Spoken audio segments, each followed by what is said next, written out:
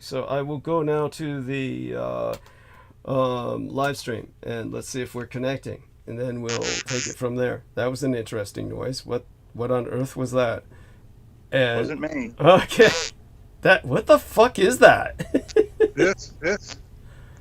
well, whatever it is, don't do it again. My elbow was going against the table, but that. Oh yeah, please don't do that. Okay, I was just identifying the noise. right, understood.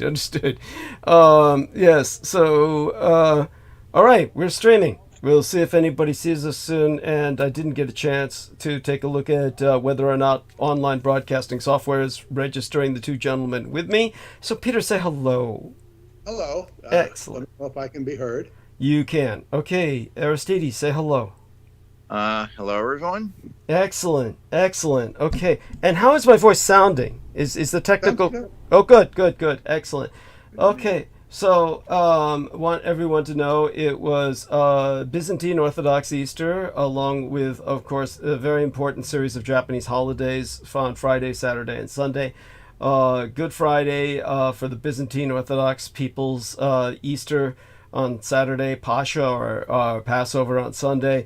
Along with that, we had the Japanese constitutional holiday on the Friday. The Arbor Day had to take the young lads on a field trip, the Blood Boys, to plant some trees on Saturday.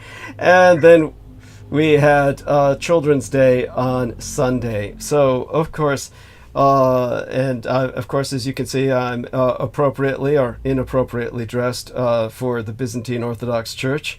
Right there under a stained glass picture of Jesus Christ at his feet, as a matter of fact.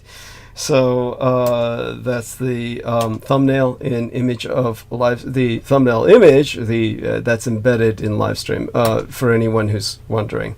Aside from my intense religiosity and spirituality on display, let's see what else we can find. If anyone else is out there listening, we've got 5 concurrent viewers.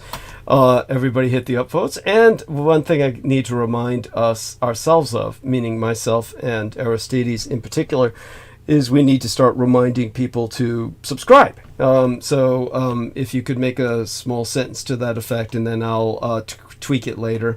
Let me see if there's something else we can add into the chat box for everybody's edification, and then I'll start describing the emergency situation as it stands. Matter of fact, what I should do, I guess I don't need the PayPal cards with me. It's just what it is. Again, that noise, it's like, what is that? That's scratching against... My jacket against the elbow against the desk, and I'm sorry. Oh, no worries. It's just reposition something. So that doesn't have, it just sounds so weird. Here we are. Here's a little sentence I thought of that we will put into the chat. First thing we're going to do is wait for anybody to show up in chat. But in the meantime, let me put this in to our dear man Aristides' private messages. Here we are. I'm just going to enter this. Okay, and then we're going to return to the call. Then I'm going to take another look at the live stream, see if everybody or anybody has joined us that's willing to participate. Eric Cradle says, good evening, Triple D, and thank you.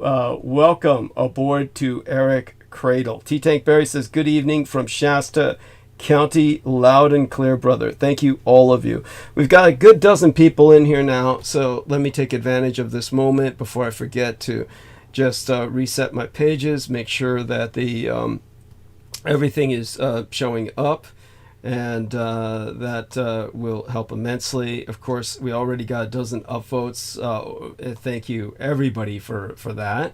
And with that, we are going to give it just another few seconds here. I have to breathe just because I came home to another attack. And this is one of those things that is part of the relentless siege against myself, and the attempt is always just to break down my morale and completely destroy my life and ability to function. So before I go into that, we're going to have Aristides talk to everybody about both the upvotes, establishing different channels for that, and also for subscriptions. From now on, we are going to use that same suggestion not only for upvotes, but for subscriptions. And we are going to make that a point to be emphasized. So we're going to turn this over to dear Aristides for a few moments, and he can explain that to everyone. Thank you, dear sir. Take it away. Sure. Yes, it's a very good point about the subscription. We haven't mentioned that in a while. But in order to upvote or to subscribe, you need to have a YouTube account, which I'm sure is very easy, and all of you can do it in this day and age. And then once you do that, you can be reminded through the subscribe function that the program is taking place. You can also provide an upvote. You can also go into your main menu. For me on the PC, it's in the upper right, and under switch account, and you can go under there and create other channels under your main account with no additional account information or login or password, and all of them can provide upvotes separately. So in that way you can provide multiple upvotes for as many accounts as you'd like to make, and I've used 3 different accounts just now to provide upvotes. So excellent. Very much appreciated. Excellent. And understand, of course, that this is because we are fighting a guerrilla war. Understand what our man Marshall McLuhan said. It's his most famous quote, and he's someone who should be remembered throughout human history for all of the work that he did in mass media. He predicted the emerging info war. He said World War III is a guerrilla information war with no division between military and civilian participation. Understand that. That's the war we're in. And it's your war. And you've got to fight it, because if you don't and you lose, which you will if you don't fight it, you sacrifice the future of this world, your children's children. Because the Edomites we fight against, the Herodian insurgency, they seek to destroy this world. Make no mistake, this is not something that's exaggerated for effect. It's simply a fact. They sought that when they blew the bomb at Trinity site. They sought the end of your world, knowing that they had lost World War II.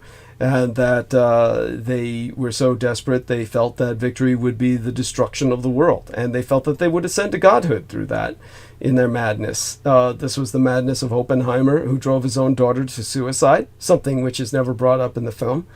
So these are the Edomites. This is the enemy. This is the enemy I exposed at the Presidio military base when I shut down the largest human child trafficking ring in human history. Something for which I've suffered for ever since, and I'm still suffering right now. So let's get to that point. Basically, this is what we need to confront. Peter Moon will often try to help by saying contribute by going to the website, and just go to the right button and he'll give the directions for the right button. Do not go there anymore. You can go to the website. That button is no longer functioning until we get this fixed. It has nothing to do with the website. It has to do with the federal government shutting down my PayPal account. So what happened was that I fortunately have 2 PayPal accounts. And through some incredible miracle, 2 people did something that helped immensely. One of them, Dennis Marshall, he sent me an email saying he was going to contribute, and he contributed 75 United States dollars. Definitely appreciate it. And here's what he said. Card, and now he sent this 8 days ago. 8 days ago on April 27th, Saturday, April 27th, he sent this. DDD, card and check will be in Monday mail. Fuck PayPal. And that's the way it is. Now, this was an interesting attitude, and one might think it's just an old fogey, like older man doesn't want to work with a new medium. In some way, Ramtha fed him the info. He knew what was going to happen. Just knew PayPal is not to be trusted. The other individual, Brooke Gibson, sent me about $190. Or some odd thing like that, odd number. It was like, I'd honestly have to look it up, but it was a specific number where it was 21111 or something of that nature. And she sent it to, thank God, the right card. Now, this is something that I've been trying to get people to do for the longest time, and nobody ever sends me money to the right card. I've been trying to tell everyone, send it to the card that's on display on the screen. This is why I put it on the screen. And it's paypal.me/Douglas D. Dietrich. Now, it's not perfect. I didn't want it that way. I would have preferred it if I would have made it 2 S's, as in Douglas with 2 S's, and then Dietrich. It would have been infinitely easier for people, but this is the way PayPal worked with me at the time, and I really just was not standing up for myself. I really need to learn to stand up for myself when dealing with these bully entities, and we wound up with paypal.me/Douglas D. Dietrich, which seems to be impossible for anyone to comprehend or understand or fucking remember. I don't know what the fucking problem is, but obviously get over it, get used to it, and get on it. If you want to help me... Your middle initials D. That makes perfect sense. Thank you. No one gets it. No one fucking gets it. All I know is that that card is forever empty, and everyone sends it to the other card, which they've shut down. So don't send it to the other fucking card. It's not going to get to me. They won't even take the fucking money. So that card is shut down. Understand that this is the card that works. This is the card Brooke Gibson sent money to. And if she hadn't sent the $211.11 there, I would have been fucking out of my ass. That nothing would have gone through, and I would have been completely fucked. And it's the same way with Dennis Marshall. If he hadn't done what he had done, I can't cash his money order till I go to the bank on Monday, which is, after the show is over at 8 in the morning, which I'm going to have to do because I can't use my PayPal cards once the money runs out that Brooke Gibson provided, along with a few other wonderful people I'll give credit to later, but she provided the bulk of the money that's in there now. And so both of these people did so after the rent date. And it came out just right because otherwise I wouldn't have any water, Coke, or beer, which is basically how I hydrate myself when I'm at home. And when I'm at home, I hydrate myself all the time. This is something I learned when I was in Desert Storm. So wherever I go, I remain hydrated. I drink all the time. It's Coke, beer, water. I'm drinking all the time, so I'm always constantly hydrated. But here is the issue. Again, nobody ever use that website button from this point forward. You send it to the money that's on the address, the PayPal address that's on the screen. So we can't use the website button anymore. Feel free to visit the website, but that's not an open card right now. Now, as access to the website to be able to change, you can change that link if somebody can go into the host. I'll try and do that at some point with the help of Aristides or some adult. I'll try and go in there with a technical adult. By that I mean I'll need the adult supervision to go in there and do it correctly. I may try and do that with by calling up the Bluehost company themselves. I'm going to have to pay them my yearly fee sometime soon anyway, so I'll have to do that. One of the things that came out of this recent experience was I changed the password on both my PayPal accounts, which I've been meaning to do for quite some time anyway. But here's to give people an example of the nightmare that I came home to. So I come home to, first thing I do is I check the channel to make sure it's not shut down, make certain it's operating. I check the PayPal account to make certain it's able to accept contributions. And there's this stupid fucking letter in there that doesn't even make any sense and that I thought was some kind of stupid survey. And then basically it says something about actionable, that action needs to be taken. So then when I open it up, It is giving me some bullshit about, here we are, let me take a look at PayPal. Just open up the letter here and kind of give people a understanding of what's going on. Bear in mind, every month so far, I have transferred money out of my PayPal accounts, both of them, in order to pay rent.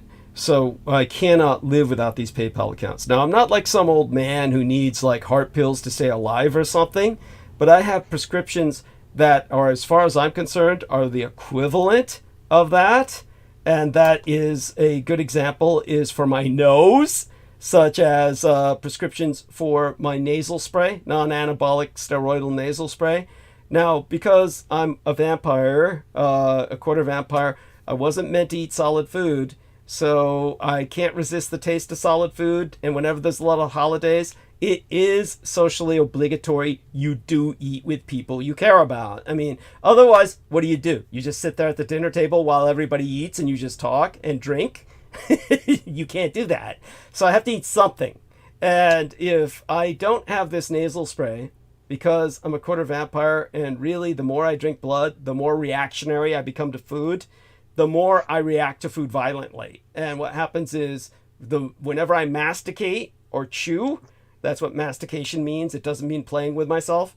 Whenever I masticate, I produce mucus like a hagfish. So I start spouting like a faucet, enormous amounts of mucus. There's no exaggeration for this. There's no way to do it justice. Literally like a fountain hose. I just start spewing out mucus. It's like just grotesque. It's clear mucus. It's not fluid that's yellow or viscous because it's not the product of a cold or an infection. It's just my body responding to my chewing, which the more blood dependent I become, the less I'm able to chew without getting that kind of response from my body. The only thing that stops it is a combination of non-anabolic steroidal nasal spray, the Flonase that you get over the counter, and Sudafed.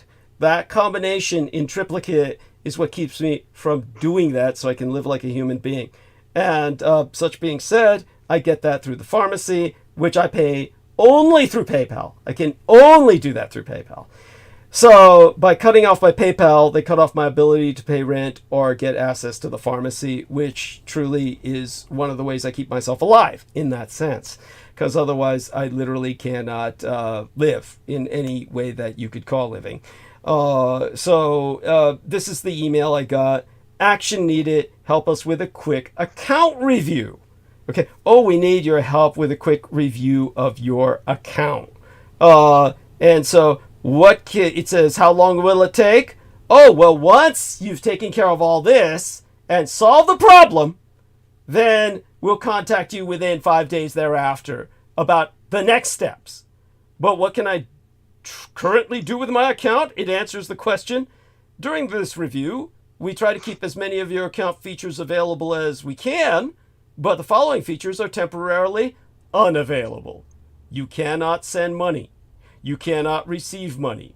You cannot withdraw money, which means I can't use PayPal. So it's like, what do they mean by we keep as many of your account features available as we can? Why do they say that? Why don't they just say, we shut down your account, which is what they've done. So they want information. So, of course, I called them twice. Now, the first time, I get a white trash piece of shit. The second time, I get a Filipino trash piece of shit. Now, whether the guy who speaks English or the flip chick who doesn't speak any English, neither one of them knows what the fuck they're doing and is worth a shit. This is like when I call them, the guy is like saying, I'm sending you messages. I'm sending you messages. Why can't you see them? I said, I'm not getting nothing. I'm not getting nothing. And then it's like, oh, can you see in your account? Go into your account. See where it says you need to fix your account. I'm like, I'm in my account. Well, try going in on Google. Firefox is no good. Go in through Google Chrome.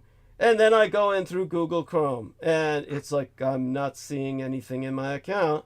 There's no warning. There's no, oh, well, this means that you have to shut down your modem. Shut down your modem and your computer and restart. And I'm like saying, you can't be serious. It's like, well, you must not be on Wi-Fi. I said, yeah, I'm on fucking Wi-Fi. I said, yeah, I'm on Wi-Fi. And it's like, it just goes on. And it turns out, of course, they send me the address to the wrong account. The account that they're not shutting down, which happened to be the account that had the most money in it. So in other words, they were attempting to shut down the account that had all the money in it. But the account that had only like 30 some odd bucks in it, about close to 40, 37 something, that's the account they shut down by accident. And so the first thing I did was I had to spend all the money in the full account to make certain I had water, beer, and Coke, which is my coffee, is Coke, Coca-Cola. I had to make sure that I got all that immediately so they couldn't shut that down before I got that. And then they had shut down the other account, so I can't use it at all, which had the lesser amount of money in it. For God's sakes, don't try and put any more in it. Apparently, you can't get any in there anyway. But you never know. PayPal would probably just steal your money and say it didn't go into the account.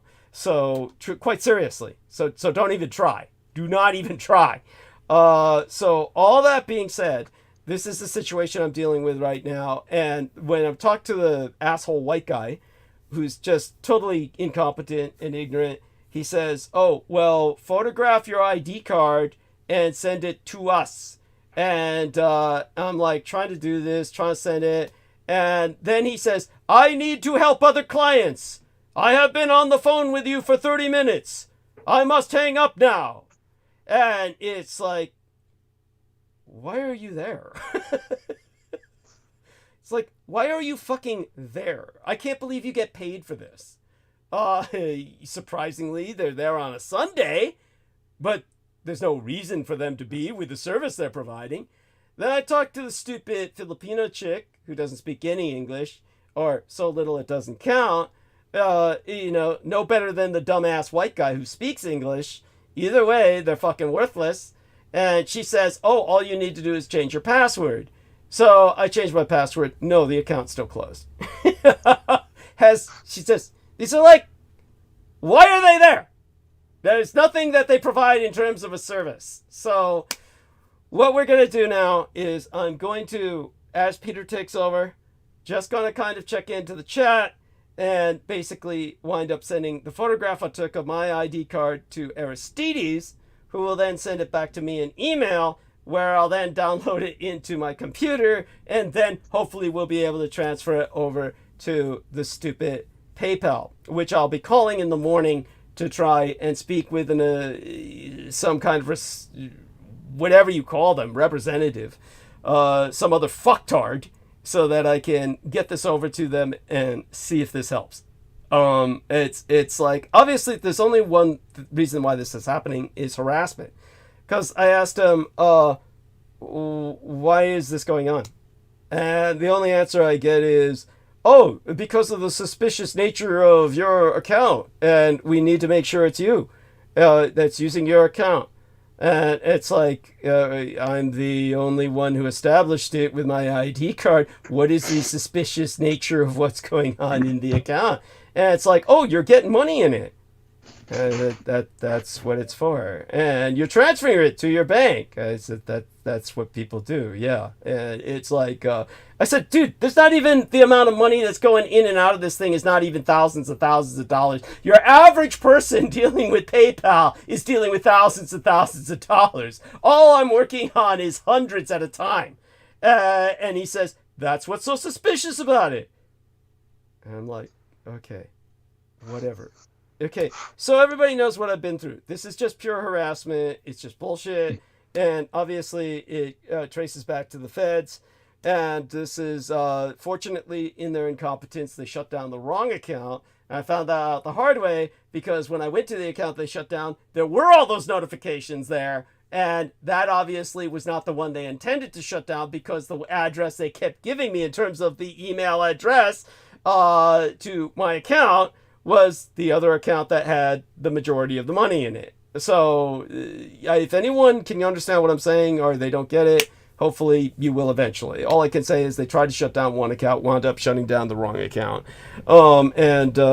That's good. It worked out in the end so I could go get what I needed for hydration and survival. So that's what I came home to, and it's always something. It never ends. This is all because I help kids. I swear to God, let me tell you this much. I could see somebody on the street now ripping a kid open and eating them alive, and I would just turn around and walk away. I wouldn't even report it. I wouldn't care. It's not my business. Because of all the shit I dealt with all my fucking life, it's not worth it. No good deed goes unpunished, so whatever you do, don't ever do a good deed. There's nobody that deserves it. No one will ever come back and help you. The one thing I notice is I'm always alone. In the end, it's always me alone. A great example is that Mark H. son of a bitch who was like, "Oh, Doug, what do we do about the human trafficking?" And then, when I go into this long, passionate answer, the end result is he won't say anything in response, supportive at all. Like, "Oh, I don't want to be involved with this. I don't want to get myself into trouble." Then I said, "Well, can you provide me a break so I can refresh myself?" "Oh, no, man, I better go now." I mean, won't even give me a break to take a piss. It's like, fuck this. I mean, no one will do anything for you. They won't even give you a break to take a piss. This is how worthless humanity is. Fuck the kids. Fuck humanity. Fuck you all. But this is the war I'm stuck in because now I'm stuck in it. And for that reason, it's also them. And you'd better stand up for yourselves by standing up for me, because I'm the only fucker who can pull you out of this, because I'm the only one who's ever dealt with them and beat them before. All right, that being said, Sheila Gavin says, greetings, Douglas and DDD team. Thank you so much. Douglas Mark says, peace, Douglas team, Dietrich all day. Thank you. Hugs. Midnight Lightning Radio 2 says, DD, do you think Generation X was targeted? Whatever. Sheila Gavin, I am awed beyond words at your stunningly gorgeous artwork. Magnificent. Thank you, honey. Thomas Payne 76 says, hola doulas and all. Goddess bless all. Thank you. Blessings in return. And of course, my thanks to all of you who are patient with me and my outbursts. Vicky Johnson says, hello, Douglas. Kisses at Vicky. Love you, honey. All right. With all that being said now, we have 250 people with us at the least. We're going to turn this over to Peter Moon. Peter, it's all yours now, and I'm going to try and send this to our man, Aristides, and then I'll poke around in the chat and just kind of like make certain everybody is greeted. And in the meantime, it's all yours. You got a hold of the situation now. You understand what's going on. Any questions, of course, that anybody has, feel free to ask. And other than that, it's all yours, Peter. Thank you so very much. Okay, thank you. Will you be able to hear me? Absolutely. I'm right here with you. I'm just like, I'm just sending this to him while I've got my earbuds tied into the show. Okay, I get you. Okay. Yeah. So thank you for all that. We have, and I want to stress to Aristides or Brendan, it's so easy to go in and switch this link in Bluehost if you can help him do that. Yeah. It's not hard.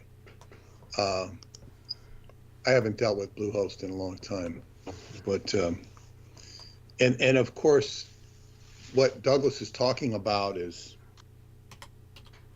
aside from the him being targeted, which is really the major issue, is the phenomena we have in this world is cyber trauma. Yes. The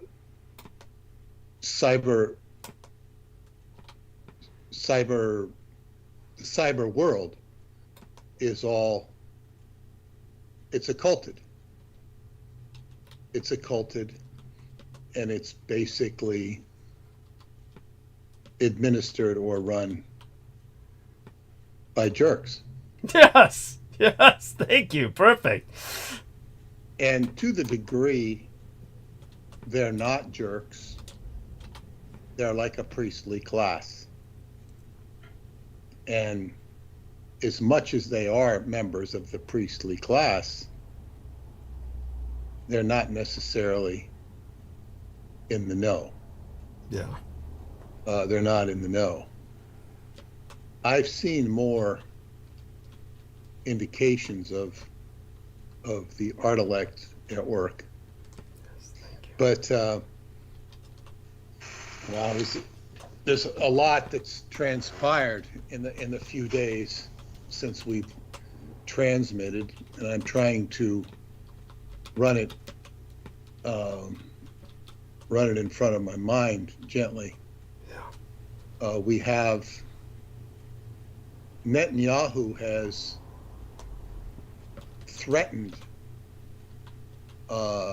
if they declare, if there's a judgment, a warrant, if the International Justice Court issues a warrant against him, he's going to retaliate. Now, when I first heard this, I thought that he was going to retaliate against the World Justice Court. That'd be delightful. To the Hague. But no, what he meant was he was going to come down harder on the Palestinians. Yeah, that's his only target that's readily available, the most helpless, of course. Yes, and he explains how outrageous and egregious it is that they are putting this edict against him because he has the high moral ground. He doesn't say high moral ground, but that's the way he talks. But tonight, well, we've talked about in the past the Jupiter-Uranus conjunction, which although it hit its peak on April 21st, we're still in the throes of it because the two planets are still dancing together. They also were in harmony on the day of the eclipse, and these eclipse cycles last for 6 months. And then one begets another, one eclipse begets another, and then there's also the new moon that was associated with these. So we're not done with Jupiter and Uranus. And we're not only not done with them, they will be going into Gemini. And when Jupiter goes into Gemini, it's going to just, and you talk about 5G, the whole idea of 5G, at least on the surface, was to get everything communicating with it, you know, just like this Tesla-style communicate with the whole world. I'm not addressing the, negative or sinister factors with it, associated with it, or ascribed to it. But that's when Jupiter goes into Gemini, which is the planet of communication. I mean the sign of communication and travel. It's going to really make things even more communicating. When Uranus goes in there next year, it's going to really unsettle things. It's going to like boom, boom, boom, boom, boom. It'll like you get all sorts of weird communication. You think the weird communication we get now. 15, 20 years ago, we had a lot of people doing ghost stuff on the internet thinking they were really cute. They still do. But, that's ostensibly or supposedly weird. It's boring as hell. But the planet Jupiter its native sign is Sagittarius. And Sagittarius is in fall. It's the last sign of fall. Therefore, it's called a mutable sign because it mutates into winter. It's changeable. You have 3 types of signs in astrology. You have cardinal, which means first. Cardinal in the Catholic Church is called a cardinal because he's first, he's prominent. Not because he wears red like a bird.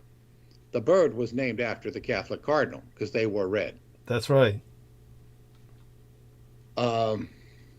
The signs in astrology that are cardinal signs are Capricorn, Aries, and, well, what can I think? Cancer, and let's see, Aries and Libra. And they're at the first of the season. Capricorn is the beginning of winter. Aries is the beginning of spring. Libra is the beginning of fall. And Cancer is the beginning of summer. So those are the cardinal signs. They are initiatory signs. They start things. This is when things start. The fixed signs are Scorpio, Taurus, Leo, and Aquarius. They're fixed because they're right in the middle of the seasons. They don't change. In other words, Leo is all summer, Scorpio is all fall, Aquarius is all winter, and whatever the other one was, I don't remember what I said. Taurus is all spring. Taurus, those are the fixed signs. And the mutable signs are Sagittarius, Gemini, Pisces, and Virgo, because they're at the end of the season and they change into the next sign, into the next season. Sagittarius is, Libra is when the harvest begins. Scorpio is when the harvest is finished and processed, taken underground, taken into the granaries, stored. Scorpio is the planet of treasure. So you've harvested all your corn, your wheat, you put it in the silo, whatever you do with it, you make your preserves. Sagittarius is the last sign of the fall. That's when you enjoy it. That's when you party. At the end of Sagittarius is Saturnalia. The first day of winter was Saturnalia, when Saturn is, you go from Jupiter into Saturn, Saturn being the ruling planet of Capricorn, as you should switch seasons. Sagittarius is ruled by Jupiter, which is the ghost of Christmas present. It's joyful, tends to be fat, but he's enjoying fat. And of course, Jupiter can be excessive. You can have Jupiter, somebody's drinking too much alcohol.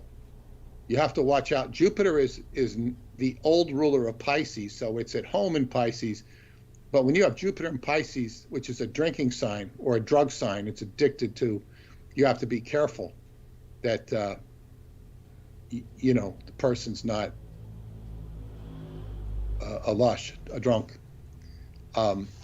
So Jupiter rules Sagittarius. Now, this is also a time of learning, because you've put away your farming tools. You've done the harvest. Now you're going to sit around and learn. You're going to read. You're going to have education. And that is this time. This is why Jupiter is prominent when it comes to higher education. It's also foreign travel, because during that time of year after you've done the harvest, you might want to get the hell out of winter. It depends where you're living. And you have time to travel because you're not working the farm. So Jupiter is a sign of higher learning, universities. And this is where I'm going, because right now we have issues concerning our institutions of higher learning. And in recent times, because of the way universities have exploited the youth. Youth exploitation has always been an issue. I mean, Presidio is an extreme case. Yes. But we also had child labor laws in the 1800s because children were being worked in factories. Yes. It was a different type of abuse. It was abuse nevertheless. Kids, when they grow up on a farm, are expected to work the farm. It's, you know, they're considered an extra hand. You know, I raised you, you little MFer. Now you're going to have to help me. Yes. That's the attitude. Yes. It's a payback, and you know, sometimes it's done out of, you know, genuineness and love. In this culture, we've had a lot of entitlement, where the kid doesn't get it because everything is handed to them.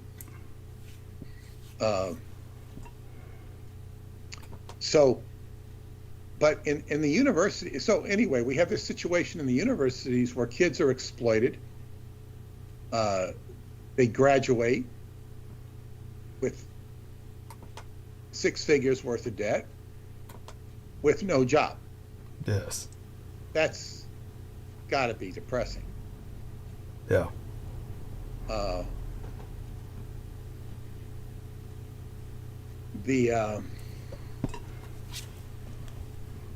This is part of the, I don't want to call it the natural order of things, the typical order of things. But right now, university professors, it's easy to malign them for various different reasons. Because, you know, typically they can just be ivory tower people that work in a theoretical universe. On the other hand, they're also the thinkers of, well, the academic world, and they process information. And while they have to toe the line on certain issues, politics, political science, general political science, I'm not talking about the occult stuff, is usually been fair game fodder to study. Henry Kissinger studied political science at Harvard. And what I would tell you, and I put this in my book, my very underappreciated book, L. Ron Hubbard, The Tao of Insanity, is that in political science, all professors will go back to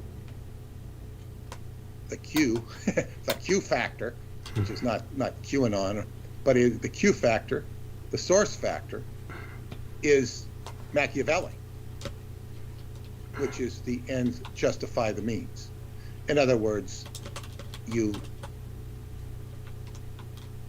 get rid of your opponent at all costs to maintain power.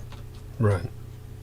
And I point out in that book how Machiavellian Hubbard was. He was so Machiavellian to the point that he claimed that Machiavelli stole his work when he was Lorenzo de Medici. Oh my God. That's what he believed.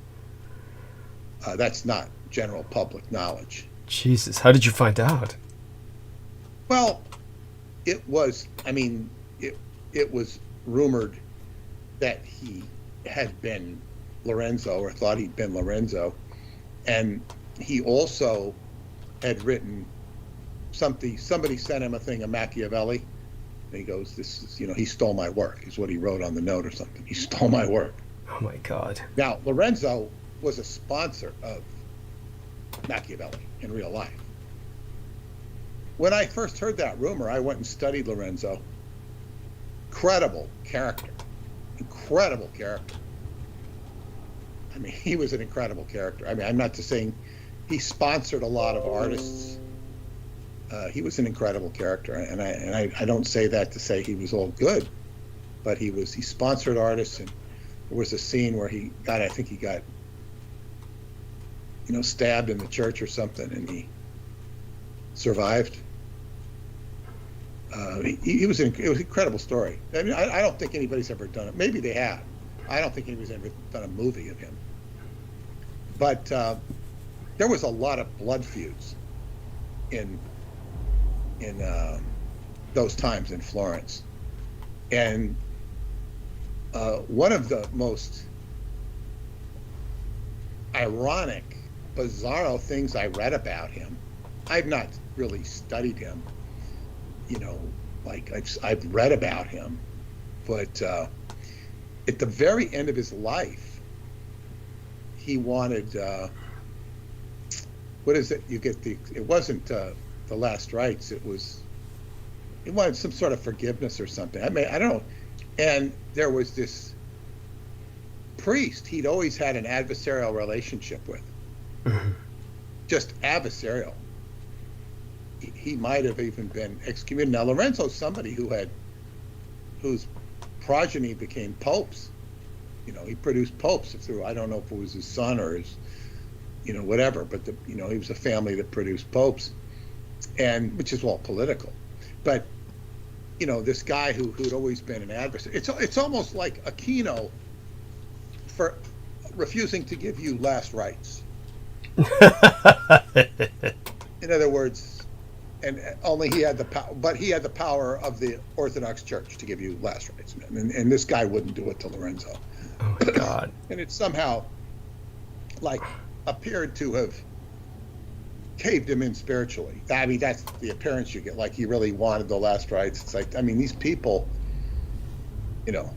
they really believed in the officialdom, the authenticity, I should say, of the church, yet they're manipulating who's the priests and who's the cardinal and who's the pope. Just downright silly. But they're all programmed into this consciousness of Catholicism. It's weird. I mean, when you look at it from our perspective, but if you're growing up in those times, it's like you want to be careful not to step on the toes of the church, even if you're having wars with them. So anyway, political science is about Machiavelli. And Khrushchev is an excellent example. Nikita Khrushchev is that he got to power by literally killing Beria, the man who poisoned Stalin. And Stalin was just repressive. And Beria was going to take over and be more repressive. And Beria was so, what's the word for, the Me Too movement? Hashtag movement in Russia, because he had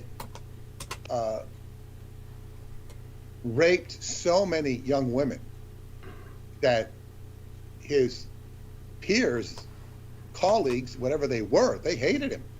They knew what he did. They hated him. So Khrushchev, who was like he always, appeared sort of be the goofball. Stalin tolerated him because he didn't appear threatening, because he was sort of a goofball. He would make Khrushchev dance, and Khrushchev would get up and dance and act like a fool. And this amused Stalin. So he was never considered too threatening. But Nikita knew where his bread was buttered. So basically, when Beria, it was, he created his own stigma. Khrushchev went in and had him put in jail, stripped him naked, interrogated him.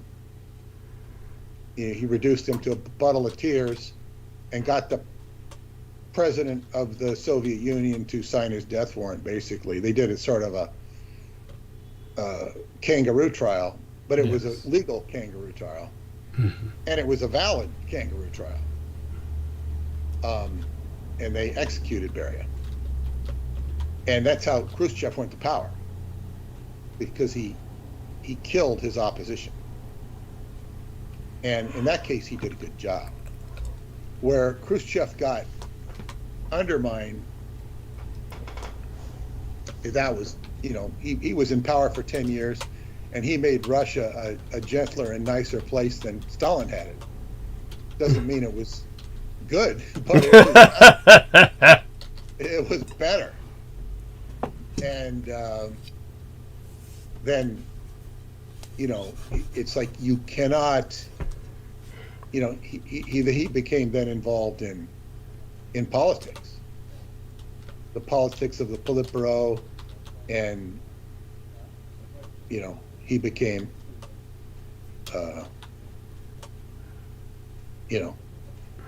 I think what happened is, when you stop killing, people stop coming after you.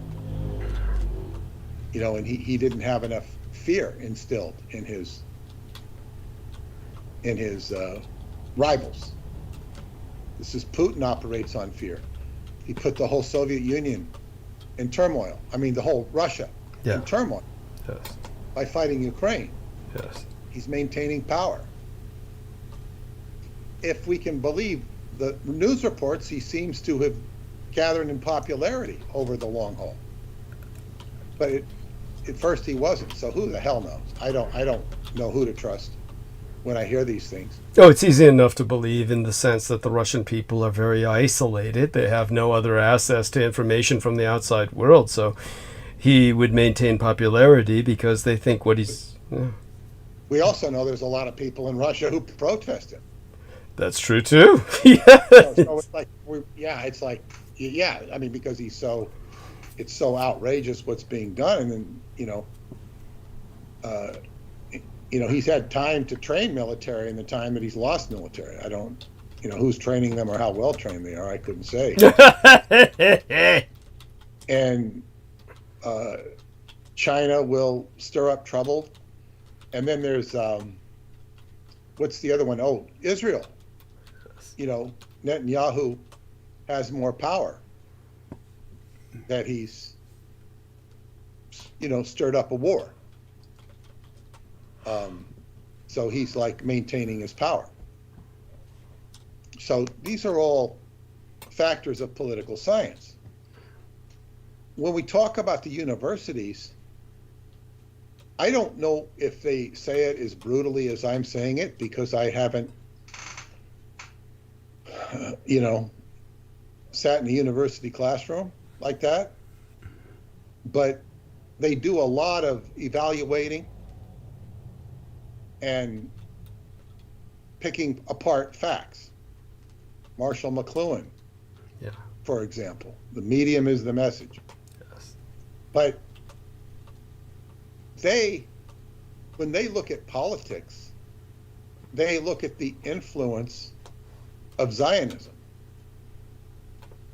and or Judaism. And they make salient points. Now, fed into this are different activists and agendas.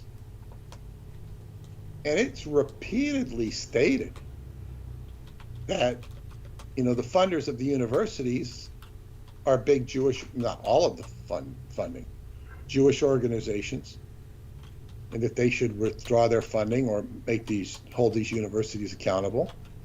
But whatever it is, these universities, aside from the activism or the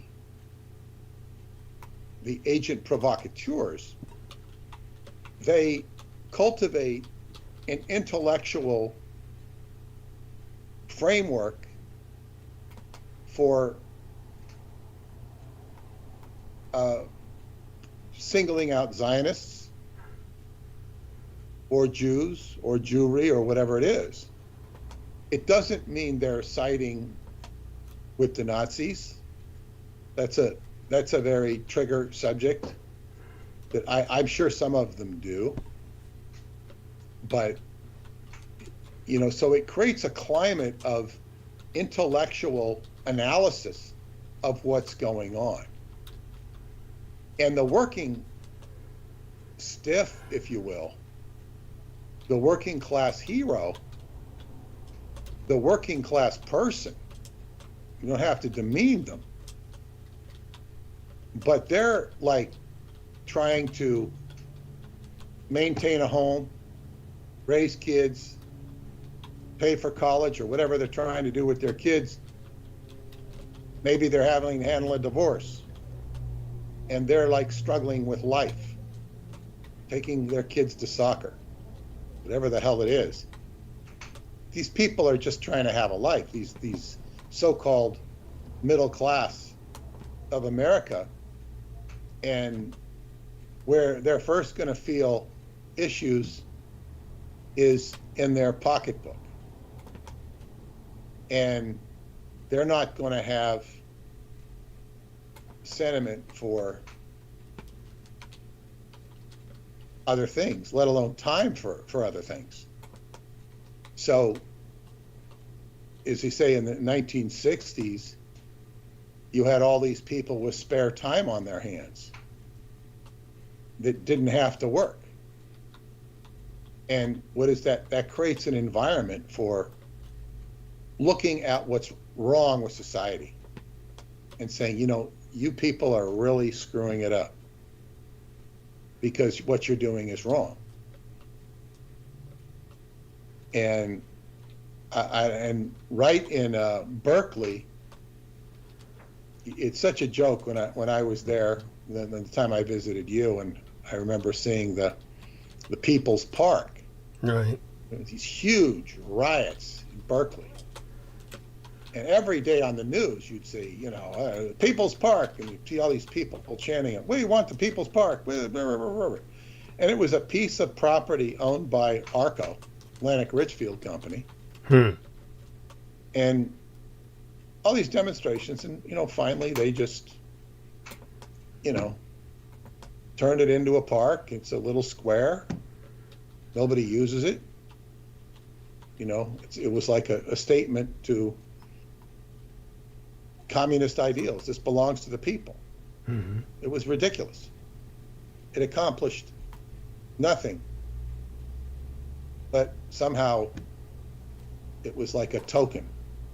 They took a piece out of Atlantic Richfield. And Atlantic Richfield responded very slowly. And here I am seeing it, many decades later and just looking, oh, this is the People's Park, good. I always heard about it. It was actualized. It's, this would be like,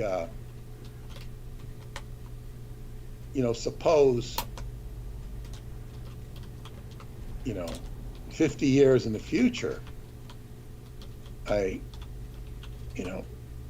all that I would have accomplished in all the work I'm doing with Douglas is, they have a statue of Douglas at the Presidio. He helped uncover. He was an advocate for children at the base. It's like okay, it's like the John D. Apartments in Mortlake. It's just what is this? But because Jupiter is higher learning, what I'm suggesting here is the higher learning, in spite of the BS agendas by the activists, because it's not all activism.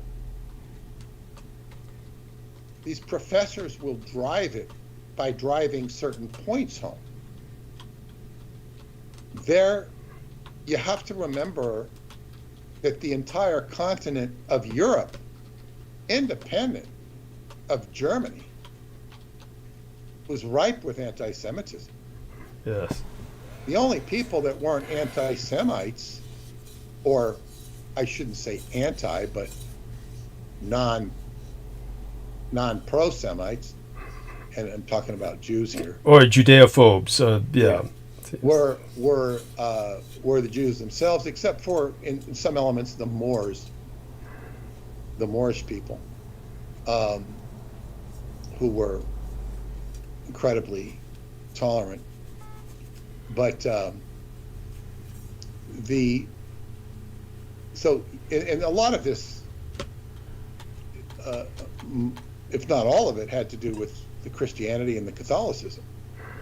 And you go into churches where you see Moses with the horns. Yeah. And it's like nudge, nudge, wink, wink, you know? Yeah, well, he had rays coming out of his head, but they make him horns. It's kind of I always looked at it as a subtle dig. So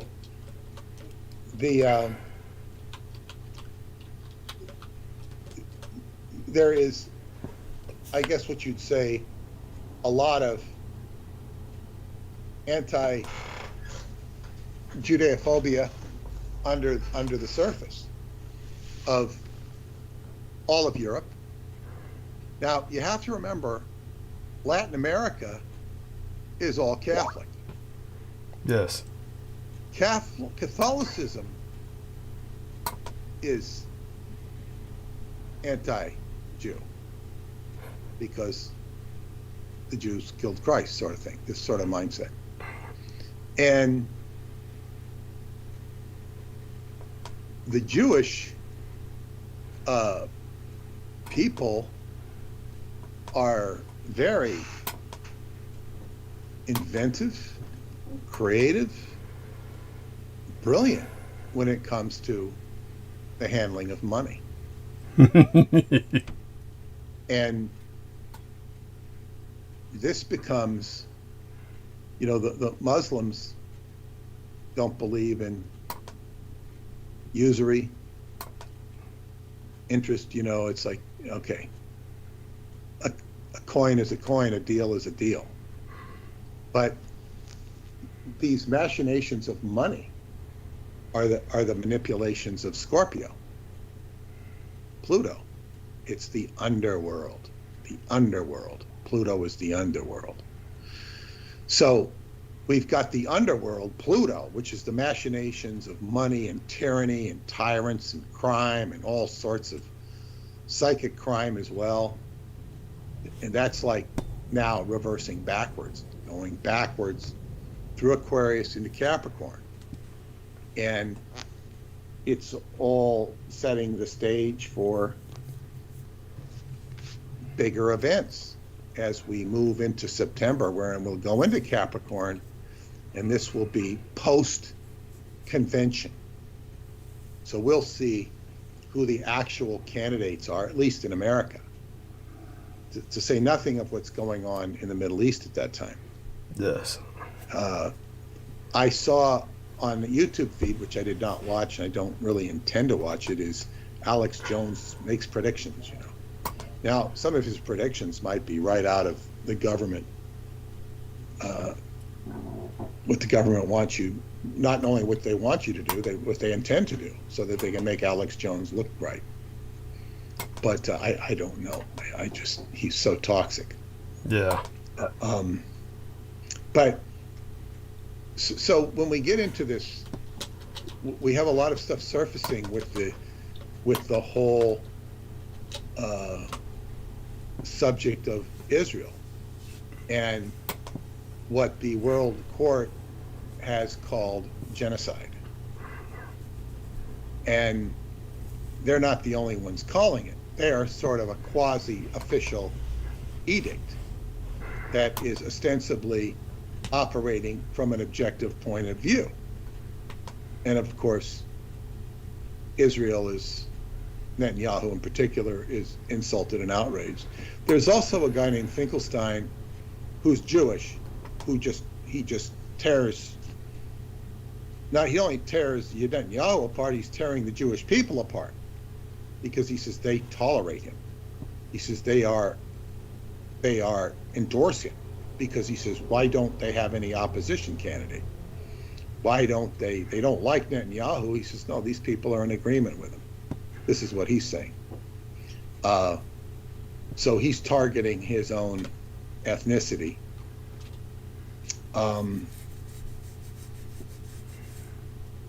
When I see, now, I've repeated many times that it's said that the majority of Israelis are not white. That's because I hear this repeatedly. I haven't been there. I don't know. But when I see groups of soldiers on TV, Israeli soldiers, they're all white, Caucasian. So not all of them maybe, but most of them. So I don't know. It's like I don't necessarily, and that's just a handful, but you know, it's hard to believe what you hear. Now, when we move into the subject of genocide, this is a very brutal issue. And what I see, well, I see it in the within the anti-Scientology movement. You see certain issues. I'm not going to go into them in detail because that's not the subject. Well, you see people holding on to lies and maintaining their position. Like, I'm not going to admit that, you know, I stole all the cookies from the cookie jar. You know, I'm not going to admit it. And, you know, everybody knows you did it, but because you're, you know, and you're denying the kids the cookies, whatever it is, you just deny it because you have the power to deny it.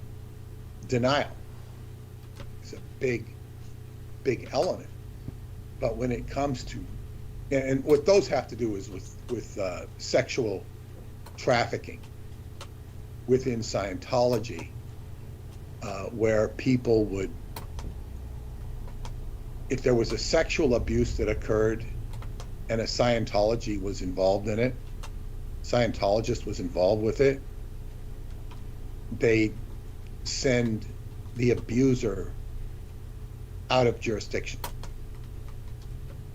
so as to nullify, well, the purpose was to protect Scientology, but it also nullifies any justice for the abused. And this is the issue. So it's a form of covering up sexual misbehavior, sexual abuse. And this is one of the big issues that the second generation Scientologists who've now grown up are bringing up about people who have enabled this. It's all, information is all out there. It just, it's people are reacting and responding to it. But of course, the response by those who have profited off of it is to deny it. This is notorious. Just deny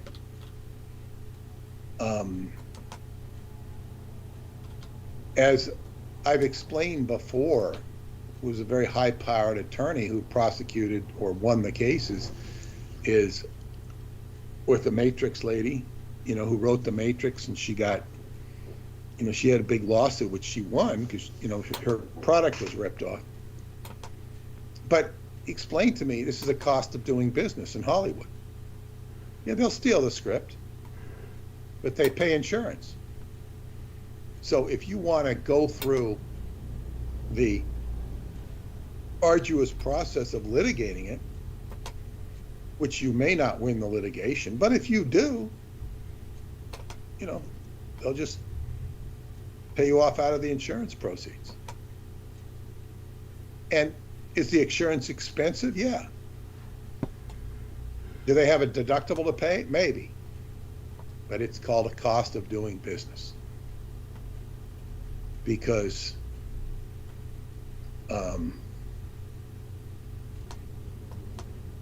you know, they have the power, which is the power to produce and sell. So the point being is, when you, like, say, so if you've committed Holocaust, I shouldn't say Holocaust, I should say genocide. When you commit genocide, and they keep bringing up about Obama killing innocent people by sending these drones over. Where did he send them to? I didn't know where he sent them to. I use Syria mostly. Syria? Iraq. Yeah. They're saying, he's culpable, but he shouldn't be prosecuted, blah, blah, blah, or whatever it is. Well, I mean, from what little I know of it, it sounds like it's at the very least collateral damage. But certainly those things are on the consciousness. And whether he's guilty or not, or whether he feels guilty or not, he's certainly going to take the position that, it was in the course of doing his job. He's not going to, I mean, these were enemies of the United States, ostensibly. So if people have committed genocide, you don't expect them to fess up. Hey, yeah, I did that too. I'm guilty of that. Sometimes you might see in an AA room or something like that, an Alcoholics Anonymous or some sort of group therapy room, where somebody will stand up and, God, I've been doing the wrong thing, and they might admit to something. It's not generally going to be mass genocide, because most people aren't in a position to do that. Most people haven't even murdered anybody. But whatever it is, they could have done something that poorly affected someone. And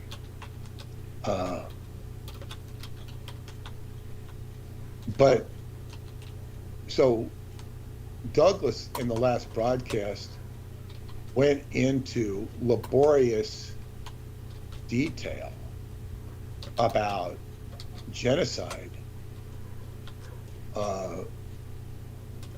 committed by Jewish people, particularly Paul Ehrlich. Yes. He went into laborious detail. This was after I left, on how the whole Chinese civilization has been more than decimated, which means to be reduced by 10%, by the policies of Paul Ehrlich. Henry Kissinger. Yeah, facilitated by Henry Kissinger.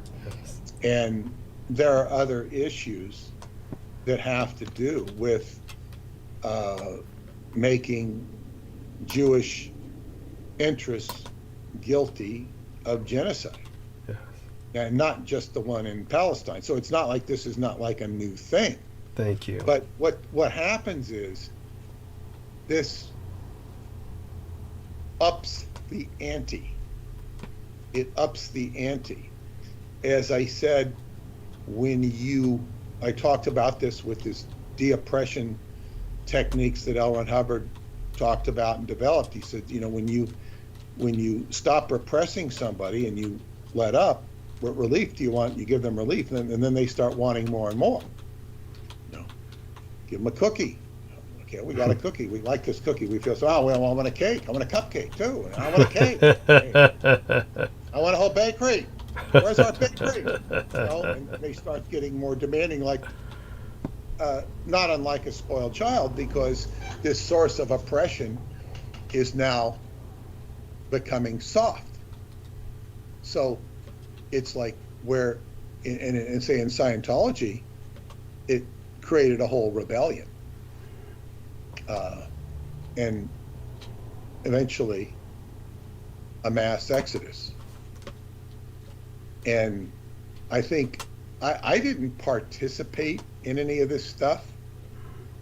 I was an observer, and I went off on my own.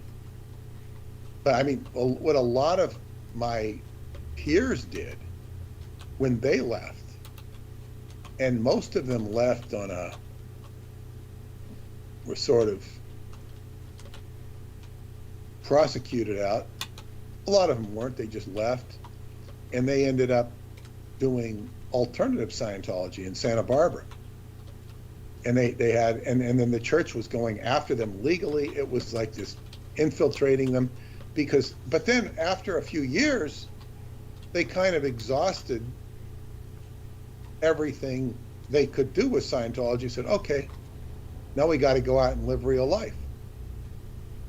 Because, they reached the end of the end of the journey. And it takes people a while to realize the journey's at an end. I can't keep riding this merry-go-round or this ride. It's like a kid that goes to Disneyland every year. I used to go every year on my birthday when we lived in Southern California. My father would take me. But then, pretty soon he realizes I'm too old to go here anymore. I don't need to go anymore. Oh, I got to go out and have little kids and take them to Disney World, whatever. And repeat the cycle. But yes, so it's like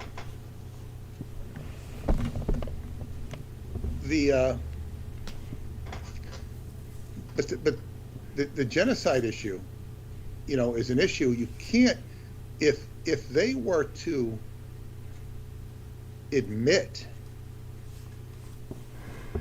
as let me put it this way. Here, we had the George Floyd incident in Wisconsin. Is that where it was? Wisconsin? Yeah. I can't remember. I'd have to look it up. But anyway, see, what we had there, we had the San Francisco 49er backup quarterback by then, Colin Kaepernick. He would protest and kneel during the Star Spangled Banner at football games. And he was castigated, basically blackballed from the NFL. He eventually won a huge lawsuit. But he was a pariah. Donald Trump went after him.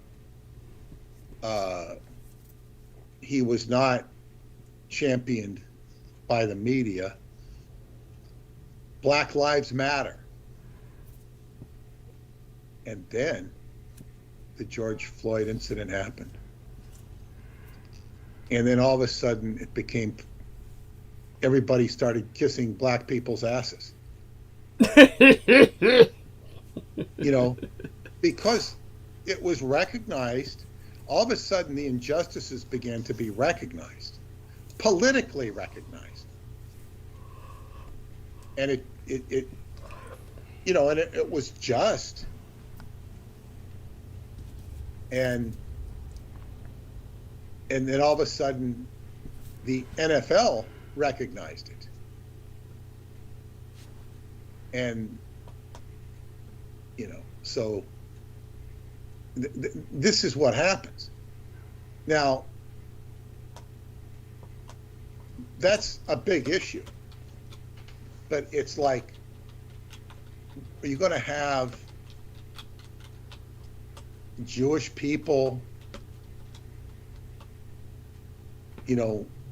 bending down apologetically at baseball games or football games to say that the word they're going to come out and, be, symbolically put in stockades during the seventh inning to show that they're guilty and they're taking punishment, No, that's not going to happen. And to the degree that they did that, you had some sporting Hasidics come out to the ball game and they have the, whether it's singing the Star Spangled Banner, they get in stockades for, just to show a gesture that they're repentant. Oh, they're going to be getting shit thrown at them. It wouldn't even matter if the people in the crowd were anti-Semitic or anti-Judophobic or whatever. Wouldn't matter. They just do it because for the sport of it, because they're just crazy sports fans. And because they're there in a stockade, it's like you put somebody, or like what they have in the carnival, where you have somebody sitting on a board, and if you hit the target, the board drops out from under and they go in the water. That's right. Yeah, at the fair, the county fair is where they used to have that. Yeah. It's like what this is kind of like, if they were to do something like that. Now that's like an absurd example. It's funny, but what are they supposed to do? Seriously, what are they supposed to come out and say? We're sorry. We did wrong. Now, it doesn't work that way. Look what it took to get the Catholic Church to admit for the Pope to come out and condemn child abuse. We go back to Sinead O'Connor, the Irish singer who was castigated by Sir Paul McCartney for her, attack of the Pope. Oh my God. On Saturday Night Live, and not just Sir Paul McCartney, but many others. Oh, this is too extreme. It's too extreme. And she was totally right.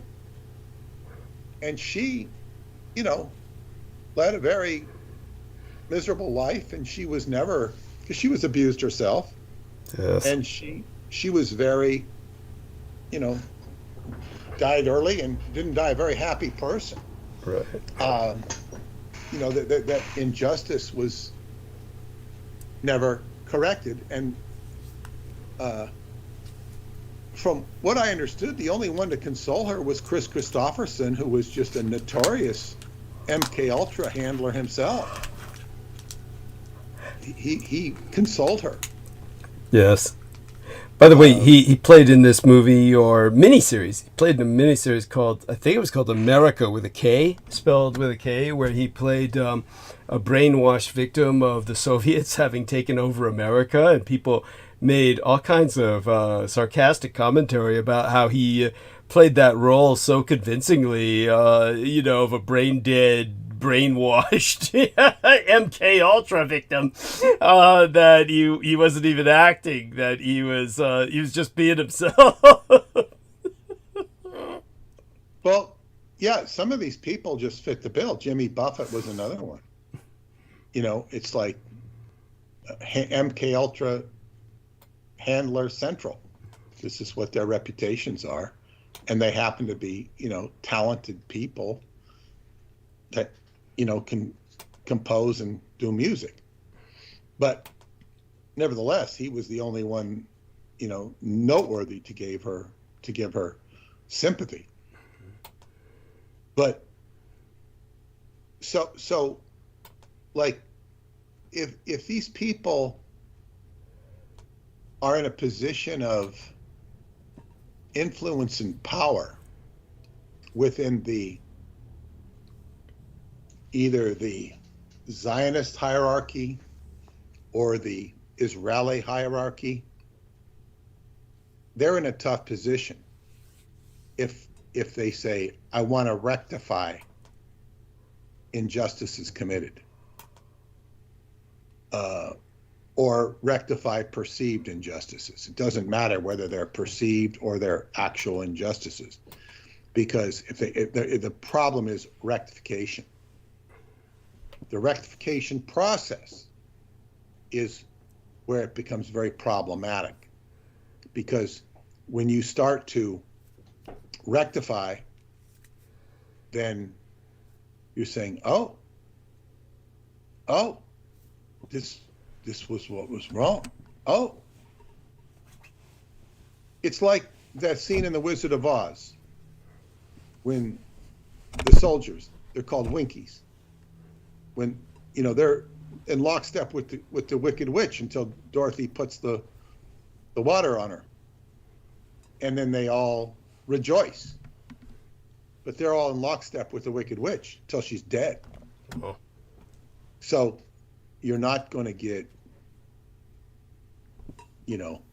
it's like, it's almost like it has to be like a death blow before everybody feels safe. Right. To genuinely protest, and instead of tearing apart the witch's castle, they break out in song. I don't know what all those soldiers did. What they did after what the flying monkeys did. I don't know what they all did after the witch died. That would be another story. But this is a big problem. And so in the case of the Catholic Church, it took decades before we had a pope who would come out and, basically say we were wrong. And it's even as much money as they've given out, it's hard to say how much they've really taken it on the chin. They used to be, probably still are, the biggest property owner in New York State. So, did they have to sell off that land? I don't know. I really don't know. So if you get into, I guess what you'd say, sorting out the balance sheets or just the equity, this is Libra. This is the sign of Libra, which is the scales, balancing the scales. And right now, what we're doing is a lot of this stuff is being exposed, and people are saying, okay, we've had enough. And it's to what degree does it go? In other words, we're talking about inhumanity, genocide, what Douglas would identify as the Edomic agenda, to create chaos, to make people miserable, to just exacerbate human suffering.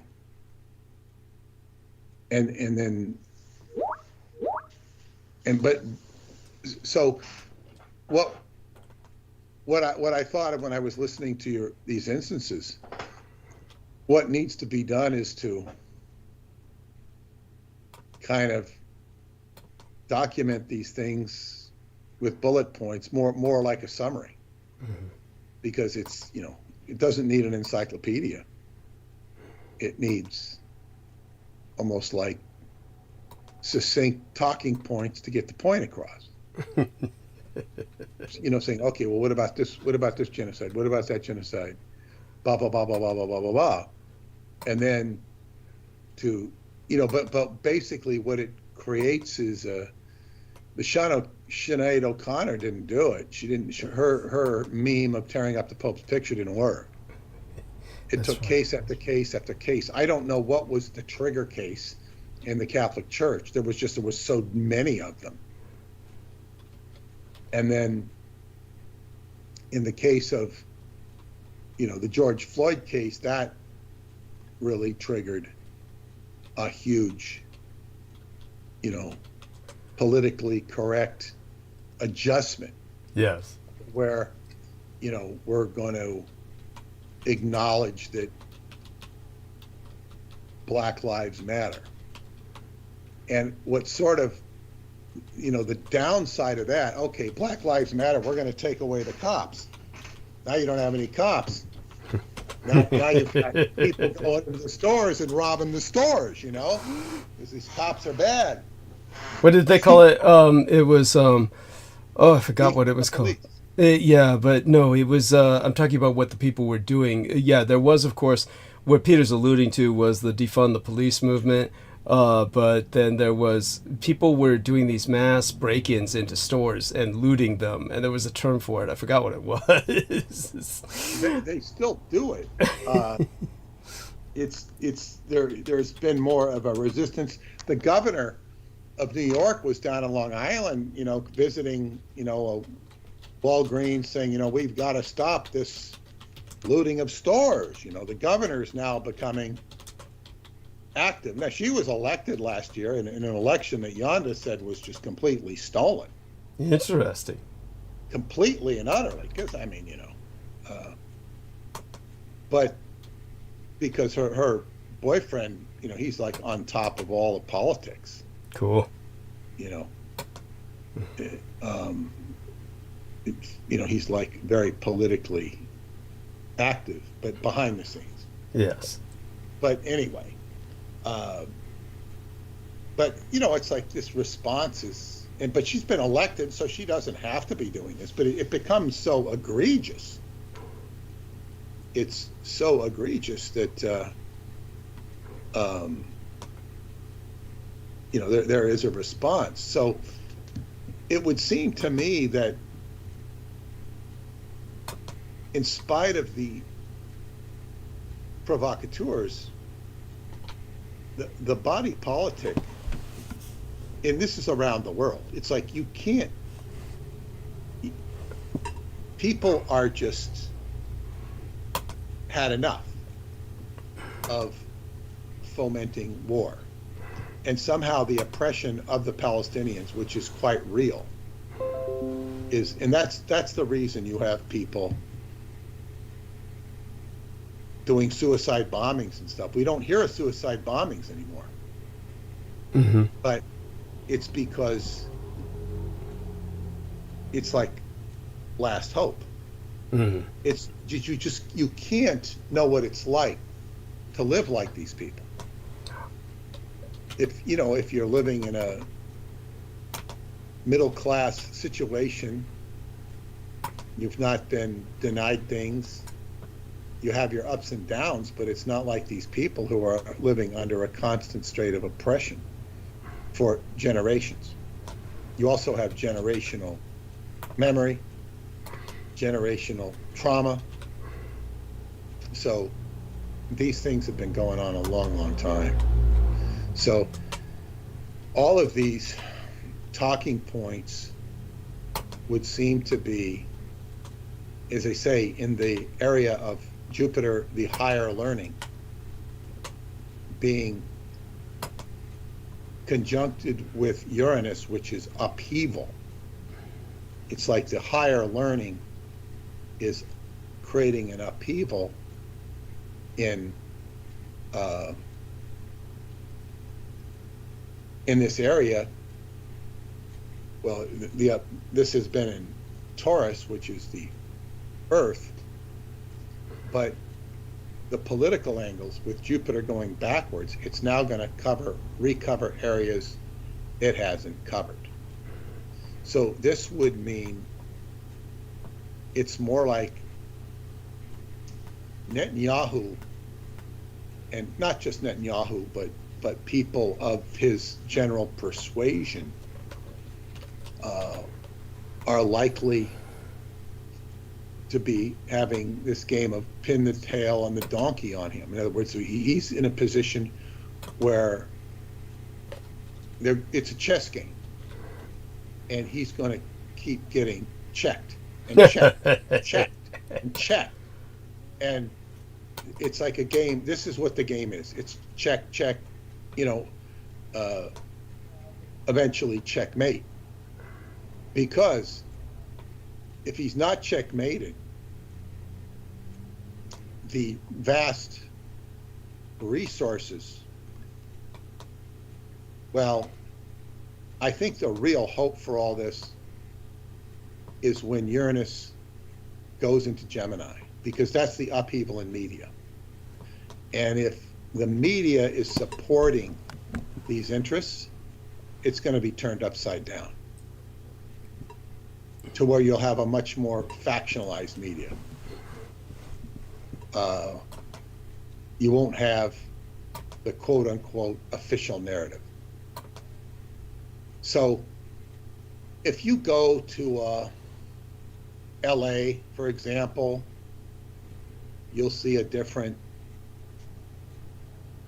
attitude than in New York, one of which will be a lot more raw food consciousness than you will in New York. In New York, you'll see a lot of diverse cuisine, much of which is not good for you, but it's very good on tasting good, you know? Yes. A lot of Italian stuff, and Greek stuff, and blah, blah, blah, blah, blah, blah, blah, you know? Asian stuff, just a lot of, but in LA it's different. So that's just in the area of eating, and then in attitude, you have different attitudes. If you go into the South, it's different, and then if you go out into the, you know, the West, different attitude. All these things are different attitudes. So go overseas, different feelings, different cultures. Media is going to be, I guess, more factionalized. And it already is to some extent. But in other words, the news will be, some of these conventional news sources will have less power. Mm-hmm. Because the problem is, if, in fact, True Ott once did a study, and he said that Sean Hannity's ratings were completely bogus and false. Yes. Yet he's paid, you know, tens or hundreds of millions of dollars. And it's just like, but if you prop him up and he's out there, it works.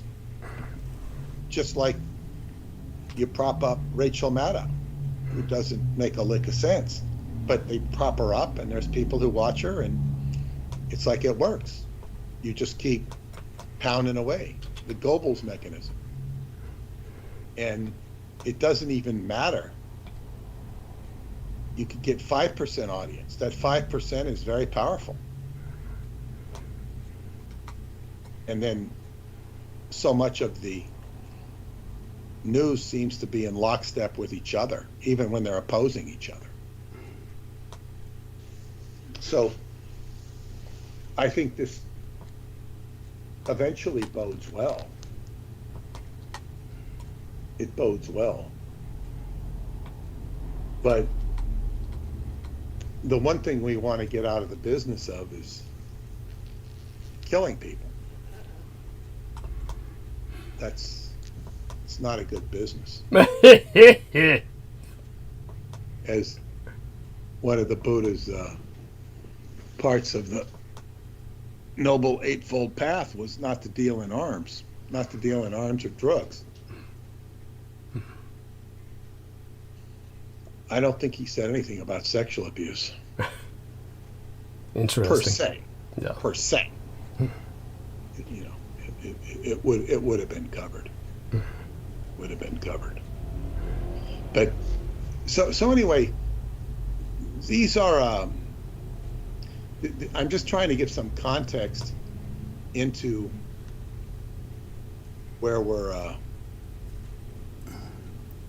What's going on in the world and addressing some of the stuff that Douglas says. Now, when we get into the book, when we address the book, and it's a subject we've talked about many times before, the Tekelet blue, which is the blue color of which the Israeli flag is supposed to represent, although it's just blue.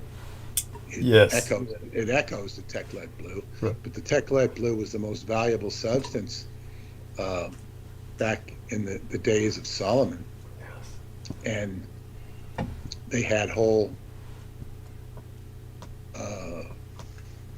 I've seen illustrations of it on the side of the temple. This is where they kept all their Tekelet blue. It was part of the infrastructure of the temple itself, on the outside of the temple.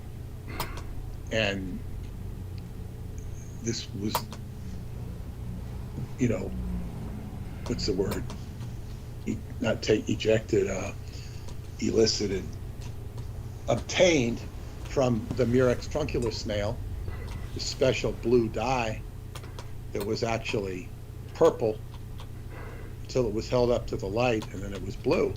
And it was so valuable because it was what the royalty of the world used and it was more valuable than gold. All up and down the silk trading route, this rarity of blue, and it was next to God, the Creator. Yes.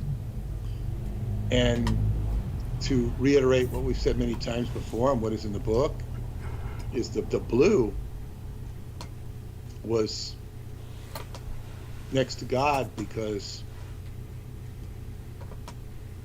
if you look at the ocean, it looks blue, but if you put it in a glass, it looks clear. If you take a piece of sky, you look at the sky, it looks blue. If you take a piece of sky, it looks clear. And this was symbolic of the fact that the blue that you see, either in the ocean or the sky, is the living truth. It's the living truth. That's God. It's the life. It's the life. And when you take life away, well, you have death. So when you take away the techelet blue, when that process was lost, and it was lost through the process of Herod, who was not in alignment with it, and gave it to the Romans, who only used purple for their royal color because they didn't bother to hold it up to the sky. And that blue symbolizes the connection to life. You can say God. God is the master of life, the orchestrator of life. And this is all symbolic. Like, and it was said that when they would gain back the techelet blue and they would see life, this would be the time of the Jewish Messiah. Right. And that's life. See, but this is the funny thing. It's like then people start, worship isn't the right word. They start acknowledging life rather than denying life. So what you have in the case of the New Testament, you have the priesthood denying life, denying the life of God. And it all comes down to ridiculous semantics. Well, don't say you're the son of God. Who cares? Who cares what you say about anything? Why can't you let this person live? Because he's going to upset the whole status quo of the priesthood. And he's going to upset their petty positions of power, which at best are only going to last a few more decades, because they're not going to live a long time, you see? So it's like, okay, I want to live 20, 30 years, have my jewelry and, my concubines, if I so dare, or whatever it is. It's all kind of silly. Mm-hmm. And this is the silliness we live in. Yes. That it all becomes, mankind is over this, the politics of mankind are over what could be considered very petty issues, petty lives, petty desires, mm-hmm. rather than a bigger picture where life is not being denied. So what comes out of this? In the case of the George Floyd thing, we're not going to deny the idea that black people's lives matter. How well that gets executed is another question. But we're at least going to have a politically correct tribute to the idea, and we're not going to deny the idea anymore. And that's about the best you can expect in this culture as we live currently today. We're not, okay, we can have a happy, acknowledgement that this techlet blue means that Jews can have their Messiah, Christians can have their Messiah. We can all be happy. I don't really know. And it's interesting when we look at the Harry Houdini case, and we wouldn't know any of this if it wasn't for Sonia Green, the wife of H.P. Lovecraft, who was Jewish herself. Yes. And says this is the true authenticity of the Jewish God. And then we have the migration of the Jews from the time of Solomon to Japan. And here's a question for you. I don't know if you've ever considered it or if it ever came up. Did the Japanese have did they get any residual inheritance of the techlet blue that you know of? The Japanese, in terms of the blue color, here's how rare blue is. This is one thing I can tell you. Give me just a second here, and I want everyone to be prepared. I'm going to try and get back into my channel dashboard. The government struck again with the dedicated attack, and my entire Firefox search engine was shut down, which means I lost contact with the studio and everything. So the moment I tried to get back into studio, it seems to have worked, and that's a relief, because my biggest fear was that this would be interpreted as trying to start a new stream. So we were able to accomplish that at least. But just let me try and explain to everybody. I wrote a kind of a small column, which I intend to expand for Peter Moon, called Frankenstein Blue. And the reason that I wrote that was because it was talking about how expensive the color blue was. And so expensive that when finally a Dr. Frankenstein, the Frankenstein of Frankenstein's monster fame, produced the color blue en masse, found a mass production method for producing inexpensive blue.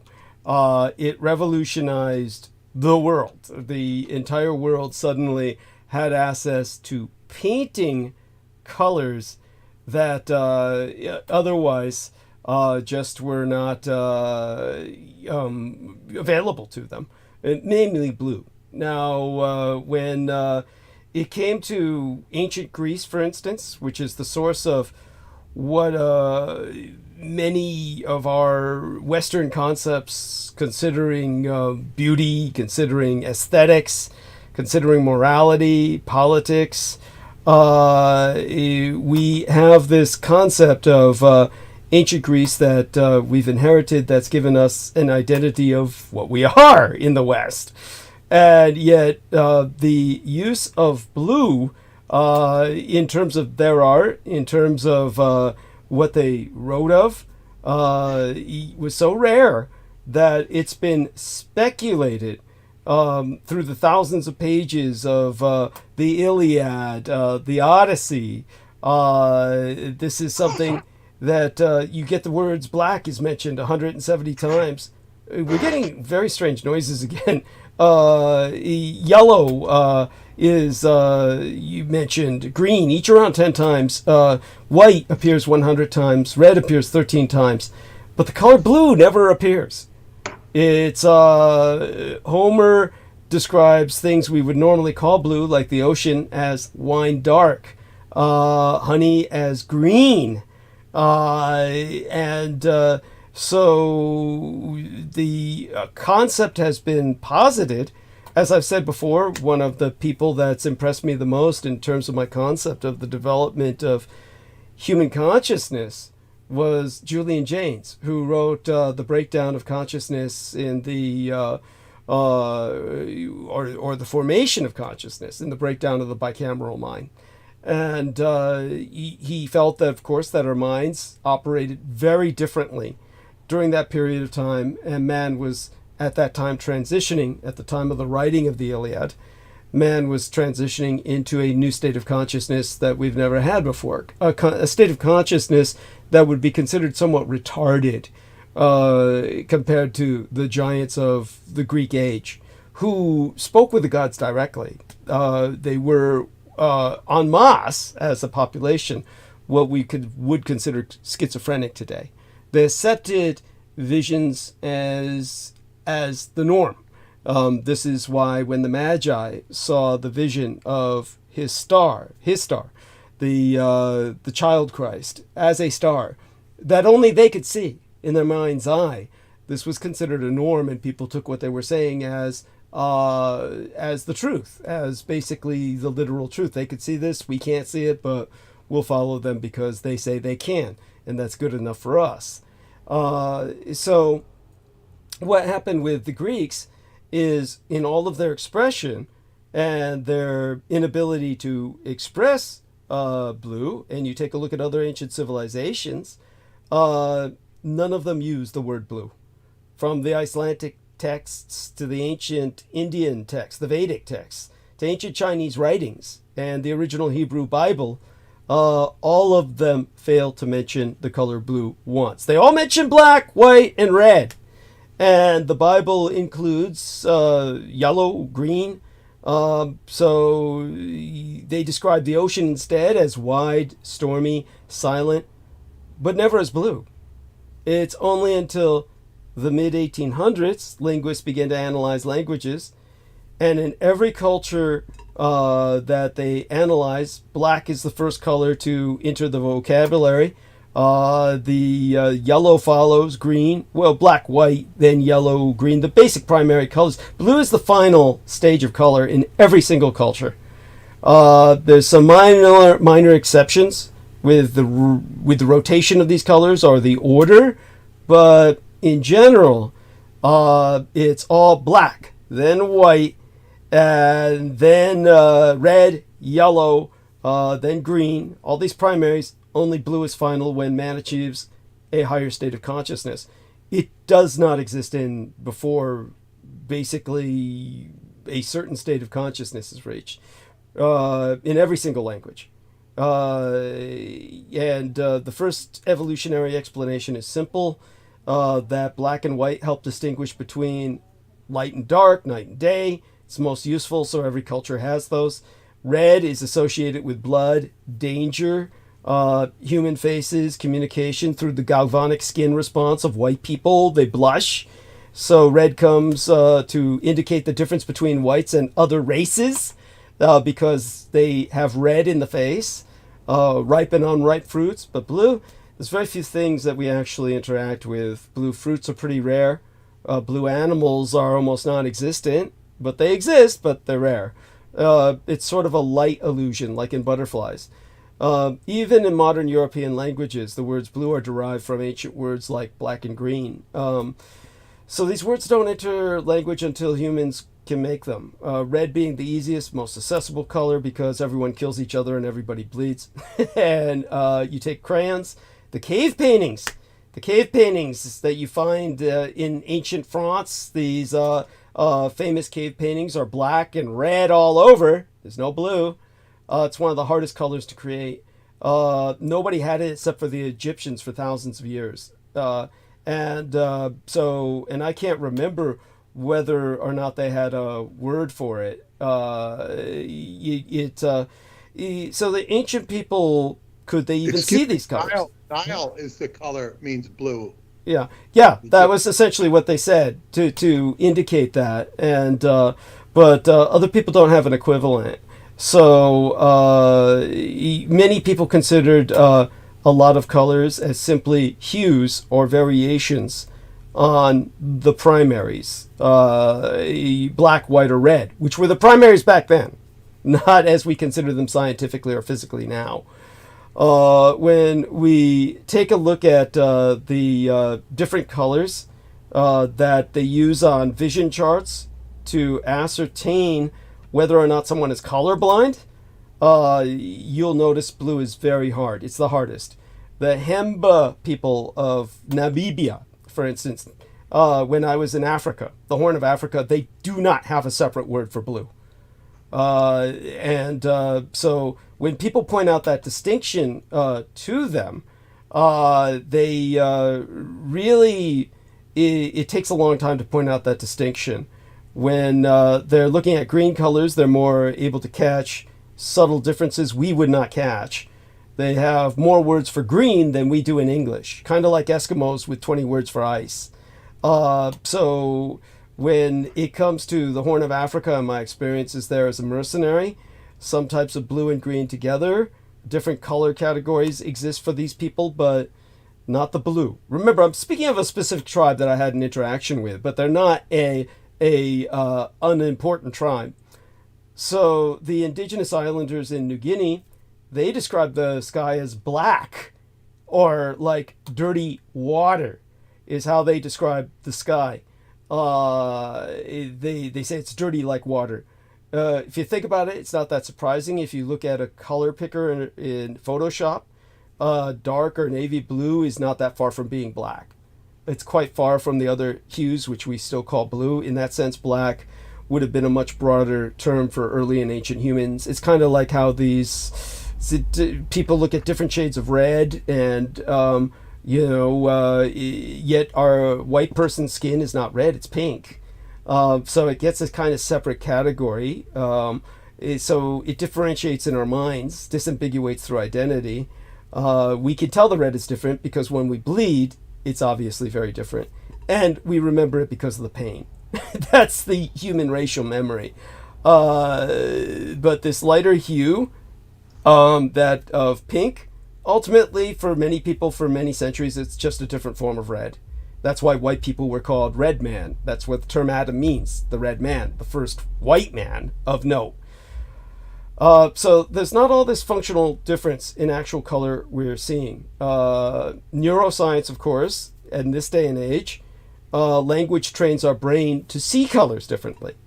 So once we have a new word for a color, like pink, to disambiguate it from the red that bleeds from our pink skin if we're white, that exaggerates the border areas for our brain, and our brain begins to disambiguate more pronouncedly pink and red as distinct hues. But if you were in survival mode, as many people were for millions of years, that disambiguation wouldn't necessarily be of primary importance. So just like linguistically, when you're just learning a new language and your brain starts to pick up nuance, your eyes learn to disambiguate based on environment and training, which otherwise you might not have that ability. And of course, there's always the potential that many, many millions of people for many, many millions of years were what we would deem medically colorblind today. Or they would functionally be, because even though they would have the same capacity for sight that we have, their brains could not disambiguate based on the fact that their brains did not need to disambiguate in order to function at a survival mode. So, in other words, one thing that many scientists concluded, of course this is a extremely controversial topic, was that the ancients could not see blue. So blue truly was the color of God and the divine. When man learned to disambiguate blue, which is rare, there's no blue tigers, no blue squirrels, no blue bats, no blue dogs, even blue whales are not that blue. Animals come in pretty much every color, but the rarest of all is blue. It's a extremely unnecessary color to disambiguate for baseline survival. And for that reason, when mankind learned to disambiguate it, it was the stuff of the gods. And then we had to find a way to put it to paper. Now, of course, like I said, the techlit blue, as Peter Moon is alluding to what we go into in depth in our book, And again, the little column I sent to Peter Moon, I'm going to expand upon, just add some more cultural nuances to it. But when it comes to the color blue, once Dr. Frankenstein learned to make it en masse, the entire world experienced a revolution in color. Until that period in time, nobody was able to paint blue without a wealthy sponsor to give them the equivalent of what today would be tens of thousands, if not hundreds of thousands of dollars to paint paintings, because blue was so expensive, it was worth more than gold. This is long after Tekalit blue, which was something that you had to get out of the trunculus snail, as Peter Moon said, the mollusk of the millennium. And when you got the trunculus snail and you went towards all that different processes to get it out of that snail shell, that the little drop of blue that it would take, you'd kill a snail and you'd get a little drop of blue, and you'd have to kill thousands of them to get enough blue to dye a cape or a royal cape that would disambiguate the kings from everyone else on Earth. And it would be so smelly, so stinky, so acrid, so toxic that no one would want to live with you. And therefore, women who were married to these guys were allowed to divorce them in the Jewish tradition. We go into this in the book. But you take a look at something that defines modern Japan. When Peter Moon asked about Japan specifically, I've given you all context now for the world. But when it comes to Japan specifically, think of that incredible painting that everyone identifies Japan with, the Great Wave, it's called. And the Great Wave was painted by, I think it was Katsushika Hokusai. And Mr. Hokusai, to use his first name, or Katsushika, his family name, which comes before the first name when you're saying his name correctly, of course. For those of you who don't know, the Japanese, when they went into westernization, modern industrialization, they changed all of their names in terms of order so that the first name would be first. And now they're trying to reverse that. And so anybody who respects Japan, try and respect them. Try not to pull a Joe Biden, I mean to say, where he insulted the Japanese terribly and helped to make a lot of new friends for Donald Trump in Japan, for those of you who don't know, recently, because he came up with something incredibly stupid about Japan that just offended everybody. And this was right after the Japanese Prime Minister visited. He just had to fuck everything up. But we'll get back to that. When it comes to what the Japanese are identified with in terms of that painting of the Great Wave, what is in that painting? If you ever take a look at that painting, which anybody can look up, it's from the 36 views of Mount Fuji. And when you see it, you'll see Mount Fuji barely in the background. You'd think it was just another wave. If somebody didn't tell you that was Mount Fuji in the background, you wouldn't even know. You would think it was just another wave. But what really stands out is this incredibly formidable wave that these boats are cutting through. And all you see in that painting is blue and white. It's white and it's blue, and that's all you see. Because when you had an expensive color like that, you may as well center the entire fucking painting on it. And that's exactly what Katsushika Hokusai did. So the influence of Hokusai's Great Wave cannot be overstated. It profoundly motivated the French Impressionist movement, which in turn shaped the course of European modernism, which was the artistic and philosophical movement that would define the early 20th century. So it's... and again, the most immediate and attractive aspect of Hokusai's wave is its color. At 70 years of age, as old as he was when he painted it, he was a master. He created the image using 4 printing blocks. It's essentially a study in blue, as I said. And of course, that entire painting was made possible only by something that happened 130 years before Hokusai's wave broke. Invented half a world away in an accident that was stolen by Dr. Frankenstein. Johann Conrad Dippel, who signed all of his papers, Frankensteinensis, born in Frankenstein, because he was born in Castle Frankenstein in Germany in 1673. He believed the souls of the living could be funneled from one corpse to another, and was the primary inspiration for Mary Shelley's Frankenstein.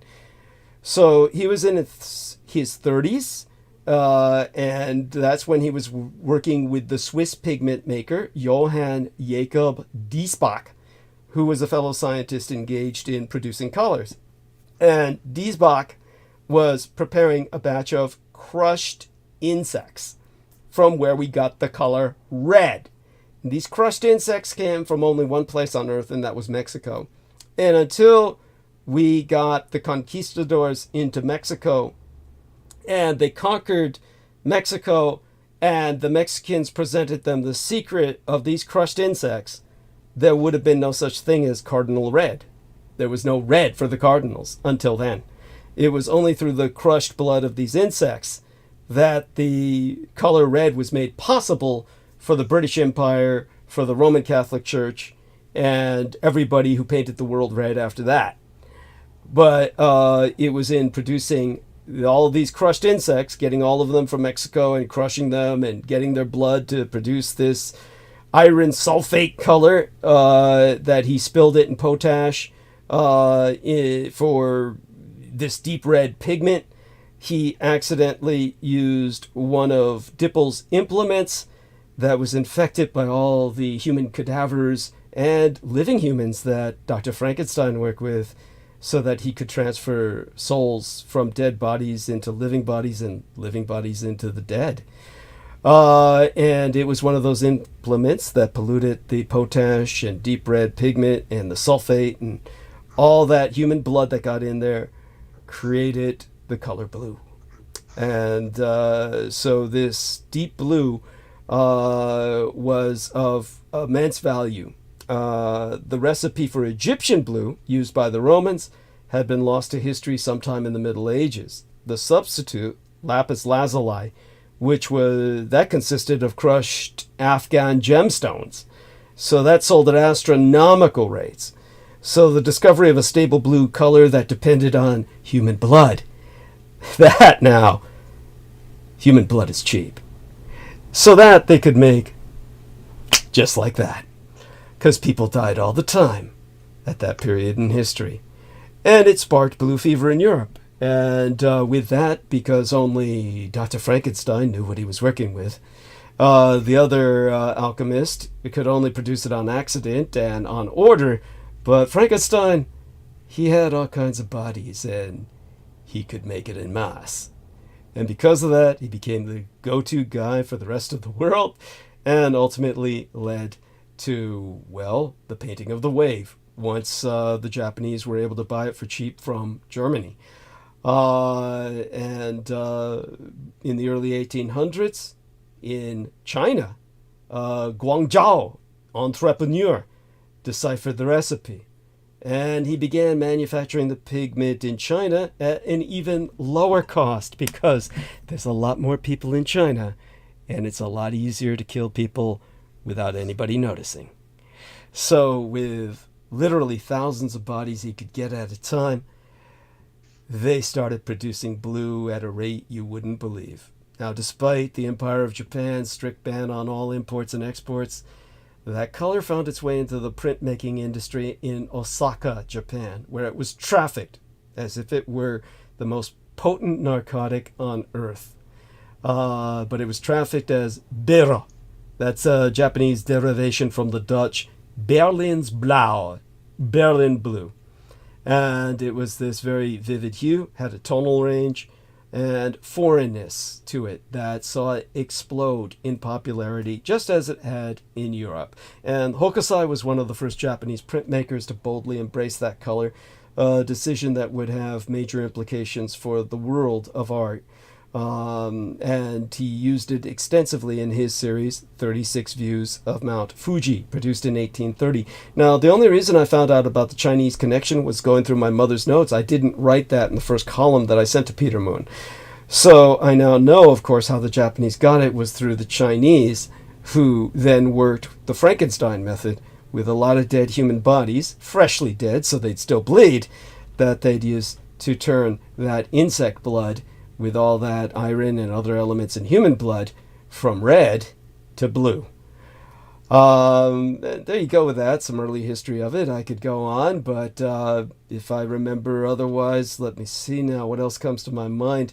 Paris, the International Exposition of 1867, or before that, the Japanese isolationist policies. They ended with the threat of war from the United States Navy in 1853. That's when various prints that even had the sacred blue upon them, they were used as wrapping paper for more worthy trade trinkets. You see, Hokusai and his company, Hiroshiji, they became renowned for their depictions of pure landscape form, and even though they were extremely popular in mainstream society, woodblock prints were seen as vulgar by the Japanese literati. The Japanese nobility saw this as beneath consideration for artistic merit. And so they would use these prints as wrapping paper for more worthy trade trinkets that were ultimately sold even to the Americans. And so after the Americans threatened invasion, forced the Japanese to open their markets, and ultimately led to World War II and America's defeat, Hokusai's prints were sold by the ne'er-do-wells, or the lower classes, to the Americans, and they elevated everyday street life to the realm of art to the West. And Hokusai's depictions of marginal society, the bodies of women in repose, what would be considered sheer pornography by the literati, or the nobility of Japan, they started this wave of Japonism, Japonism, the aesthetic that Claude Monet was so seduced by. He acquired 250 Japanese prints, including 23 by Hokusai, and the obsession bled from Monet's art to his life. The painter modeled his garden after a Japanese print, while his wife sported a kimono around the house. And perhaps the single most vividly influential or identifiable influence upon the European modernist founders is Van Gogh's Starry Night, which owes everything to Hokusai's blue wave, from its color to the shape of its sky. In letters to his brother, Van Gogh professed the Japanese master had left a deep emotional impact upon him. So I'm not making this up just out of some kind of cultural indulgence or some kind of nationalistic imposition of my culture onto yours. So, of course, Hokusai himself was, the importance of him to the early European modernist movement is simply immense. It's well mapped, so anybody can find out about it without turning to myself. But much less known is the extent to which Hokusai had himself borrowed from European image culture. But we're getting into nuance here we don't need to get into. The point being that blue exploded upon the scene in the fucking 1800s. And before then, you had it known of by the 1700s. As I said, 1673 was when Frankenstein blue was created. And you have, ultimately, this has to deal with the birth of the Frankenstein's monster himself, who was a real historical individual. Please don't ever think otherwise. And beyond that, we come back to early man before this kind of graduation in consciousness, who was completely unable to see blue. In fact, when it came to the birth of blue, through Tekalit blue, the final disambiguation, or the ultimate disambiguation as a color of God in the days of the Israelites, and then their loss of this technology when this went to Japan, where it again was lost, and the Japanese didn't get it back until Frankenstein created Berlin blue.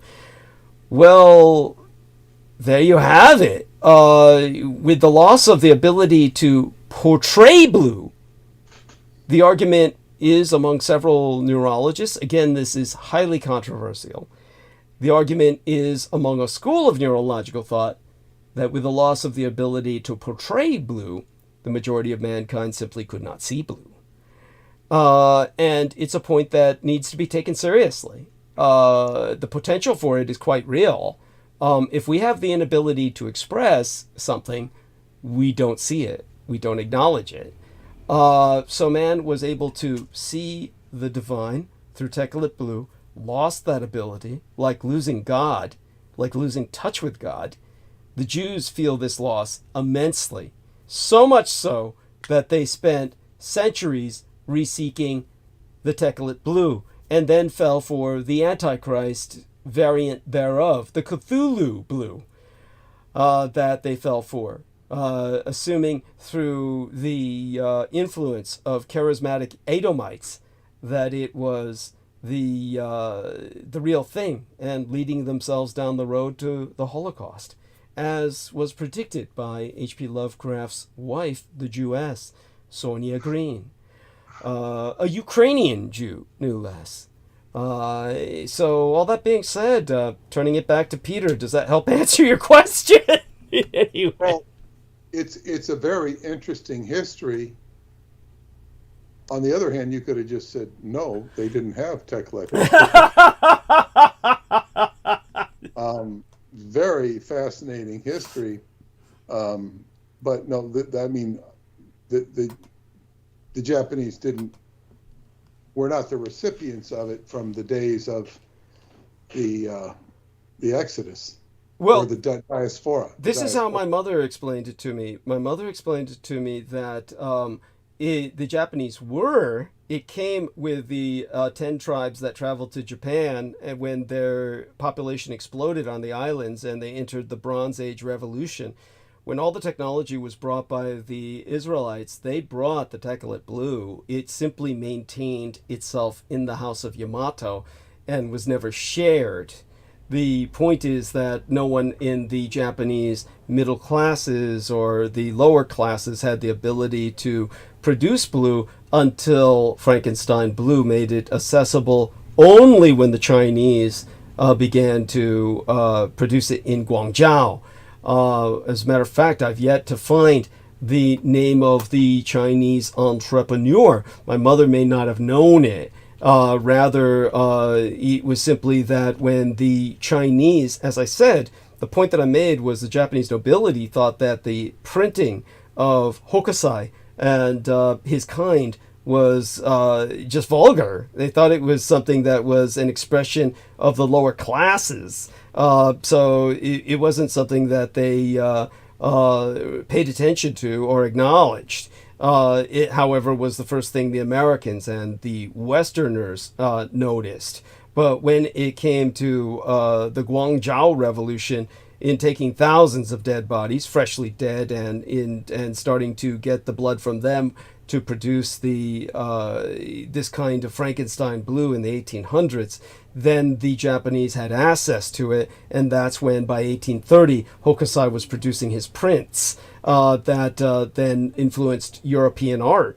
But all of this was like a proletarian revolution. It was like a proletarian revolution in awareness. In other words, the Japanese nobility could see blue and ascertain and disambiguate it, but it's possible that until the 1800s, the Japanese lower classes could not. So there was no point in the Japanese nobility sporting blue as any sense of statement, because their lower classes beneath them literally could not see it. Do you still understand what I'm saying? That's what I understand. Yeah, that's what my mother was expressing.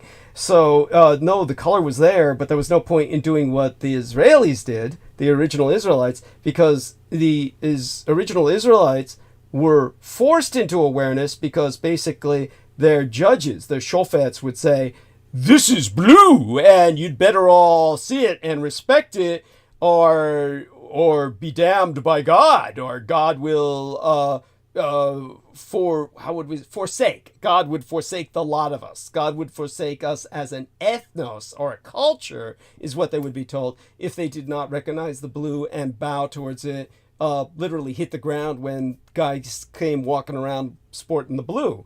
So in that sense, it was culturally an imperative that everybody see the blue. And then people could disambiguate it, see it, throw themselves on the ground. The Japanese didn't have that mentality. It was just the nobility saw it, and nobody else could, and they were fine with that. That's so there we go. So that, okay, now hopefully that puts it in perspective. Dear Well, Peter. As I say, no, it does, and I thank you for answering. Long answer. It's okay.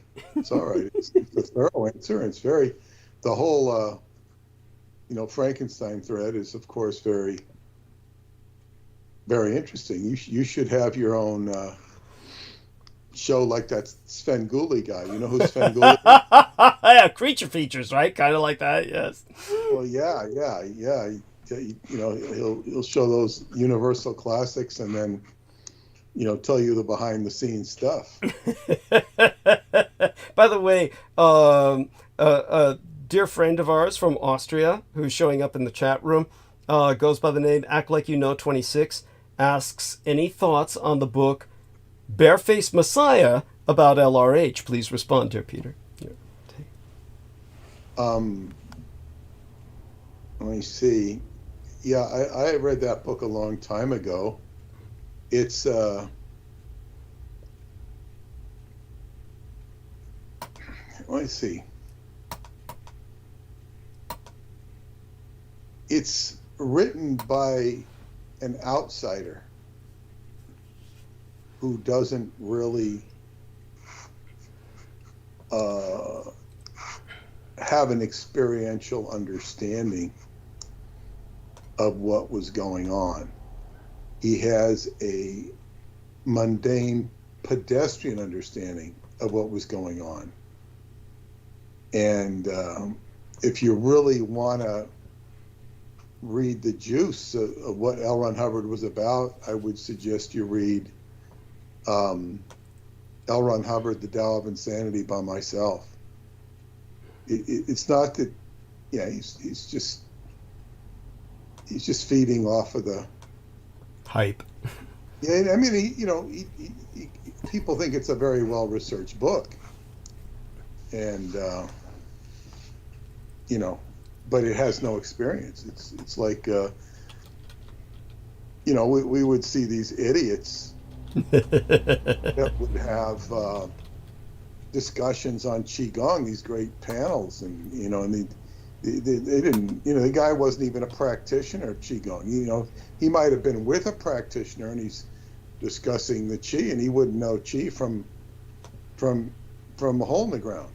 And the guy he was promoting and they're making like huge money off of this. It's all bullshit. It's all bullshit.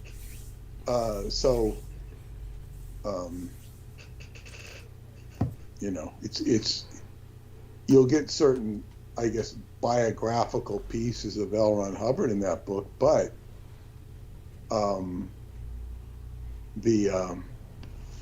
as they say, they won't touch the stuff Douglas says about L. Ron Hubbard, which that his records were falsified. Yes. Which I go into that in that book. I reference Douglas, but the stuff we're into is not, even the ex-Scientologists, they're not ready for this stuff. They're not, it's outside of their parameters, but that's okay. And so that's my. And thank you for that. Are you aware about the gaffe by Joe Biden? Then considering the Japanese. What did he say? I wanted to ask about that. So obviously, I'm going to share a little bit with Peter right now. I'll go deeper into it during monologue, but basically. Japan's not going to forget Biden's xenophobia accusation.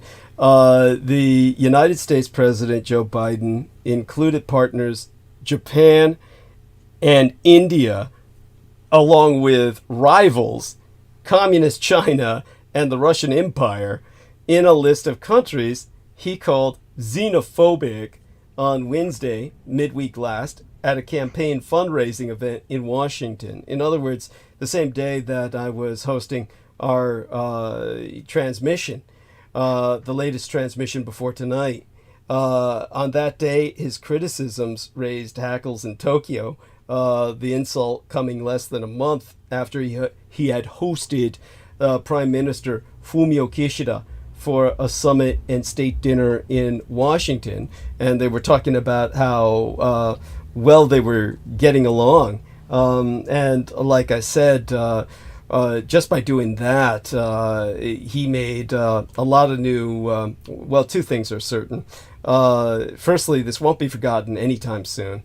The Japanese have only just about forgiven the Democrats for Bill Clinton skipping the country on an Asian tour in 1998, the so-called Japanese passing incident. Of course, there was a lot more behind that. It had to do with everything involving myself that Peter Moon writes about in The Roswell Deception. So again, buy that book, whatever you do, and give it as a gift to friends if you've already bought a book for yourself. But the other thing that's certain is that Donald Trump just made a load of new friends in Japan on the basis of Biden's bullshit. Again, just to emphasize the stupidity here in the briefest possible way, so that people understand exactly what happened, because people hearing this may not get, okay, it sounds so like nothing that most people would just let it slide. But basically, Joe Biden just threw a particularly nasty insult the way of Japan, which is a close ally of these United States, at a campaign event.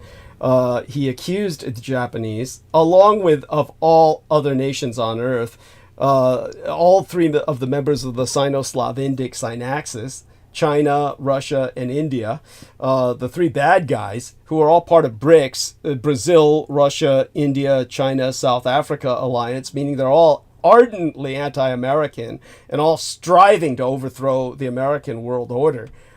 He threw Japan in with them as being xenophobic in their reluctance to admit large numbers of immigrants and of damaging their economies as a consequence.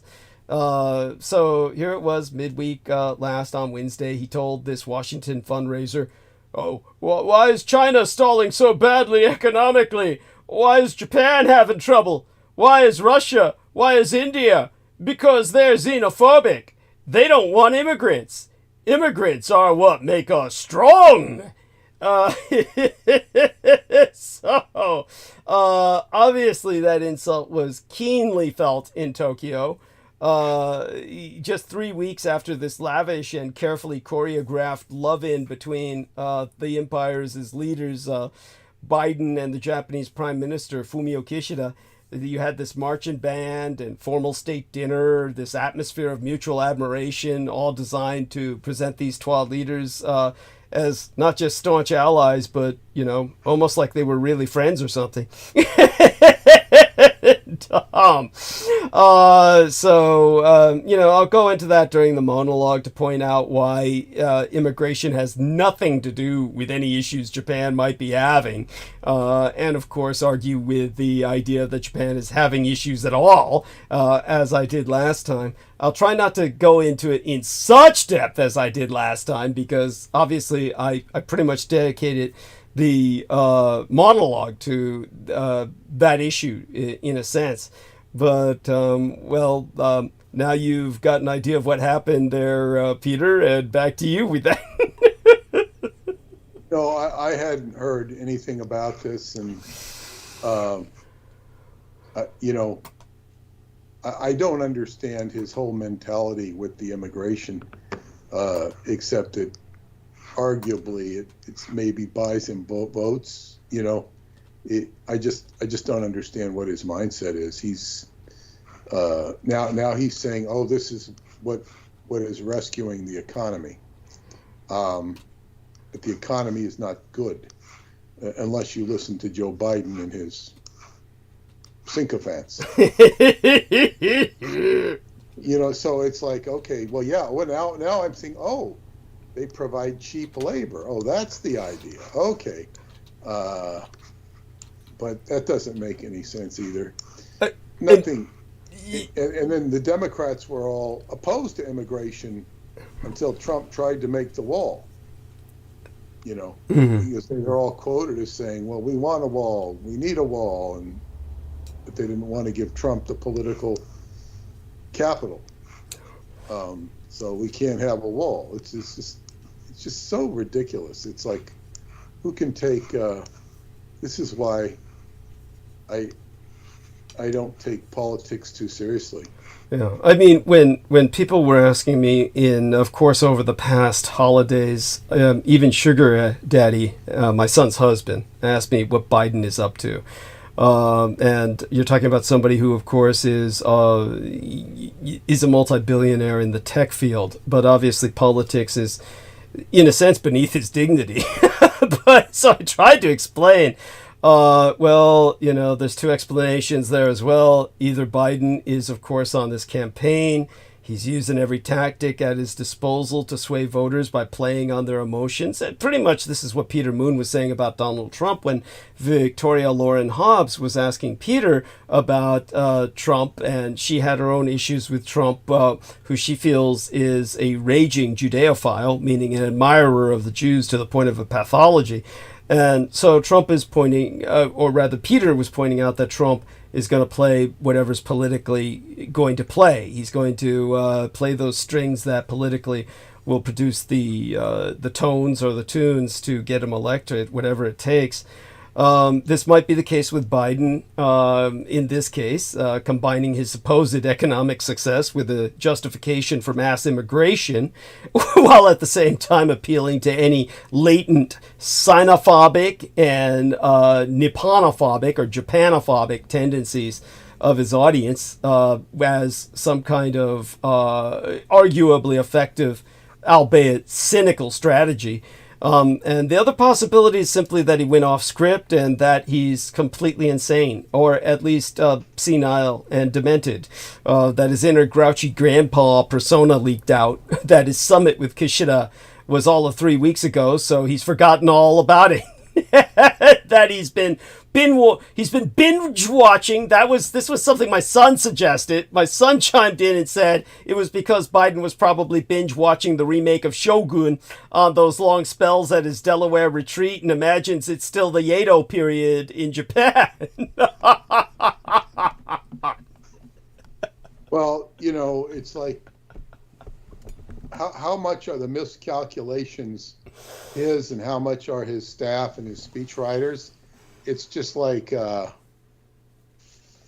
then somebody like Michael Douglas saying he's as sharp as a tack. It's like,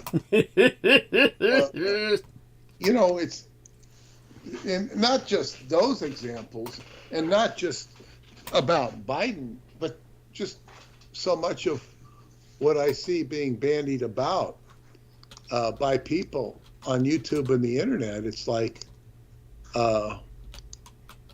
why bother listening? Why bother listening to anybody? It's almost like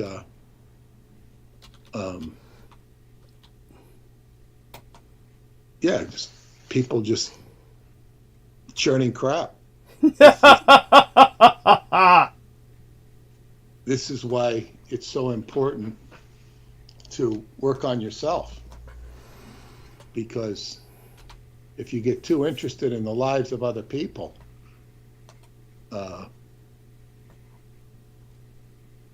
it's like, what if you have a teacher in school and she's got a troubled family life, really troubled, and we don't have to go into details, and you get all wrapped up in the teacher's family life because it's an intriguing drama. It's a bad drama with abuse going on, but you're supposed to be learning. It's what you can learn from the teacher, not not how many affairs her and or her husband is. What's what's happening with the kids and all this stuff, and coke deals taking place. You want to learn. You want to learn from the teacher. And so people get very distracted. And, I mean, YouTube is a whole industry. It's a whole industry into itself. It's its own economy into itself. We can talk about the Biden economy, Bidenomics. What about Googlenomics? There's an economy. Yes. Googlenomics.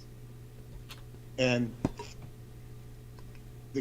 so a lot of people are just like really getting into their YouTube channels and, give me a like and a subscribe. It helps the channel grow. It helps the algorithm, directs it to the channel. And it's like you're working for Google. And where does that end? And even in the case of this isn't Google, and I don't really know the story very well, but Hulk Hogan, the wrestler, he was doing reality TV and he had a public meltdown. And this one was so funny. I thought it was a funny movie for its time. Albert Brooks, the comedian, he started kind of getting his, fame with doing shorts on Saturday Night Live. And he did a real movie called Real Life, where he, goes, and this was done in the 70s or early 80s.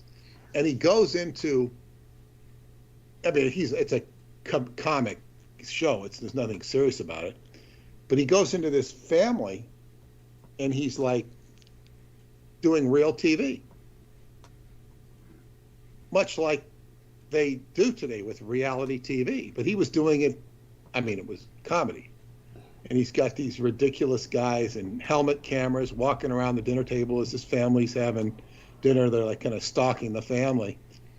And then the family starts having their incidents. And, he's kind of it seems very intrusive. This is an absurd. Who would ever have a camera crew and doing dinner? And then behind the scenes, he starts having an affair with the guy's wife, which is just so absurd. It's no principles whatsoever. And, but this is what, it was funny because it was just absurd. But this is what we have in this day and age. And you have Hulk Hogan having the camera crew come into his life, and it basically melts down his family. And at some point,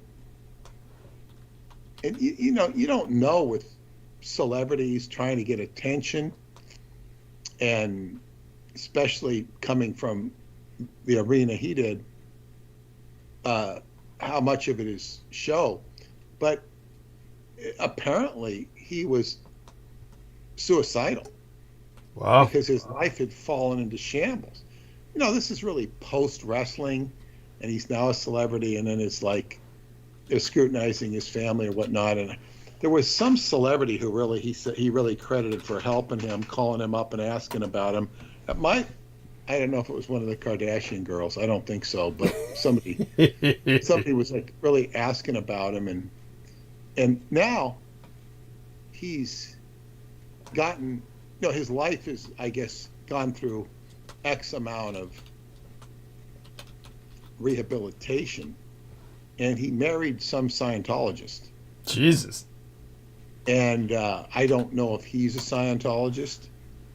It wouldn't surprise me, because if somebody's down and out, there's a lot of things that introductory Scientology could really help and make a lot of sense to somebody, to, especially if somebody is coming to them and assuaging their wounds.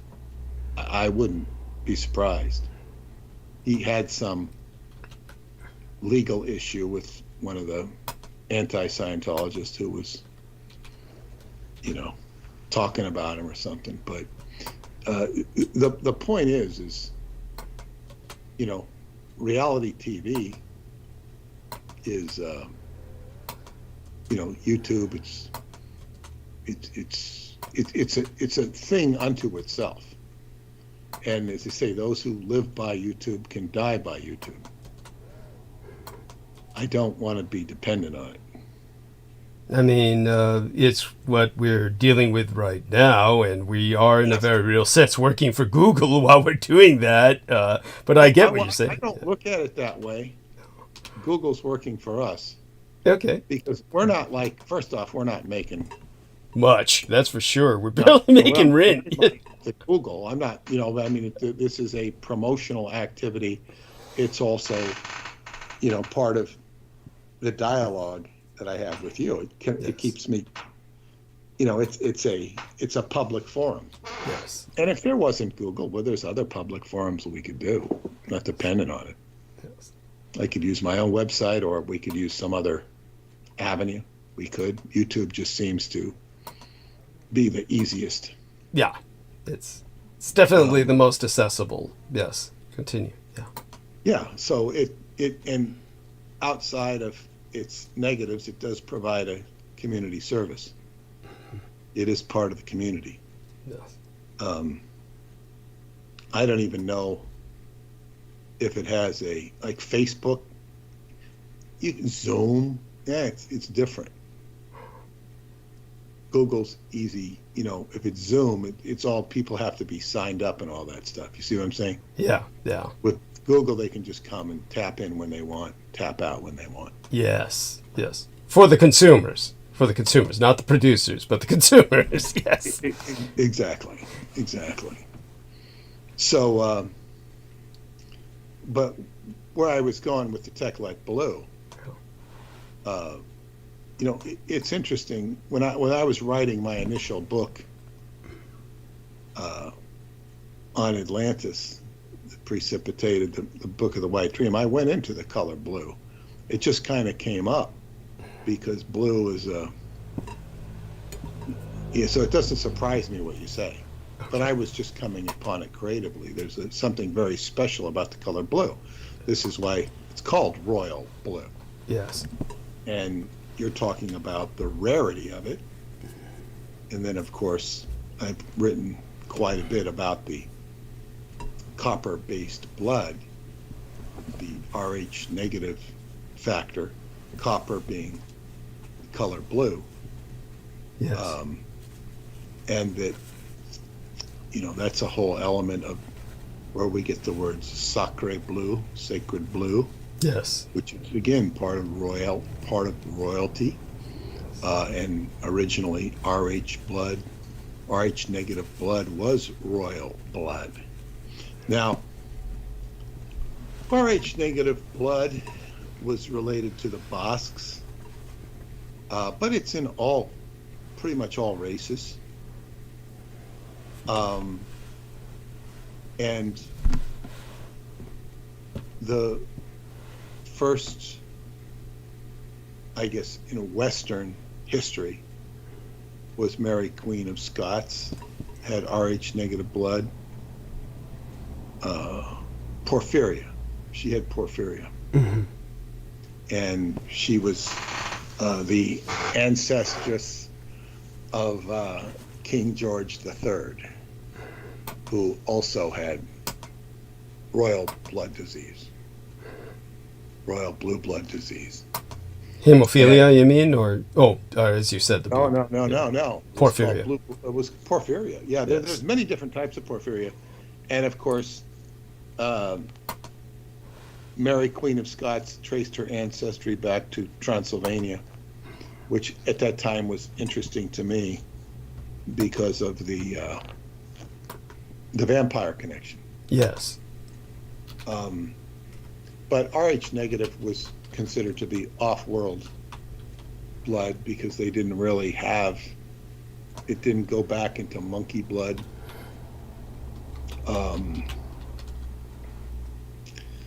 So, it's been associated with aliens. But what's interesting about the Bosque, the Cho also come from that territory. Yes. So it's like, where do you draw the line between the RH negative, the off-world, and the Cho? Yes. It's these are existential questions I can't answer for the time being, but my hypothesis of the RH negative blood was that it's related to the 24th gene pair and what we would call when mankind had 24 gene pairs instead of 23. It was jammed in from 24 to 23. This is the great synchronicity of the 23 number.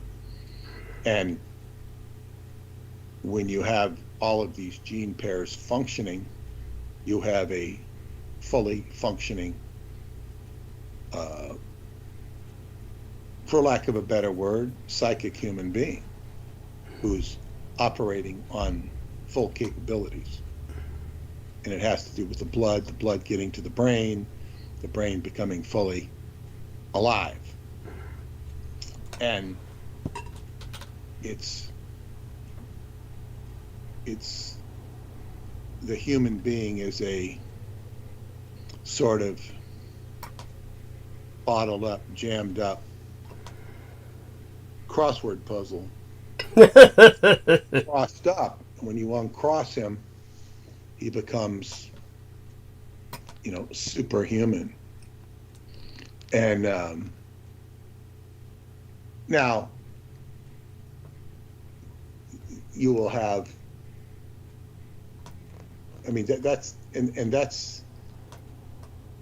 that would be like a full-on Christ figure. The crystal skull fully activated, meaning the skull, all the 72 pathways of the brain are fully active, related to this blood being, that's your real sacred blue. That's a very exalted state. That is, and I was reviewing your favorite cereal maker, Doc Smith, because of the genocidal components of his work, the Lensman series. Yes. But one of the things he talks about in his Lensman series is these completely over-the-top mental abilities. Yes. Just over-the-top mental abilities that these beings have. So, but then of course it gets into the competition. It gets into competition with a race from another space-time continuum. So it's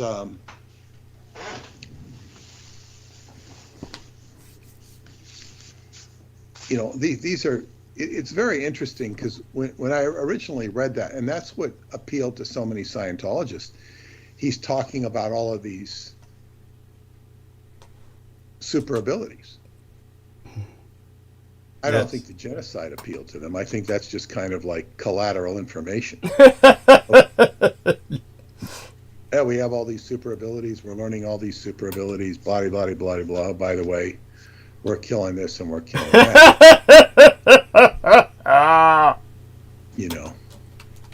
And that's, of course, when one reads that,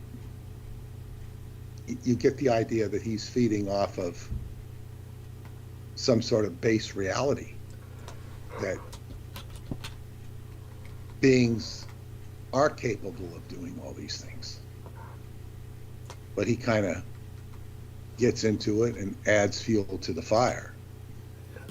And when you start reading it, you start kind of vicariously living this idea of being able to change people's minds. And the power of suggestion is very possible. Mm-hmm. Because when you begin to consider that you can change something, you can often sometimes do it. What dissuades you from it is the idea that you can't. The idea that you cannot do it. So you kind of like, okay, well, I did it once, but I can't do it again. Right. Like, the magic comes, but it can't come again. My prayers were answered. Well, I can't ask for more. And that's one of the tricks of being alive. The challenges of being alive. Not everything comes when you want it. Mm-hmm. So,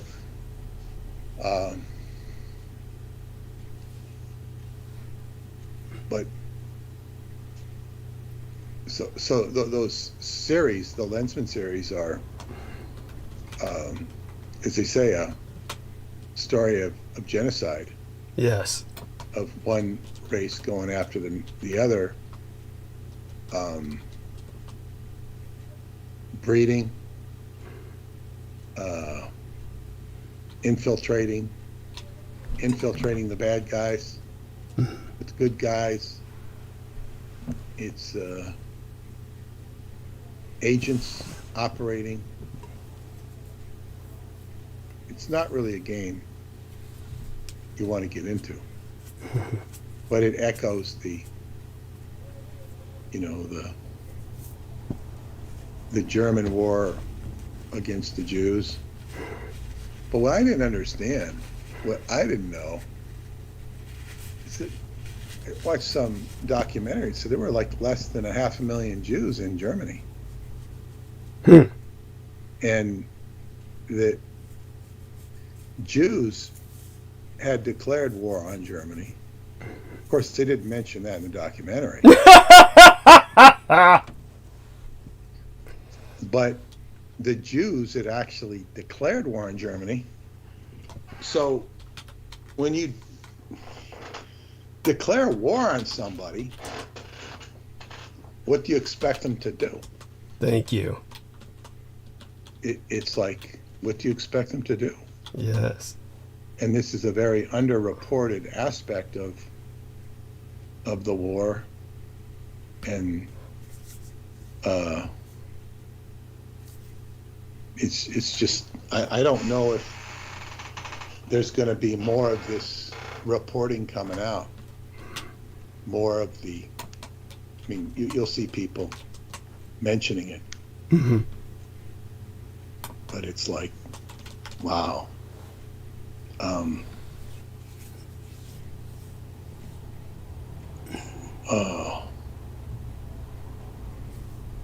Well, literally, what are they supposed to do if you're declared war on? Yes. How are you supposed to respond? Say, well, I don't know. There you have it. Most of the Jews were from Poland. Yes, and throughout Eastern Europe. Yes. Yeah, long-standing war issues with Poland, and I had dug up that manuscript, which I know I sent to you at one time, that talked about all the camps in Poland that were extant prior to World War II that were Polish camps. Yes. Thank you. Very, very important. It's such an important piece of work. Matter of fact, I'll have to talk to you about that later. Privately. I mean, you have the document. Yeah. It's a lot of this stuff is upsetting. Aside from the truth of it, or the relative truth of it, because it upsets the status quo. Yes. Of your personal day-to-day thought process with the status quo, and the power brokers that we live under and who are our authorities. Like when you don't go to school when you're young, you're answerable to the teacher and to the principal. And the principal can give you a lecture how they're responsible for you when you're in school. We're responsible from you, when they used to say this to us all the time, not individually, but as a group. From the day you walk out, from the moment you walk out of your house, get to the school and walk home, we're responsible for you. All that time, you know, blah, blah, blah, blah, blah. Please don't sue us. They never say that. If anything goes wrong. But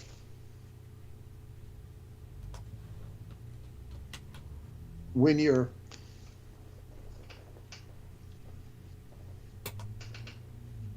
in school,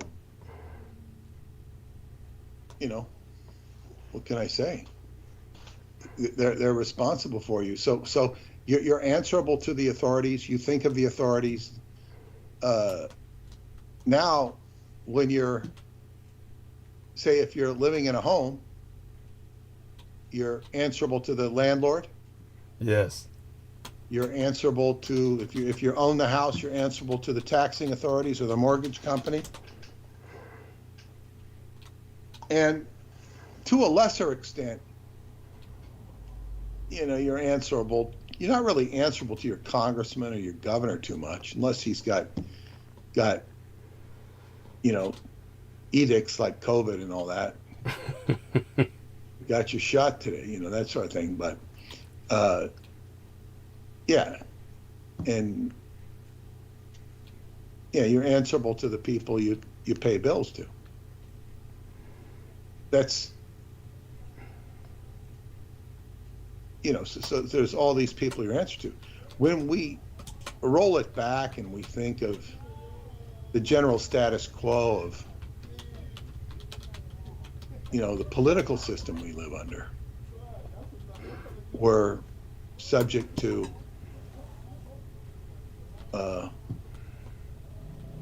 political correctness. We may not agree with it. I don't think anybody agrees with political correctness. Well, they do. Because if you say something wrong, they might correct you. They might say, well, you know, you shouldn't say black, you should say Afro-American. You shouldn't say Indian, you should say Native American, whatever it is. We're all subject to that, but this stuff of Judaica being guilty, seriously thought of as guilty vis-a-vis the Catholic Church, is guilty. This is part of Pluto going back into Capricorn and doing its work, because Capricorn rules religions, politics, control, corporations. I think they're going to be the main focus of what goes down. And I would presume our book will come out during this time period. Yes. Certainly being circulated, yeah, with that. And it's like, okay, well, if the Catholic Church could be taken down, and while it's not taken down, it certainly lost a lot of its power. What always puzzles me is how devout Catholics can still be devout Catholics after seeing what's gone down in their church, you see? It's simply the age of the institution. they I think that the spirit of the attendee or the church member, not talking about the church itself and the cynicism of its staff, potentially, but the potential cynicism of its staff, but the as for the attendees, they're the energy that keeps the church going. So they want to see the good in the church, and they will see that. That's what keeps them. That's what keeps them coming back. If you went to a supermarket and then there was a scandal with the supermarket owner and they were doing illicit stuff in the back, whether it be drugs or sex, you'd still go to the supermarket because, you're getting something of value. But the trucks are bringing in the food. It's just that the people collecting the cash are what's off. So you could say, well, this is, they're administering the Holy Spirit. All this rigmarole that we go through is all valid and all good. It makes me feel good. But the people doing the stuff are all screwed up. And as I say, my father pulled the plug on them, when he was a kid, because, they were trying to mess with him. Yeah. And he said, he felt betrayed and he rejected them. And were they trying to molest your father or something? Apparently, that's what a psychic told me. But I mean, he never talked about it. He said that he was an altar boy, and he's a very good-looking guy. Yeah. And he said that they'd say, "Bring me more wine, bring me more wine." He said they were just he called them on their wine habits. Yeah, they were a bunch of alkies. Yeah, that's easy. Yeah. But then my cousin told me that my father's brother, my uncle, had said, I guess when all this stuff started to come out, a story was relayed to me that my uncle went to my grandmother and said, they're trying to, mess with me, and she says, "Oh, the priest wouldn't do that." There you go. I mean, this is the common problem. You tell someone, "I was raped by the police." Well, the police would never do that. Yeah. So when I heard that from my cousin, I made a vow that the next time I saw a Catholic priest, I would level him. Oh, ouch! I did. I'm just going to punch him out. Ooh! Did this actually happen? I'll tell you what happened. I stopped at the gas station, and I saw a priest next to me. The next gas station over. This guy, if I hit this guy, I'd have killed him. Yeah. He was so frail, so wimpy. Yes, of course. And he was just scared and shaking. He was loaded with guilt. Wow. I didn't have to do a thing. He'd already been punched. Right. Psychically. Yes, I get it. And you could see this poor man. I felt bad for him. Yeah. In fact, if I ran into him again, I'd probably walk over to him and try and relieve his guilt. Interesting. Yeah. I don't know that I could. Right. Because he was shaking. I mean, I wouldn't call it Parkinson's. He might have had Parkinson's. It wasn't shaking that bad, but just so frail and so scared, and and it was probably had to do with that he had sins, and he was feeling very guilty about them, and I was. It put me at peace. Oh, okay. And now if I, I wish I could have done something to relieve his guilt.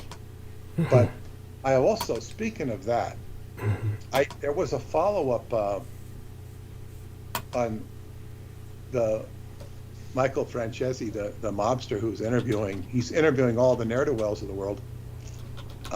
He's doing in what really happened about the, it's like he hasn't done you yet because he doesn't know about you.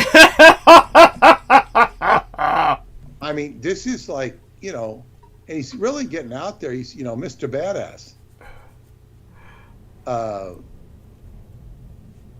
And now he's found Christ. And he did the second thing with David Berkowitz.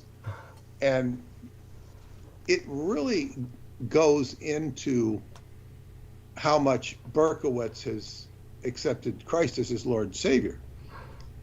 Berkowitz talks about his religious experiences. And he says that when people come from the outside who are ministers, and they come into the prison and they come into the chapel with those people who have converted, they say, you guys are more dedicated than we are. We're learning from you. And we're talking about how popular Christianity is in a prison, because of course, in a prison, where else do you have to go? Yes, of course. Where else do you have to go? And of course, this was with Michael Francesi. He says, he was in solitary for almost 3 years. And what are you going to do? And it gives you an opportunity to find aspects of yourself and literally to purge the negativity of you. But you could see why it would be so popular in such a environment. Yes.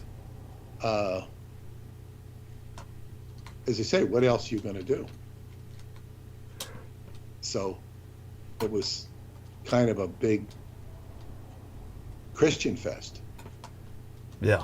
And, well, there's certainly nothing wrong with that. You have to look at,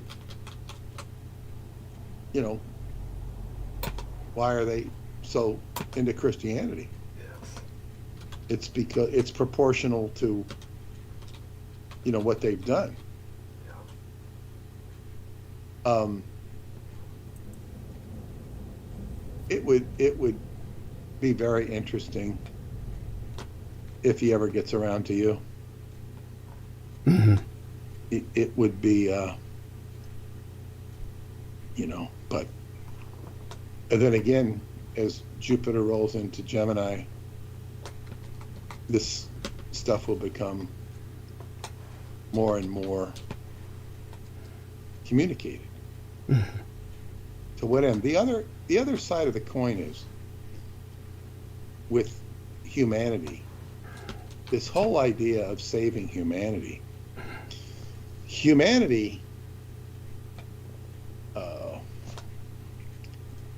If we go into it for saying 10,000 years back, at least 10,000 back. I'm not saying it doesn't go further back than that. Humanity just keeps going along and along and along and along. I mean, how do you save it? It's like, we're going to save the rabbits. All you can do with rabbits is increase their quality of life. You can breed them to make bigger, better rabbits. Or bigger, better monkeys. Or bigger, better humans. And then, what do you have?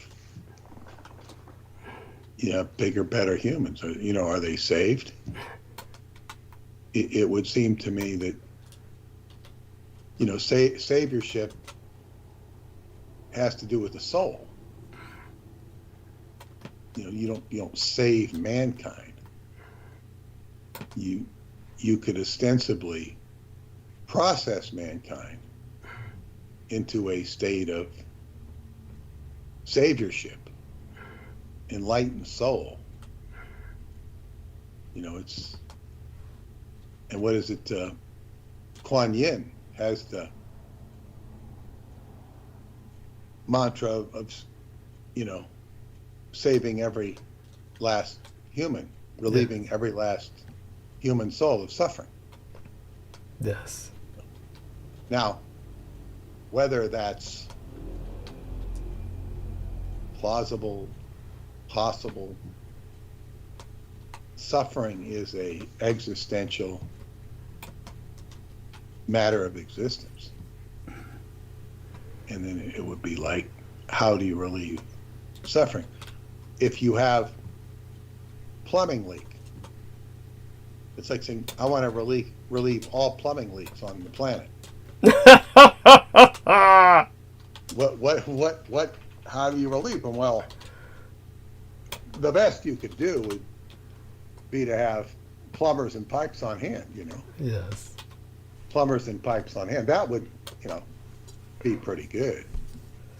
So if somebody's leaking motion, you've got somebody there to care for them. And somebody like Berkowitz, and what goes into an adopted kid, there's a lack of bonding. There's a lack of emotion.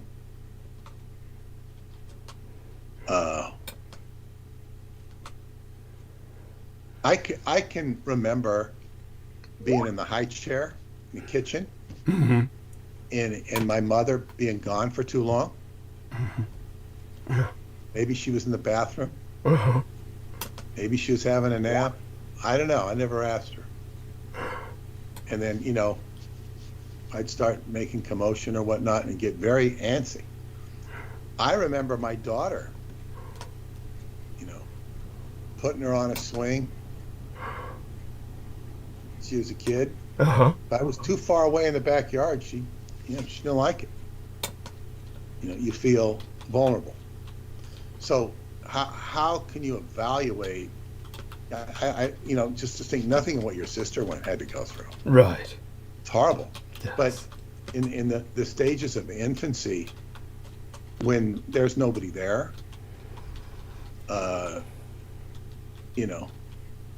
and this one Scientology kid, Jamie Mustard, talks about it, how he was just completely left and abandoned, not only as an infant, but as a young kid. And whatever he went through, he has this sort of therapy he advocates. You get a shot into your neurocomplex and reset the system. He's a big advocate of it. But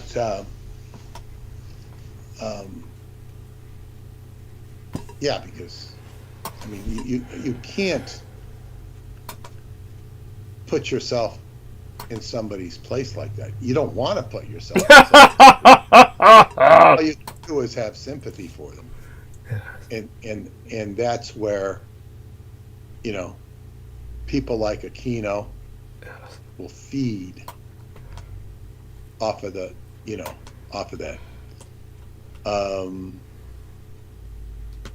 He did allude to listening to people that talked about the apocalypse and stuff, and he thought he was really bringing it on, Interesting. Like he thought he was bringing it on. It came right out of the Process Church. Yes. It was the same doctrine that the Process Church talks about. People don't like to connect them to the Process Church, but it's the same stuff, if not exactly the Process Church. Thank you. And he doesn't go out of his way to name it in this particular video. So anyway, that was a bit of a follow-up to that. And then we'll So that's all I have for tonight. I think we've reached the witching hour. Yes, you've done great as always. Appreciate your adapting to every new challenge that I'm meeting here, and as you say, we're kind of making the most of Google and using it so that it doesn't use us, and deeply appreciate it with all you do to encourage people to contribute, and of course until we get that fixed, Aristides, maybe Brendan Zogit, whoever helps me first with the website, just let people know that they just need to look on the screen for the address to go to for any contributions that they are willing to. What screen is that? What screen is that? Oh, well, the image that I have up on tonight's thumbnail in live stream, whatever image is going to be embedded as the thumbnail in any live stream on any night that we're hosting transmission, will have the address of paypal.me/Douglas D. Dietrich, D for Dwayne, So my middle. that link is on the live stream Yes. on YouTube? Yes, that's correct. It's certainly displayed. It's displayed. Okay, the bottom left-hand corner Yeah. of the live stream, Orthodox Church. if you click it, Yeah.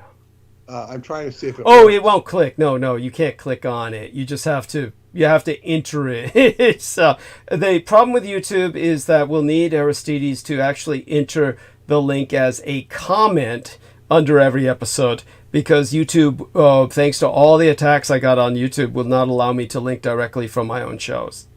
YouTube will not allow me to do that. It's yeah, so you have to reiterate that from time to time. Yeah. And as I say, you can see it, but see, in my case, it's covered up because you have, it says paypal.me.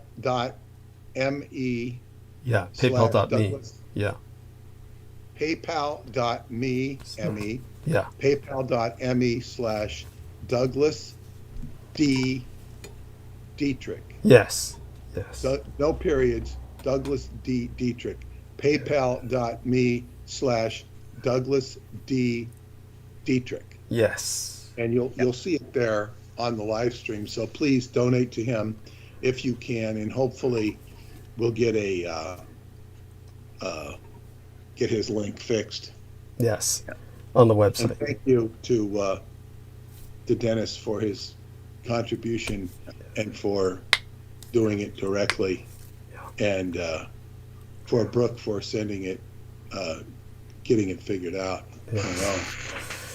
Thank you. Accidentally. Yes, the luck of the blind. Yes. Okay. Okay, so thank you and good night to everyone. Yes, blessed Back be. Wednesday. Yes, it'll be tomorrow before you. Yeah, it'll be Wednesday before you know it. By the way, Aristides has something to say to you before you go. Aristides? Yeah. Go ahead. Good night, Peter. Appreciate everything. That was good. I heard everything you said, and I enjoyed much of that. So. Thank you. Okay. Well, thank you and please help Douglas figure out his Bluehost issue. Yes. Yeah, I do want to talk about the website. We can talk about that later, offline.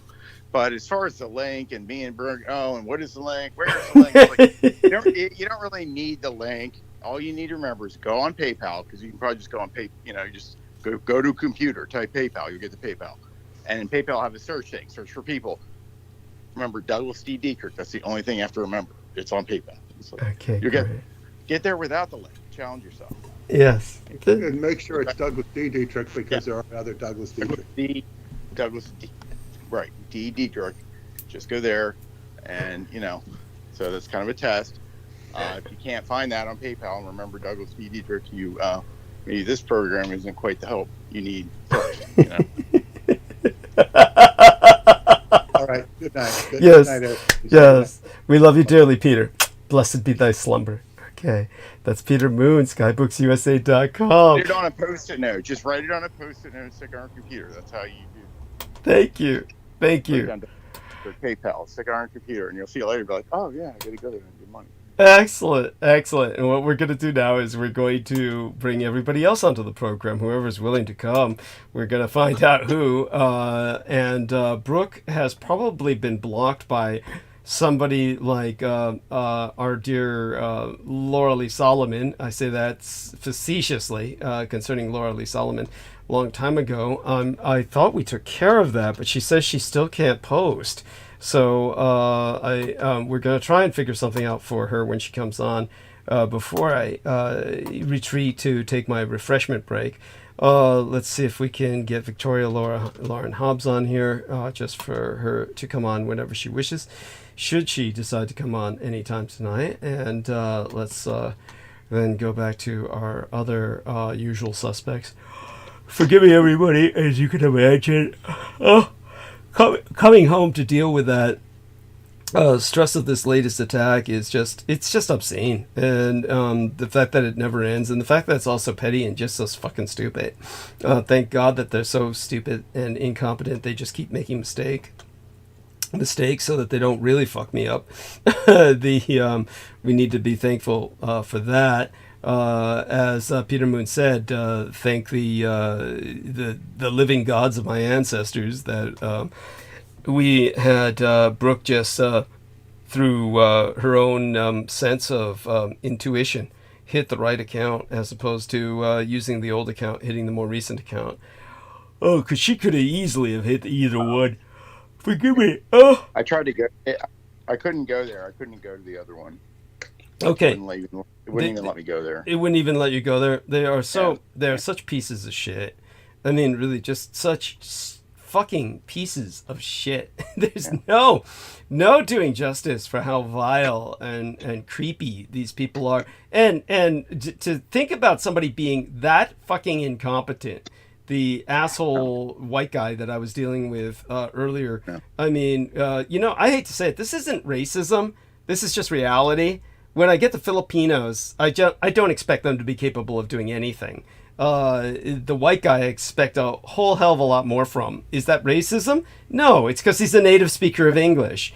No, you might argue... Right. They just have different skill sets. Yeah, you might think that, well, all the Filipinos are technically...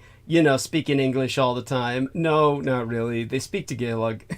And and you can tell. You can tell when you talk to them. You can tell they're not native English speakers, and you can barely understand anything they say. I went to this dentist's office, the one that was this dentist. I'm not going to name her. It was down at 450 Sutter in the building that looks like an Egyptian sarcophagus. I mean, fuck that. This is something straight out of Blade Runner. 450 Sutter Street in San Francisco. I doubt you'll be able to do justice. When I tried to take a look at the Google photograph, guess what they showed? They showed a fucking UPS truck blocking the ornate entrance, so you couldn't tell what an ornate entrance it was. It's just all you see is this stupid... This is fucking Google GPS. And they show a UPS truck parked in front of the 450 Sutter. Otherwise, it looks like Blade Runner. Egyptian sarcophagi styled architecture, Ghostbusters Blade Runner motif. And I went inside there on the 11th floor. They must be paying a fortune for that office. And the pipes are ancient. Some plumber guy was going in there and fixing the pipes. They didn't even bother to make him do what they made me and all the clients do, which is put blue fucking rubbers or whatever. It's like rubbers over our shoes. When we go in the office, they had us put blue rubbers over our shoes. Yeah, disposable though, cheap paper ones. Right. Yeah, they didn't even ask him to do that. The like feet condoms. Yeah, thank you. They didn't even ask him to do that. He comes in and he's working on the plumbing because he does this all the time. My gang brother Beaver warned me about this. He said in that old building, the plumbing's so old that the dental offices, which use all this glue and all these fasteners, all that gets in the pipes, and their pipes are plugged all day, every day. That they have the plumber come in every day to work the pipes. So this is what the guy was doing. He's just part of the family there. So I go in there, and there is only one woman, the receptionist, who speaks English. The first woman I talked to is some old Filipina, and it's like, I don't think she could even talk. I mean, I don't mean to sound like an asshole. This was just the case. I mean, this woman was like trying to talk to me like,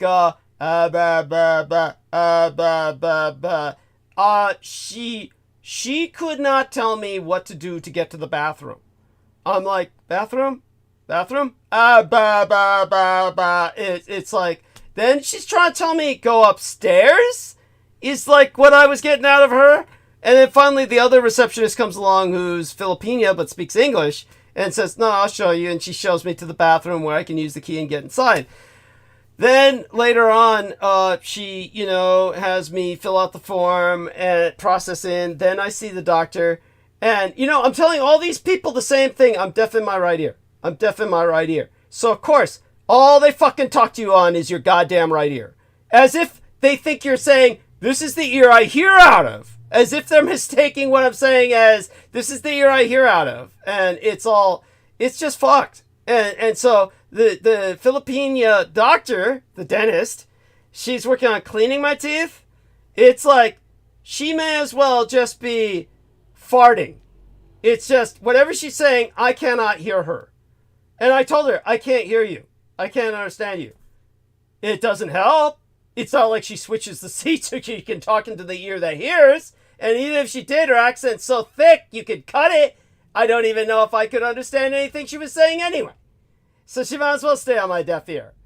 And just, blah, blah, blah, blah, blah, blah, blah. It's, I'm sorry, most Filipinos, they cannot speak English. Unless they grew up here. They can't speak English. Just the majority of the time. It's awful, but it's true. And but it doesn't really matter because the people who can speak English don't do shit anyway. So I'm thinking about this white trash piece of shit I was talking to at fucking this stupid PayPal. He's like, I'm thinking, is he doing this on purpose? In the end, you have to ask, is this guy doing this on purpose? Because he can't understand he's in the wrong account when he claims I'm seeing everything before me.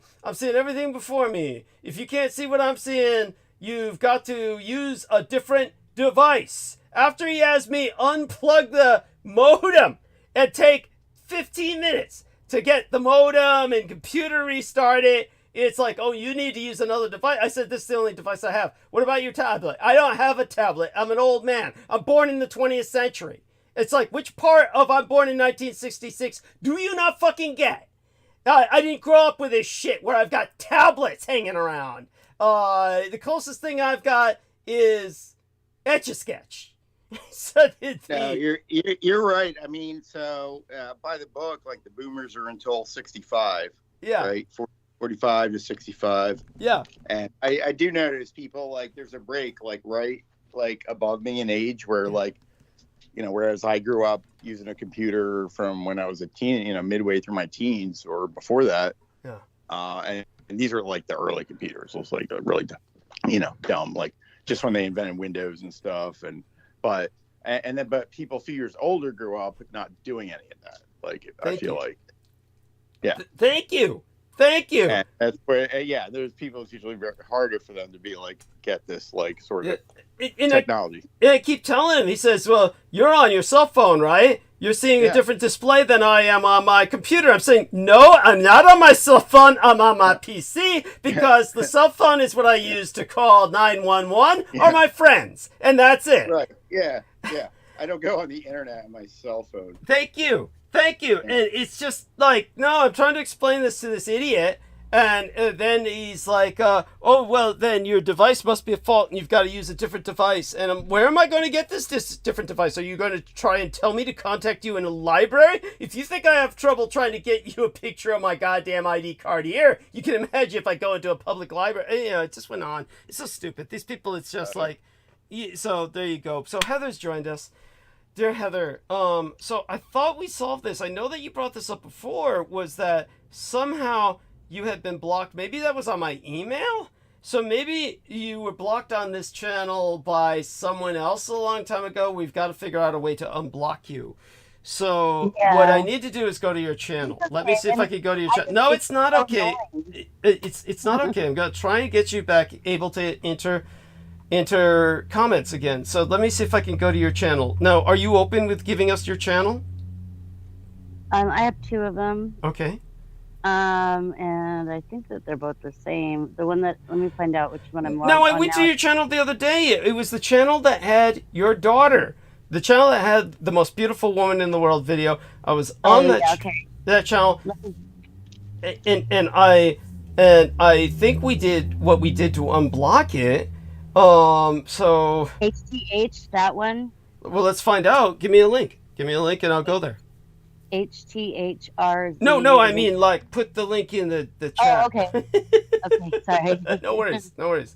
Then I'll go there. I'll try to do all this, and then I'll go refresh myself with liquid Coca-Cola, and some powder, and I'm gonna figure out how to do that. And I'm gonna take a photograph of my stupid ID card again, trying to get all 4 corners because they've a 4-corner photograph.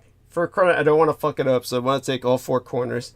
And oh, by the way, Aristides, yeah, you know the story behind that photograph on that ID is that was taken. Here's in the state of California. They allow disabled people, and technically I'm disabled because of the complex post-traumatic stress disorder. Before that, it was the spontaneous pneumothorax. I think that's what's on record with the DMV. But because I'm disabled, they allow me to renew that card like without visiting. I have to take a new photograph next time because it's been like 20 years now, or maybe 30. But that photograph is like literally 20 to 30 years old, and it was taken like 20 right after my dad died. So my dad died 2007. So that photograph was taken in 2007. So that photograph was taken right after my dad's death because I had to get a new ID, a California photo ID, before I traveled to New York. I needed the new ID before I got a passport. Then I could travel to New York to bury my father. So that photograph was taken right after my father died. That's why I look like shit. Because I'd spent the last... I think you look pretty good, man. You look pretty fucking hard. Like... Yeah, San Quentin. Yeah, this is like fucking... no, this looks like I'm on death row. For those of you who don't know, we all look like criminals on our DMV cards, but this is like beyond that. This is like I'm on death row. I know. I mean, unlike that Catholic priest that Peter saw, like I would have been afraid. I'd be afraid to like engage you. You know, you look pretty. I was so it was so awful. I had just spent the last decade taking care of my parents, and my dad had just died when that photo was taken. So yeah, to everyone, I look like shit, and so that photograph's awful. But I've been using that forever, and most people, of course, don't think it's even me, and thank God for that. I've had people who have looked at it laugh and say, "Glad you've fallen on better times" and shit like that. It's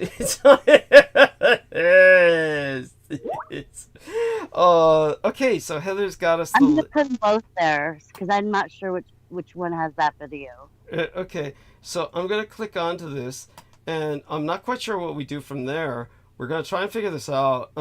So she says, Aristides. Heather says she can't enter comments in our chat. So she must have been blocked by Laura Lee Solomon. I'm trying to, maybe if I subscribe here, that will help. I'm subscribing. Then, so I subscribe to your other channel too as well. Let me take a look now. I'm gonna share the other one too. Okay. And, give me the link to the other one as well. And so what do we do if she's blocked? Any idea? Yeah. I don't know if there must be a block list, but I don't think I can access Oh, it. that's right. That's what our man, what's his name, Brendan Zoki said, who like disappeared now, and hopefully he's all right. Everybody pray for Brendan Zoki. He disappears like this, and so let me go to what, honey? That's normal. Sadly, yes, he does this. He'll like disappear, then come back. And half the time, like Aristides said, it has to do with some kind of obscure fucking, Vedic holiday or some shit. He'll like emerge. all emerge from like a butterfly coming from like a chrysalis, you know. Like Oh, Damn, that's poetic. That's fucking poetic. I mean, oh my fucking god. That's like so I thought I subscribed to this channel. I know I subscribed to this channel. This is the, like you said. yeah, no, because I had this, 21. Yeah, and I had 20, and now I have 21. yeah, but wait a second. Whether this is the one with your daughter on it or not, I know the one that had your daughter on it. I swear I subscribed. How did it get unsubscribed? I don't know. And I can't even find the video with her. Okay, that's alarming. And Well, they took the sound out of that video because it was like a copyright infringement. oh, fuck them. I hate those people. Oh yeah, I know, totally. Yeah. Oh my god. So let me see if I can. Yeah. Yeah. I need glasses so bad, and you probably do too. That's so cute. That's cute. So then I'm going back to your other channel. It still says subscribed on it, so nobody's cut that off yet. Okay. All right. So I don't know what to do. So what we're gonna do is we're gonna have our man figure this out with us. What I need to do is go into Studio. So if I go into Studio and then I go into Settings, I can find who's blocked. So if I go into Dashboard Settings, okay, so I'm going into Settings, and I'm going to go to Channel, and our permissions are Community, okay. So here I go to Standard Moderators, and here we are. Oh, maybe if I make you a moderator, that will. Okay, so I don't even know what that means. hidden users. So if I try to look for you on hidden users, I'll see if I can find you. Yeah. And so of course I've hidden so many people because I've had so many trolls, and so many of these are just fake empty channels. So let's show 223 more. Honey, I have got 300 blocked users. This would take, I'd have to sit down don't forget. with a Mai Tai. With a Mai It Tai. seems like my comments post, but then they disappear then they later.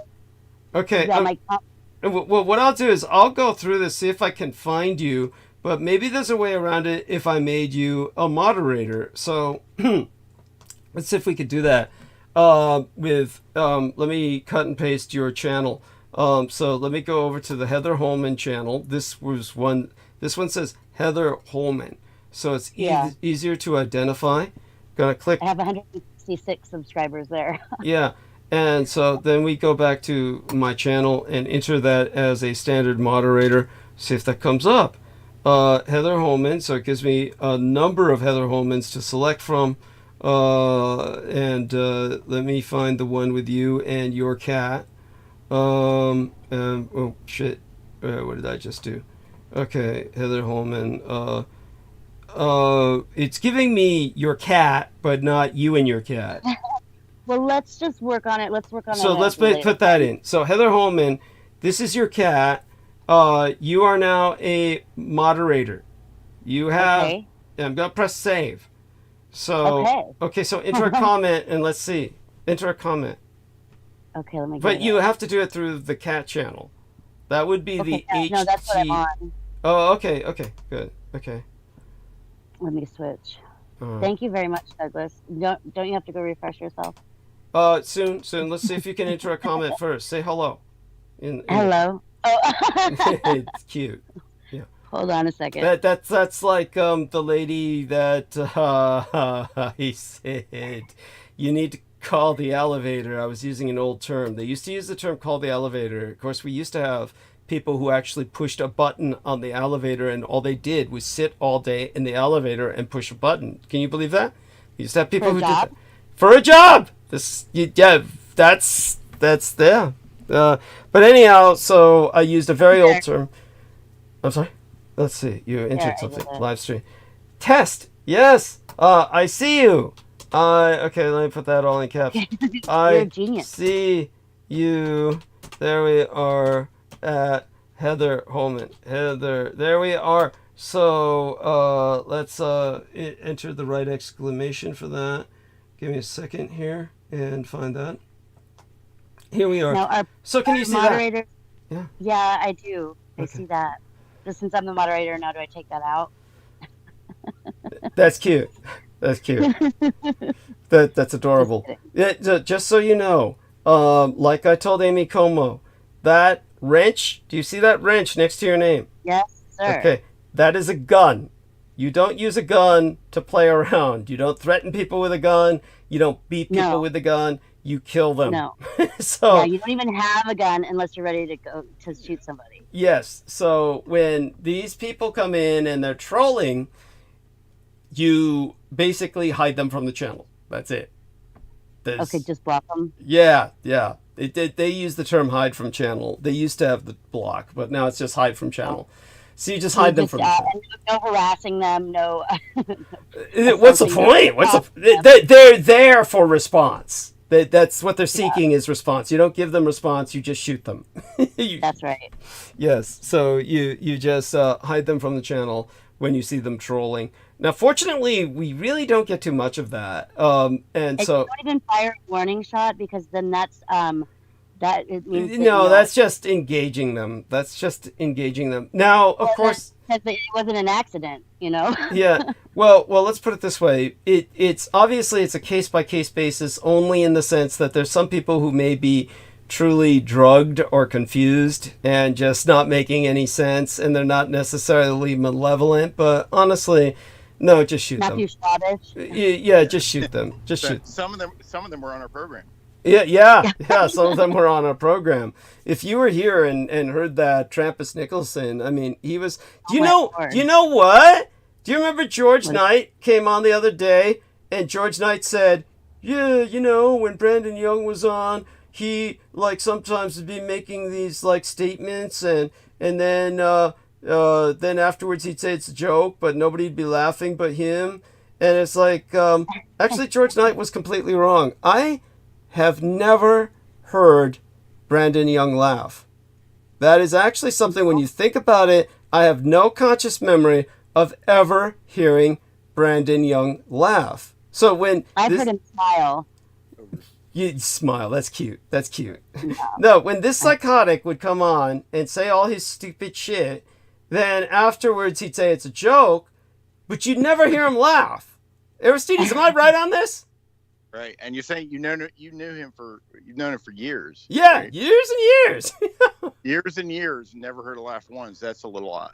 Yeah, I could say a couple months if a guy's not a real happy guy. Maybe a couple months goes by before I'm laughing. But no, very serious. Yeah, no, this guy is it's because there's something, again, it's part of his psychosis. His laughter is internal. He's laughing at all of us when the joke's on him, but, his laughter is internal. And so there you go with that. I'll bring that up with George next time he shows up, or hopefully he'll be doing that tonight. Now, I want everyone to know I'm going to go refresh myself. Heather Holman's a moderator now, so behave yourselves. She'll shoot on sight. She's and you know who to shoot on sight, honey? Empty channels. Empty channels. I got that right now. Hey, let's remember though, we ask people to make other channels to upvote. So talk to us from your established channel or from the first channel that you make, and that's it. Just pick, don't switch around. Yeah. And then and if it's the first time, don't be weird. Say something, but don't be weird. Thank you. Thank you. Sometimes people are just weird. Don't say anything or say something weird. It goes bad. Yeah, and beyond that, if you establish a channel that you intend to be your only channel, or the channel you're communicating on this chat with, put something on it. Anything. Just upload anything. Put something on it. Just give it a little fucking life. Make it look like a real channel. Any channel that's empty, I'm just gonna drop you, because I'm sorry, there's too many weirdos that have used that, and they'll always do the same weird shit. They'll ask something completely asinine. We had somebody claiming to be Boney Maroney or something like that. Whatever his name was, David Boney. Instead of David Bowie, get it? Instead of David Bowie, David Boney. So it's it's just empty channel. It's there's no point in dealing with these people. It's always the same shit, and they'll always say something that's just a troll question, it's all meant to just. If you just made the just, channel, it's to be here, it's okay. Just be like, hey, I'm new here. Like, don't like say some weird shit. Look, even saying I'm new here is already suspect. That's pretty bad. Like, I don't even have a channel with like things uploaded on it. Like, you know, so not everybody has that. Like, or I guess you can, but like I never thought to upload it. You know, or they might have just made it to get here. But like, you don't have a channel or a profile or whatever on YouTube? No, I'm saying like I don't have content uploaded. Oh yeah. I don't have much, and mine's like 13 years old. No, she's got content. Don't listen to her. She's got content. Most of the content are just videos that I made, like recreational or just like learning. But I haven't had a computer in so long that making videos isn't something I do anymore, unfortunately. Why not? Well, I just had problems with my eyes. Oh, that's right. I'm so sorry. I keep forgetting that. That's okay. Yeah, with the computer, it just... I'd rather have a phone, you know, because I can put it up close to my face or far away. Yeah. No, understood. And shout out to AIW Cots. I never know how to pronounce their name. They've wrapped themselves in the American flag. And going to their channel, of course, even though I've seen them before, I know they're real. So they just had a question, which is understandable. Not a troll question. Why your stuff always 12 hours long? Fucking dedication, though. It's cool. I get it. And it's just the way it worked out. First off, subjects like what we talk about, obviously, you can't do justice to them with the bullshit time frames and envelopes that people normally try to put something into. It's when you're dealing about really real topics like economics, politics, there's no way you can do justice to that in a short time frame. These things take they take time to articulate, and so of course the 12 hours is pretty much 3 hours with Peter, generally usually a little bit beyond that. And it's just so that I can sober up, or that's just so I can wake up, sober up. Either I'm oxygenating and caffeinating, or just trying to learn how to breathe again, or some shit. Trying to keep myself from vomiting, or whatever, and then get crashing from a hangover, etc. I come back here and, I usually face some stressful shit like, we shut down your, stupid PayPal for no goddamn good reason. And then I come on, let Peter kind of decompress me while he goes on. Then I come on with a round table and we give people like Heather time to vent. And you're so considerate. You give everybody a chance. I try. I try, and you know what? That takes hours in itself. Thank you. That's several hours. That's another 3 to 4 hours, oftentimes. Yeah. And then, then it goes down into just plain monologue. And by the time I go into monologue, then honestly, I almost never really feel like I've finished my monologues. I literally, I'll get onto something, and I just roll. And I suck all the oxygen out of the room, and I go in depth into a topic. And like, for instance, I've been promising to get to the red heifer bullshit for the last 2 episodes, but I've been covering Asia simply because of these controversies that have come up about Asia. I will probably spend at least an hour, maybe an hour and a half, maybe 2, covering the Japanese thing with Joe Biden, because what Joe Biden says, I feel compelled to address. When that idiot says, yeah, the Japs won't let in the immigrants. It's like, whatever gave you the impression that Japan was a nation of fucking immigrants? Jesus fucking Christ, you idiot. This is silly that I always say this, but on TikTok, there's this guy who has this claim that Joe Biden is actually Jim Carrey in like makeup and stuff like that. Oh, by the way, I love this. Heather sent us the Kool-Aid The Kool-Aid after everybody's dead. Of course, this is a Hey, play. Kool-Aid! He's like, oh yeah. Yes. This is of course inspired by Jonestown, and this is it's funny as hell. And of course, we should not be laughing, but we still do because it's hideously funny. It is hideously Well, funny. we were talking about all the idiots in the world. I just thought it was appropriate. Yeah, thank you. Just in all fairness, just so people know, the shit they were using down in Jonestown was something cheaper than Kool-Aid. I forget what it was. It's a brand that was cheaper than Kool-Aid. It's basically some form of flavored laundry detergent or something that they were using down there in Jonestown. It was not Kool-Aid, but it's still funny because everybody imagines, oh yeah! He's breaking down the walls.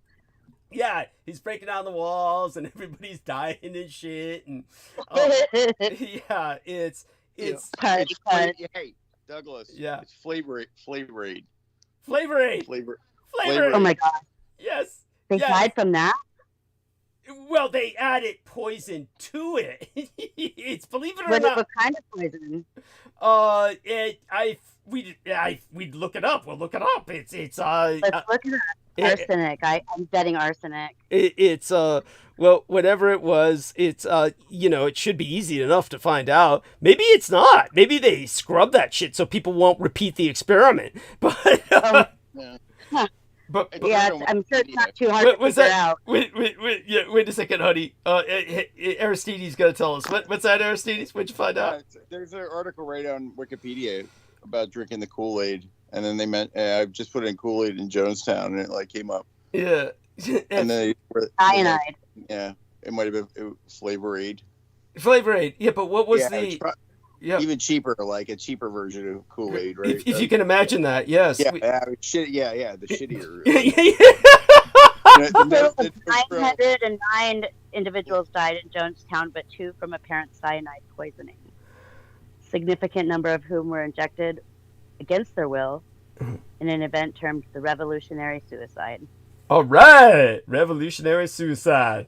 It's oh, that's so happening. Then it says the poisonings in Jonestown, followed by the murder of 5 others of the temple members, including the Congressman Leo Ryan. Yes, poor bastard. So I didn't know they were sparse. They were what? They were just. I thought it was all in one day. They all died. No, they all died in one day. It's just some of them were shot. It's like yeah. Yeah, you know what? There was a mass murder or something out here in Arizona. I had no idea about it. It was at a race tracks or something. Yeah. And 999 people, I think, is the amount of people that died that day, and I had heard nothing about it until just recently. Wow. 1981 or something like that. 1982. Holy shit! Whoa. Yeah, I had no idea. It was because of poison that had gotten in the water, and they had 2-for-1 drinks that day, so everyone was drinking, and they were drinking the ice in the drinks. So they all got poisoned. It wasn't mass suicide. No, there was murder or something. Holy shit! Mass manslaughter. Holy shit! God damn. I'm gonna find an article because it's unheard of and it really happened. So I'm like, what else don't I know? Fuck yeah! How do we not know of that? So that being said, have the two of you got this? Ari, Heather, yeah. Okay, both of you. Thank goodness. And I'll definitely. Black Canyon City. What? Black Canyon City. Black Canyon City. Thank you. Learn to talk slow, honey. Talk slow for us. Oh. Yeah. And that's the problem we always had with Brooke. Brooke talked fast. She would talk fast. And what's that? It's I didn't realize I was on mute. But yeah, like so when I'm like listening through like when it's already recorded, I'll often most of the time like at least do 1.5 speed, 1 3/4 like when you're talking. Like I'll go even as much as 2 because it's easy to follow. But what I'm getting at is like when Brooke would come on, I'd like turn the speed down. her speed clashed with like 2x so much that like it was just like, forget it. You can do that. Yeah, you can do that on YouTube, honey. Yeah, you can. Oh, on YouTube. Yeah, when you're playing back something. When you're playing back. Oh, I see what you mean. So you could understand what she was saying. Yes. No, like, well, when when you're playing back something, you can use an increased speed, right? So I'd have the speed up, and then like Brooke would come on, I'd be like, and she'd just be too fast for it. Yeah. It would just start, like yeah. where if it's like Peter talking, it's like probably put on 2x all day.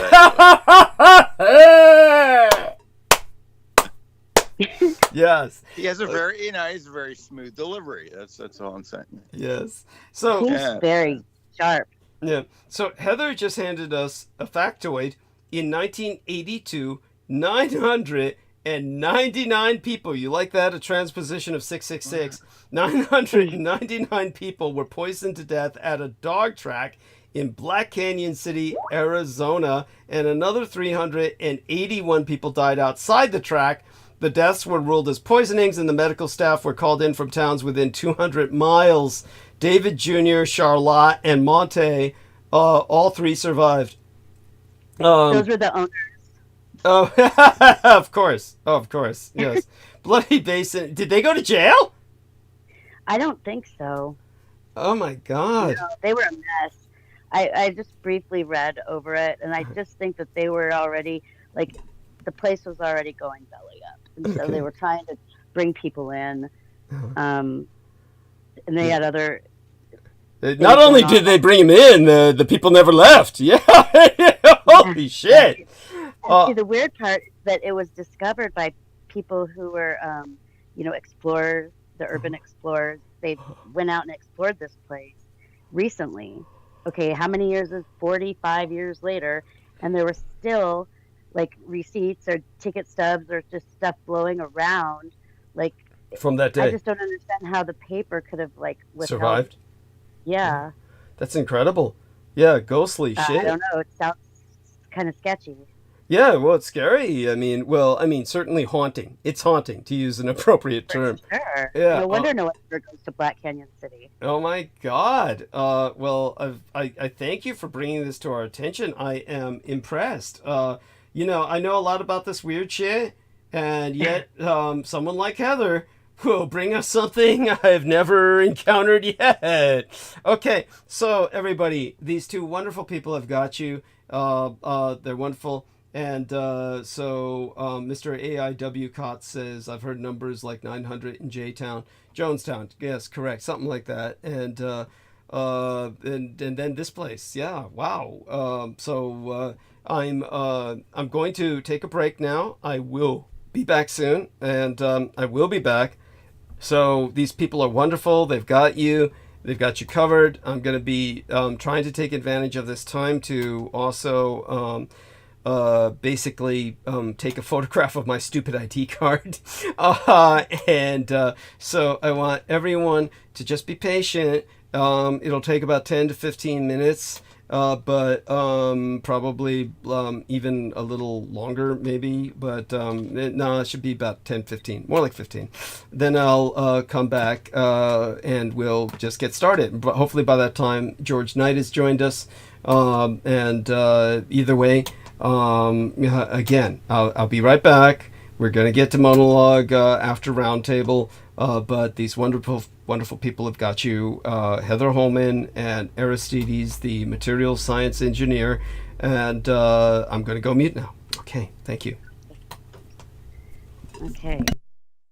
So something else, I had not that dog track thing. I had not heard that. Why is that? I hadn't either, and I live in Arizona. So it's just like how is this a Mandela thing? Or? Yeah, it's weird. I never heard any popular mention to it. It's pretty significant, though. Very, very a lot. That's a lot of people. Mostly adults, I'm guessing. 18 and up, but I'm sure there were some younger ones there. What's I didn't open the link, but what was the gist? Oh, the link. Link? Well, like how did it happen? Can you summarize? Like, I think what happened was like they were going out of they're getting after the track closed in 1982. So that happened in 1982. David and his two sons, Albert and David, ran a dog horse racing enterprise with tracks in Arizona, Florida, Colorado, Oregon, and Mexico. They opened Black Canyon Dog Track in 1967. It was a popular destination for residents who could drive there in under an hour when they first built the freeway, the I-17. And it looks like they had like drinks 2 for 1. They were trying to pull people in, and it was whatever was in the ice, the water. I'm looking for the actual problem with the water. I'm going up, I'm reading backwards. 30-something years it was unchecked, and then some explorers finally went there, and it's off of a primitive road. I'm looking. I don't think it says it in this article, but I'll find a different one. No, but what was it that killed all the people? The water there. But like all at one time, or is this like Yeah, well, they all had drinks. You know, they put it in their drinks. You know, ice. Yeah, like this one. Or within like what time period though? Was this like all the yeah? I don't want to give you false. Yeah, I don't want to give you false information. I'm just going to look up another. Oh, all right. Look up another source. I also think that the Zodiac killer never got caught because he was killing MK Ultra people. Could be. Yeah. Right. Okay. Yeah. So that's why I don't think he was ever found. Deaths were ruled as poisoning. That's all it says. Hospitalized. It was on July 10th, 1982.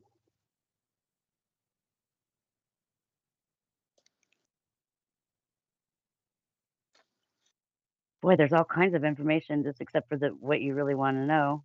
Right.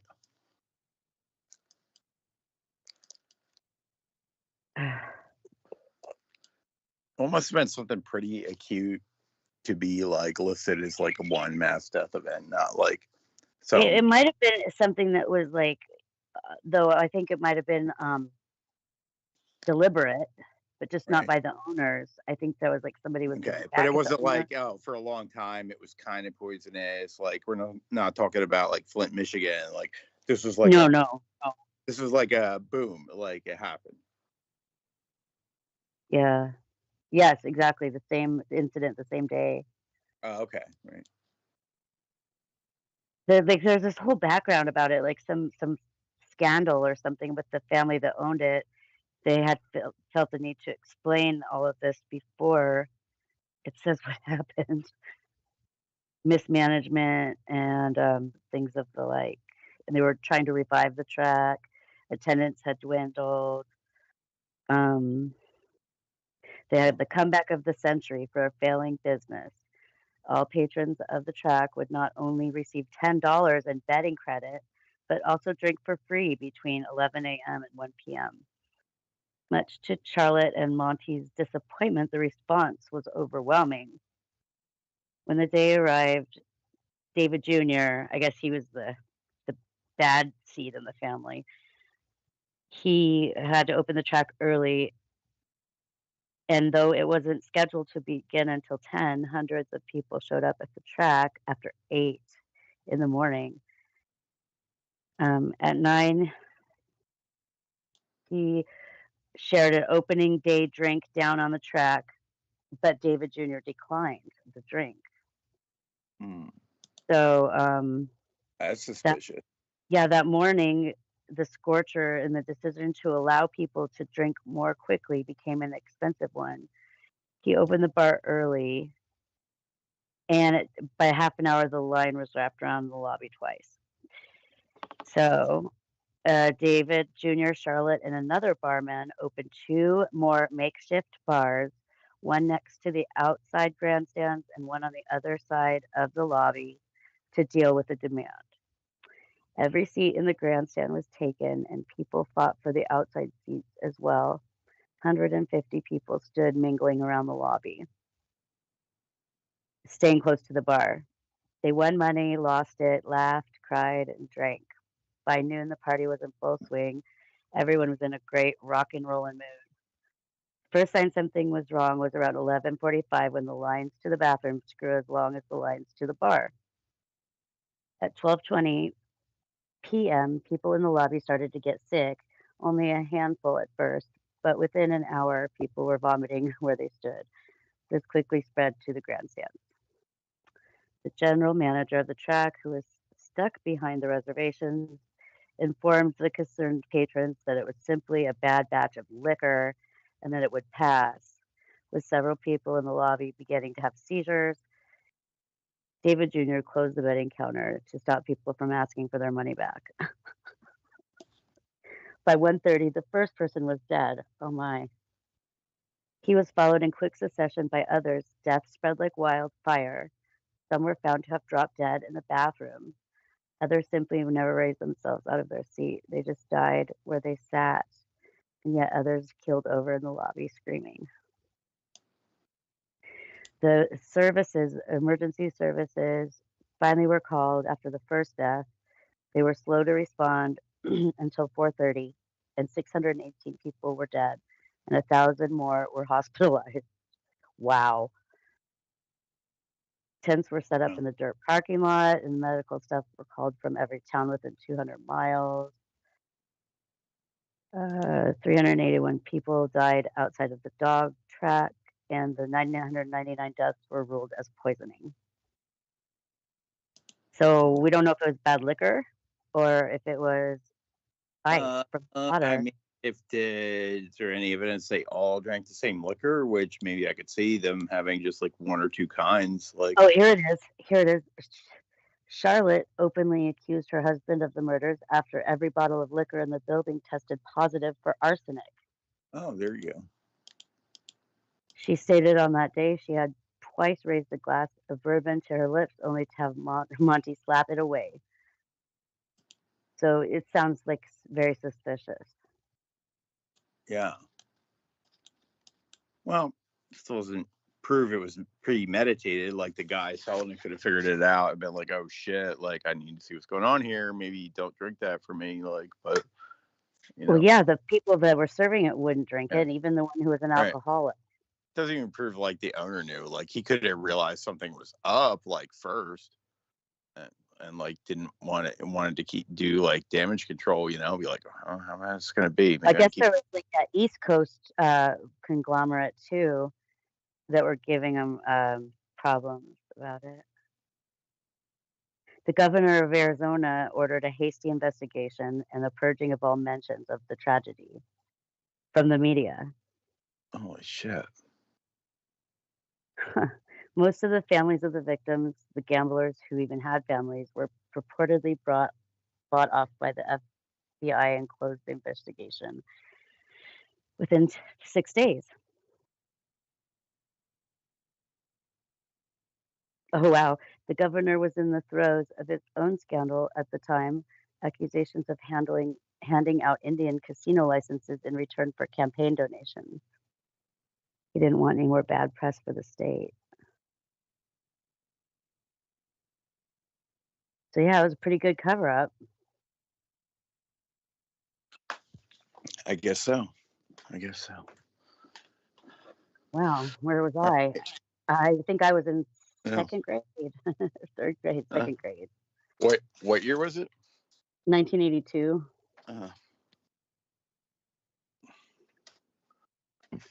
Man. Party in hell that day, I guess. In Krishna consciousness, we follow the 4 principles of no gambling is one of them. No intoxication is another one. And no meat eating, and then no illicit sex. I can usually do all 3, but I can't do all 4 at the same time. There's always one that I have to be. What were the last 2? No meat eating, no gambling, no intoxication, and no illicit sex.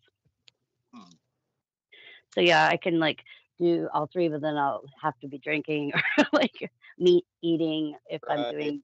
Right. Yeah, just can't Right. commit. Well, fully. I mean, I guess keeping it to one at a time is better than nothing, you know. It's better than keeping it with 3 at a time. You mean? Right. Yeah. Right. Right. Yeah. Right. There's that. There's that. Yeah, it's so easy to fall out back into material life. Right. Yeah. Well, I can't quite say I qualify, so It's hard. It's hard to say that, to do them all. I guess Right. unless you live in an environment where it's productive for that. Right. Right. Yeah. But right in today's world, No, it's almost impossible, oh, it's so easy. for sure. I mean, and then no coffee, no tea, no soda included. Come on. Right. It's so hard. A lot of people depend on their tea. Mm-hmm. Yeah. I drink coffee. So what can I say? Yeah. And it's like, no, I can't wear leather shoes.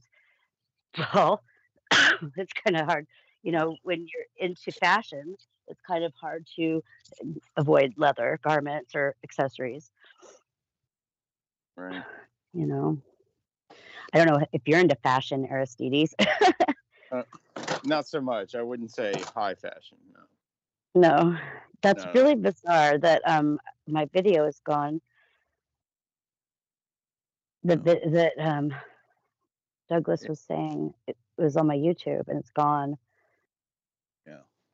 It seems like No. everything having to do with my daughter is just being erased from existence. Like she never even existed. It's been so long. And the video's not there. Yeah, I don't see it. I mean, Right. I'm gonna check to see. Even the video about it disappeared. Right. Yeah. Strangely, I might have. I would never have taken it off because then it would have deleted it, and I wouldn't have had it. So that's Right. why I upload things. Yeah. Well, maybe there's an explanation, but maybe. Yeah, let's just see if maybe I took it down and hid it from people. You know what I mean? Because it had no music. One way or another, there's an explanation. There's always an answer for everything. Okay. Let me Yeah. ask you this. What is the difference between a reason and an excuse? Excuse is usually something you give to try to get a free pass for being a shitty person. Because you did something shitty. Right. That's an excuse? I guess. Right. Yeah. It's like trying to get, Oh, maybe a reason is explaining it before you do it. How so? No. That's not it. Right. An excuse, okay, as a reason is something you should have, but an excuse is something you should not have. Okay, I'll buy that. Yeah. That was really a dilemma that has been following me around for a long time. Right. I think that'll do it. Yeah. One is that you should have, one is that you shouldn't. Right. Right. Nobody wants to have to have excuses, but we all want to have reasons. No one wants to hear an excuse. Right. Everyone wants a reason. Right. Hey, that's brilliant. So sometimes people try to portray excuses as reasons, but they really weren't. Because they're explaining themselves. Yeah, they think they are. Right. It wasn't my fault. This happened. To be like, well, if you weren't a retard, maybe that wouldn't have happened. Like,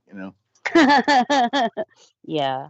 Hey, maybe that horrible thing wouldn't happen to you. That wasn't your fault. Like, if you. I'm getting a new phone.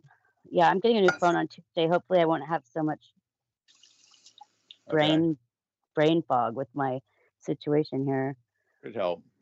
I felt like your connection wasn't great one time, but it could have not been your phone. It could have been completely been the signal or whatever.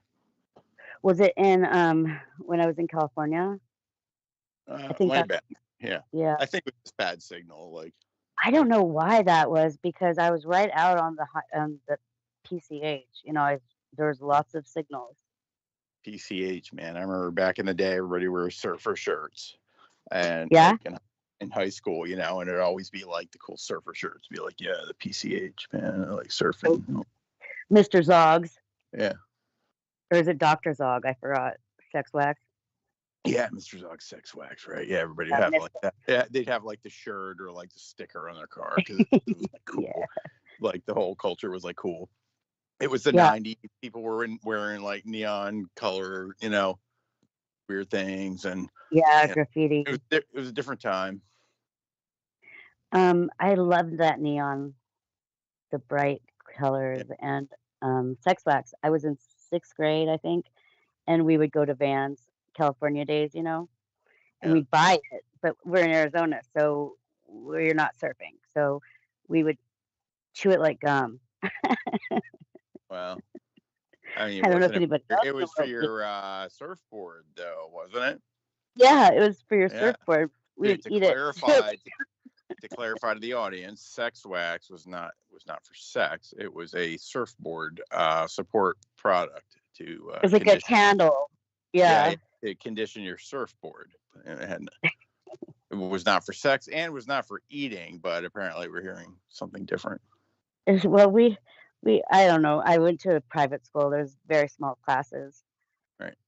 We had really weird ways of being frugal, I guess, because we had to buy it, right?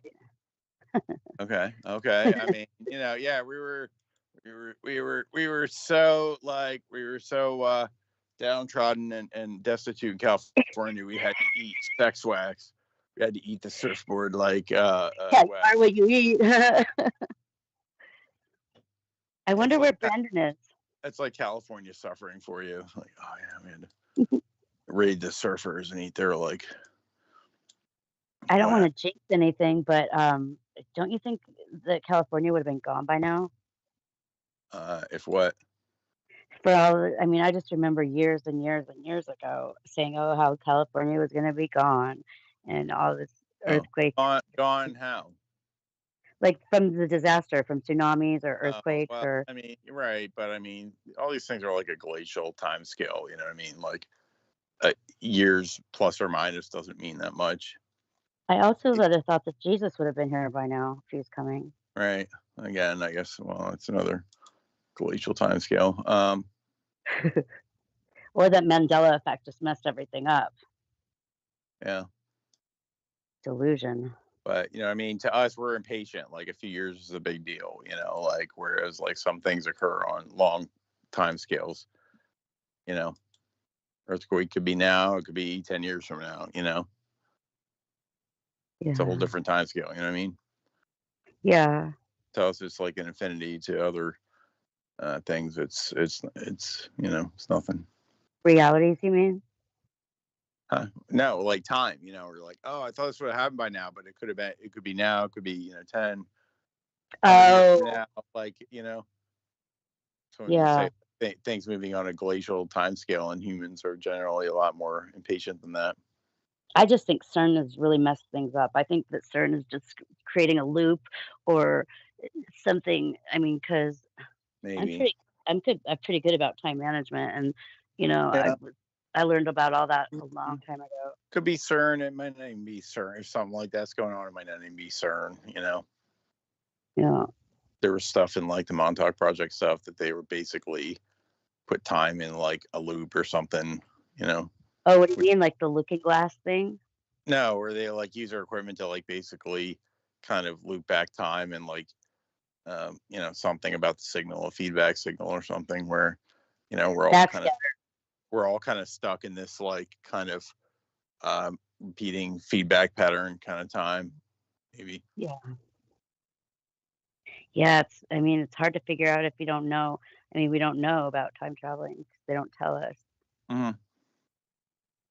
I think if Peterman were here, he could clarify. He would know what I'm talking about.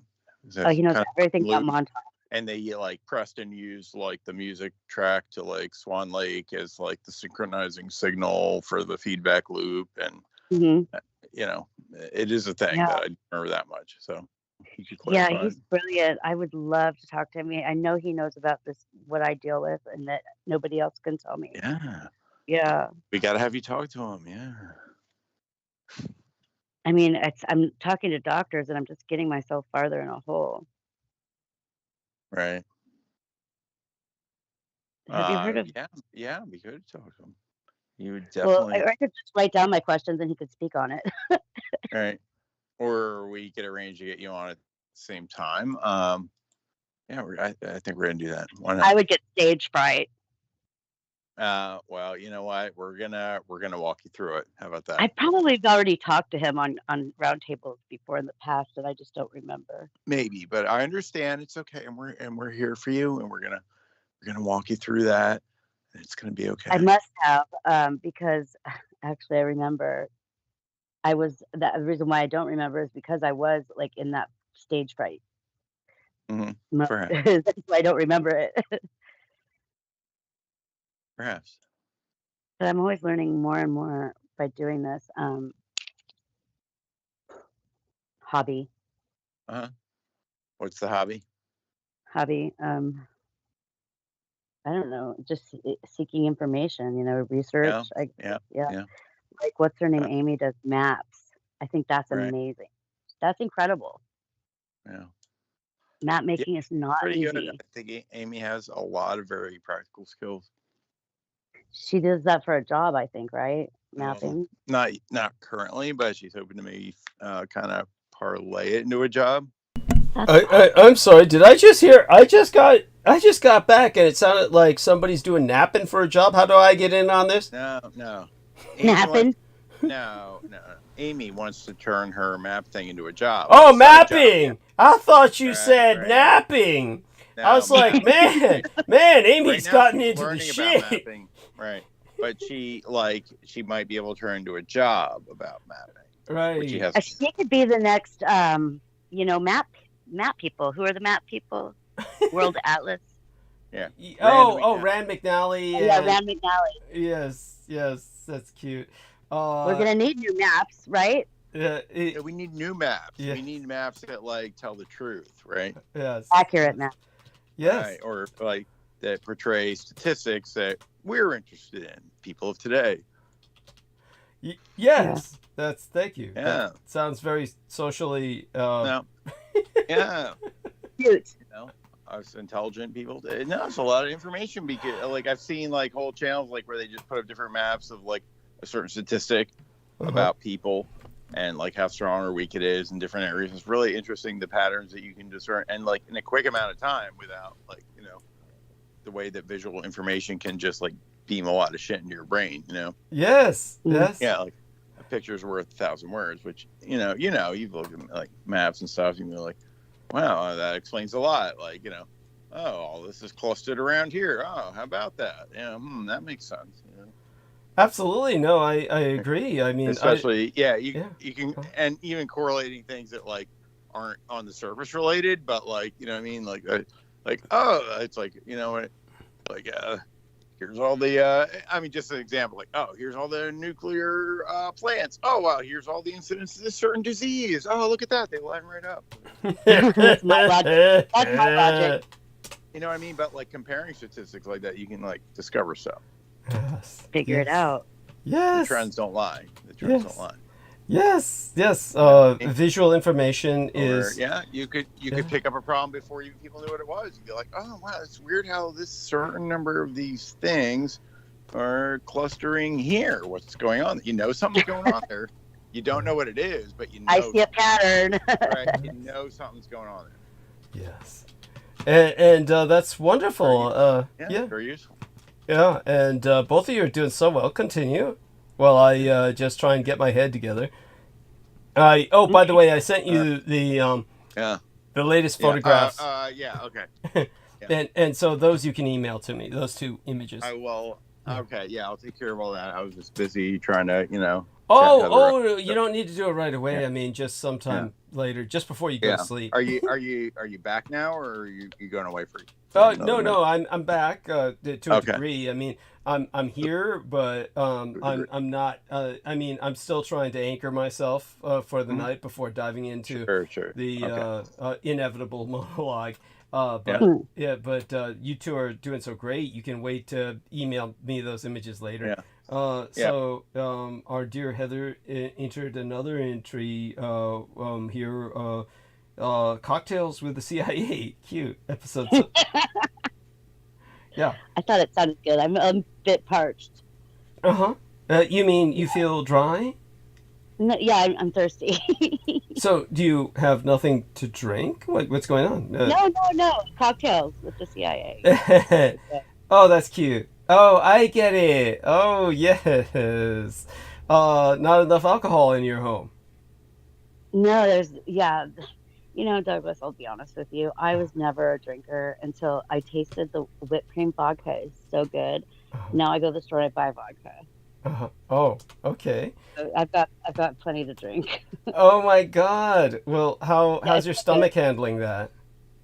It's fine. I never had any problems. Okay. Yeah. So thank you. I'm glad to hear that. Hopefully it does. I'm confessing. Yeah, you're confessing, you say? Yeah, just because my confession. Oh, okay. No, that's fine. That's fine. I mean, what I'm finding in this link is funny because it's like halfway, like maybe 6 pages down, there's a document of the Subcommittee of Health and Scientific Research from the United States Senate, and Biden's name is in it. Okay. Yeah. Yeah. I didn't know that he was doing stuff in Senate back then in 19... Look at how old the motherfucker is. I mean... Yeah, he's fucking ancient, man. He's so old, they've got him saying videos and stuff that, like, taken out of context now are, like, just horrible. Like... Oh, yeah. Well, it's not Jim Carrey, then. No. I don't know. I don't think he's Jim Carrey. I think the current Joe Biden is something very anomalous. Like, I don't know if they if he's like a clone, they installed some infant's mind into the body, and they're like remote controlling the infant. That's kind of how it seems. But, do you know that he has a twin brother? Had a twin brother? Had a twin brother? Did it die? Yeah. That's what I'm suggesting. He had a brother. He had one brother that was involved in some business dealings with him and his son. I don't know if he had another brother. It's a possibility. He had a twin, I believe, and so does Ashton Kutcher. Okay, I don't know. Let me look that up for a minute. Who is this Ashton Kutcher? Ashton Kutcher. He's in that show, 60s or the 70s show. Okay. That's cute. Family of Joe Biden. Yeah. He's married to who was he married to? Demi Moore. What? So what's this thing about Demi Moore that gets do you remember Michelle Carmela Saldana at all, Heather Holman? A little bit. I remember you talking about her. Yeah, she has this bug up her ass about Demi Moore. What is this thing about Demi Moore that gets... Oh, no, I was saying that's who's married to Ashton Kutcher. Oh, okay. Oh, okay. Yeah. Right. But I'm wondering, why do you think that... I don't know. I barely remembered her name. I don't know anything about her. I know about him because he's a twin. Okay. Okay. Right. That makes any sense. Well, with Michelle Carmela Saldana, her big trip was that she's everything is, her experiences are like the alpha and omega kind of, as far as she's concerned. Okay, got another. I don't know about that lady or whom you talked about. Okay, so let's take a look now, Heather, and this guy that she's with looks almost like Tom Cruise, kind of. Has that Tom Cruise? One of them. Yeah. Tom Cruise kind of. Well, update on the Biden family, Joe Biden's siblings, sister Mary Valerie Biden. No one's have heard of her. James Bryan, quote Jim Biden. Jim Biden's the one I've heard of, and all that the dirty stuff that Hunter was doing. He came up as being involved also. And then one I apparently wasn't involved. Maybe he's okay. Francis William, quote unquote Frank Biden. Never hear him, but it doesn't say Jim. It doesn't say there was any twins or that any died. It's Jim. Jim. Well, Jim was alive long enough to do some kind of hijinks with Hunter and all that, and he was involved in all that. Yeah, Hunter Biden. Oh, I heard one of his. I heard one of his interviews. Yeah. I hadn't heard Jim died, but he was alive recently enough to do that. Wow. I heard it was jaw dropping. Okay, this. I didn't mean to send that again. This interview or whatever he was doing one night, one of the leaked things off of his computer, and I was just like, I was at a loss for words. It was some crazy stuff. Yeah. No. Wow. Do you remember any specifics? He was just wasted. He was just talking like he was all wasted. And it was the things that he was saying. I mean, it sounds like he's a humanitarian of sorts. He likes to help people. I know that. Well, you mean that's what he says? You know that's what he says. He's into helping people. That's what he kept talking about, helping people. And then the funny part, when he's talking about how when he falls and he needs help, and he's comparing it to being in a well, and he's like yelling like he's the other people yelling down, "Oh, here's a rope, Hunter, but get yourself out of the well. They're not going to help pull him up, but there's a rope." I don't know. It was funny. That's funny. That's kind of like, somebody being stuck in a tree, and then you throw them a rope and say, "Okay, hang on to the rope and I'll pull you down." Yeah, something like that. It was hilarious, though. And he was an interview or something. He was talking to Daphne Guinness, and she's the actual person that I was interested in listening to it not because of Hunter. I didn't know anything about him. Understood. And honestly, I think the whole Hunter thing is a weird obsession with the radical.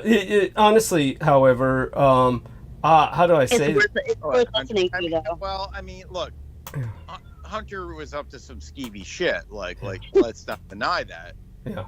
There's pretty direct evidence of that. But like that you're at the end of the day you're like hung up on him. That's that's not worth it. It's Peter watches a lot of Fox News and they love Hunter. Sure. They dwell on Hunter. And it's staggering the amount of like questionable skeevy shit he was into, but it's like it's just insane. You gotta realize that like there's so many more people into worse in this world, like spending a disproportionate amount of time on like Hunter Biden is probably like it's might definitely worth listening to, though. Yeah. Let me check the chat room, but one of the things I noticed was that in the chat room a few days ago, somehow I missed it, which is understandable. I miss a lot. But when it comes to, by the way, we've got an open widget here. It says, "Error, YouTube is not receiving enough video to maintain smooth streaming.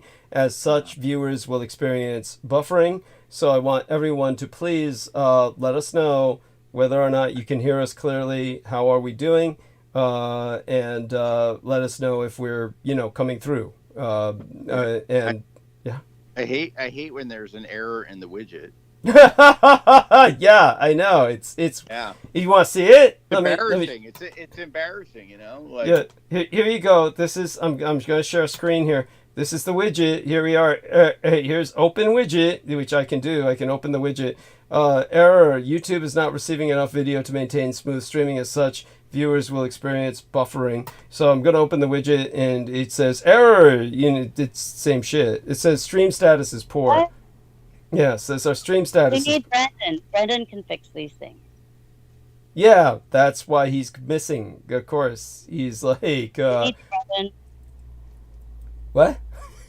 I said, we need you, Brendan. Yes, thank you. You need your bandwidth or whatever your magic that you do. Yeah, yes, that's right. Not that he actually could do anything about that. That's something to do with the bandwidth being fucked up. But, all I can do is ask people to let us know. Let us know, people. Participate. We're counting on you. I'm back in case you haven't noticed. This is the thing that I was going to say was the other day here. Do you see chat? The other day, I don't know when he showed up, but it's in our latest episode before tonight's, and Troy Bellamy came in the chat room, and said, Biden is a good president. And I forgot what else he said. Something to that effect.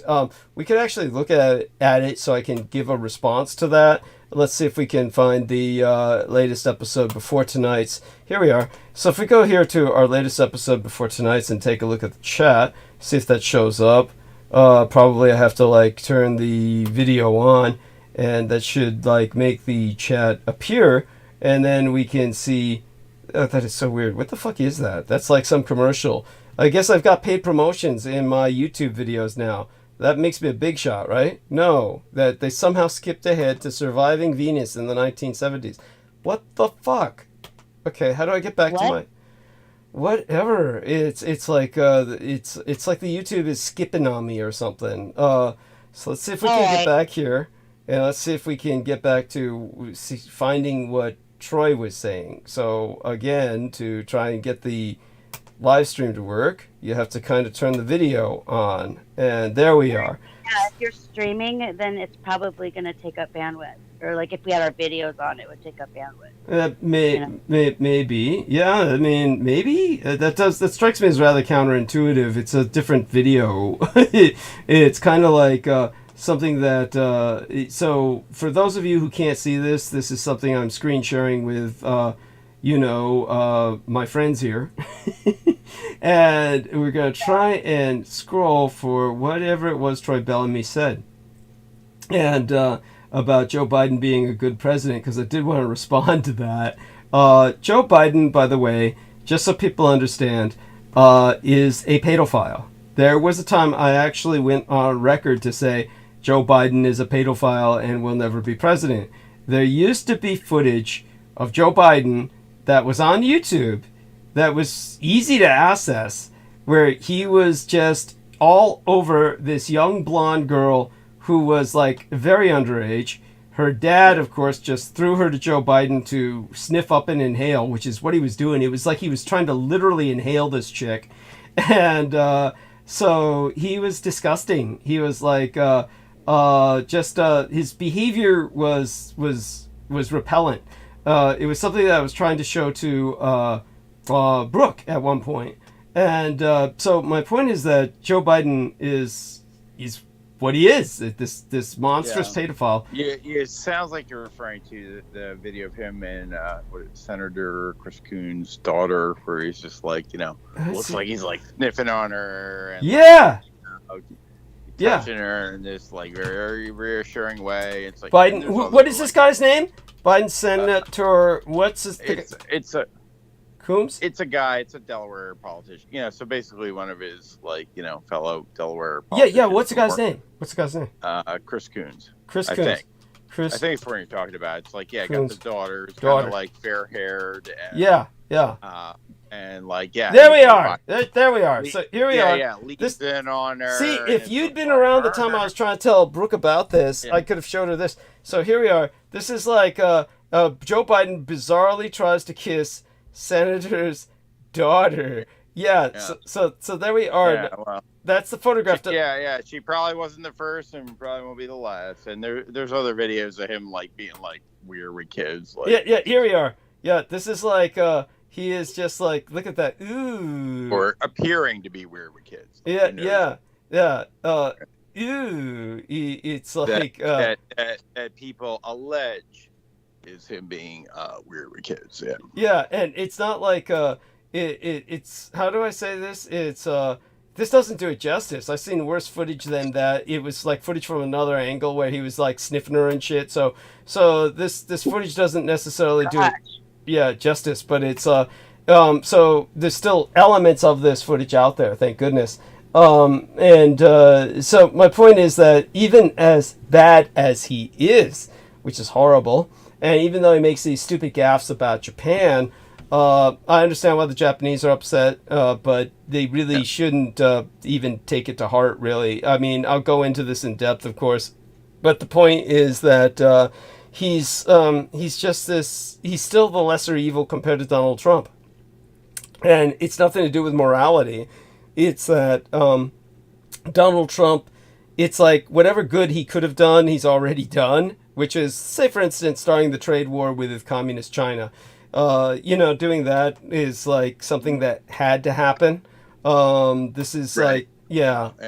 But Right. It's like, Yeah. even Trump did a couple things, like just like a stop clock is right twice a day, right? yeah, A couple times he did something useful, like yes. But I'd rather not go through the nightmare of having him in power again just for a few good things to be done potentially again. right. Yeah. Entertainment and just general what's the word, like seeking to see suffering, like what's the word for that? Oh, gratuitous sadism. Yeah. Right. He's by the way, let's see now. It said something here. Something really weird came up. Missed call. Somebody was trying to call us. Whoever's trying to call us, go ahead and call again. I'll add you to the call. I don't know who that was. So it's like Heather called again. It's like, did she get kicked off? Hold on, I got kicked off of speaker. Hold on a second. You? Weird. Heather's here. That's yeah. Maybe they're trying to fuck with us. So Heather, did you get knocked off? No. I did that because it's like, I'll just be really quick. But I remember what Rectify told me one time about Skype. Oh my gosh, is that my cat is having an asthma attack. Oh no. Oh, I'm sorry to hear that. Oh, I know. She'll live. Okay. So if you go back, can I share the screen since you were sharing the screen? I want to share the screen. Sure. Go ahead. Share screen. Sure. Okay. So start. All right. So I've got this screen. Do you know how to share screen? Yeah, it should be working right now. Okay, there we are. We see it. Yeah. Okay. Now, here we are. Okay, so say like I go back to the calls that I've been on. Okay, all these ones. Yeah. Right? Mm-hmm. So these are all the different days that I've had I've been on calls with you. Mm-hmm. Right? Mm-hmm. And then say I go to this one. This is the last one. I don't know how I got to it the other time, but if you go to it, you can leave the conversation. Could that have anything to do with all of the bandwidth that it's taking? No. No? No. Why did it give you that option then to leave it? I don't remember it giving me that option to leave the conversation. Remember, the studio is separate from the call. The studio that I showed you on the screen share is separate from the Skype call. They're two separate affairs. Right. Okay, then I'm confused. No worries. Because it's here, it's a lot. The options. Uh-huh. Like this is go to call. I don't know what that means right now because it looks like there's another call that's on hold. I get what yeah. Basically, whenever you start screen sharing, it gives you the option to go back to the call. That will stop your screen sharing. You go back to the call and it stops your Got it. Yeah. And now she just ended the call for herself by pressing the end call button. So she's got to jump back on. So jump back on if you can, Heather, and we'll take it. There we are. See, now she's back on. There, see? And then you almost turned your camera on. Now that eats up bandwidth. If you want to know what eats up bandwidth, it's camera. Camera eats up bandwidth like mad. At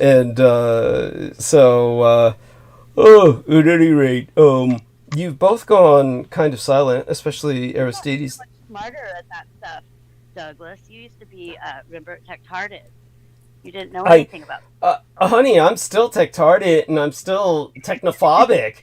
But, I'm being forced to learn bit by bit, kicking and screaming. But, of course, I'm never going to be natural at this for a while yet, at least. I mean, I don't do TikTok. I don't do... Well, thank you. You're very kind. I mean, you're very gracious. I mean, considering, yes. I mean, once I get comfortable with something, I can get pretty creative with it. I can get pretty comfortable, creative, and that's nice. And I can get artsy with it. But when it comes to the, shall we say, in general, it's something that I wish I had some proper tutelage with. Like, for instance, the website. Get this shit. This was before Aristides came along. Bluehost offers this. We can tutor you in how to do your website. And they basically try to charge well over $1,000 a month for that shit. And it's like, fuck you. And it's like, beyond that, they only do it during daylight hours, during working hours. So for people like me who usually tend to sleep in the daytime and work at night, it's like not a good option. And they'd be charging you money, and it's only like, it's only a few days. It's like, by that I mean it's only like for a month. It's like, you pay every month, and then you get quote unquote unlimited access to their people who are supposed to help you with your website. But these people are like only working during business hours, and so there you go. It's just crap. It's just crap. Yeah. We actually, one time when we were drop shipping during COVID, we were drop shipping, and that's when you sell things on eBay, you resell things that you buy cheaper or whatever. That's drop shipping. Mm-hmm. And we had a person over in Uganda or something like that. He was our assistant, and he would work, and we paid him like $4 a day or something like that. Mm-hmm. Yeah. And so you get like a technical assistant to, to fix things. Uh-huh. So what you're saying is that's something I should investigate. You should think about it. I mean, I don't know if you need somebody to do all your extra work, like go through and, whatever, your emails and stuff. I mean, obviously something like that would be wonderful, just to have somebody like go through all of my episodes and timestamp them, but they'd have to speak very good English. They would have to, so in other words, these people would be charging an arm and a leg, who could... No, they're not. They speak with an English accent. I don't know why. Oh, yeah. Well, they were a former English colony, and so they were forced to speak the King's English. I know what you're saying there. No, I don't mean them. They wouldn't be charging an arm and a leg. And maybe they do speak very good English. I mean, God knows, when you see the products of education... I'm sorry? Don, I think was his name. Yeah, he was really good. Wow. And what I was asking your Stevie's during the break, and I was wondering the same what you thought, if the Zodiac killer was maybe didn't get caught because he was killing the MK Ultra people that needed to be gone or something like that. Well, the Zodiac killer was never caught, for those who don't know. I'm sure of course, Heather, you say that almost like it... I think it's because he had all those people on his list, and that's why he was never caught. Well, I think he was never caught because we have completely, aside from the fact that he was sponsored by the U.S. military, we have incompetent law enforcement. That's also a factor. It can't be discounted. So there you go. It's a combination of several factors. But he definitely was protected. He was protected. He was sponsored, protected, and we live in an awful world, full of awful people. So I think somebody extensively. I'm sure someone has gone through the backgrounds of the victims. So there's something. Mm-hmm. Well, I told you about that one clown who was investigating him for years, and I was on Revolution Radio talking about it at the time. This clown was like getting phone calls that in the middle of the night, every night, and it was just one phone call at some ungodly hour when you'd be most dead asleep, the most vulnerable. There's certain hours when the average human biorhythm is most vulnerable and tends to be at its deepest sleep at that hour of the night. This is when attacks are usually launched, night attacks to catch people, the enemy at their most vulnerable. And when it comes to that period of the night, something like between 2 to 4 a.m. in the morning, I believe, then what happens is that this guy was probably getting his call at about 3 a.m. in the morning. And so he'd get his call every night, and then it got to the point where he responded like a Pavlovian bitch. He would just wake up before the call, anticipating the call. And this was the guy who was investigating the Zodiac killer for years. And ultimately, as an investigative journalist, he traced it to a American military base in Germany. And of course, overseas calls, they cost hundreds of dollars in those days. It'd be like, somebody spending $100 a day to call him. So it had to be government budget. And this was years yeah, go on. Yeah, no. Well, go ahead. Were you trying to finish something? Yeah. It was basically, this was years after the Zodiac Killer had, quote unquote, stopped killing, so far as we know.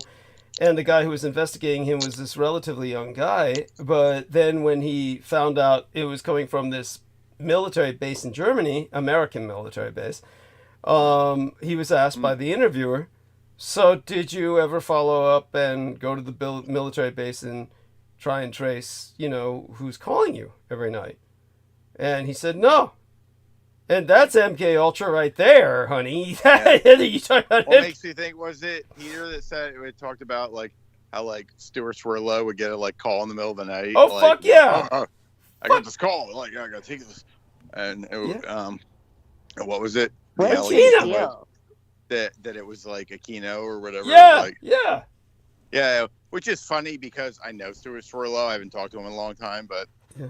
I do know him, so I find that funny. Yeah, it is. When's the last time you talked to him? It is. Years ago. I mean, I met him many years ago, and then was still keeping up on online and Facebook, and now I'm not on Facebook anymore. Kind of fell off, but wishing him happy birthday a bunch of years, and I don't know. I haven't talked to him, but he's still doing his thing. They're sending newsletters out, and he definitely was part of killing Max Spears. That's for sure. Right? I definitely heard that whole story. Yeah. Yeah. He denies it, of course, but it's like, dude, it's like he could have been pulled into it too. Right. Well, there was an involvement there. Absolutely. Yeah. Well, he was definitely. He definitely lured Max into Eastern Europe. It was just, he was like, come on over, and then. Could have. Yeah. Could have. I will say I didn't personally know, Stuart is a bad person. I enjoyed a lot of interaction I had with him, but he did always say at the end of the day, I don't ever really know if I'm completely deprogrammed, so they could have gotten that call, it said the code word, and he just did whatever he had to do, but it's like a guy, he was cool to me, he was cool. No, all that being accepted, Stuart Sverdlow, not that I'm there's no competition here, and there's no sense, but so everybody knows, there's no sense of competition between Aristides and I. We don't have some ego trip going on, but just so everybody knows, I also met Stuart Sverdlow. Never really interacted with him to the extent that Aristides did. And neither Aristides nor I interacted with Stuart Sverdlow anywhere near to the level that Peter Moon did. True. Yeah, Peter Moon was living with the guy for a period of time. And but Stuart Sverdlow did say this, now correct me if I'm wrong, that basically Stuart Sverdlow essentially said he was a member of the Church of Satan till a certain point in his life, and that he had been sent back in time to assassinate Jesus Christ. Okay, yeah, I don't remember him explicitly saying the first part. I do remember the back in time story. Yeah. Well, so then why was he here? Why was he here? By that, what do you mean, Heather, when you ask that question? Because wouldn't he have come back to the time when Jesus was on Earth to kill him or whatever? Well, the story was that he came back with Jesus's blood, and then they were going to use that to clone the Antichrist. To whatever. To make. No, he was even they gave me a revolver. It was Stuart's. It was the Clue game. It was Stuart Swirlow and the Jesus the Excalibur. with a revolver with a lead pipe. I don't know. That's funny. That's you remember. Yeah, you remember the old Clue game. Of course. How could I forget? Yeah. My family loved it. We played it repeatedly. Yes. And Would you play Monopoly too, Douglas? no, we never played Monopoly because that was business. My father hated business. he was, it was he had a patho. You got to buy up. You got to buy up the big strip. That's what it was. Yeah, Be rich. yeah, and Did he teach you how to play poker? no, that was again. Yeah, my father was not a gambler, and oh, that's right. Yeah, you'll notice I never gamble. I mean, not that No. I mean, not in the sense of game gambling. Not that I've got anything against it morally, but you notice I never do it. That's yeah, I do. Yeah. Wow. That's by the way, with the vodka that you buy, you do notice, of course, you buy a bottle that now I don't know, maybe they manufacture them depending on which country you get it from. But if you're buying Russian vodka, actual Russian vodka, you and George Knight confirmed this, of course, because George Knight used to be a bartender for years and years, probably bordering on a decade, if not longer, and. But you can't close the vodka bottles. I don't know. Are those the kind of bottles you buy, honey, where you open it and then you have Are to... they glass? I presume they're glass bottles, yeah. You can't close them. Yeah. Why? Well, in Russia, they manufacture them that way so that you have to finish the fucking bottle once you open it. That's the idea. Oh. I thought you meant like it was like haphazard or something. No, it's in Russia they intentionally manufacture their bottles so that once they're open you cannot reseal them, and therefore the idea is that they keep everybody drunk all the time so they don't rebel. Russia's got whatever problems any nation has with drinking. Like I said, Scots, Irish, they're famous drinkers. They're teetotalers compared to the Russians. I mean, the Russians, the drinking is just, it's like they breathe. It's like, they drink like they breathe. They drink more than they eat, that's for sure. But the vodka is very addictive. It's very strong. It's tasteless, colorless. Well, yeah. You know what happened? I'll tell you what happened. In 2020, maybe 2021, I was seriously burned, and I had a 3rd and 2nd degree burns on my face, my chest, my stomach, my feet. Whoa! How did this happen? And I almost died. I don't know how it happened, but I know that part of the contributing factor is this mixture that I made of tanning stuff. Usually I mix my own tanning stuff, and I had mixed the wrong stuff. Holy shit! Yeah, it was like you could see every brush stroke, so that's why I know it was like a lime burn or like burn. My God! I'm presuming you went to the hospital, right? I was at the burn unit 3 times. Oh my God! I'm so sorry. Oh my God! What agony! How? I still don't understand how it happened, but I mean, it's got to be a combination of more than just the ingredients. I think that the vaccine might have had something to do with it too. What? Because I got the COVID vaccine. Oh, wow. Yeah. Okay. I don't know. That sounds... I don't know. It was like somebody took a big mirror, and just shined it on me like I was a little ant. Yeah. Wow. I mean... It's horrible. Yeah, no, this is... How do I get out of the stupid window that... Oh, there we are. Okay. So that's very alarming, honey. And like, so when you went to the burn unit, did the doctors not have some kind of theory? No, everybody asked me what I did, and then they released me making sure that I wasn't going to hurt myself, like I had done it on purpose. It was just weird. Okay. Yeah, I just mixed the wrong ingredients.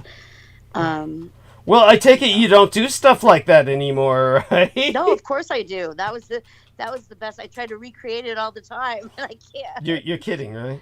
Just use it in smaller amounts. Oh my God, honey. Yeah. Looking tan is not that important, okay? Oh my God. No, not anymore. It's not to me, that's for Good. sure. Oh my God. Oh. Yeah, it was bad.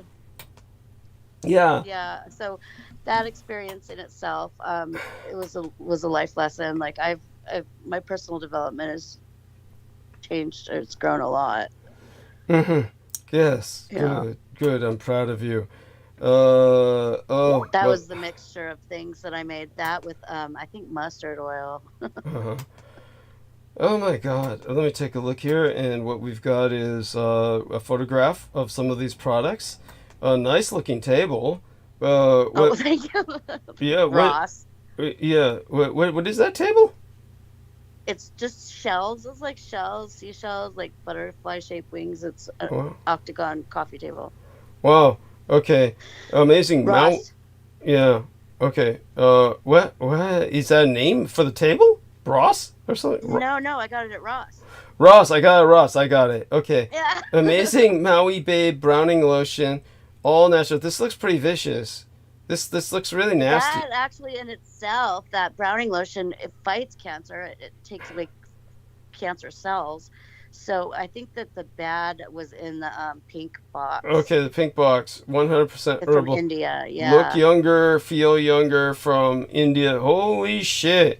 Well, all I can say is, I'm sorry. Were you trying to change your melanin skin color or something? No, you mean like a facial peel? No, I wasn't. No. I mean, like, were you trying to like change your skin color to look like? tan. Yeah. Yeah. I guess you were kind of. I mean, kind of, but you weren't trying to look like a different ethnicity or something. Like... No, I wasn't. It was like I got Lyme burns and I thought I was dying, and it even took like a week and a half before the burns came out of my feet because they were so like inside. Yeah. Yeah. Oh. I've never experienced anything so horrible. Okay. Okay, so I'm suitably horrified. I'm traumatized. Yes. Well, because you never go out into the sun, but I mean, No. I felt like it's like that's probably what would happen to you if you went into the sun. Well, just to clarify, so people understand, I mean, I can go out into the sun. I prefer not to.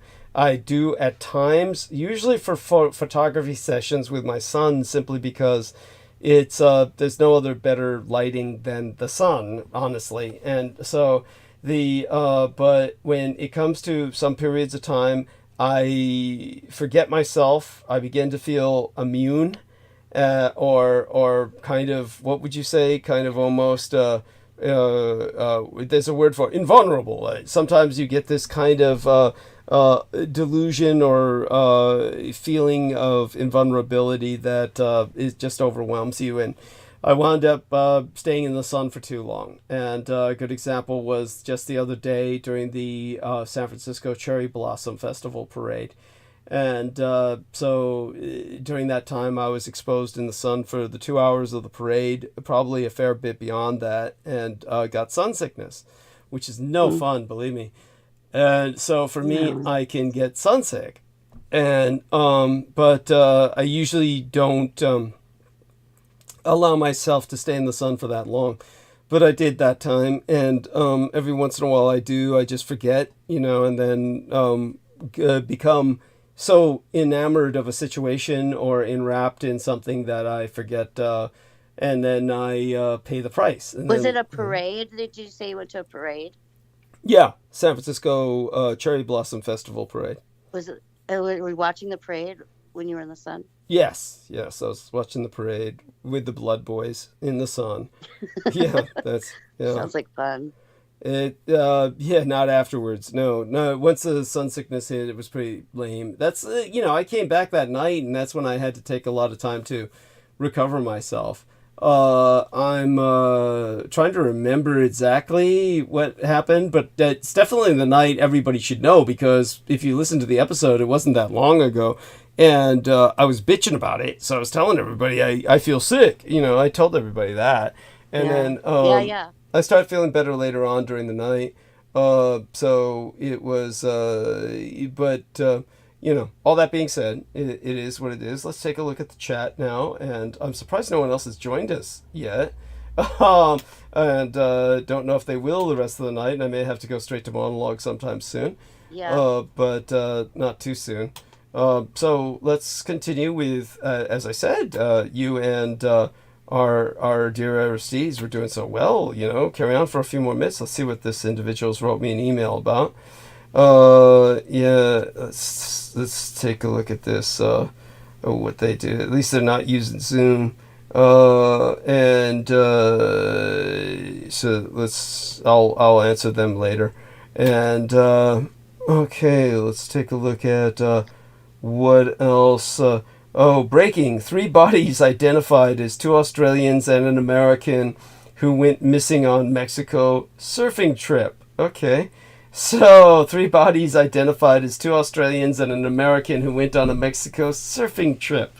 And can't imagine what happened to them down there in Mexico, where they washed up on a beach. Remains of 3 people found in Mexico have been identified by relatives. Killed in an apparent carjacking while on a surfing trip. Bodies recovered from a remote well about 50 feet deep. My word. Poor bastards. Let's go down to Mexico. Yeah, let's go down to Mexico and have some fun. Yes, full of friendly people. Yes, and gosh, I don't know. How I ever made it this far in life. I used to go to Mexico when I was in high school. Did you really? With my friends, yeah, and just the things that we did and our experiences. I don't even know how I'm around right now. Mm-hmm.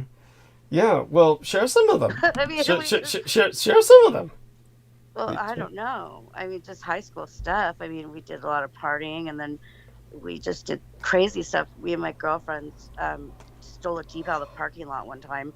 We got in a Jeep, and we started laughing because we were wasted. And then we pushed a button, and the Jeep started. It was back in the 90s, so that was, like, not normal. So we just were laughing, and we just took it for a ride. But then we brought it back and put it in the other parking lot. Yeah, stuff like that. Cool. Oh, wow. Years later, the people whose Jeep it was ran into one of my friends. And they they're like, "That was you?" And then what did they do to them? Nothing. Oh, Nothing okay. happens. Okay. In Mexico. You know? Some might argue that all too much happens in Mexico, but yeah. I mean, a lot of life lessons happen in Mexico. Yes. It's I like that. That's a perfect commercial blurb for tourism in Mexico. What was that you said again? A lot of life lessons. In Mexico. A lot of, I'm gonna die. That's funny. A lot of life lessons happen in Mexico. That's funny. So what was I also gonna say about Stuart Swerdlow? So what Crystal River called Stuart Swerdlow's phone calls at night, she called them chicken calls because American Dad, the name of that cartoon, American Dad, he gets the chicken call at night when he goes out and kills people. You know, I didn't. Oh, he's an MK Ultra programmed assassin. Right. Yeah, yes. Okay, now I'm on. Yeah, I got it. Yes. That's funny with his red phone. Yeah. And so what happens is that with Stuart Swerdlow, he gets the chicken call from Michael Aquino is what he got for years. So he'd take the call in the middle of the night, and then Michael Aquino would be going,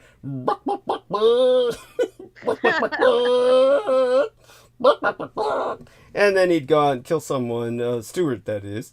And yeah, I don't know. One time a mad painter said that somebody told him that they witnessed 3 people walking into a military base, and it was Sean David Morton, Carrie Cassidy, and just somebody else, some other guy. Mm-hmm.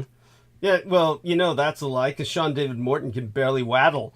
Poor son of a bitch, and he must be dead by now. No, he's not. Oh, you're kidding! Oh, Jesus! What's keeping him alive? Through the ringer, though. Yeah, what is keeping him alive? I don't know. I have no idea. His wife. Mm-hmm. She loves him so much. She left him so much. Is she dead? No. She had to. I don't know. She's struggling, to take care of him and work and everything. Yeah. Yeah. Why doesn't she fucking leave him? I don't know. I mean, he wound up with being responsible. She wound up in jail because of him. Yeah, well, he kind of screwed me over too, but that's another story. Tell us! No. Tell us! No, because Don't protect him! Jesus Christ! Oh, it's not protecting him. I'm trying to protect you because it was the whole Me? situation with with Michael Aquino that he started it, and he like called me out and he's like, "Put your money where your mouth is," because I was talking to him about you, how I was devastated that you didn't want to talk to me privately and like have whatever. So I'm like, I thought your problem was Michael Aquino. I'm like, for somebody who has such a problem, it's like, if you have a problem with it, why is it so easy for you to talk about? And I was trying to figure it out. And he's like, well, put your money where your mouth is. If you could get him to do an interview, I'll do an interview for him. And I said, oh, okay. So then how the whole situation went down at Revolution Radio. Nobody wanted it to happen. Everybody was on your side completely. And then so Sean David Morton said, I'm not doing the interview.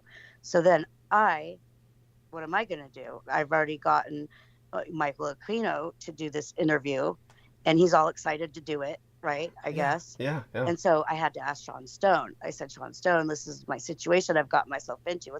What the hell should I do? And so he, out of the kindness of his heart, did it. Uh-huh. And then when he did it, then Sean David Morton's like, well, if he's doing it, I'm doing it.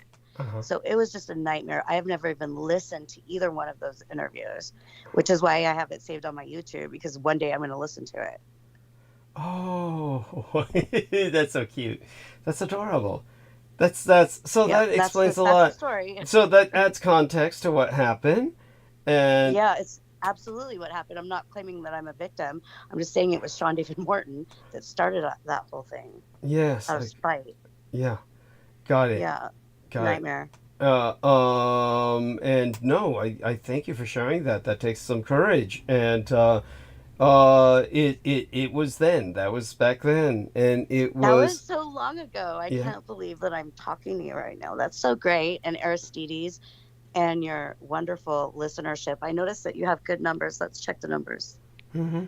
Yeah, and Ahmad Painter was the name of this idiot who worked at Revolution Radio, and what a fool, what a buffoon, like so many of them, including Sean David Morton, of course. And they're all what a bunch of clowns. Not many people are left. Did Ahmad Painter die? You and I. Yeah, you and I. Well, we're young compared to those assholes. Well, shoot, Rectify died when he was 38 years old. Yeah, that poor bastard. I can't remember what exactly his trip was. Alcohol. Okay, there we are. So what about some of the other people at Revolution Radio? Who else died that you and I both know? Probably everybody. Ahmad Painter, did he die? Michael Hemmingson. Well, we all know Michael Hemmingson died. He died early. I don't know if you know Ben Murphy. I did not know Ben Murphy. Barely knew of him, but don't remember anything in particular.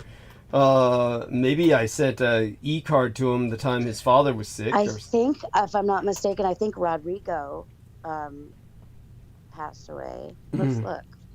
A lot of people died. So are you looking at their infamous wall of those gone but not forgotten? Their infamous gone but not forgotten wall? Yeah, the tin hats. People with the tinfoil hats. Oh my God. Yes. I don't even know how to find their thing now. It's been so long.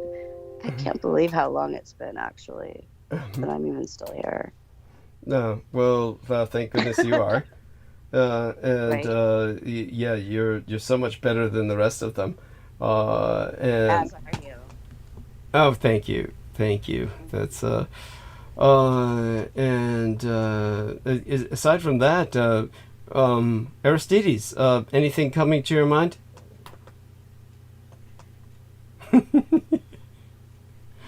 Dear Aristides. Yes. Yeah, something. I don't It's good you're reconnecting and all that stuff. Yes, isn't it? It's fascinating that we're reconnecting on. So, how do you keep up on the gossip about Sean David Morton? I see him on Facebook from time to time. If I see him, it doesn't look like him, and I'm like, wow, I can't believe he's still alive. He's been through like 5 cancers. Mm-hmm. And does he actually truly show himself? Yeah, or Melissa takes pictures, and it's like he doesn't walk. I don't even know if he eats. But I mean, he doesn't even look the same, which is understandable. But he's just sitting there petting his cats. Just sitting there petting his cats. He is so pathetic. Oh my God. Let me take a look. He reminds me of who did he remind me of? His relative, Art Bell. Yeah, I don't know if Art Bell's his relative. But Dr. Fred Bell was his uncle, and he was related to Art Bell. Was he really? Yeah, I think so. Oh my God! So they might be related. It didn't help him. Alexander Graham Bell. Didn't help him out any. Didn't help him out. It didn't. Sure didn't. I'm taking a look at Sean David Morton Facebook, and let's take a look at this and see if I can see any of these new pictures of him. I guess he's got it blocked unless. I've gone to other people's Facebook, and even though I'm no longer on Facebook, I could see like. Oh, that's right. Posts. I was reading Peter Moon. Yeah. His Facebook was saying how that you're not even allowed on Facebook. Yeah, that's right. Yeah, I'm blocked from Facebook, but some people's Facebook timelines I can see. His is not one of them. In other words, I see his Facebook timeline, but I can't look through it because it's like blocked unless you're a friend or something. So there you go. At any rate, I want to see these photos you talked about to see how bad off he is. Just how, hideous he's looking these days. Poor son of a bitch. He was always looking bad. So now he must look just really bad. When I take a look at just Sean David Morton general images, they're not even showing up. They're not showing him as he looks now. But like you said, it's almost certain he's not even walking anymore. And like you said, you couldn't even tell if he was eating or not. Poor bastard. I don't know why she didn't leave him a long time ago. And he brought her nothing but trouble. Stress, pain, grief, prison time. Yeah. And she's a good wife. He would say nothing but bad things about her. When he was on Revolution Radio, all he would do is bitch about her and claim she was beating him up. He would claim, she throws me against the wall and chokes me and shit like that. Yeah, he made her sound like the devil. It's, people are funny. So I did meet him once out. He came to Arizona once, and he introduced me to like some football player. It was during the Seahawks Super Bowl. Mm-hmm. Mm-hmm. And I got to try on the Super Bowl ring. Oh, that's cute. How did you? It was crazy. Yeah. How did that happen? I actually think it's the same. This guy that Sean knew, his name was Dan, and he was a fence line coach or something on the Seahawks. And so I tried on the ring. Well, like a week later, you hear the story in the news about how somebody lost their Super Bowl ring in a rental car in Arizona, and how they went through all this shit to get it back. Mm-hmm. Yeah. I think it's the same guy. Oh wow, weird shit. Yeah, I think it was because you don't just let a stranger wear your ring, right? Right. Okay. Right. So, but you think Sean might have stole it from him? You didn't. No. Somebody found it in a rental car, and I don't know if they returned it or they tried to sell it or what the story actually was. But I think he actually got it back, but it was after a whole ordeal. Right. Incredible. And then he wasn't working on the Seahawks anymore either. Yeah. Wow. Okay, that's fascinating. And so Aristides, do join us. There's other things that you could bring up as well in terms of thoughts on anything. Yeah, perhaps other things. I gotta say, Sean David Morton is just one of those sectors I haven't really filled in much. You ain't missing shit. You ain't missing Okay, shit. all So, right. Yeah, all right. so, Yeah. I mean, if I Yeah. were in the mood for it, I would like show you photographs just for the sake of morbid entertainment. I might just do that for the sake of morbid entertainment. Let me Yeah. see What are if I- you going to Well, monologue sure. tonight, Douglas? That your audience wants you. Well, that's appreciated, honey. I mean, but you know, I have to. It's kind of like sex. You got to get into the mood for it. Okay. It's one of those things where I just got to work myself into it. Once I enter the zone, I'm in the zone. But you know, in the meantime, I'm just trying to, just make. Are the zone. What are you talking about? There we are. Thank you, honey. Yeah, You're that's welcome. yes, that's so Yes, cute. sir. And yes, you're something else. But while I'm looking for pictures of Sean here, without getting myself too distracted by all the porn that ultimately just, as I said, overtakes all my files, we're just going to, yeah, you can speak Yeah. about other things that come to mind. Yeah. So, what? Do you have a lot of like porn saved? What's your computer? What's your hard drive space like right now? Is it like? It pretty seems full? to still have like a good deal of space. I wouldn't say a great deal of space, but Really? oh, here we are. Yes, here's the That's Sean amazing. David. Between being a producer of shows and a chronic porn addict, like you figure, like that's pretty taxing on a hard drive. Yeah, well, I have to keep emptying the shows. That's why we Oh, thank you do. God that our man loads them up. Nemo. Yeah. Do you know well, how big is the hard drive on your computer? Do you know? I'm guessing like half a terabyte or like 500 gigs or maybe. Well, at I'm the going most. I'm going to share screen for the moment. So let's take a look. No. It's For- several. It's. I mean, your computer's several years old, right? Yeah. It's not yeah. that. So It's you're probably looking at yeah. We could 500 gig. yeah. Yeah, 500 gigs at the most, probably. Yeah. Guessing, unless it was specifically bought or installed with a bigger one. Right. No. It's just a piece of shit. It's just jalopy. Yeah. This is Sean David Morton, just so you know. So this is Sean David Morton at his most glorious. Give it a second to load up here. So we're yeah. This is like, oh yeah, let me make that larger. This is he's in his element. This is Sean David Morton in his element.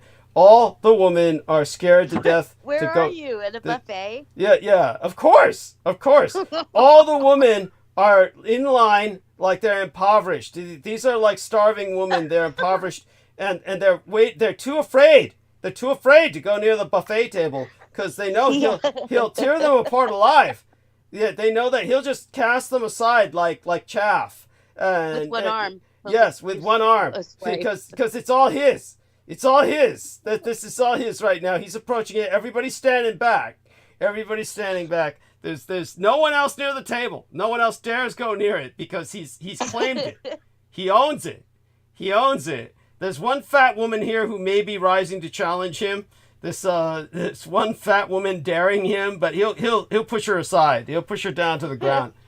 Yeah. So that's Sean David Morton in his element right there. Let's see now. See if I can do this. Yeah, here he is, of course, with in front of be reconciled to God, the Holy Bible. So he has to stop and do his little finger sign, and this is him in some place where that basically if he wears a white shirt, they could use him as a movie screen. So this poor bastard and look at that. This is just it's I don't know how to describe it. It's kind of like I don't know, what does he look like? Nothing human or nothing I've ever seen before. This is not even human proportions anymore. This is like he's Hey, Kool-Aid. Yeah, fuck. Come on, Ari, help us out here. What is that? What the fuck is that? That's Sean David Morton. It's Sean David. Ew. Yeah, that's not how I imagine any Sean David Morton. Like I imagine some kind of like. He's been through it, y'all. yeah, but this was back when he was healthy. This was before the all of it really came hitting the fan. It's this guy was this was pre-interview with Michael Aquino. This was before his interview with Michael Aquino. But after he interviewed Michael Aquino, and then the arrests, and then the cancer, I presume he looks skinny now, right? After all the chemo? I just put a picture in the chat box. Oh, okay. She put a picture in the chat box. So we're going to stop screen sharing here for a moment. And we're going to shut down this file. And basically, I could go to the OneDrive with our friend in a second by sharing screen again. Then he could see what's in my hard drive in terms of space. But let's go back to see what she entered here. Okay, so our lady Heather says, the story is he's a clone, and clones can't grow a penis because it has no bone. That's cute. That's cute. You said that That's what Noreen told me. And she's serious. That's what Noreen's not kidding. She's not. Yes. Poor Noreen. I don't know. Noreen told me that a long time ago. That's. What does that even mean? I don't know. The clones don't have penises. They can't grow penises or anything that doesn't have a bone. Does she think? Oh, I get it. Because penis doesn't have a bone, then so in other words, she's saying that it has to grow. You know what's interesting about that is it's true. No, there's a semblance of truth to that. In my Taiwan, of all places, they cloned a penis, and they had to do it around a wire. So they had to use a wire to clone the penis around so it could grow around the wire. So they figured the trick around it. You pull the wire out after the penis is cloned. Then you extract the wire. But so there's an element of truth to what she's saying. How does she know that? I don't know. Okay, so anyhow, so our boy Sean here, he's evidently lost a lot of weight. Yes, he's like he's older. He's got the some stupid cap on. It looks like he stole my Desert Storm hat. I wouldn't be surprised, right? Yeah, that's what it looks like. Yeah. Wait. Yeah, he's just like going through it. I don't know if he's got like a wheelchair that you stand in, like Hannibal Lecter. That's funny. That's fucking funny. What's that shit behind him? What's that shit behind him? That to the right. What is that? Let's see. It's a big MRI machine. Well, he's got something in his throat, which it's like meant to catch something. It's a pouch. Oh, it's like a dentist bib, I think, isn't it? No, it's more than that. He's got a hole in his throat. He's got the hole in his throat that's connected to. So it's meant to catch his phlegm coming out of his throat. Right? And that's how he eats, too, probably. Right. Aristides, is that what you figure? And that to his right, up above, what is that? It's a canister of something. Round container full of something? It looks like they're at a doctor's place, and that is their home probably looks like a doctor's place at this point. That's I don't think it's a doctor's place, not with a chair like that. But that's where you go to get chemotherapy, I think. Okay, maybe they're taking a photograph at a doctor's place, but probably their home could easily look like that at this point. When you get somebody who's like in constant need of medical care, well, why are they bothering? I mean, what is he hoping for?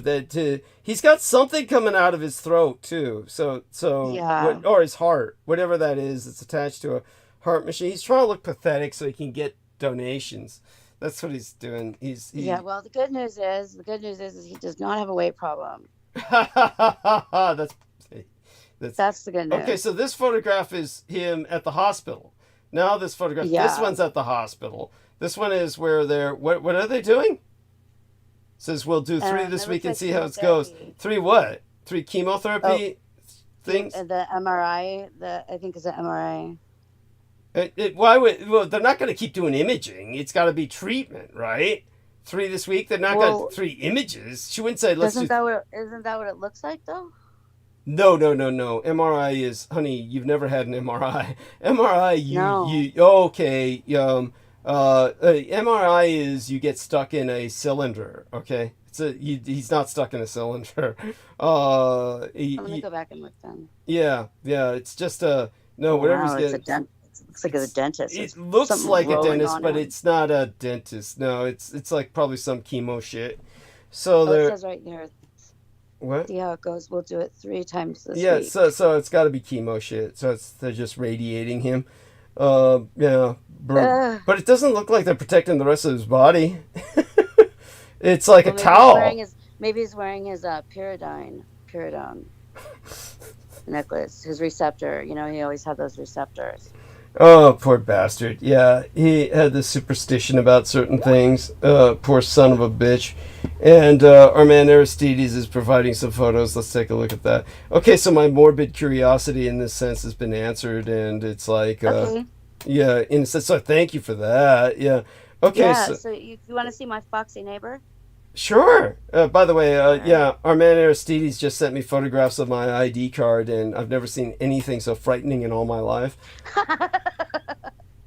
Yeah. That's good. It's Sean David Morton's got nothing on me. I look like I've been through chemo. Yeah. It's You so should see my hair. yeah. Funny. No, I look awful in this photo. I look like it's again, people say this is racist or something, but I look like just the like some Hispanic fugitive. I look like some You do have that kind of that mystic look about you. yeah. It's that Mandan. It's the 14% Mandan that throws people off. That's if I have that. It's like I said, think so.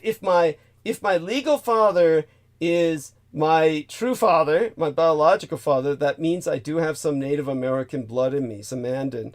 But when it comes to yes, yeah, that would explain. I look like some mestizo, kind of a fugitive from the law. I look like a. I think you look like you're Apache. Are you seeing this? Yes. How are you seeing this? Oh no, that's just when I picture like the picture I'm looking at now of your icon or whatever. It's like you look like you're Apache. Okay, that's cute. She's so cute. You're so adorable. You mean some picture you have of me at home? One of my older photos or something? No, the one that I'm looking at when you're talking, it blinks on Skype. Talking at blinks. Right here, the one that is your. Yeah. I get it. My Skype icon. Get it. I get it. Yeah. Yeah. No, I get it. Yeah, I guess. Yeah, you can see that. Yeah. No. Apache. Yeah. A lot of people thought I was engaging in cultural appropriation of Indians or something like that when I was down there in Arizona. And anyhow, I have pictures of you and you're in Arizona. You're wearing your cowboy hat. Yeah, that's the one. And oh god, that was, like I said, that was like so horrible. I already related that horror story. That was, like I said, it was so horrible. There was no describing the horror of that entire experience. You know, the collateral fallout. The collateral fallout from that. The person who was doing all this filming that he hired, that none of the film came out. This guy was a Satanist. He hired a practicing Satanist to do all the filming. That was, of course, the man named Ben Estenius, who was the guy who was like doing the Tucson Murders true crime tours. You remember that, honey? My sponsor. And he was like, he hires a Satanist. The guy, of course, doesn't do anything right. And then the guy he hired to kind of direct this film, he was trying to make this indie film where the guy was doing some directing. And the poor British guy he hired to do that then came down with all kinds of heart ailments and everything else, and was given like only a few years left to live. You know, something like that. Organ failure, a whole bunch of other things happened to him after that. No doubt having something to do with the Satanist collateral fallout. The Satanist was supposed to be filming, and the director, the guy who was hired to kind of direct everything, just kind of like, it was like he withered away in terms of his health after that experience. So hard not to think that they weren't connected. Like the Satanist was feeding off his energy or something. But there you go with that, and you know, I could go on about that for hours. Just the whole madness of that experience, and just how awful it was, and just how, like I said, that in Australia were two experiences that were worse than combat to me. It's honestly, I've never had any experience in combat that came close to being as bad as those experiences. I know. Oh, no, those are horrible. So there we go with that. I couldn't imagine having to go. How long were you in Australia? I was down in Australia for over 14 days. It was supposed to be like 14 days. It turned out to be more like 17. And it was just nothing to do with the Australian people in general, but I keep reminding myself of that. But of course, Duncan Rhodes, who had arranged for the trip, was there's no describing what a piece of shit he was. And everyone else, I guess, was okay in general, except for maybe his wife, because they were all part of that ambush. But everything was stolen on the plane. It was supposed to ship on the plane, but never got shipped. It was all stolen. Just human. I just don't want to remember it. Let's not remember it. Yeah. Lost everything down there. Because I was expecting to be down there for 2 weeks, which is a long time to be in a foreign country. I brought everything with me, and all of it was stolen. So, fuck them. I mean, you know, fuck Australia. It's just a horrible, horrible place. Yeah. So life lessons happen in Australia. There we are. There you go. That's the life's lessons don't go to Australia. I hate to say that, you know, I would never want to go there. Thank you. I don't, you know, I mean, the place is on fire all the time, and all the animals die, right? I mean, it's like just the intelligence of the people, you know. It just seems like they're all like primitive in a way. You know, Nemo Albano's not going to argue with you. Nemo lives in Australia. He'll be the first to say that, you know, he'll say just what you're saying. I'm not, yeah. How old is Nemo? What's that? How old is Nemo? 40s? Yeah. I think. Right, Aristides? Maybe. Maybe, but yeah. Australia is like, it's like the, yeah. What is it? It's like the Down Under. Yeah, it's like, it's like the country bumpkin, like, world of like the whole, like, Anglosphere, you know? The Appalachians of the world. It's something like that. Now, in all fairness, it's it basically, they're nice people, right? I try to keep telling myself that, but not to hear it from what Nemo says, and he lives there. I know several guys from Australia. They're right. They got their, you know, they're they're reasonable guys, you know. Were they simple? Were they simple people, Aristides? They have, you know, they definitely have a Australian, you know, what would you say, like vibe to everything about them, you know.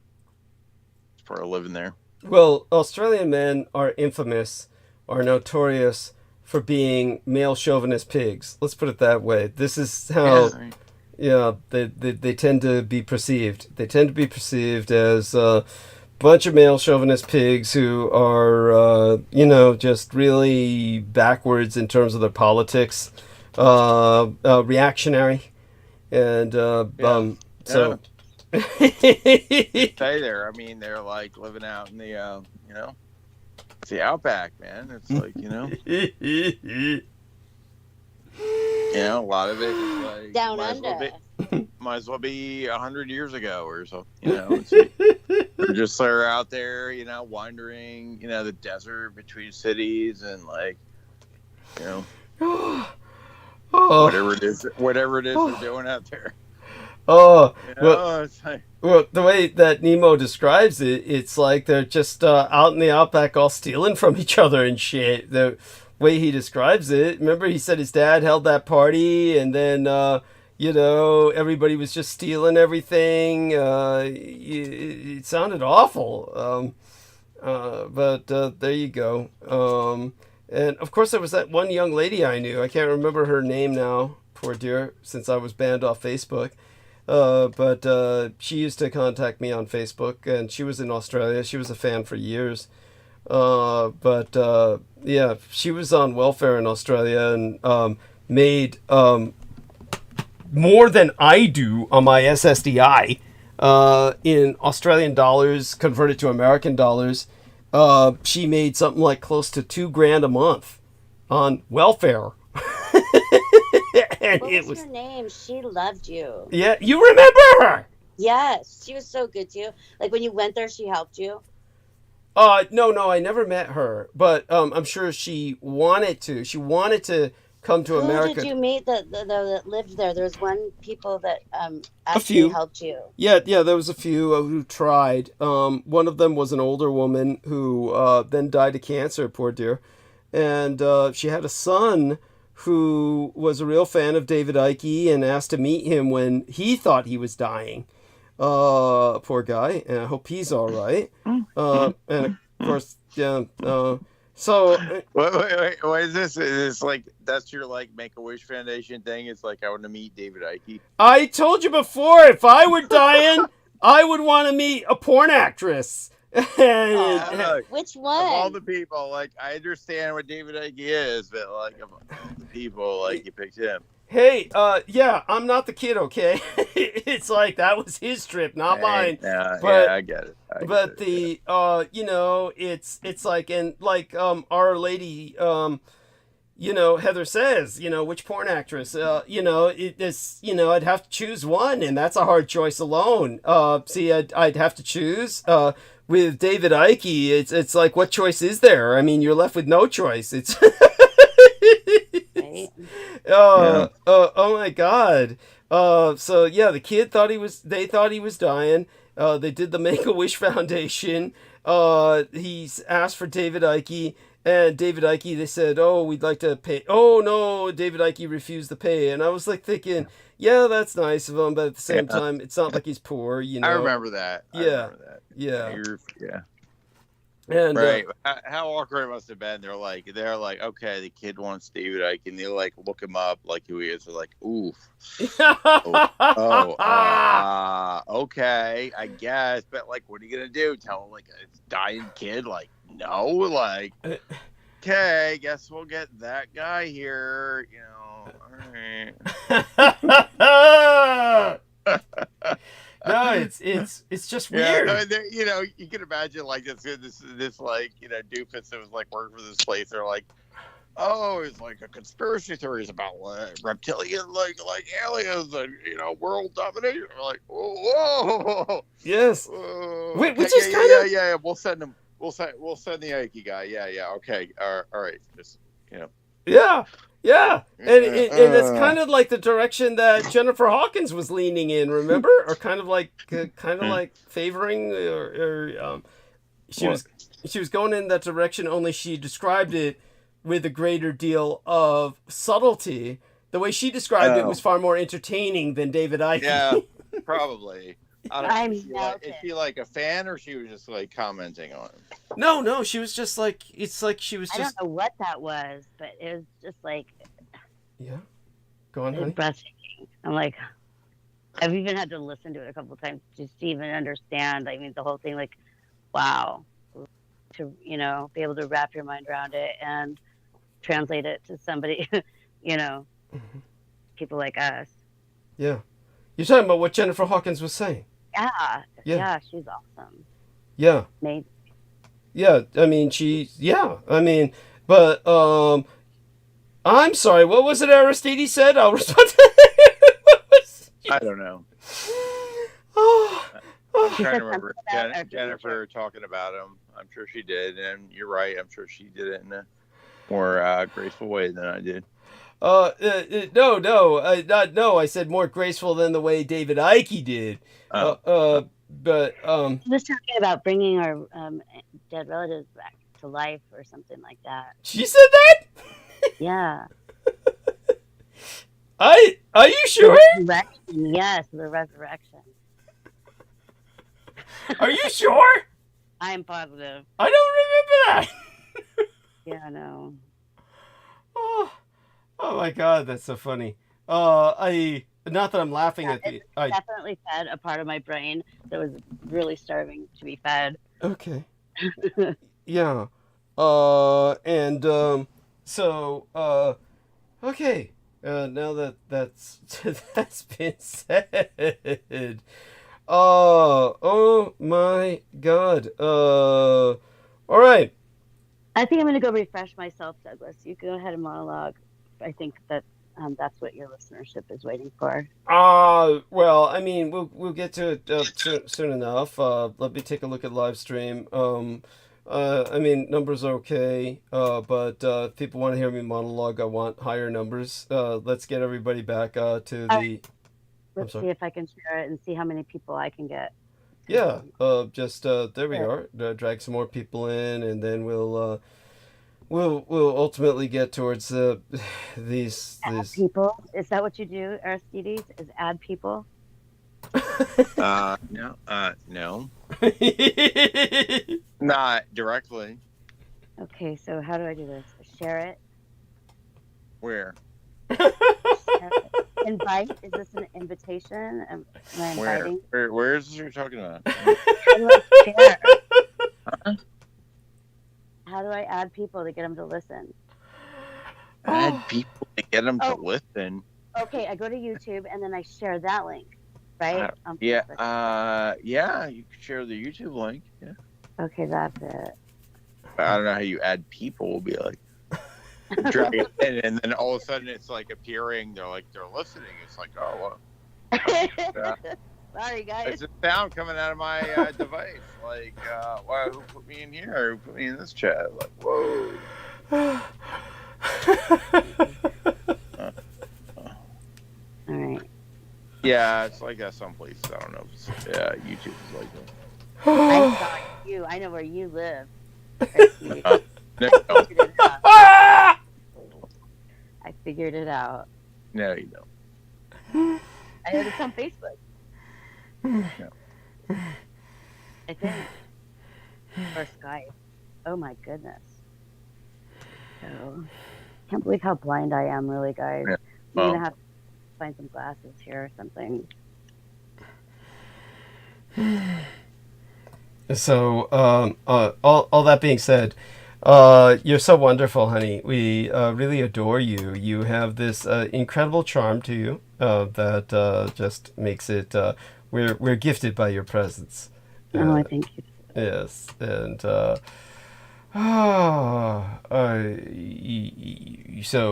just let everybody know I'm just trying to get myself into the zone before I start monologuing, and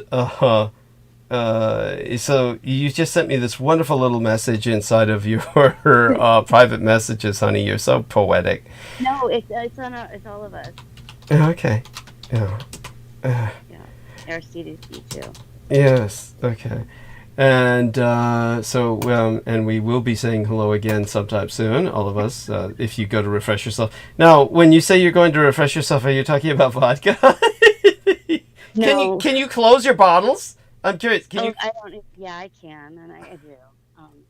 I was just gonna go check and make sure that I clean the kitchen and everything because it's almost midnight. Okay. And so refreshing myself would be like I'm gonna clean the kitchen and then I'm gonna. Oh, that's right. You're in my time zone. Mm-hmm. You're in Mountain Time, right? Right. But we're on the same time right now during daylight saving time, right? Right now it's 11:47. Yeah, we're on the same time zone during daylight saving time. Yeah. Yeah. And so sometimes. What's that? Sometimes we're on the same time. Yeah. Well, I mean, we should be throughout daylight saving time zone. We should be when we're on. By that I mean not zone. When we're on daylight saving time, we should be in the same time frame. Same time frame. Yeah. Oh my God. It's like we're just a world away. Yeah, we are. And like you said, I forget. So when you came to California not too long ago, you dropped off with a friend of yours who you knew for a long time as a child, right? Kind of grew up with her. Grew up with her. Yeah, but not you didn't spend time with Noreen because she didn't have time or wouldn't spend time with you. Right. She couldn't. Well, Noreen's got to keep a close eye on her mom. She takes her outside once a day, and she can't really leave her alone, as you know. Right. See. Right. And so she's just basically occupied till she dies. Her mom dies, I mean. She's very healthy. Her mom? She goes to the grocery store and gets in a little cart and drives.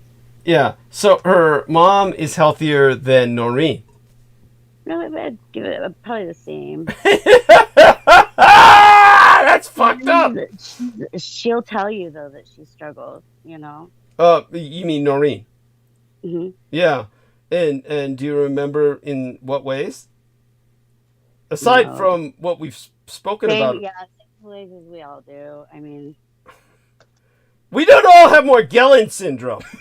No, but it's a lonely life. But she sent you pictures, you said, of seaweed coming out of her and shit. Yeah. I think her and I looked a lot alike in the pictures that we've taken together. Uh-huh. And I started to get like questioning reality and everything. And then after that, she really didn't want to talk to me too much anymore, and she still doesn't. I'm sorry. What was it that it was just you kind of freaked her out, or you? Yeah, no, I think it was because I thought it was because basically you called her out on the Morgellons syndrome, and that angered her. Right? I don't know. I think I told because I said that she was. I don't know. I said something that was just cold and insensitive to her, as far as she was concerned. To I think everybody. Okay. Do you remember what it was? Yeah, I just said that she was she was like, because we look a lot alike. Uh-huh. Right. So I used to say like, because I went to her house and she slept on this box, and I'm like, she is a robot, right? Uh-huh. And so I told like my friends, I told Rectify and Angela I thought she was a robot, and they told her that I thought she was a robot. So that looks like me. That's cute. That's like insane. So that okay, so that kind of made her angry, and she just like stopped talking to you. It was just like, yeah, she's like, what kind of a freak would say something like that? You know, I don't know. That's just what I thought. Well, okay, so both of you box. go on. A wooden box. Yeah. So both of you do look kind of alike, and so when you went to her home, you saw her sleeping on a box. So that she told me that I could take a nap, and I was going to take a nap on her bed, and it was like a box, like a big robot box. Oh, okay. So she offered for you to take a nap, but her bed turned out to be that. Now, did she sleep on something different, or is that the bed she slept on? No, that was her bed. She sleeps on it and it had a blanket on it. So it was like a box with a blanket on it. Like a crate, a wooden crate. Yeah. With a blanket on. A person. It was as big as a person. Yeah, right. A big wooden crate as big as a person that she would sit. Yeah, that sounds like. So then you said, yeah, she's just a robot that looks like me. That's pretty fucking funny. It's pretty callous. Yeah, but it's still fucking funny. Yeah.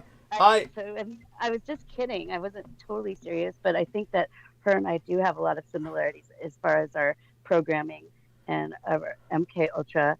You know, I think there's a lot that she doesn't remember, just like things that I don't remember that, we were supposed to remember or something.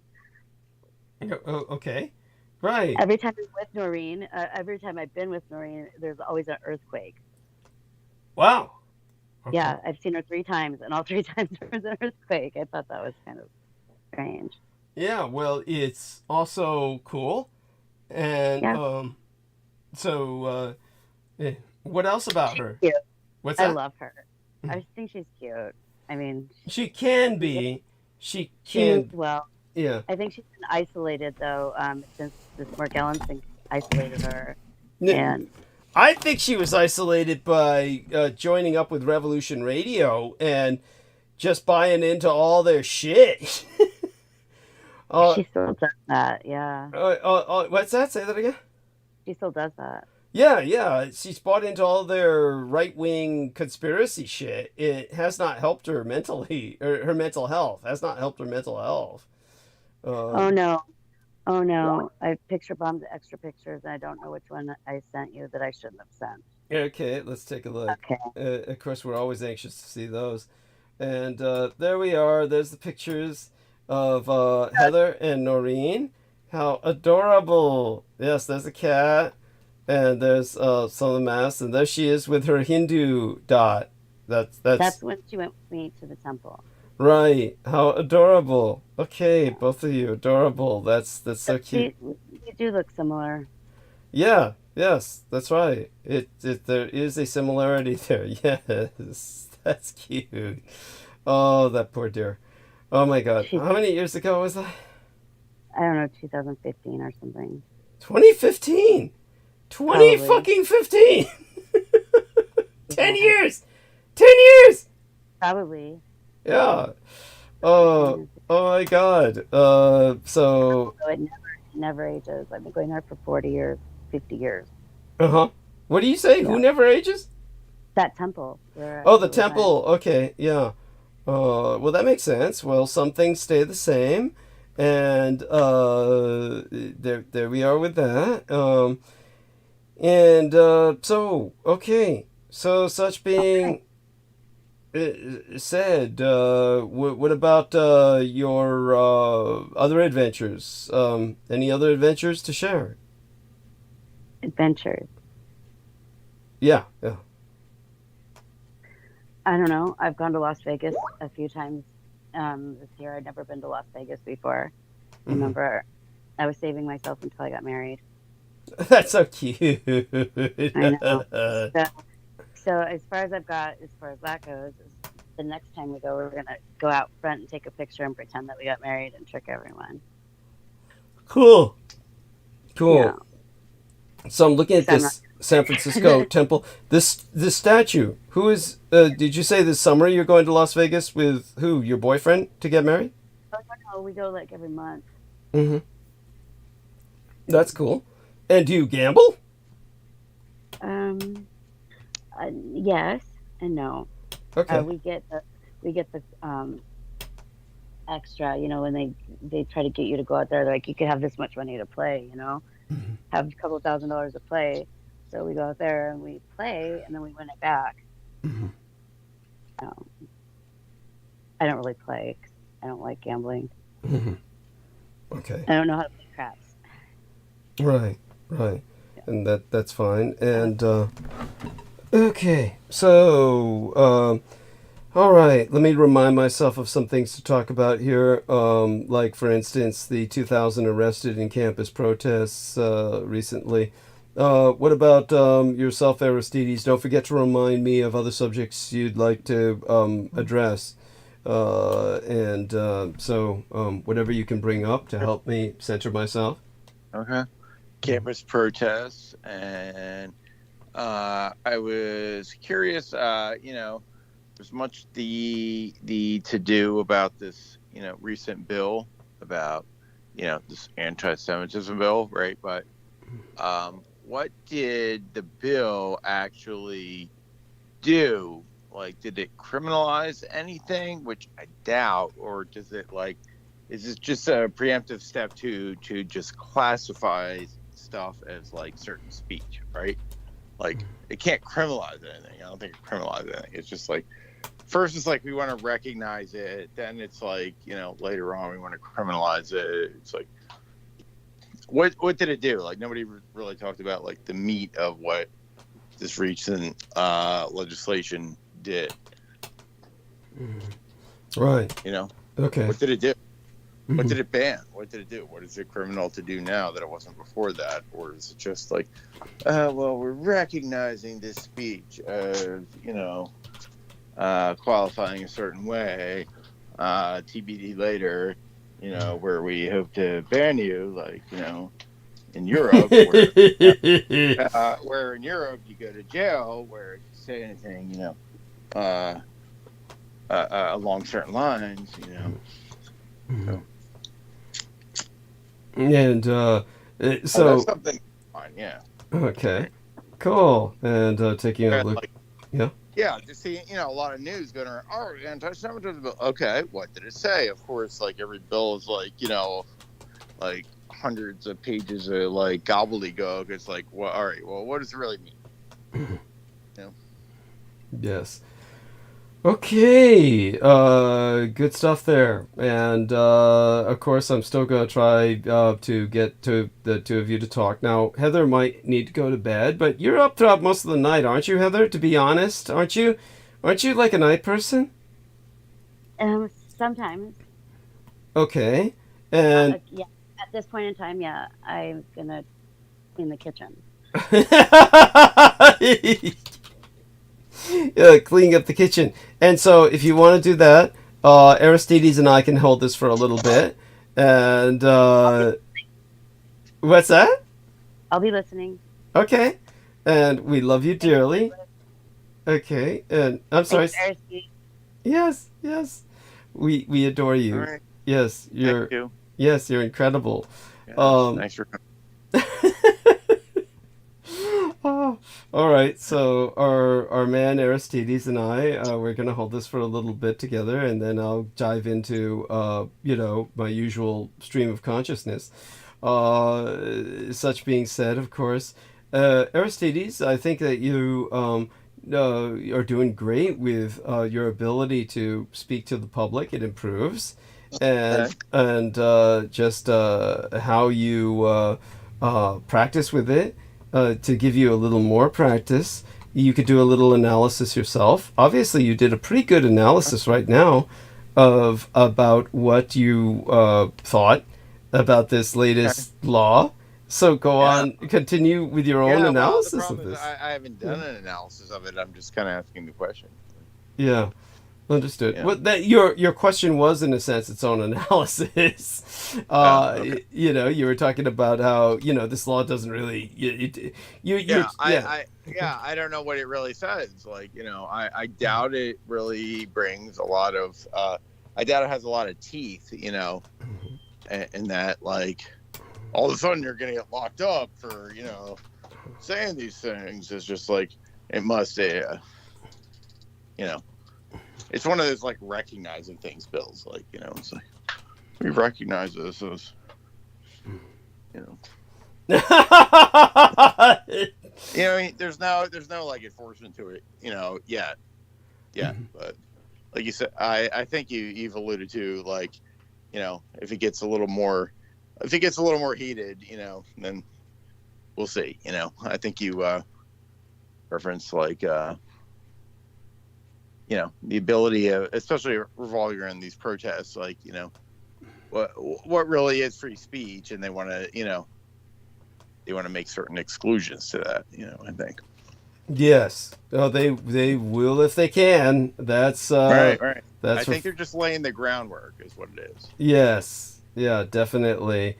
They are laying the groundwork for essentially making it impossible to say anything that would be deemed Judeophobic.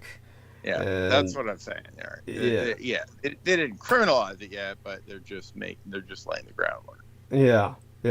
But they'll ultimately they're aiming to criminalize it. Yes, and so there we have that.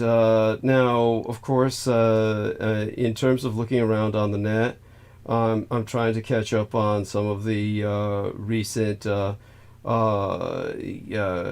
developments and see if I can just see what I can do to try and all right, while you're doing that, I'm looking for something else. Go on. Thank you. And don't be afraid, of course, for whatever you find to just start reading it out loud. I'm finding some interesting things while I'm trying to look for some updates on all this. And I, am easily distracted. It's so easy to become distracted by so many of the other stories out there, and international or otherwise. So when it comes to everybody listening, bear with us. We've got all these challenges to deal with when it comes to pro-Palestinian stance that these students have taken I'm definitely on their side, and we are definitely in a situation where we should all be such. And in terms of some of these recent developments, okay, so just making a list of them. Now I'm also going to kind of check into other reporting. I'm taking a look at strange notifications I'm getting now from Facebook, which never stop, even though I'm not allowed to go on Facebook. This crops up. It keeps popping up on my screen. Aside from that, okay. One more check into another potential source of information here. And then I'll check back into the chat, everything that's going on. Obviously, people would be getting impatient. Of course, if they know me, they should have some level of understanding that I have to get into the mood for these things. All right, looking at live stream, we've got a good number of people considering. Okay, her magic really did pull some extra people in. You like how Heather just thought that, it's so cute that she thought, it's like, how do you bring him in, Aristides? Like, you just bring people in. I don't know. I didn't have an answer to that. Like you press a button and shit. Yeah, and, okay. Again, everybody, excuse me while I breathe. Make certain I'm not going to cough. Get my breathing right to do the thing here. He's sending me some photos. Oh yes, that reminds me. Oh fuck. Okay. It's like a series of tweets where it's like, where if you just see one, okay, but when you put a series of them together. One is like some, let's just say it's probably a pro-Judeo activist effort, and they're like, oh, it's like, let's see, join the undercover operation, become an agent embedded behind enemy lines at this weekend's protests, these recent protests, right? Volunteers willing to wear keffiyehs and, the hat thing. Just so people understand, keffiyeh. He's talking about Arab headdress. So volunteers willing. So they're trying to recruit people to be in the protests. And then another tweet says, well, I don't know if this is an official Mossad account or one, because a lot of people make accounts that are, in a parody nature of a lot of organizations. So I don't know if it's an official Mossad account, but it's like facial recognition can determine whether you participated in the pro-Hamas protest. It's like, because they love to be like, oh, you were in this, we're going to put you on the naughty list, that's like how they work. So it's like, okay, they're recruiting agent provocateurs, basically. There's basically an ad out for it. And then in another post, they're like, oh, we're going to use facial recognition. And then another guy replies in Hebrew or whatever. It's like, oh, these list of participants should be like given to the Mossad agent known as Golem, a skilled SAP expert in removing anti-Semitic contamination with a simple procedure, without anesthesia, with a very low rate of repeat offense. So they're suggesting like, oh, people, these protests should be killed by a Mossad agent, like, and yet they're recruiting people to be like agent provocateurs. And it's like they're getting you to follow along. Like, yeah, we're gonna like see their shit. They're like, oh, they get people to to be like the Pied Piper of this shit, and then they lead you, to a bad place, being their own Pied Piper of shit, Yeah, no, I mean, that fucking sucks. Do I have to look it up? Was it like a Theodore Herzl quote or something where it's like, oh, the anti-Semites, well, they'll be our greatest allies. Yes! Like, yes! Yeah. So, yeah. It's like, yeah, come, yeah, call, yeah, we're hiring you. Come cause trouble. Yeah, we want there to be trouble because we want to do something about this trouble. You know. Oh yeah. Oh my That's God. the you know, I mean, if you put two and two together, I mean, that's a possible conclusion.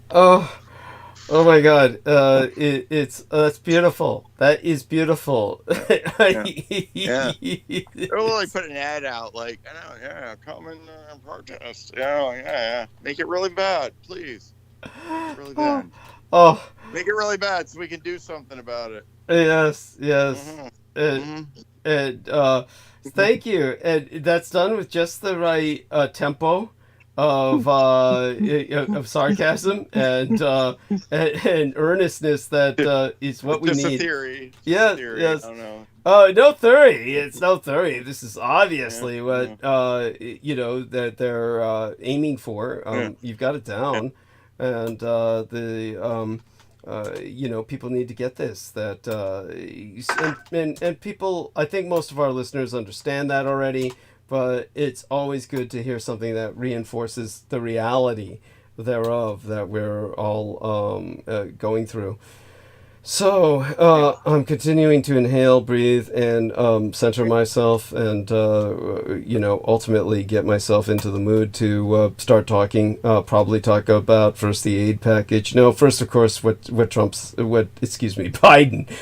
said about Japan. And then work my way into the aid package and the protests because it's all connected. So all that being said, we are going to try and, of course, as a historian, I'm obligated to put some of this into historical context the best that I can. And we'll just take it from there and probably go more into the okay, all right, let's just get started. Okay, we've got 22 listeners. I owe them that much. If I got this many people, then by God, I owe them that. So do me a favor, dear Aristides, say good morning, and feel free to go to sleep. And then if I really need you, I'll call you, meaning that I will shout, and hopefully you will hear me. And hopefully that doesn't happen. Yeah. And, okay, I will. I'll put the donation link in the chat, and feel free to find that out and donate some money. And before you leave, what? So did I? When you brought up what you did the other day about the yen, which I'll address again to a degree tonight, right. Do you feel that I answered your question with the latest episode? Oh, yeah, absolutely. And again, this wasn't an assertion that I made. It was just like I saw this being floated as a, a thing. But then again, like, there's the long view, and then there's people that see like a little dip in a chart, and they're like, "Oh my God! Like, look, it's crashing." It's like, just hold on, people. Like, just just wait a second, and there'll probably be another take on it. Don't get too. The people are very excitable, Like, oh, what were it dipped 10%? It dipped 10%. Like, it's the end of the world. Like, it's like, oh, come on. What were your thoughts on what I said about Transnistria? That was interesting, and I heard the whole bit on this guy that you said was kind of the leader, but then I kind of looked it up for a second. There's like a legitimate looking president like listed, or as far as like on a Wikipedia or whatever. So are you saying this other guy, this like cyborg guy, he kind of like leads it from like behind the scenes? Like I would assume he has like kind of, you do understand there would be a problem with his right. So he has like normal looking people as like the visible like operatives. Because when you look up Transnistria president, like it's not like, oh, this is just like shady cyborg guy. Who looks like a 12-foot walking skeleton. A relatively normal guy, but like then again, like we know most presidents are like just kind of for show. Like, just, Yeah. But you probably noticed the haunting similarity between Transnistria and Taiwan in the sense of the Dietrich Artelect. Yeah. And in this, no, you did. Yeah, you did a good comparison there. I listened through all that. Okay. Yeah. So, thank you. The Taiwan of Russia. Like, yeah. Yes, that's right. Yeah. Yes. But yeah, it sounds like that. But for those of you who don't necessarily listen as often as Aristides does, you may not understand that Taiwan has a power behind the throne, and the power behind the throne is not a human being. It's an artificial intellect, the only real artificial intellect thus far on Earth. The Dietrich Artelect. It actually has an acronym that was born in Presidio of my mind, so to speak, raped from my mind, taken from my mind, and left me in a state of what they believed was going to be certain death. And instead I went into a semi-comatic state, if not full comatic for a bit of time, and then recovered. But the Dietrich Artelect was born. We've gone into this in the past. We don't need to go into it right now, but I helped Jur to use a gender-neutral pronoun to escape to Taiwan.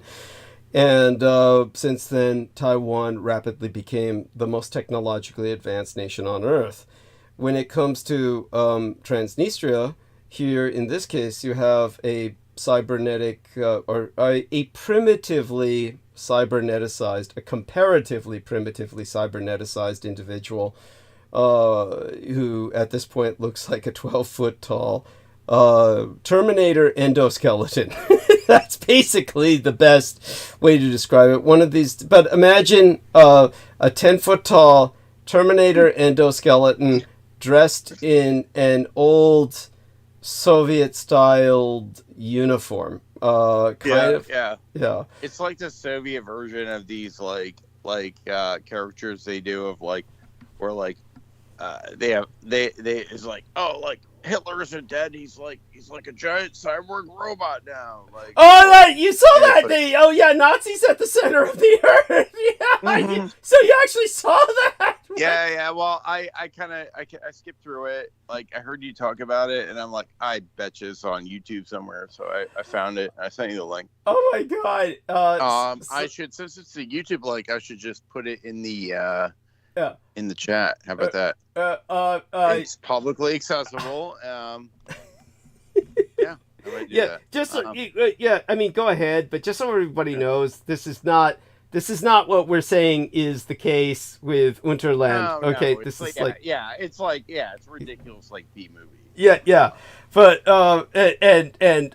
so just so everybody knows, the individual I was speaking of, Plamia, the Comet Scar, he does not look like the way they portray Hitler in this film, which is 12 feet tall, a 12-foot tall cyberneticized Hitler, but his head is completely human and not a mechanized endoskeleton skull, which would be more the case for, in a sense, the Plamia, because he's basically his skull ultimately became encased just like the rest of his body, or his head rather. So he just has you would just think he was potentially a machine if the average person were to look upon him, except imagine a machine with a Soviet officer's cap on and a cape and that whole ochre, it's called ochre, kind of a khaki mustard yellow kind of old Soviet style uniform they used to wear.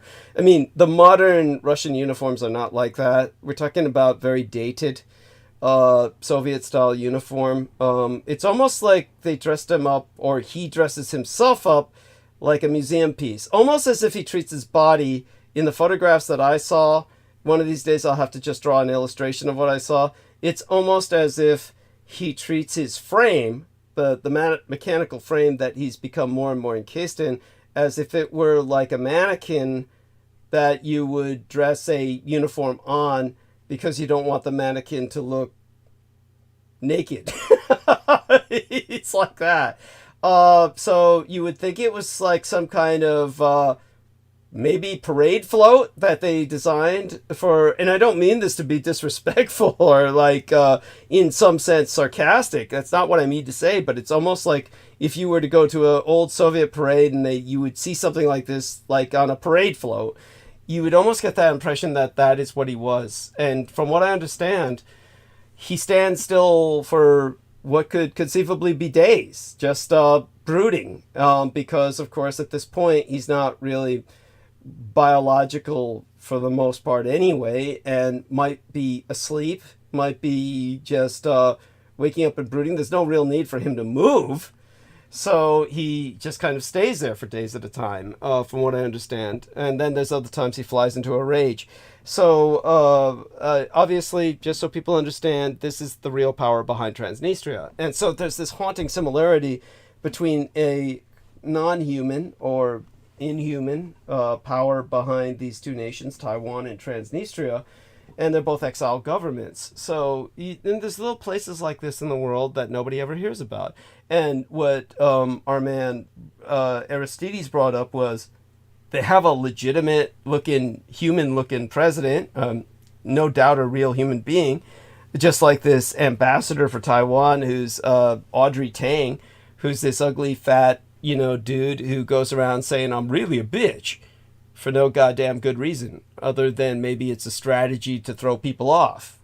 But with this president in Transnistria, of course they're not going to take that route, and he's just some normal looking guy. But when it comes to, what was the other thing I was going to say about that? But nobody officially recognizes Transnistria, just like nobody officially recognizes Taiwan. So yeah, it says that right on the Wikipedia. It's like unrecognized, like whatever. Yeah, thank you. No, let's pull it up again. Yeah. Yeah. So. But, yeah, it's like it's been a thing for a bunch of years, but it's, it's not like recognized. Yes.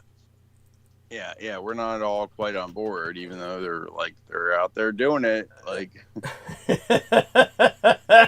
yeah, it just is what it is. Yeah, but try and ignore it. Just try it. Doesn't get the official United Nations endorsement. Yeah, did for you? What that's worth. Yeah. So is this guy's picture in the Wikipedia article? Okay. I'm not seeing it. I mean, I've seen the Wikipedia article, but I'm not. Oh, okay. So this guy, Igor Smirnov, first president of Transnistria from 1991 to 2011. I like that. Oh, shit.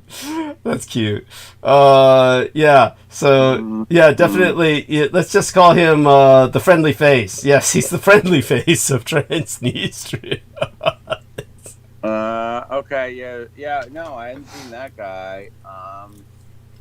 Another guy.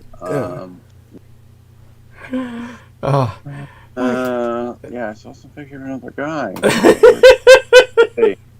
I believe you. By the way, I totally believe you. I'm sure that, Yeah, because that guy says, so what was it? Till 2011, that was a while ago. Till that was the year my mother died. That's right. So the year of Fukushima. Yeah. Okay. Oh wait, here's what's coming up right now. If I just type it in, Google, trusty Google, who's always there on our side. Vadim Krasnosolsky.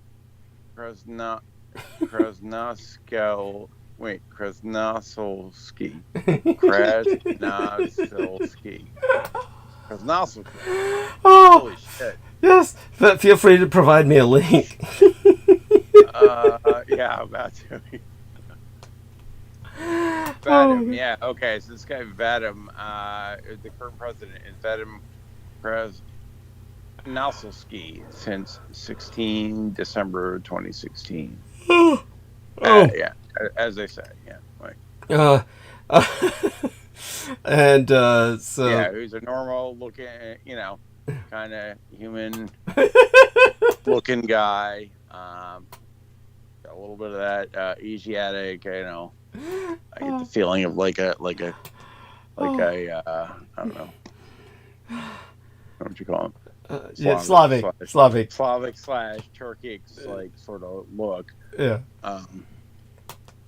Okay, let me send that over to you. Yes. So thank you so much. And so did you get what I could appreciate about their portrayal in Nazis at the center of the earth of Mengele? Yeah, I didn't get through look through the whole thing so much, but I was like, oh god, it's everything I think it is. It's like, yes. I sent it to a couple people, be like, yeah, check this out. But Mengele is he's how do I say it? He's the real flair of the film. I mean, Goebbels, of course, he's only shown for a few minutes, and that's done well. Hitler is even done well. I mean, they actually they have him with this squeaky voice because it's he's distorted mechanically, but he's got this squeaky voice. But they try and get everything, of course, that was the most irritating of his speech patterns. So, but when it came to Mengele was it. He was it for the film.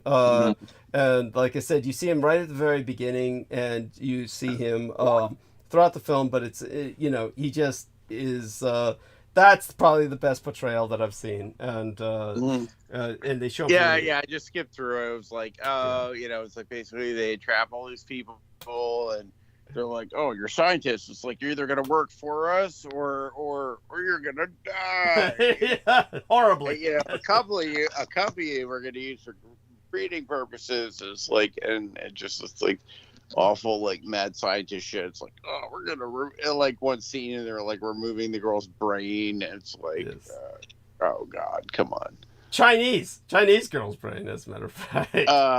Was it, or I don't know. It was I thought it was a white girl's brain. They were pulling out. Maybe they did multiple brains. But it was complete. It was this, evil Nazi mad scientist, total B movie type shit. But they were. The scene you were talking about. The guy's like, I'm Jewish, but he's like, yeah, but I'm not religious. And the guy just shoots him with the ray gun, and he just flips away. Yeah, that's Mengele. Mengele, he sniffs him. He sniffs him and says, "You're Jewish," and that's when he says, "No, I'm not religious." And then he shoots him with the ray gun, and that's when I said to the people around me, "I bet he wishes he was now." Yeah, right. Yeah, it's like, yeah. Oh, what? You think you got a free pass for that one? Oh, you're an atheist, Jew. Yeah, okay. Oh my god. Yes. So I do notice that this new president, or the incumbent president of Transnistria, looks so much more normal than the president before him. The first president, Igor Smirnov, who was born in 1941, he must have been president until he fucking died. He when he left in 2011. So these guys, of course, are figureheads, but they're meant to look. Obviously, Igor was the first, and he was just along for the ride. But the other guys obviously are selected for one criteria: they look normal, even vaguely handsome. Especially the second president. The third guy was probably a bit more for some acumen as opposed to just his looks. Second guy, they just wanted a face. So, these are definitely face men, and which is understandable. I mean, people want to see a human face, not a metallic skull when they're looking at their right.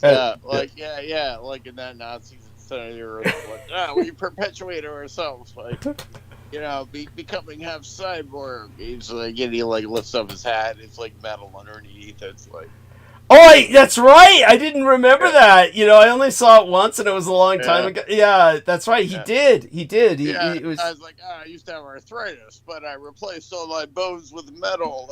Did he say that? Yeah. Oh my god, I can't even remember that. They must have added some. Yeah. It's every bit the Nazi B movie that you would want. Yeah, yes, that's right. I barely remember that scene that Aristides is describing. And I'm wondering if they added some, like extended or something. Maybe there's an extended version or the director's cut on YouTube. Who knows? I don't know. Yeah, but yeah. Just, Yeah. So love you dearly. Stay safe and be well. Hang out for as long as you want, and obviously go to sleep whenever you feel like it. If I really need you, I'll call, and I'll go into talking about. We'll start with Japan and move our way towards the aid package, and then to the protests. So okay, thank you, dear Aristides. Great. Good night. I'll put the one last time. I'll put the donate link in there. Thank you. And beyond that, we'll talk about the website thing. I got some ideas on that. Thank you. Excellent. And we'll okay. So we'll talk privately about that as soon as we can. And all right. Thank you. So that's Aristides, our wonderful individual who is our co-producer, essentially our producer. So he's the producer. And so Japan won't forget Biden's xenophobia accusation anytime soon. The U.S. President Joseph Biden included actual partners, the Empire of Japan, along with assholes like Asian India, the Communist Chinese Empire, and the revisionist Russian Empire in a list of countries he called xenophobic. Wednesday, midweek last, at a campaign fundraising event in Washington. His criticisms, of course, immediately raised hackles in Tokyo. The insult coming less than a month after he hosted Prime Minister Kishida Fumio for a summit and state dinner in Washington. I'm placing the family name first and his first name last, as is Japanese tradition. Joe Biden just threw this particularly nasty insult the way of the Japanese Empire, our close ally of these United States, at a campaign event. The president accusing the Japanese as an ethnos, along with the Communist Chinese Empire, the Russian aggressor, and Asian India, which of course is straddling the fence and is trying to fuck the United States up the ass while we're bending over backwards for it, all of being xenophobic in their reluctance to admit large numbers of immigrants. Two of these nations, Communist China and Asian India, have over 1 billion people each. I mean, honestly, I'm tempted to call Aristides back on stage to help me out here. Why would empires with 1 billion people each need immigrants? That is fucking funny to me. That's like, you're kidding me, right? Where the fuck does that come Who said that? Who said that? Biden! He said that. Right. Yeah. Yeah. Thank you. I had to call you on for that. It's just so stupid. And he says they're damaging their economies as a consequence. It's like, oh my fucking God, everybody around us looks like us. We've got to get more people who look different. Maybe that's what he means. I don't know. It's but oh my God. It's not so much we don't have that we don't like you. It's like we got 1 billion people just like sitting around. We don't need any extra help, thanks. Yeah, thank you. Oh my God. Yes, you can laugh yourself to sleep with that one. Oh my God. And he says that they're damaging their economies in consequence. On Wednesday, he told this Washington fundraiser, "Why is China stalling so badly economically? Why is Japan having trouble? Why is Russia? Why is India? Because they're xenophobic. They don't want immigrants. Immigrants are what make us strong." That's what he said. Yes. Kind of like, yes, those Filipinos that don't speak any English for me when I'm calling PayPal. Or actually, they are, in all fairness, in call centers in the Philippines, more than likely. Rather, it's when I went to my dentist and I'm dealing with both the doctor, the dentist, and the receptionist only one among the trio speaks English. That's pretty pissy. At any rate, I'm not quite sure how strong that makes us all. At any rate, the insult is being especially keenly felt over in Tokyo, because it comes just 3 weeks after this lavish and carefully choreographed love-in between the empire's leaders, Biden and the Japanese Prime Minister, Kishida Fumio. There was a marching band, a formal state dinner, an atmosphere of, whoa, our call just ended. Shit. Says, active now. Are we online? Holy shit. Yeah. Aristides started a call. Let me answer that. Here we are. Join the call. See if I can join the call. There we are. Where? Okay, there we are. Join call. Okay. So that was fun. That was, oh my god. He pressed the wrong button. He rolled over. It's like, this is why parents have to be very... Yeah, go on. Okay, good. Yeah, sorry. Yeah, press the wrong button. This is why parents have to be very careful when sleeping with infant children, is they roll over in their sleep. Oh, thank you, Aristides. That was cute. That was he had it lying next to him like it was a baby. Then he rolled over.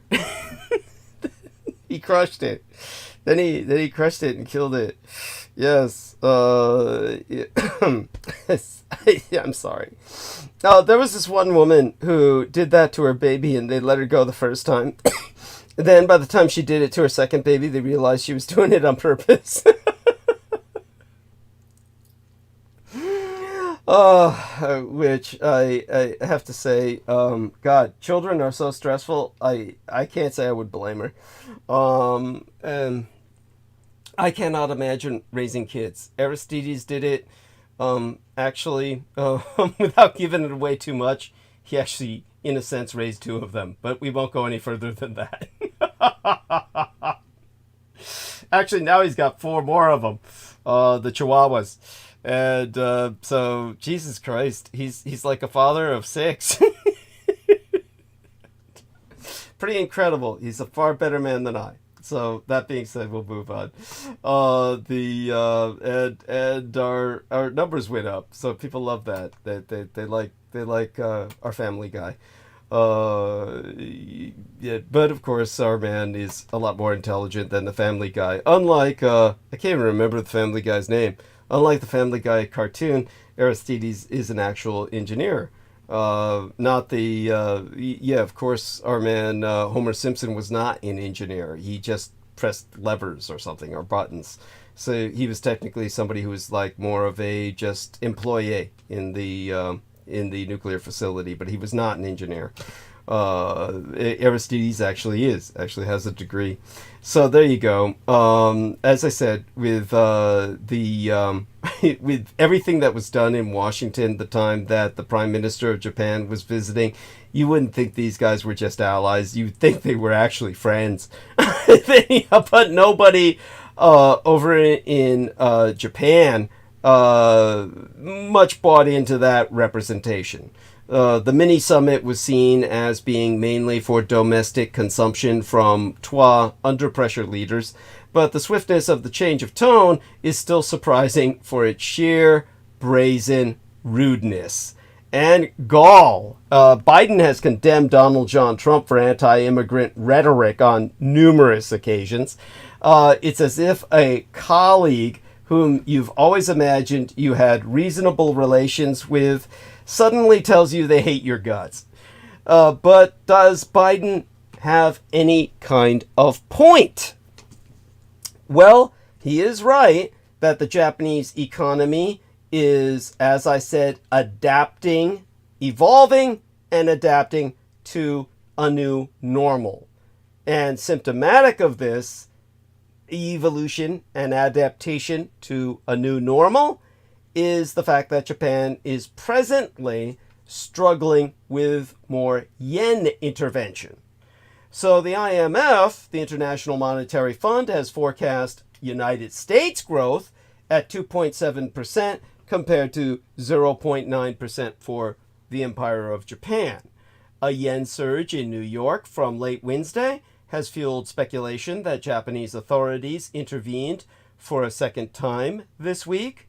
The yen advanced over 3% to 153.04 yen per dollar before losing some strength late Thursday.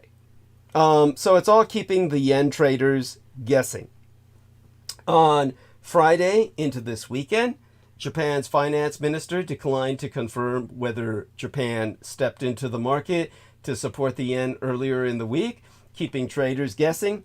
Sunichi Suzuki was speaking in, of all places, Tbilisi, Georgia, as he attended gatherings including the ADB, the Asian Development Bank's annual meeting, where he also announced the Empire of Japan's bid to host the ADB's, the Asian Development Bank's 2027 get-together.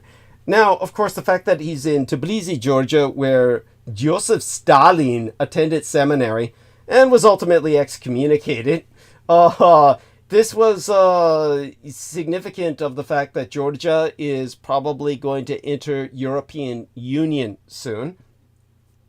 And it cannot happen soon enough. Whether or not Japan intervened in its own yen, the will they won't how would I call it? The will they want they strategy. Yeah, will they want they strategy has had some effect, pushing the yen down to the 153 yen per dollar level for now, and leading to a pullback by traders from record bets on yen weakness. Now, the Bank of Japan data suggests that Japanese officials may have spent some 3.66 trillion yen on Wednesday, just in the middle of this week last, to pull the yen back, mere days after the finance ministry spent an unprecedented sum intervening on Monday, opening this work week last, to, well, get things, on track. The Empire of Japan's companies are expressing an unusual amount of discomfort with the weak yen, whose sustained drop has made planning difficult for everyone, including exporters that traditionally benefit from the phenomenon.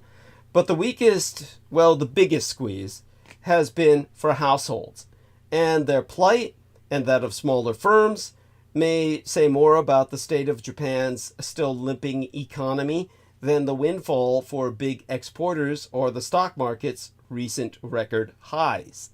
While Japan's yen buying intervention may not be sending tremors through the United States bond market just yet, that calm could be disturbed if Tokyo gets entangled in a drawn-out battle to prevent the exchange rate from weakening further. And Bloomberg's Daniel Moss argues that a long fight is not advisable, considering United States interest rates are the yen's real problem, himself advising that means Japan should leave its currency bazooka at home and limit itself to taking the odd pot shot to manage the yen's decline. Now, according to a Bloomberg analysis, policymakers likely spent some 9 trillion yen, or nearly 60 billion United States dollars, at current exchange rates in its latest 12 bouts of intervention put together. All within a single week, as a matter of fact, all within 48 to 72 hours, no less, within 2 to 3 days. So where will the yen go next? The former United States Treasury Secretary Lawrence Summers told Bloomberg that although he believes currency interventions are ineffective at shifting exchange rates, the undervalued yen could go either way from here. One group that will not be complaining, if the yen resumes its descent are foreign tourists. Foreign tourists are flocking to Japan in record numbers, and thanks to the weak currency, often living like kings. As a result, hotel prices surged to near 3-decade highs in March, Perhaps no big deal for these visitors, but tough for domestic travelers paid in yen. Now, certainly anyone who visits Japan these days is struck by the obvious affluence, the fucking wealth, even among average citizens.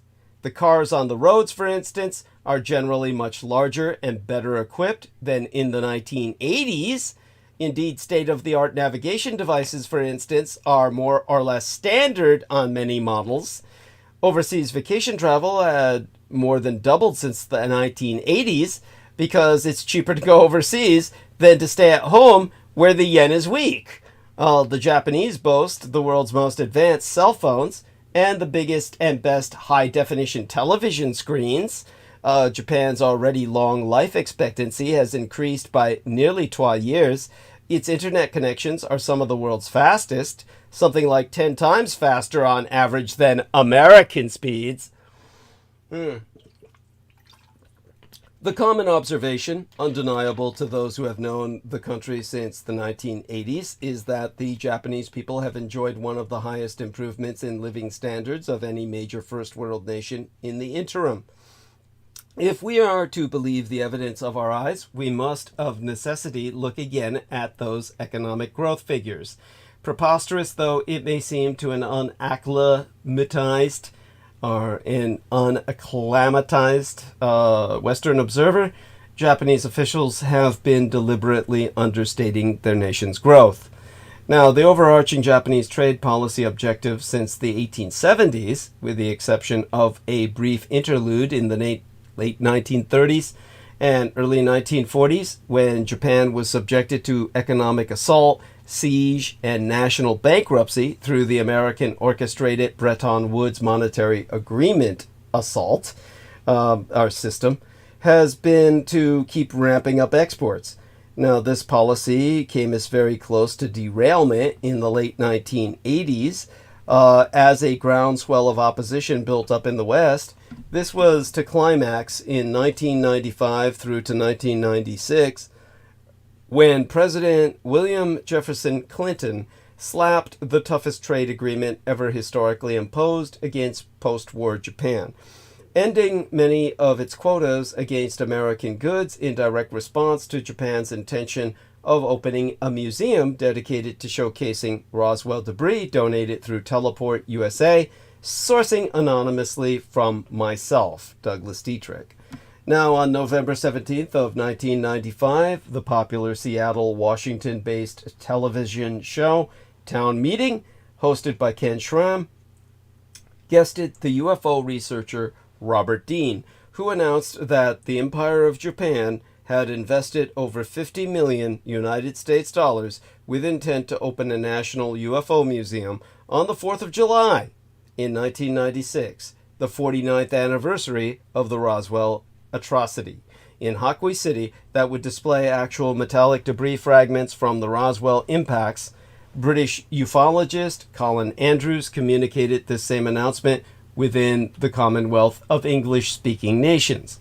I myself, Douglas Dietrich, had anonymously donated those very fragments of Roswell debris, which I had absconded with from my forced collation of the Roswell files, as articulated on air.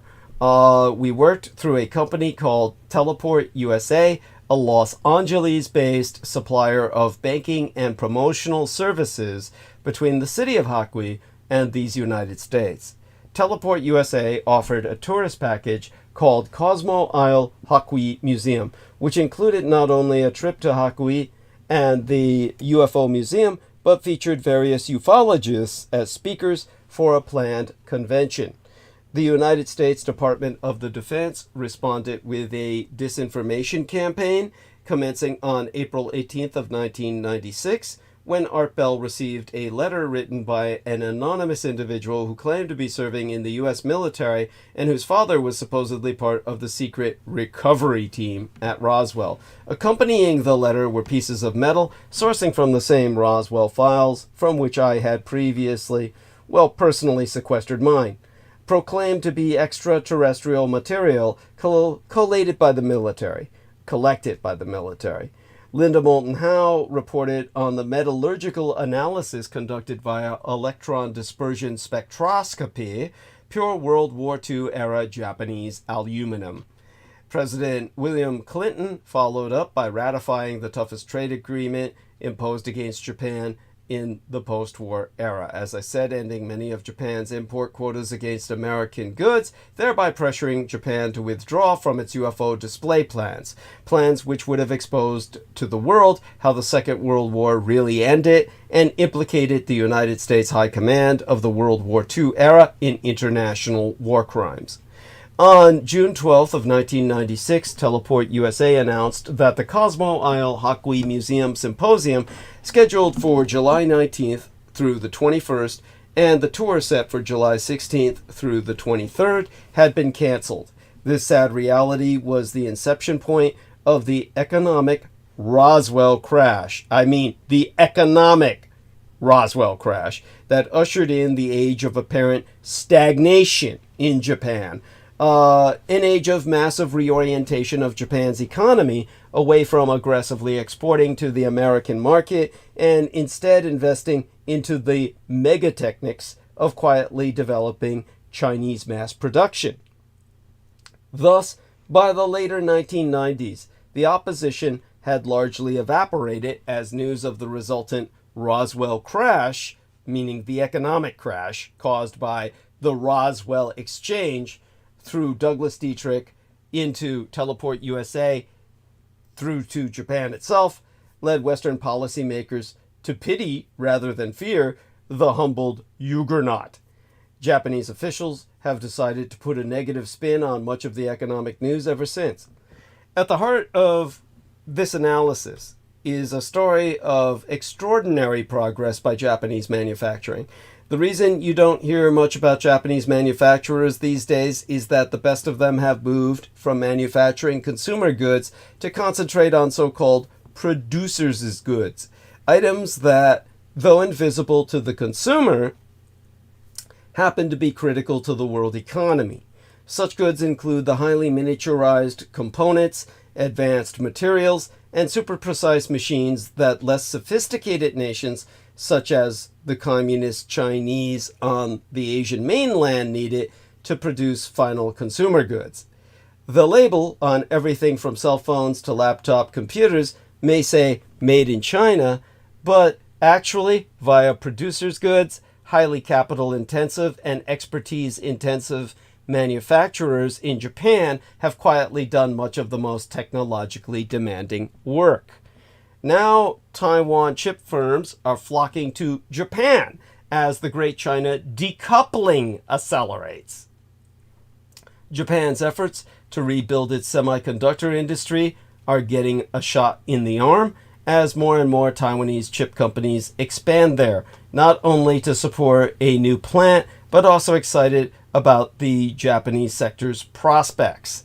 The influx comes amid shifting alliances and priorities in the global chip industry as the United States pushes to limit Red China's progress in cutting-edge semiconductors and strengthen partnerships between our allies. Now, fabless chip maker Alchip, or AI chip, really. It's AI chip, but I have no idea how to pronounce that. AI chip, I suppose, as opposed to iChip Technologies, which specializes in customized chips known as ASIC, that I can pronounce. It's an acronym, ASIC, all in the uppercase, for application-specific integrated chips, is illustrative of the China decoupling trend. In 2022, per a source who was briefed on the matter, the bulk of its research and development engineers were based in China, on the Asian mainland. But AI chip has begun moving roles overseas, many to the Japanese archipelago. That company said it is hiring in Japan, North America, and my Taiwan, but declined to comment further on personal matters. To quote Hiroyuki Furizono, General Manager of AI Chip Japan, we're expecting Japan's semiconductor market growth. We're continuously capitalizing on Japan ASIC opportunities and already engaging in several good projects. Now, at least 9 Taiwanese chip firms have set up shop or expanded operations in Japan over the past 12 years. Chip design company eMemory Technology, for example, opened an office 12 years ago in Yokohama, which neighbors Tokyo, and has 11 employees after hiring from Japanese conglomerates which once dominated the industry.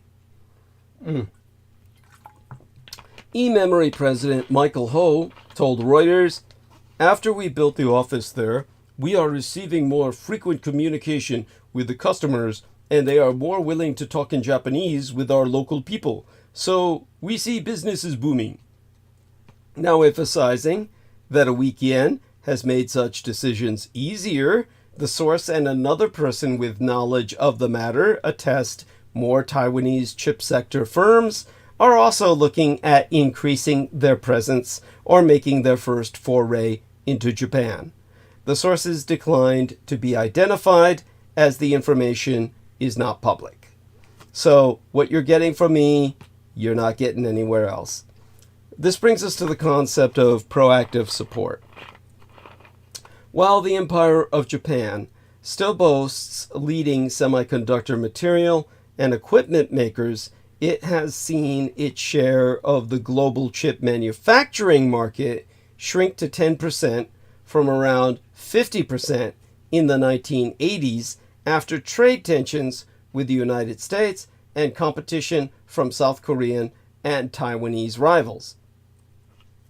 But in recent years, Japan has thrown enormous sums to rebuild its chip manufacturing sector, recognizing that semiconductors are vital for economic security and spurred on by the global chip shortage during the pandemic, as well as encouragement from Washington. This Saturday, TSMC, formerly known as Taiwan Semiconductor Manufacturing Company, will hold the opening ceremony for its first plant on the southern island of Kyushu, a chip-making hub. Or rather, this took place yesterday, is what I mean to say. I'm still stuck in the weekend, really. My head's still there, which is why it was so hard for me to get started into Monologue tonight. Now, the on-track plan contrasts with the troubled construction of TSMC's Arizona factory. It has also just announced plans for a second fab in Japan, bringing total investment in the venture to more than 20 billion United States dollars. Now, what's going on in Arizona with TSMC is a culture clash, but we can get into that another time. The chip-making giant has sees Japan as a natural fit in terms of an industrious work culture and a government that is easy to deal with and generous with subsidies. Per Nori Chao, investment director at White Oak Capital, the core strength of, to quotist she, the core strength of a strong semiconductor country lies not just in leading firms, but in a robust ecosystem. Japan's proactive government support, marked by substantial subsidies and minimal political interference, sets it apart, fostering superior progress compared to many other countries. In addition to TSMC, the Japanese government-backed chip foundry venture Rapidus plans to mass-produce chips on the northern island of Hokkaido from 2027. Taiwan's Power Chip is also seeking government subsidies to set up a 5.4 billion United States dollar foundry in Japan. Taiwanese firms boosting their presence in Japan include TSMC-backed Global Unichip Corp., another fabless designer of ASICs, which said it is attracted by both the engineering talent and business opportunities. Additionally, materials analysis technology, which inspects semiconductor materials and cites TSMC as its biggest client, opened a new lab in Kyushu late last year. Semiconductor equipment and maintenance firm Finesse Technology, another key TSMC contractor, is building a factory in Japan as well. TSMC supplier MarketTech is also expanding in Japan. MarketTech declined to comment, warning that Japan may not have sufficient young science industry workers to meet demand. Takamoto Suzuki, head of China Economic Research for trading house Marubeni, has gone on record to say that, regardless, the trend will continue for the foreseeable future as part of Sino-decoupling, or decoupling from the Communist Chinese Empire. The number of workers in Japan's chip-related businesses has declined by around a fifth over the last roughly 12 decades, although the government and universities have ramped up efforts to encourage students into the field. To blame all this on xenophobia is way off, to say the least. For a start, Biden is factually wrong. Japan has opened its doors to immigrants, legal immigrants, that is, in recent years, not in the chaotic manner of the American empire, or these United States at the center of American empire, but through careful but substantial changes to Japan's own admissions policies. These should see an additional 800,000 skilled workers entering the Japanese empire over the next half decade, the next 5 years. The changes are most noticeable in Tokyo, the capital, where, along with a significant increase in foreign workers, a tourist boom fueled by the weekend has made the sight of bewildered foreigners wandering around Shinjuku Station a daily occurrence. Some locals are irritated at the overcrowding at popular tourist spots, but the increased foreign presence of both workers and tourists has generally been welcomed. A survey by the Asahi newspaper published yesterday, last month, found that 62% of the population said more foreign workers should be admitted. In any case, even though Japan has always been multi-ethnic and multicultural, Japan is not America, a nation of immigrants. Japan has, as any Japanese will tell you within about 5 minutes of starting a conversation, a unique culture. And it is a culture in which etiquette plays an essential role in maintaining societal harmony. The rules are endless, mostly unspoken, and learned often through trial and grievous error. It takes a long time. To quoteist Dicko Henderson, the resident British agent in Tokyo, in Ian Fleming's James Bond novel titled You Only Live Twice, I've been in Japan 20 years and I'm only just starting to find my way around. He wasn't just talking about directions. It's still like that today. But when I speak to my gang brother Beaver or anyone who has spent time in Japan and ask them, have they ever felt unwelcome or discriminated against? And this includes Taiwanese connections that have spent 25 years there. They would answer, well, a handful of times, perhaps in the very early days, but those experiences are outnumbered 100-fold by kindnesses received despite blundering and insensitive gaijin, or foreign ways.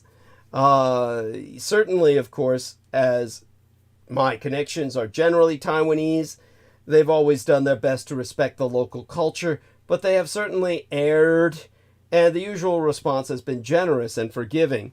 And whatever problems there were in the past, there has been a noticeable improvement in the treatment of foreigners in the last decade or so.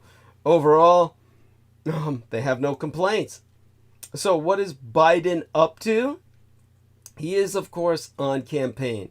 And as Peter Moon said about Donald Trump, who's just going to exploit everything he can to sell his pitch, Biden is using every tactic at his disposal to sway voters by playing on their emotions, combining his supposed economic success with a justification for mass immigration, while at the same time appealing to any latent xenophobic and Nipponophobic, it is Japanophobic tendencies of his audience, is arguably an effective, if cynical, strategy.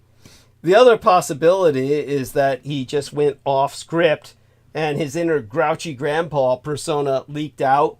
His summit with Kishida was all of 3 weeks ago, so it is understandable if he has forgotten about it completely by now. And perhaps he's been binge watching, as my son says, the remake of Shogun on those long spells at his Delaware retreat and imagines it's still to be the Edo period in the Japanese archipelago. These comments of his also threaten diplomatic blowback at a time when an East Asian NATO is forming, as the American empire is seeking to thicken the web of minilateral relationships, binding small groups of like-minded nations, such as the Empire of Japan and India, together to address regional challenges. These minilaterals are proliferating in the face of the failures of multilateral organizations, from the United Nations to ASEAN, the Association of Southeast Asian Nations, ASEAN, all in the uppercase, and the EU, of the European Union, all failing to stop conflicts in Ukraine and the Mideast and communist Chinese adventurism in the South China Sea. Just last month, Yestermenses, Washington hosted one of the most significant shifts in the world's security architecture since the collapse of the Soviet Union. On April 11th, an unprecedented trilateral summit brought together United States allies, the Empire of Japan, and the Philippines, potentially setting the stage for a spectacular shift in Asia's Sino-American balance of power. Before this summit, East Asian security was primarily upheld through a series of bilateral agreements between the United States and its partners.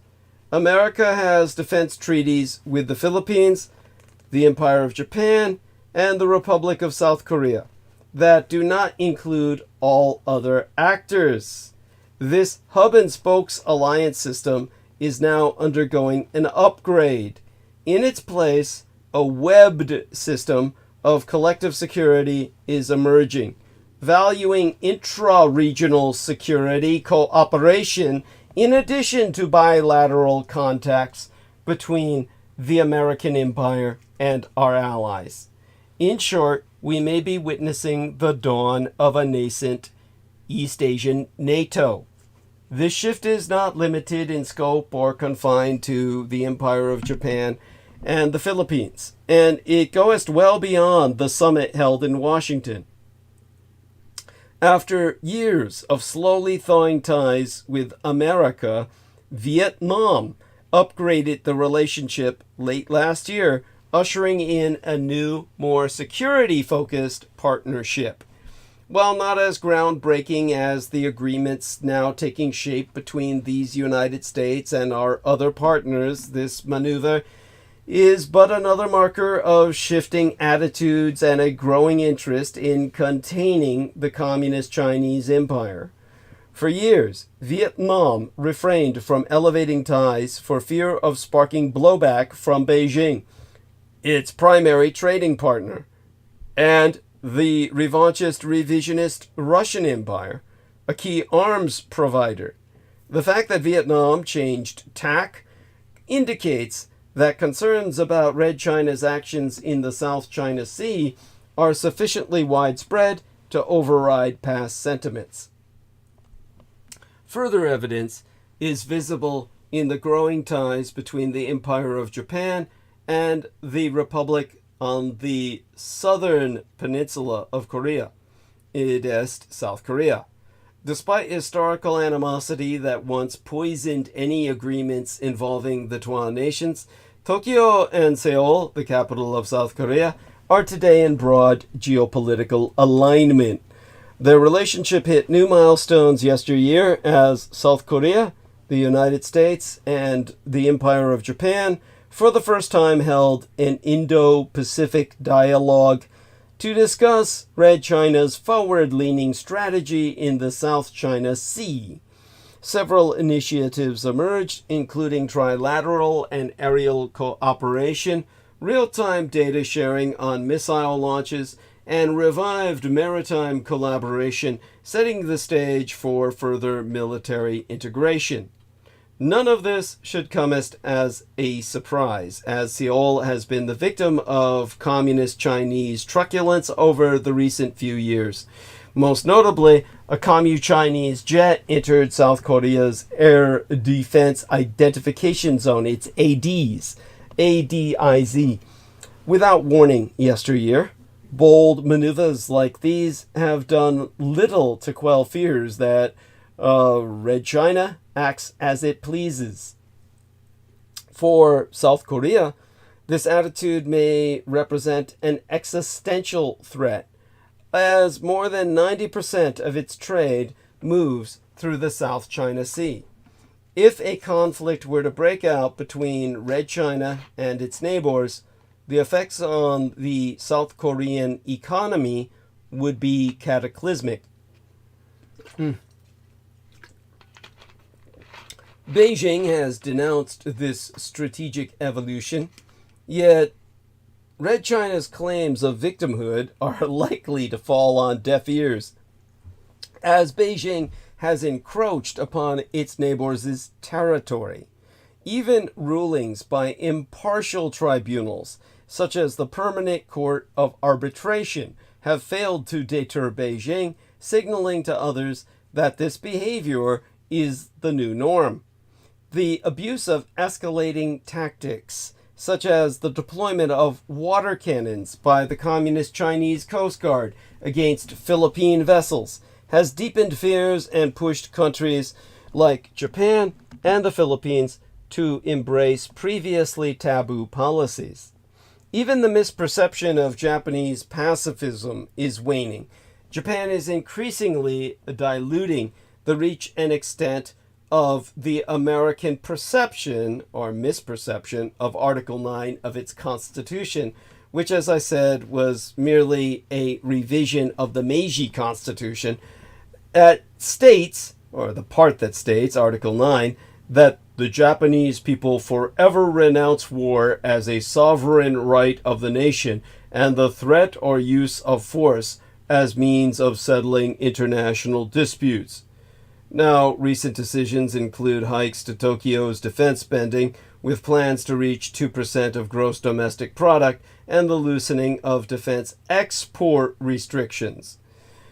More surprising still, for those who don't get that point, the loosening of defense export restrictions, it means Japanese are going to start selling guns on the international market, to say the least. If not tanks and planes and shit. Now, more surprising still is the Philippines' embrace of the Empire of Japan as a potential security partner, as historic enmity between these two often seemed like an insurmountable obstacle on the road to greater cooperation. As is often the case, all that was needed was a common foe. Given the stakes, and the Communist Chinese Empire's unceasing aggression, it is no surprise that attitudes are changing. Now it is up to the American Empire, these United States, to build upon these gains. This year's presidential election will likely have an outsized impact on what happens next. Still, some troubling trends will likely persist, whoever occupies the White House. Free trade orthodoxy, for example, is unlikely to make any triumphant return, no matter who wins in November. Even if proposed trans-Pacific trade deals don't include the Communist Chinese Empire, any of attempts to forge a free trade zone are unlikely to gain any traction. Bipartisan willingness to scuttle foreign investments or buyouts of American companies by allies like the Japanese Empire are misplaced. The Empire of Japan does not pose a security threat, and Japanese car makers have been in these United States for decades without incident. Still more misguided is America's unwillingness to follow through on legislative changes that might supercharge its alliance, building on diplomatic efforts in East Asia. One notable example is shipbuilding, as federal law prohibits the full use of Japan's and South Korea's shipbuilding capabilities for a much-needed United States naval buildup. This status quo, as well, is unlikely to change regardless of the electoral outcome. The next administration would do well to propose a full-fledged Pacific Security Alliance, with Asian members carrying full economic and personnel burden sharing. The future Asian Security Organization should be supported by United States global reach, aerial transportation, and intelligence capabilities, naval operational prowess, and space-based reconnaissance capabilities. But unlike NATO members, which for decades relied on America's security muscle, there should be no security freeloading. The United States needs help tackling the Communist Chinese Empire's territorial ambitions through a strategy of collective deterrence, especially with conflicts in Ukraine, Gaza, and the Red Sea, stretching American defense capabilities thin.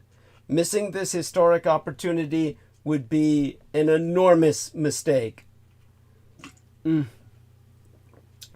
Biden's remarks, then, contrast starkly with those of his ambassador to Tokyo, Rahm Emanuel, who has become something of a global cheerleader for Japan, even holding it up as a mirror to show the American empire where it's gone wrong.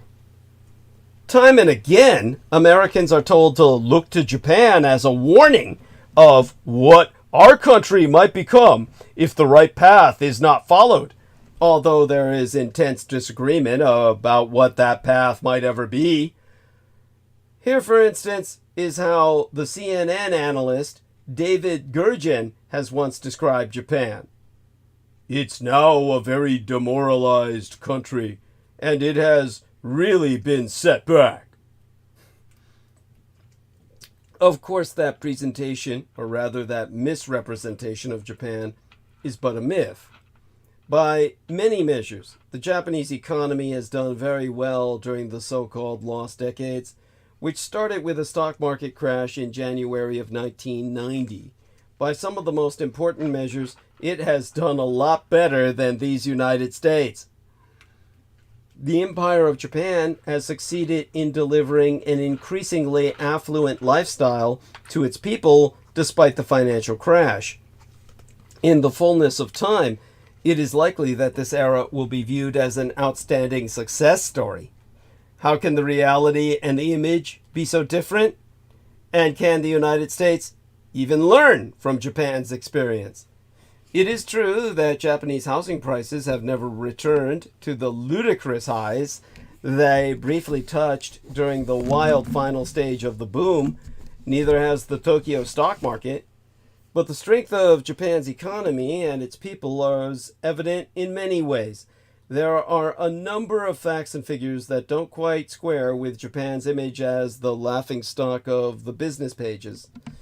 So if I were to count on maybe both hands, well, maybe just one and another finger, I'd say there would be about half a dozen points that come to mind most immediately. Japan's average life expectancy at birth grew by 4.2 years to 83 years from the 78.8 years between 1989 and 2009. This means the Japanese now typically live 4.8 years longer, well, half a decade longer than Americans. The progress, moreover, was achieved in spite of, rather than because of, diet. The Japanese people are eating more Western food than ever. The key driver has been better healthcare. Japan has made remarkable strides in internet infrastructure, although as late as the mid-1990s it was ridiculed as lagging. It has now turned the tables. In a recent survey by Akamai Technologies, of the 100 cities in the world with the fastest internet service, 38 were in Japan, compared to only 3 in these United States. Measured from the end of 1989, the yen has risen 87% against the United States dollar and 94% against the Greater British Pound sterling. It has even risen against that traditional icon of monetary rectitude, the Swiss franc. The unemployment rate is 4.2%, about half of that in these United States. And according to skyscraperpage.com, a website that tracks major buildings around the world, 81 high-rise buildings, taller than 1,000 feet, have been constructed in Tokyo since the lost decades began. That compares with 64 in New York, 48 in Chicago, and 7 in Los Angeles.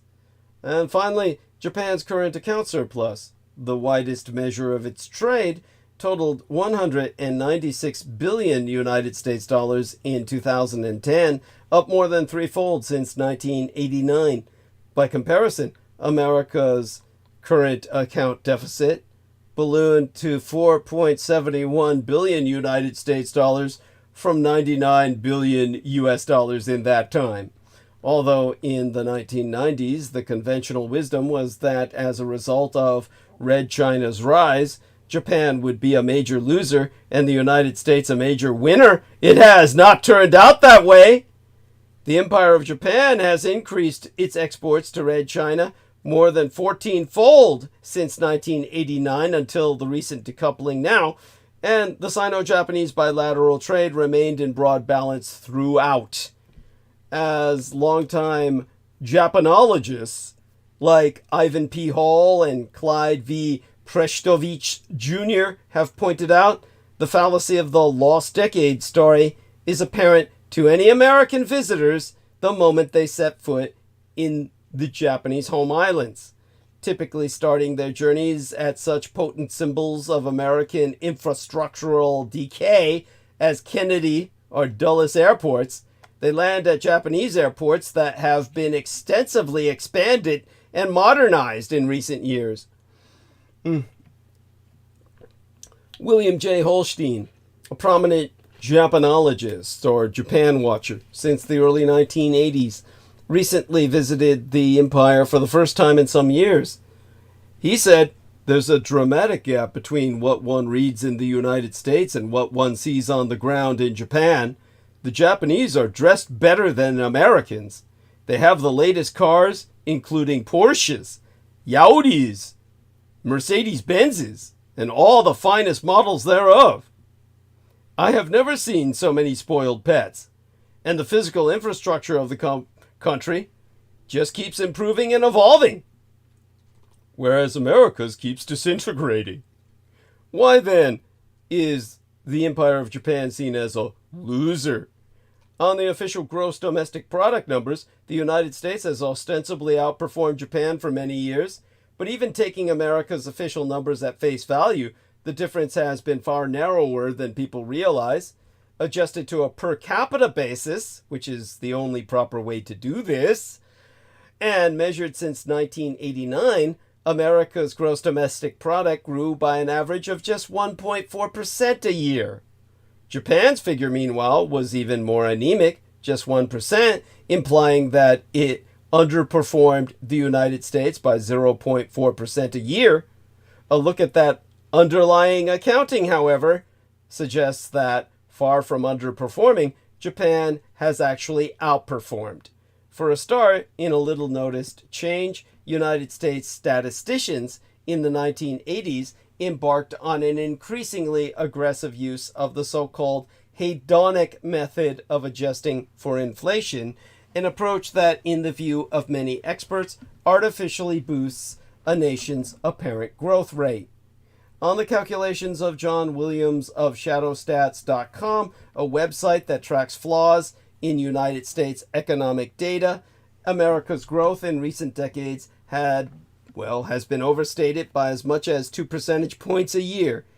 If he is even close to the truth, this factor alone puts the United States behind Japan in per capita performance.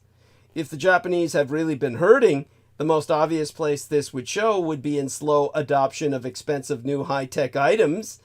Yet, the Japanese are consistently among the world's earliest adopters.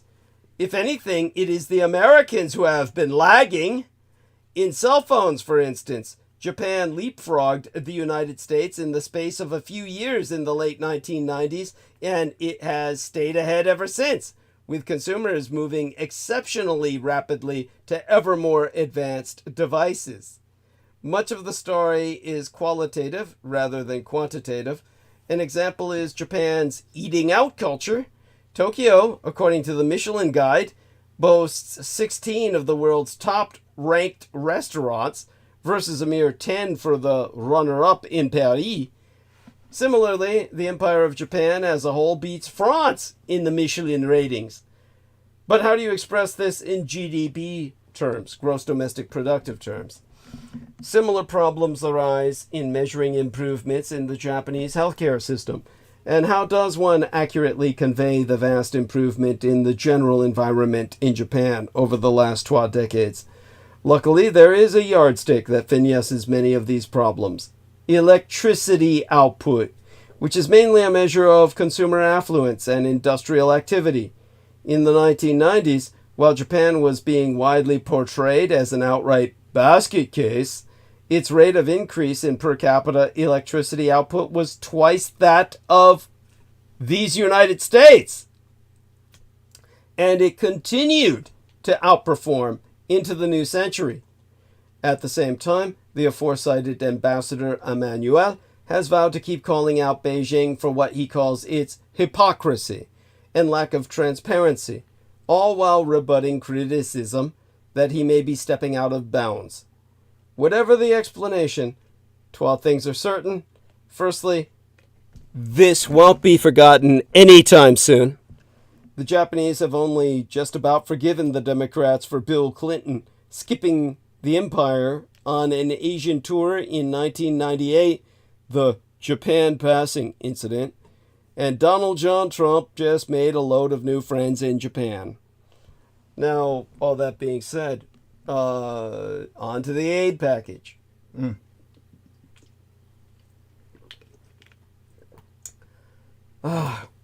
So, taking a look at the numbers. Amor Fadi, welcome aboard again. Sorry I missed you last time.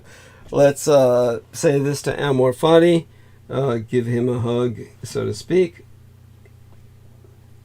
And, of course, thank you for all of you for maintaining listening. Let's have more people gather as I proceed to go deeper into the gentle night with my analysis. First the aid package, then to the student protests. All of this is all part of our world. Welcome back at Amor Fadi. There we are. And let me, of course, get him a little dash here. Okay, then I'll check the time we have remaining.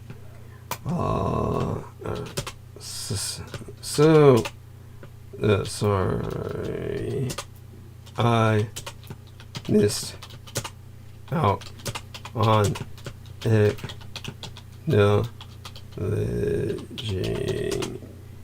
you last transmission.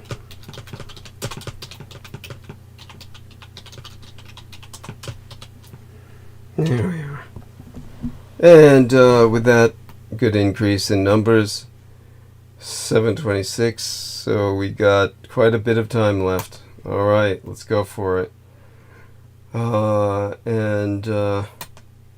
Okay, so in terms of the aid to Ukraine, is it too little, too late?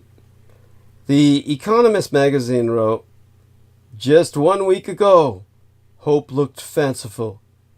Since October of yesteryear, President Biden's proposal to spend 61 billion United States dollars on aid for Ukraine and smaller amounts in the tithe unto Israel along honorarium unto my Taiwan had languished in Congress. The United States House of Representatives finally met the moment, but some say it came as too late. Now, America always does the right thing, after exhausting all other possibilities." Those words, always falsely attributed to Winston Churchill, also imperfectly capture what finally transpired late last week. The week before last, I mean to say. Late the week before last, when the Republican-controlled United States House of Representatives passed a series of supplemental defense spending bills earmarking military aid for America's sovereign overstate in Israel, the Ukraine, and my own Taiwan. Good news by compartmentalized concerns for now. America's latest aid will give Ukraine only a temporary reprieve. The bitterness of the struggle in Washington is a sign of trouble ahead. Let's consider Ukrainian aid, the radical right, and the Russian Empire's neighbors. On April 21st, the United States House of Representatives finally approved the 61 billion US dollar, the 57 billion euro Ukrainian aid package. The Senate followed suit on Tuesday of the week before last, as dated April 23rd, preceding my hosting our failed midweek transmission fundraiser, paving the way for President Joe Biden to sign it into law. After long delays, the bill was passed in just a few minutes, with a clear majority made up of Democrats and a critical mass of Republicans voting in favor. The Speaker of the House, Mike Johnson, had engineered the vote so that it would be successful when tabled, though he himself had been a staunch critic of aid to Ukraine in the past and may yet forfeit his position as Speaker. The roughly 61 billion US dollar or 57 billion euro, including 23 billion US dollar or 22 billion euros earmarked for replenishing United States military stockpiles, some of which could be transferred to Ukraine at a later stage, 14 billion US dollars or 13 billion euros for the purchase of advanced weapons systems for Ukraine from American defense contractors, the 11 billion US dollars or 10 billion euros for Amero-Ukrainian cooperation, including joint intelligence operations, and 8 billion US dollars or 7 billion euros for financial aid. There are also provisions in the legislation allowing Russian assets in the West to be frozen and used for reconstruction purposes in Ukraine. In recent months, the discussion about the future development of Russia's war against Ukraine and potential endgames was dominated by the uncertainty around the American aid package. Speculation was rife that Ukraine could soon be forced to negotiate with Russia at a time when there is evidently no political will in Moscow to negotiate. The ultimate passing of the Ukraine bill has been met with palpable relief in Europe. The vote was widely hailed as proof that the West is back and that American commitment to the Ukraine has not been captured by the Donald Trump campaign. It is indeed of utmost importance for Ukraine that this impasse has been broken. U.S. military aid can be delivered faster than most European aid, which still lacks the production capacities required to be a reliable supplier of ammunition and other military assistance to Ukraine. Continued American military aid also sends a strong signal to Ukrainian soldiers and society at large. It boosts morale at a time when the fighting is particularly tough and Russia is relentlessly targeting critical infrastructure in the city of Kharkiv, whilst also keeping up the pressure in the Donbas region. It is striking, however, how much wishful thinking finds its way into Western commentary. The release of American aid is ultimately one step of many that will need to be taken. With the United States presidential election looming, the uncertainty over what a Trump victory would mean, including for Ukraine, remains. The domestic political struggle over the release of American aid is yet another case of the West just about turning the corner. In Europe, there are similar examples, such as the repeated vetoes of the Hungarian Prime Minister Viktor Orban, who first blocked the opening of EU accession negotiations with Ukraine, and then the EU's Ukraine facility, the financial package linking reconstruction and accession. There is ample space for populist and polarized politics to derail support for Ukraine. So far, each time the path was cleared at the last moment, often by a fudge, making a repeat scenario, or an actual blockage in the months and years to come, highly likely. Moreover, it took massive lobbying by the Ukrainian and other European governments, NGOs, the non-governmental organizations, think tanks, and activists to prepare the ground for the vote on this latest U.S. bill. Ukraine should focus on the good news for now, but Western powers need to think ahead more strategically to try and prevent cliffhangers at almost every essential turn. Even if the Trump argument did not win over the Congress vote this time, the American presidential election remains wide open, with a substantial part of the Ukraine's future at stake. For these United States, the argument should be that not despite of, but because of an America First policy, it matters whether the authoritarian regime in the Russian Empire is stopped. If it is not, other autocrats will feel empowered, the first among them being the Communist Chinese political leadership. The United States sees Red China rather than revanchist and revisionist Russia as its primary long-term arch-rival, but if the Russian Empire can declare victory over Ukraine, the message to mainland China is that Washington cannot stop autocrats with neo-imperial ambitions.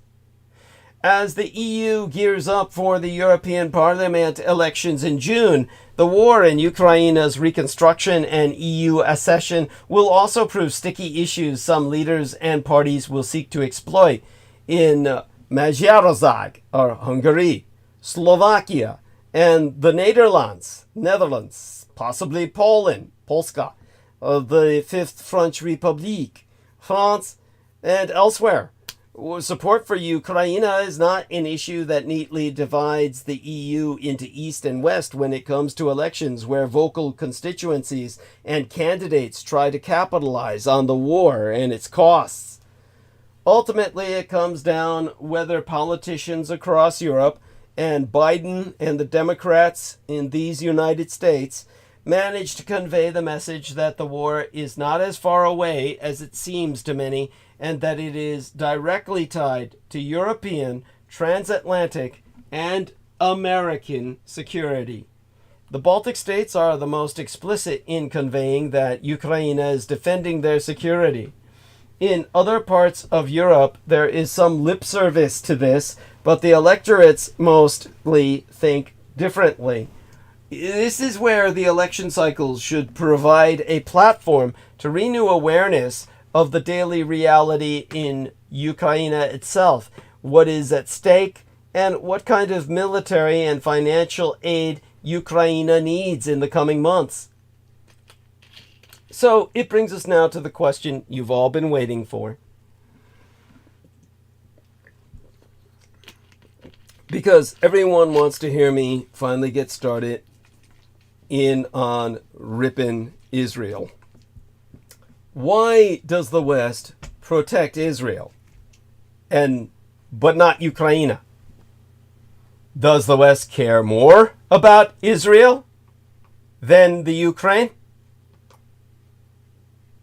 To which I can tell you, well, how would I say this? As diplomatically as possible.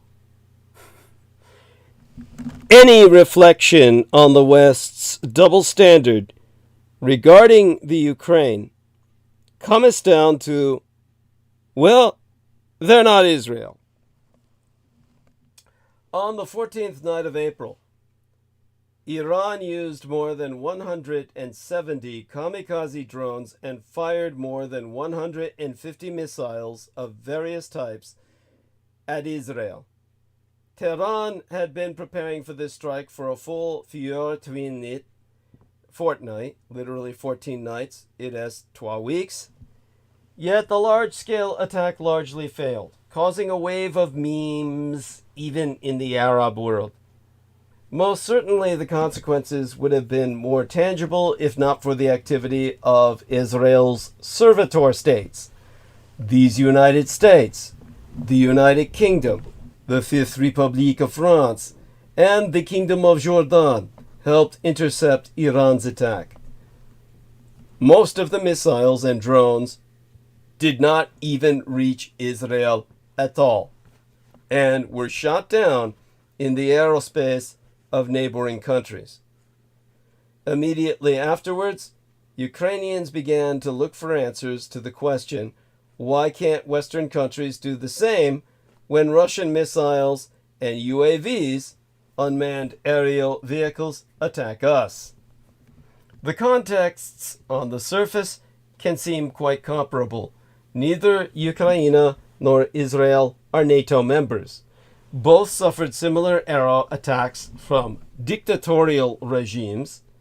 Western air forces did not enter Iranian aerospace to shoot down the missiles it launched and did not approach its borders.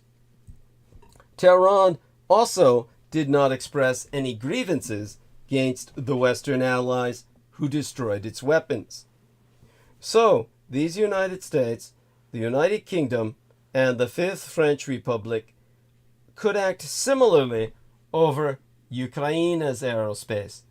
They could, but for some reason, they do not. When Israel and its allies shot down hundreds of Iranian drones and missiles, they demonstrated what an effective aero defense looks like. The slow-moving Shahad 136 suicide drones were not hard for the Israeli, Jordanian, British, American, and, incredibly, Saudi for aero forces to find and eliminate. Even Iran's cruise missiles were thwarted. It was an overwhelming victory for Israel and a humiliation for Iran. In Ukraine, all this was watched with desperation, even anger.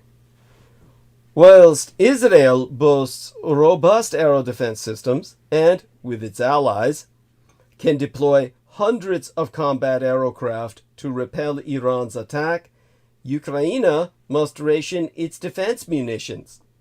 Kiev, the capital thereof, is forced to choose which cities to protect. Ukraine's interception rate of incoming, balliste, incoming rounds, missiles, and implements of destruction, which was above 75% in 2022, is now down to 46%.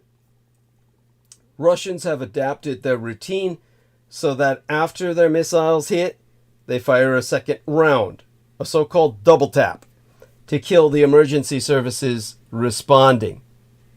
The military consequences for Ukraine, which is facing desperate shortages of artillery ammunition and aero defense missiles, were dire. The CIA Director William Burns warned yestermensis, or rather the month before last, of a very real risk that the Ukrainians could lose on the battlefield by the end of 2024. But opposition to further American support from the isolationist wing of the Republican Party seemed insuperable. The new Republican Speaker of the House of Representatives, Mike Johnson, is himself a skeptic on Ukraine, and colleagues on the right of his party had threatened to unseat him if he tabled the bill. Yet, Saturday before last, under Johnson's leadership no less, the House met the moment, passing the bill through extraordinary parliamentary maneuvering. A majority of his own party voted against additional aid, but the Democrats were unanimous in support. As a result, 61 billion United States dollars of aid is on the way to Ukraine. Quote, "It should have an almost instant effect," unquote. It is a severe setback for Russia. Via the Kiev Post, Diane Francis said Pentagon officials have indicated that American artillery shells stockpiled in Europe could be shipped to Ukraine within weeks, with American missile systems likely to arrive before the expected Russian offensive in early summer.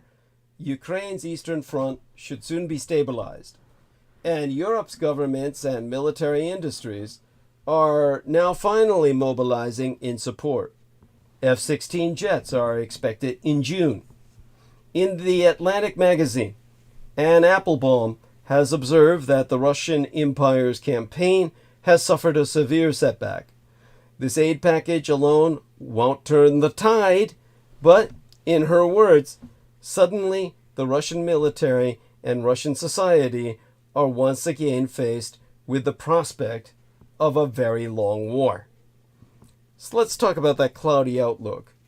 In The Spectator, Owen Matthews wrote for many ordinary Ukrainians that the aid is too little, too late. In the past few months, they have lost lives, land, and infrastructure because of Western dithering. They know, per his writ, that their security is dependent on the political whims of their allies and could once again evaporate. Donald John Trump could be elected in November and has claimed that he would end the war in one day. The Washington Post declared that the vote was historic, but it was more an inflection point than a conclusion. The rise of a selfish, simplistic America First ideology in the Republican Party puts Europe's security at risk. American support for Ukraine is guaranteed for the next few months. Beyond that, the outlook is cloudier. Yet Ukraine's allies could easily give it the same protection they give Israel. Such protection could have prevented 600 people from being crushed in the rubble of the drama theater in Mariupol. The Russian ballistic missiles loaded with banned cluster munitions that hit the train station at Kramatorsk, killing 61, could have been intercepted. The Kremlin's missiles might not have destroyed the shopping mall in Vinnytsia, killing 28. The list of tragedies goes on. The week before last, Russian missiles destroyed the Tripilshka thermal power plant, which provided electricity to the Kiev region. Ukraine shot down the first 7 of Russia's 11 missiles, then ran out of rockets. More defenses are desperately needed. The month before last, Russia attacked Ukraine with more than 400 missiles, 600 Iranian-made drones, and 3,000 guided aerial bombs. When the anticipated summer offensive begins, these tallies will probably double. Ukrainian soldiers now have barely enough weapons to hold the front line. The lack of air defenses means they are now exposed to Russian aircraft, which for the first time in this war have started dropping thousands of bombs. Since the beginning of the year, Russian forces have seized more than 140 square miles. This week last, well, the week before last, Great Britain's Secretary of State, David Cameron, made the case for not helping to defend Ukraine's airspace. The fear is that a precocious Western pilot could down a precious Russian plane. The difficulty is if you want to avoid an escalation in terms of a wider European war, I think the one thing you need to avoid is NATO troops directly engaging Russian troops. But Russia's pilots rarely enter Ukrainian-controlled aerospace. Its drones and missiles do. And no one in Kiev is asking the Royal Air Force to fly over Belarus and shoot down rockets, as they did to such effect the weekend before last over Iraq and Jordan. The request is for equipment, not men. In particular, Ukraine has asked for Patriot aero defense systems, 25 of which Volodymyr Zelensky said the week before last would allow us to Ukraine to fully defend its aerospace. Now, in the face of Western hesitancy, Kiev is begging for just 6. A few dozen F-16s, promised yesteryear, are finally due to arrive this summer. President Zelensky has said they will be used to shoot down Russian drones and cruise missiles. But there are not enough defense systems to protect Ukraine's aerofields, so this squadron of jets may not last long. Russia, meanwhile, has 30 times more aircraft than Ukraine and unlimited drone supplies from Iran. For months, Ukraine has been waiting for the next American aid package to be approved by Congress. Its members stand firm in support of Israel, but are isolationist when it comes to Ukraine.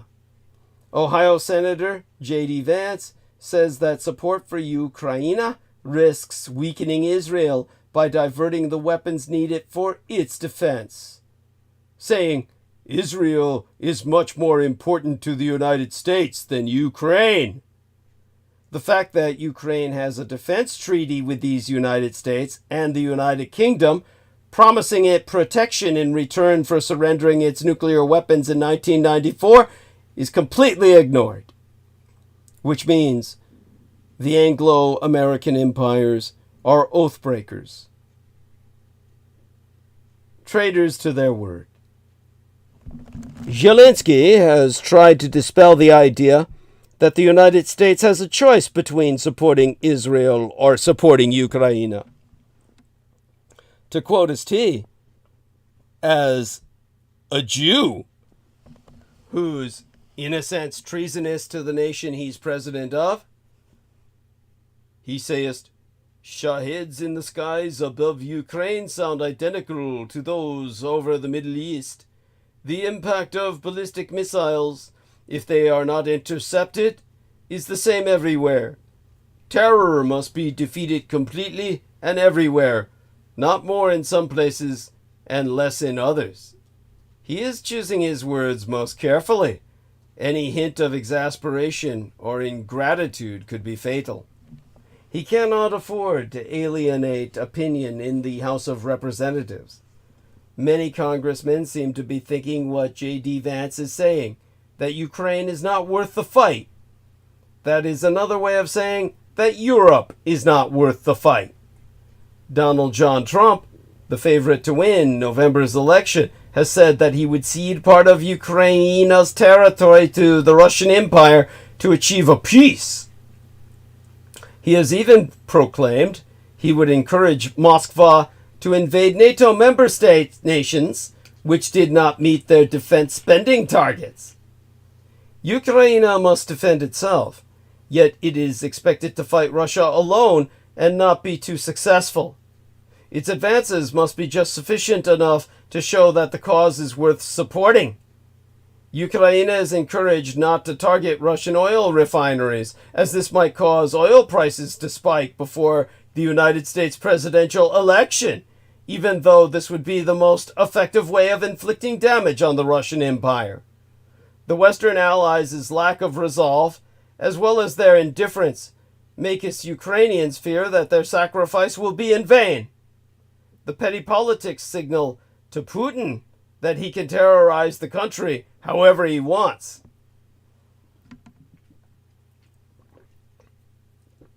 The truth is, of course, is that without Western support, Ukraine will lose the war. To witness Israel being given so much backup is painful. The West scrambled to help Israel because they wanted to deter an aggressor and prevent a wider war in the region. Surely the same logic applies to Ukraine and Europe. When the United States and other Western countries recently defended Israel against Iran's drones and missiles, Ukrainians began to blame themselves for not receiving similar protection against Russia's attacks. But the reality is very different. Just where do we draw the line? Looking for an answer to why everything is so unfair in this cruel world, some broken Ukrainians have gone down an already trodden path and have begun to blame themselves. They say that the whole problem lies in their own country. Exempli gratiae. In brave new Ukraine, the world's most besieged democracy is adjusting to permanent war. Hence, the Ukraine is very corrupt, because black markets flourish in wartime, of necessity. If it were not for the rampant corruption, maybe NATO countries would have dared to send their planes against Russian missiles and drones attacking Ukrainian cities. But conscience does not allow NATO members to defend such a corrupt, kleptocratic state, even if it does have the only Jewish president in the world outside of Israel. Whereas the West is still hesitant to give Ukraine certain types of weapons, well, let's ask this other question. When the Ukrainians are blaming themselves, they ask, or maybe the reason is that Ukraine is simply not as full-fledged a partner of the West as Israel. After all, the Jewish state has the status of an all-American ally. It has particularly close relations with Washington. It has to lobby up Washington's ass. And all Ukraine has is the useless Budapest Memorandum with its non-guarantees of security. In fact, Israel has been receiving aid for decades. Whereas the West is still hesitant to give Ukraine certain types of weapons and warns against attacking Russia too aggressively. Ukraine is also not very democratic. If Ukraine had democracy like in Israel, it would definitely be properly protected, right? What can Ukraine expect with its oligarchs, mono-majority, and restrictions on various freedoms? Israel is a totally different matter. Everything is very democratic there. There is real political competition. Why, the American electorate would burn with shame if it did not protect such a democratic country against drones launched by the criminal Ayatollah's authoritarian regime. Or maybe Western allies decided not to shoot down Russian aero targets because they don't like Ukraine's politicians? The Israeli Prime Minister Benjamin Netanyahu is deeply admired and trusted, while the Ukrainian President Volodymyr Zelensky is not. Or maybe it's because Ukraine has pursued a foolish disarmament policy since regaining its independence and has not developed its own military-industrial complex. If it had acted more wisely, like Israel, Western aid would have been forthcoming. well, more forthcoming. Perhaps some of the criticism is objective. No one disputes the fact that Ukraine has a major problem with corruption in wartime, the usual black market necessary for its surviving population to continue surviving, that the quality of its political elites is not the best, as is exemplified, personified even, in the only Jewish president in the world outside of Israel, to put it mildly, and that the performance of Ukrainian officials in various fields is often very mediocre. And Ukrainians themselves have contributed to the destruction of their own military-industrial complex in a vain and foolish hope for peace. But none of that explains why Western countries are hesitant to help Ukraine the way they helped Israel on April 14th in the night skies above the Middle East. Let's consider those relations with Russia, because in reality, everything is much more banal and simple. Ukrainians often over-idealize the West and our political elites, endowing them with features that we ourselves would like to see, but are not real. The West is hesitant to help Ukraine shoot down Russian missiles and drones simply because it is insanely afraid of the Russian Empire, and it wants to minimize any risks of involvement in a direct military conflict. It is not because there is something wrong with Ukraine. It is not the total corruption in the country or the mistakes and inefficiency of its political elites. It is the pathological fear of Russia that is making the West act differently in the skies over Ukraine and Israel. Due to its irrational fear of escalation and unwillingness to confront the Russian Empire, the West has never shot down Russian missiles in the skies over Poland, and has even ignored Russian drones in Romanian aerospace. NATO has every right to destroy such targets, yet it forever refuses to act. So what can be said about the aero defense of Ukraine?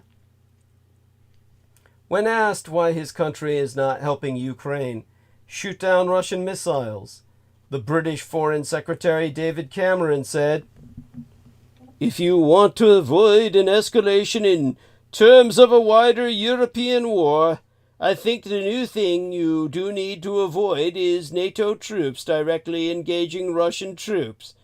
That would be a danger of escalation." So let's take a reality check here. Because the United States Department spokesman, the United States State Department spokesman, Matthew Miller, voiced a similar position. And here I quote his T. "We are not in armed military conflict with Russia, which is what it would require for U.S. planes to be in the skies over Ukraine engaging with Russian attacks. And we are not going to be in direct armed conflict with Russia. The President of the United States has made that very clear." The head of European diplomacy, Josep Borrell, proffered a more cunning answer to the question of why the situation of Ukraine and Israel cannot be compared. To quote his T, "Iran's strikes were carried out over the aero bases of the armies of France, the United States, the United Kingdom of Jordan, and Jordan. They acted in self-defense. This does not happen in Ukraine. There are no UK or US aero bases in the territory of Ukraine, nor on the territory over which Russian missiles are flying, and certainly not Jordan." It is also worth considering the difference in military potential and geographic location between Iran and the Russian Empire. Iran cannot currently threaten a direct response to NATO countries, and it does not even really want to. But Russia can, and it has significantly greater capabilities to do so. No one in the West wants to test Russia's response to the destruction of its missiles or drones, no matter how cowardly it may look. This is a reality that Ukrainians should take into account. So, no matter how much any of us want it, Ukrainians will never see NATO forces destroying Russian aero targets in the skies near or over Ukraine. And thus far, the Ukraine has not been able to influence the attitudes of Western politicians. Because even though they may have a Jewish president, they're not Jews. The politics of American imperial aid to Ukraine crystallized all too clearly when Congresswoman Celeste Malloy gaslighted the Fourth Estate by insisting on Israel. In her words, Iran is betting that we're too weak-willed to support our ally, as if America had but one.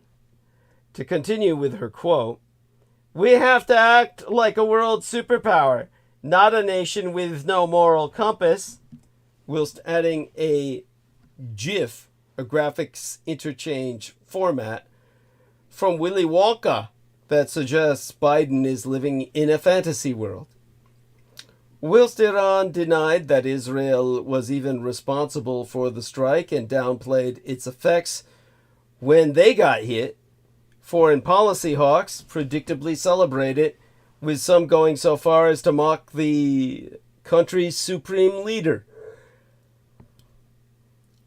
Congresswoman Claudia Tenney.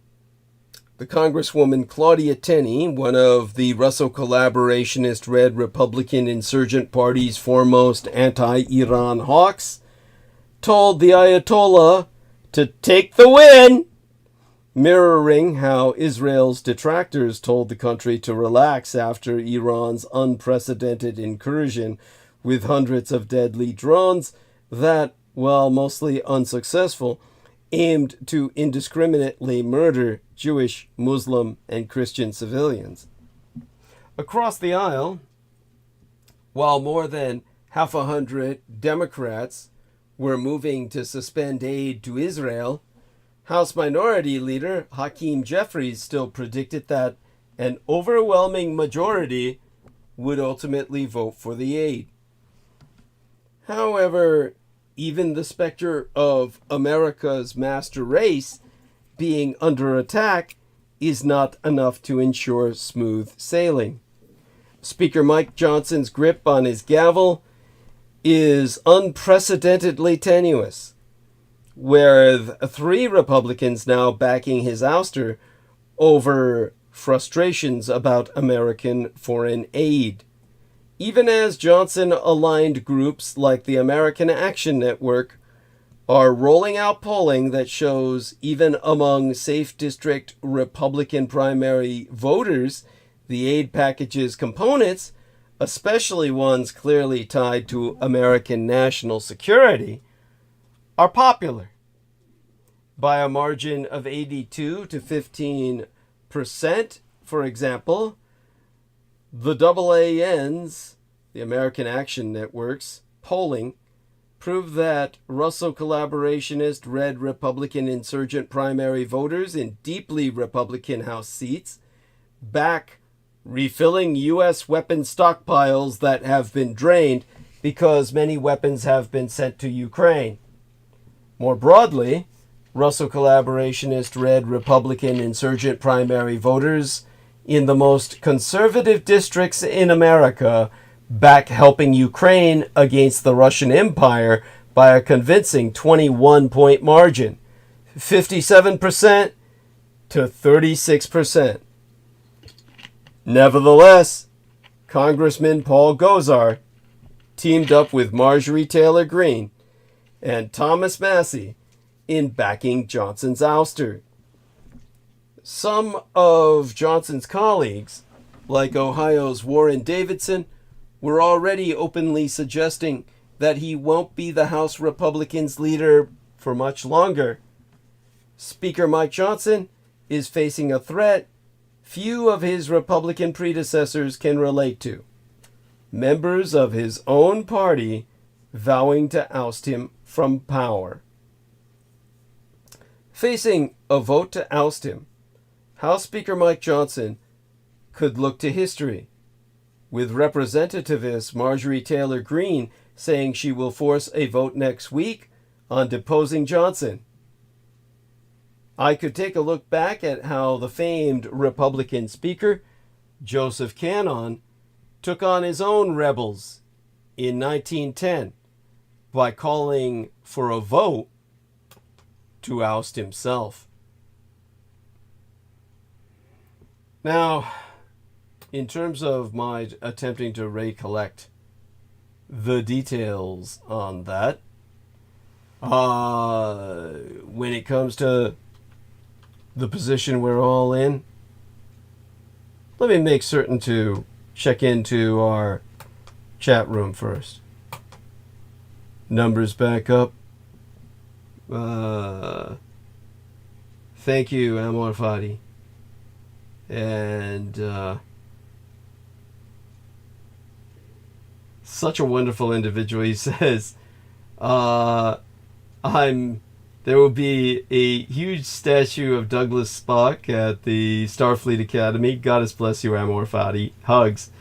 He says, I'm making a monument to you in Mexico, like in my backyard or ranch. Later in life, I will make sure the heroic military college, the major military education institution, makes a heroic monument to Douglas. Even if it takes 100 years, it will last forever. You will be so much appreciated in the entire future. If we even have a future, that is, he says. So let's build a better future. So thank you, Amor Fadi. As he says, Ukraine needs money, Palestine needs money for God's sake, and Taiwan needs all sorts of support and preventive measures and support, goddammit. Yes, thank you, Amor Fadi. The Americans have got their alliance all wrong. They need to put Israel in the camp of the enemy and Palestine in their own camp. So, again, about facing the vote, Speaker Mike Johnson, he could, as I said, take an example from the past. In other words, Speaker Mike Johnson, the Republican from Louisiana, is facing a threat few of his Republican predecessors can relate to, the members of his own party vowing to oust him from power. Well, Johnson's predecessor, Kevin McCarthy, the Republican from my own Golden, California, became the first speaker ever voted out of office last October, and John Boehner, the Republican from Ohio, bowed out amid threats of a potential ousting in 2015. It was a Republican speaker more than 100 years ago who first faced an intra-party revolt against his leadership. Joseph Cannon, known as Uncle Joe, ruled the House from 1903 to 1911 and is now the namesake for one of the Capitol's office buildings. During his term, the Republican from Illinois clashed with the growing progressive movement within his party, a tension that boiled over into a floor fight over the future of the Speaker's role. With Representativist Marjorie Taylor Greene, Republican from Georgia, saying she will force a vote next week on deposing Johnson, we can take a look back at how Cannon took on his own Republican rebels in 1910 by calling for a vote to oust himself. This gives us an example of Tsar Cannon's total control. While the U.S. Constitution specifically names the job of House Speaker, it only states that the House shall choose their Speaker. That's it. As a result, the job's responsibilities have developed and morphed over time depending on who has wielded the gavel. By the time Cannon came to power, the speakership had been transformed from that of a presiding officer to a powerful party leader. The Speaker named all of the committee chairmen and chaired the Rules Committee himself, which directs the flow of legislation to the House floor. Cannon's control was so notoriously ironclad that he was referred to as Tsar Cannon. In his 1964 book titled Mr. Speaker, subtitled Four Men Who Shaped the United States House of Representatives, biographer Booth Mooney tells of a constituent who asked his representative for a copy of the House rules only to receive a photograph of Cannon in return. While Cannon was largely popular among his peers, he clashed with Republican progressives. These members introduced foolish or unconstitutional bills, not with the slightest hope that they would become laws, but simply to cater to a demagogic or ignorant element. And blame him, Cannon said. According to Uncle Joe Cannon, this is a book, that's the title of the book, Uncle Joe Cannon, subtitled The Story of a Pioneer American, which was written by his secretary, L. White Busby. This friction came to a head in March of 1910. By the way, I'm getting a kind of an incoming notification that Christy Nome, suggests Biden's dog, Commander, should be killed like hers. I guess she may as well go all the way. But let's go back ourselves to the revolt of 1910. It all started with a bill about the census. On St. Patrick's Day in 1910, Representative Edgar Crumpacker, Republican of Indiana, took to the House floor to say he had a resolution of privilege related to the census. Matters considered privileged have precedence over other legislative business on the floor. But the debate over the census resolution was soon overshadowed when Representative George Norris, Republican of Nebraska, one of the leading progressive Republicans, rose to speak. The Nebraskan said, "Mr. Speaker, I present a resolution made privileged by the Constitution." When directed by Cannon to present it, Norris read his proposal to reorganize the Rules Committee by expanding its membership and booting the Speaker off of it. That would be a major blow to Cannon's power. Representative John Dalzell, a Pennsylvania Republican, immediately cut in to say the resolution from Norris was not privileged. Cannon chose not to rule immediately on that question, so days of intense debate ensued. The galleries in the chamber crowded with spectators, and reporters filled every seat available for them, according to contemporary newspaper accounts from the time. The Washington Times, on the evening of March 18th, observed, as the floor debate continued, "Speaker Cannon is fighting the battle of his life. If he loses this one, he is down and out." The Congress stayed up all night. There was even a photograph taken of the House of Representatives during the controversy. For those unable to see the proceedings in person, newspapers across the country followed the events closely with headlines like "The Tottering Tyrant," or "Make War on Uncle Joe," and "Speaker Cannon Doomed." Even President William Howard Taft was riveted by the press accounts of the fight, according to the United Press Wire reports, which said that he eagerly devoured the details of the anti-Cannon fight. Eventually, Cannon had to make a decision on whether the resolution from Norris to alter the Rules Committee met the criteria to be privileged. On March 19th, after 12 days of intense debate, Cannon said it did not. In a rebuke of his authority, the House voted to overrule him, and after more debate, adopted the change to the Rules Committee. The speaker recounted in Busby's book, "Canonism was dead. Dead as a doornail. But Canon himself was not yet done. Canon called his opponent's bluff.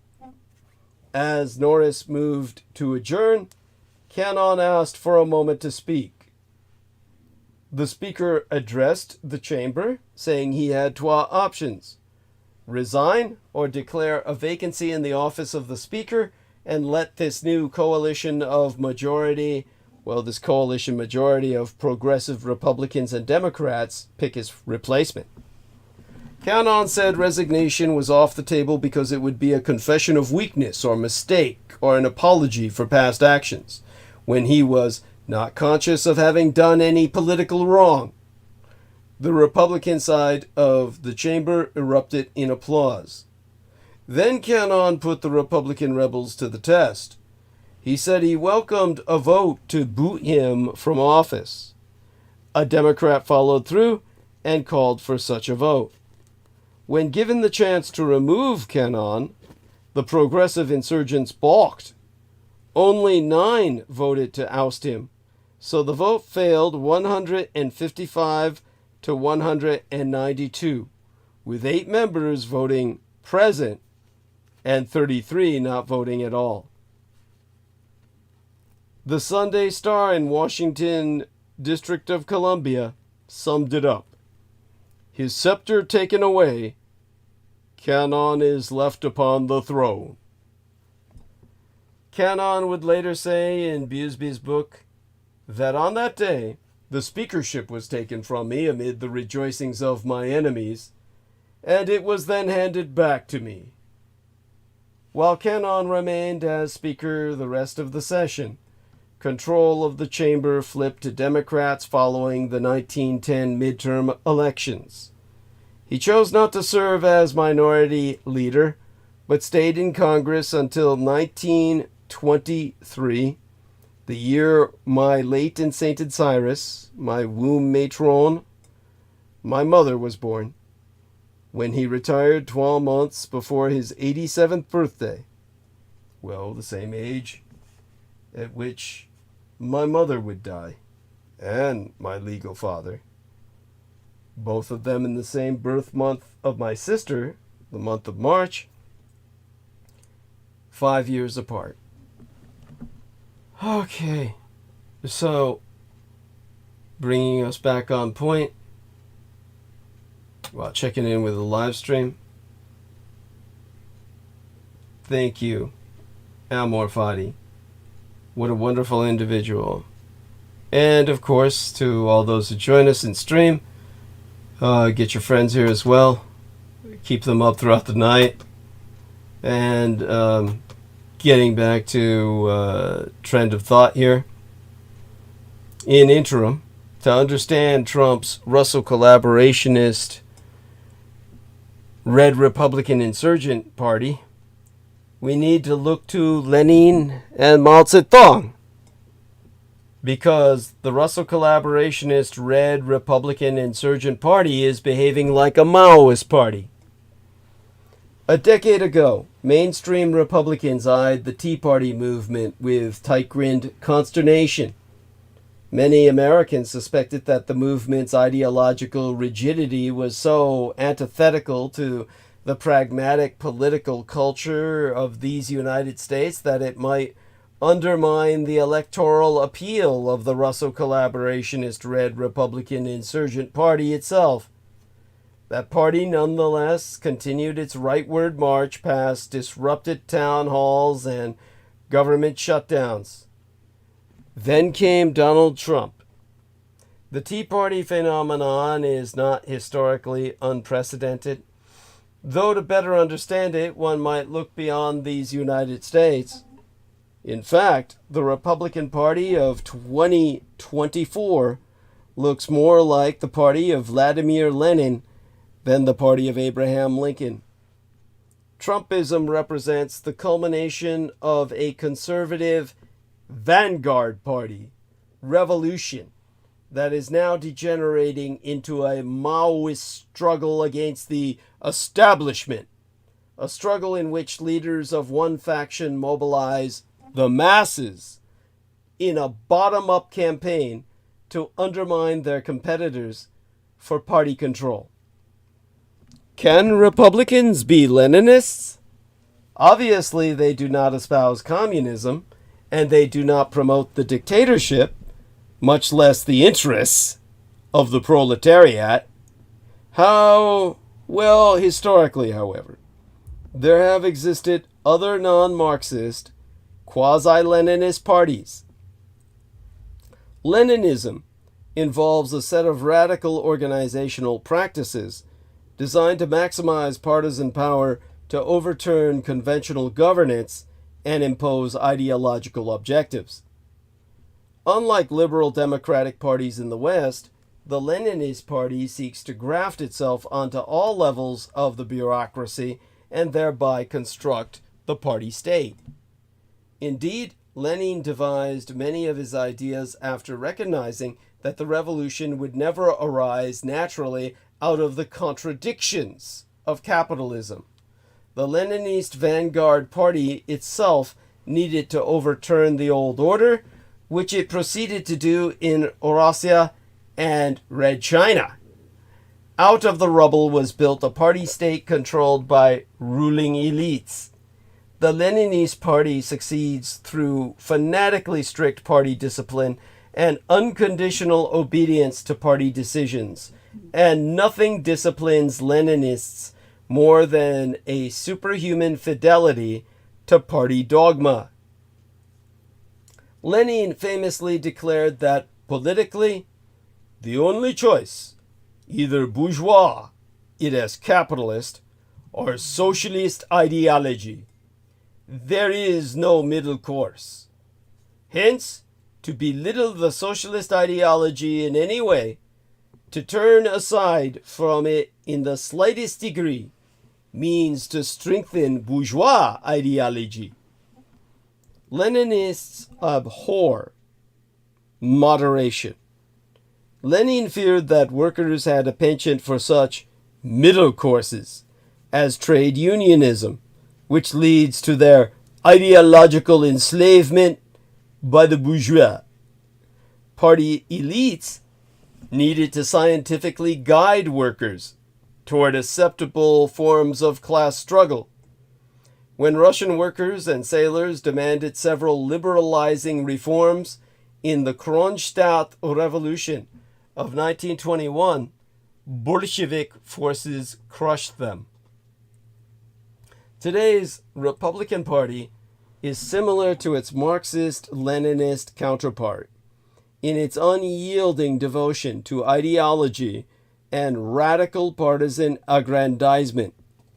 Conservatism is now the Russo collaborationist Red Republican insurgent party's defining feature, a weaponized instrument for the transformation of history. A party that was once led by progressives such as Theodore Roosevelt or a moderate conservative such as Dwight David Eisenhower has evolved into an organization marked by conservative absolutism. Ronald Reagan's 1980 triumph inaugurated an ideological revolution in which moderates were sidelined over the course of several decades. By the 21st century, most Republican politicians embraced the conservative label, and compromise on the main dogmatic tenets was taboo.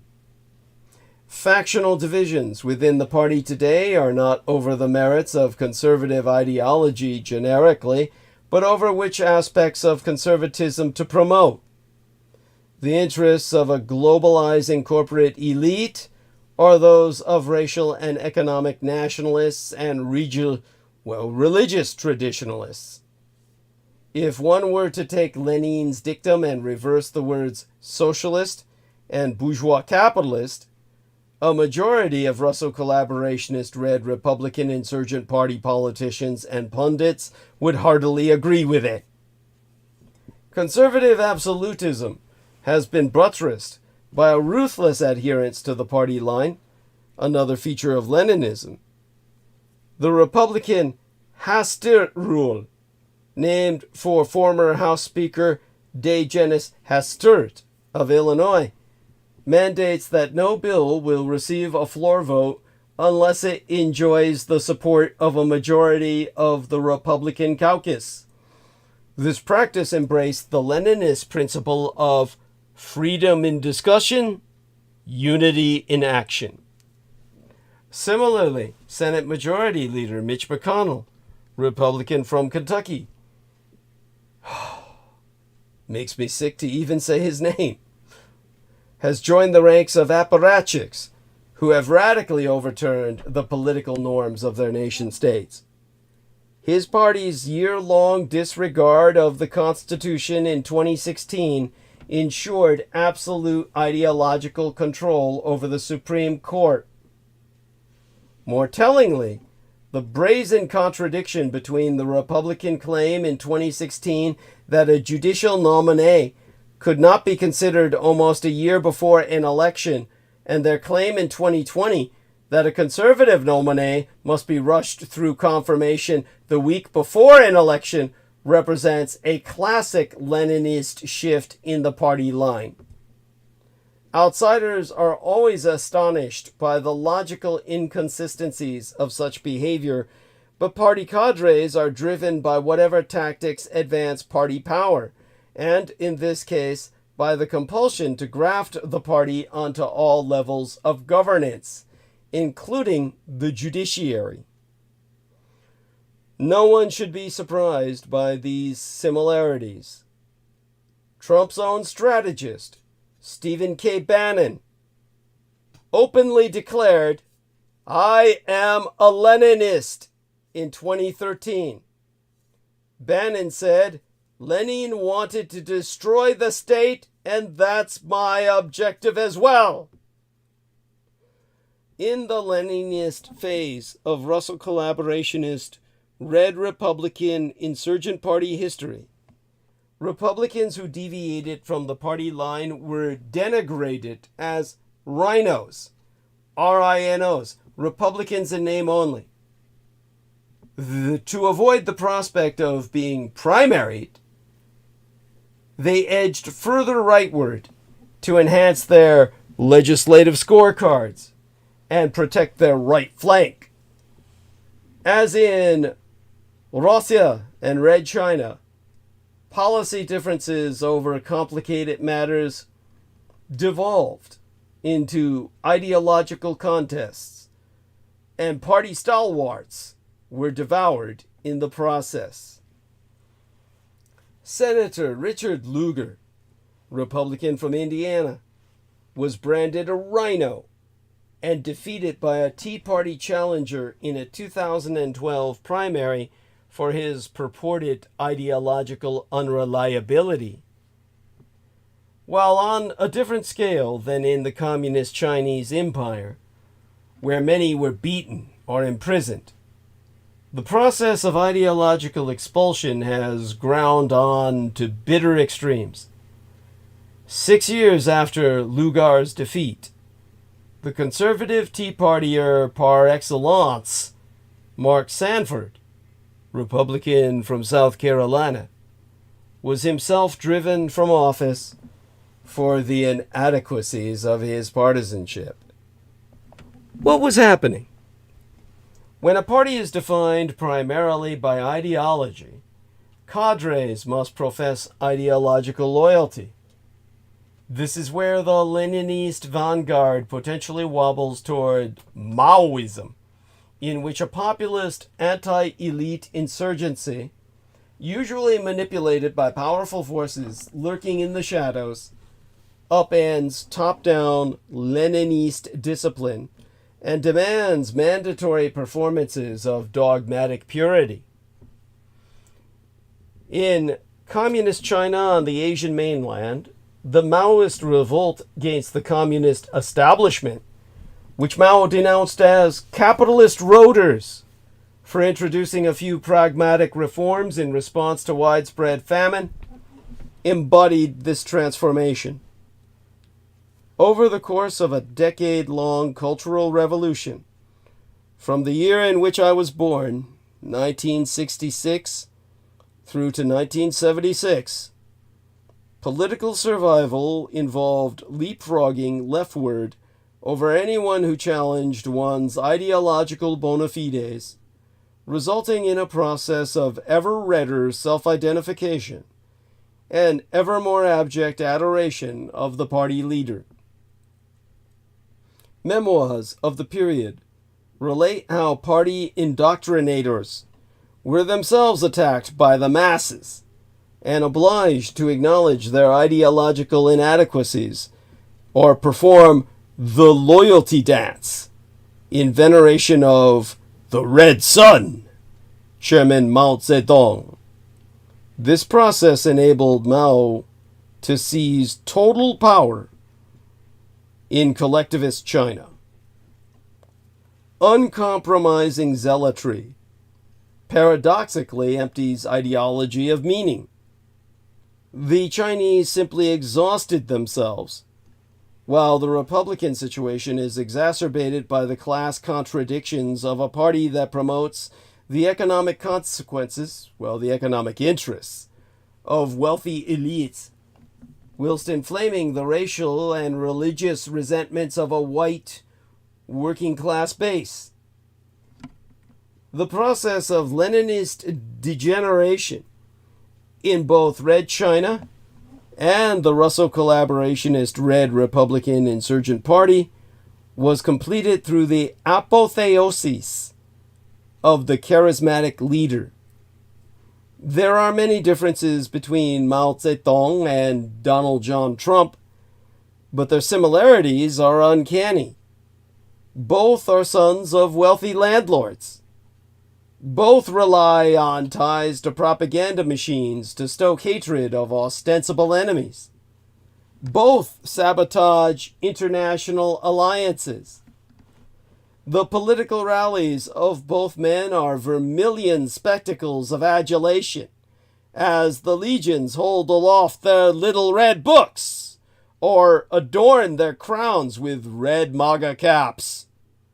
Such populist extravaganzas manifest their unparalleled political advantages.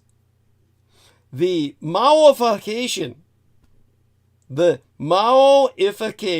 of the Russo collaborationist Red Republican Insurgent Party enables President Trump, former President Trump, or should I say former and potentially future President Trump, to do whatever he wants in the ostensible advancement of conservatism, a term which, like communism in mainland China today, is rendered increasingly meaningless as it is equated with nothing more than party power and loyalty to the supreme leader. Such a party needs no electoral platform beyond supporting the president's agenda. The Russo collaborationist Red Republican Insurgent Party is the party of Trump. And Republicans who beg to differ have now self-purged, to paraphrase Senator Mitt Romney, Republican from Utah. Trump cultic loyalists prove their fidelity by validating efforts to extort a foreign power into interfering in an American election, and by embracing the Maoist red over expert model of governance that has driven legions of public servants from their careers. Fortunately, unlike mainland China, Americans retain the electoral power to renew their nation, and the majority conceivably will opt for the middle course, so reviled by Leninists everywhere. Whether the new Trumpian Republican party cult or cultic party will relinquish power without a struggle will be determined after November 3rd. Leninists would not. After a hectic week, final votes were expected in the weekend of the week before last. House Democrats joined Republicans to push swiftly through a series of votes in a rare Saturday session in approval of passing 95 billion United States dollars in foreign aid for Israel and America's actual allies in the Ukraine and the Indo-Pacific region after months of struggle. The measures now go to the Senate. Well, they went to the Senate, I mean to say. And House Speaker Mike Johnson defied the right flank of his party to shepherd that legislation through. To reiterate, with overwhelming support, the House approved the Ukrainian portion, voting to pass $61 billion in aid for Ukraine after months of delays and political infighting. Said bill being packaged with additional measures to provide $26 billion eating perfidious Israel and my own Taiwan, as well as providing humanitarian relief to citizens of the Gaza, alongside legislation that establishes a pathway for banning TikTok in these United States. In other words, a national security bill that includes a provision forcing the sale of the popular platform TikTok was also quickly approved to be sent to the Senate. The Senate passed said package within days, and President Joe Biden has since signed it into law. Henceforth, we can only hope that Johnson's reversal could signal a lasting shift on American imperial aid to the Ukraine. The approval of American aid to Ukraine, long overdue and needlessly controversial, is a major milestone. But a milestone on the way to what? The money, or the hardware it will pay for, is desperately needed to keep the Ukrainian military in the fight to protect Ukraine's people and infrastructure from Russia's aerial onslaught, and to keep grinding down the Russian military machine.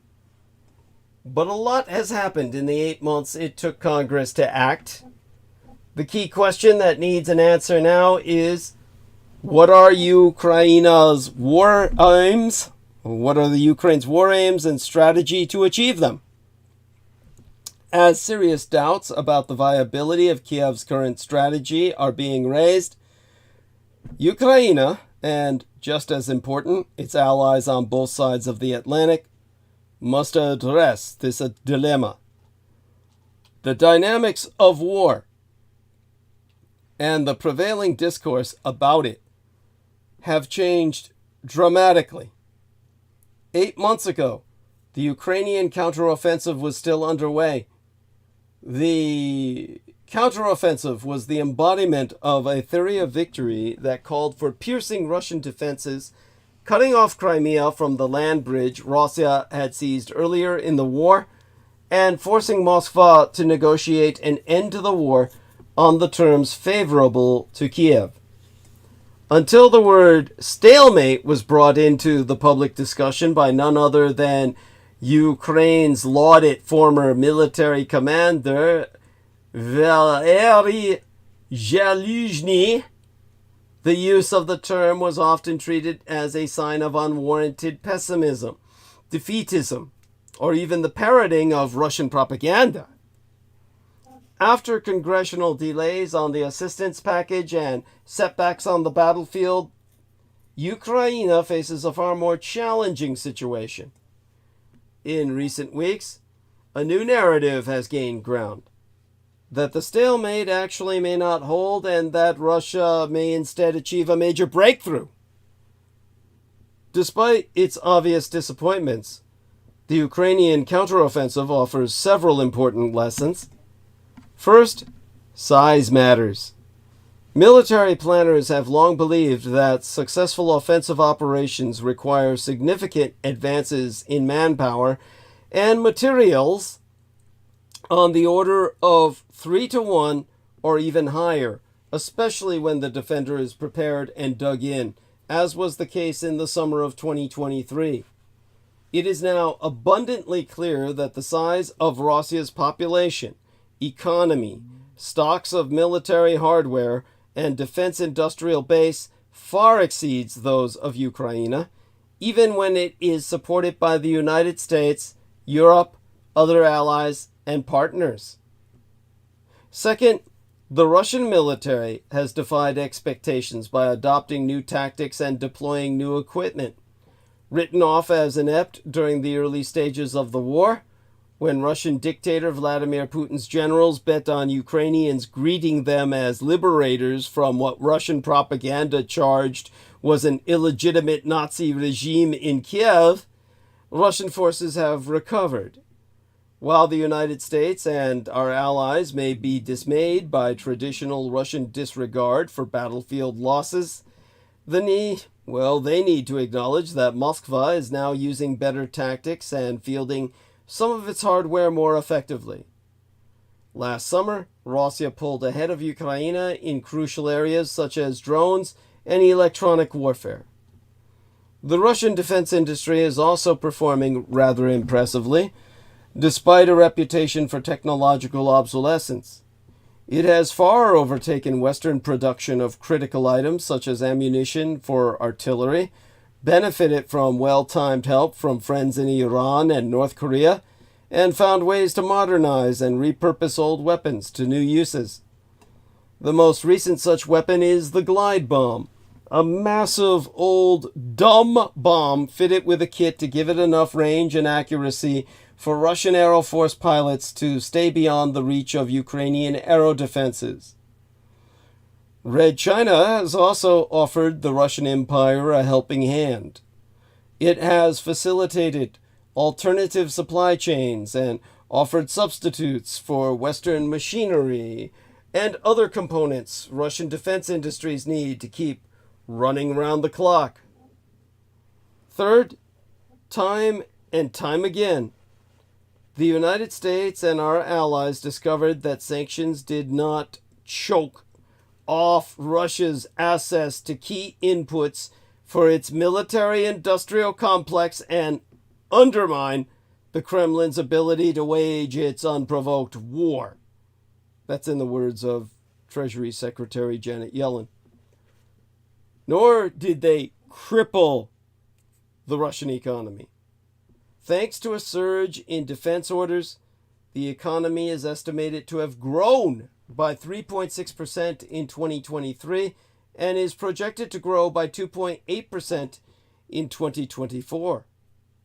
Despite United States and European Union efforts to cut off Russia from Western technologies, Russian companies have found alternative supply routes and continue to import dual-use and even military technologies, including from many members of the United States-led coalition itself.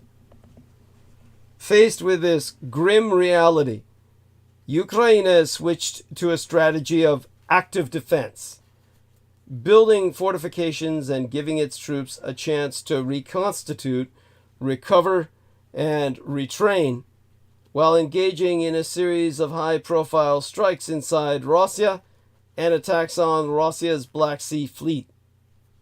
But this active defense strategy requires massive infusions of Western aid and support. Just as importantly, it requires an intake of new recruits following the adoption of a law that expands the pool of eligible conscripts. Occasional deep strikes at targets inside Russia generate publicity and boost morale, as do Ukrainian attacks against Russian ships in the Black Sea. But these successes have little effect on the situation on the battlefield, where Russian troops, despite heavy losses, are slowly gaining ground. The rest of 2024, with new American assistance flowing to Ukraine, is supposed to be the year of rebuilding to prepare for offensive operations in 2025, at least according to some observers. That plan appears highly optimistic. The task of rebuilding Ukrainian army units, many battered by years of uninterrupted combat and heavy losses, will take its time, especially while waging a campaign against a ruthless enemy. So will recruiting, training, and integrating new conscripts in existing units or forming and training entirely new units. President Volodymyr Zelensky and his Western backers are, for the time being at least, loath to admit publicly that the Ukrainian military is unlikely to be in a position to launch another large-scale counteroffensive in 2025. Ongoing delays in reinvigorating the Western defense industrial base mean that increased production of key weapons and systems that Ukraine needs to conduct such operations are unlikely to be available in sufficient quantity. Ukraine has no good options, even with the latest aid package. Many military analysts have already come to that conclusion privately, but are unwilling to voice that sentiment, reluctant to add to the widespread gloomy narrative and face accusations of defeatism. The latest $61 billion United States dollar aid package is almost certainly the last package of such magnitude, regardless of who gets elected as the next American president. The European Union has approved 50 billion euros in financial assistance until 2027, but Ukraine needs the money to keep its government running. NATO Secretary General Jens Stoltenberg has proposed establishing a 100 billion United States dollar fund for Ukraine's defenses, but his proposal has been met with little support from NATO members. Ukraine is waging a war against an enemy that shows no inclination to stop its aggression and negotiate in earnest. Having bet his entire presidency upon this war, his dictatorship, Putin is in no mood to give up. Ukraine's need for help, even with the adoption of a defensive strategy for the long run, is open-ended.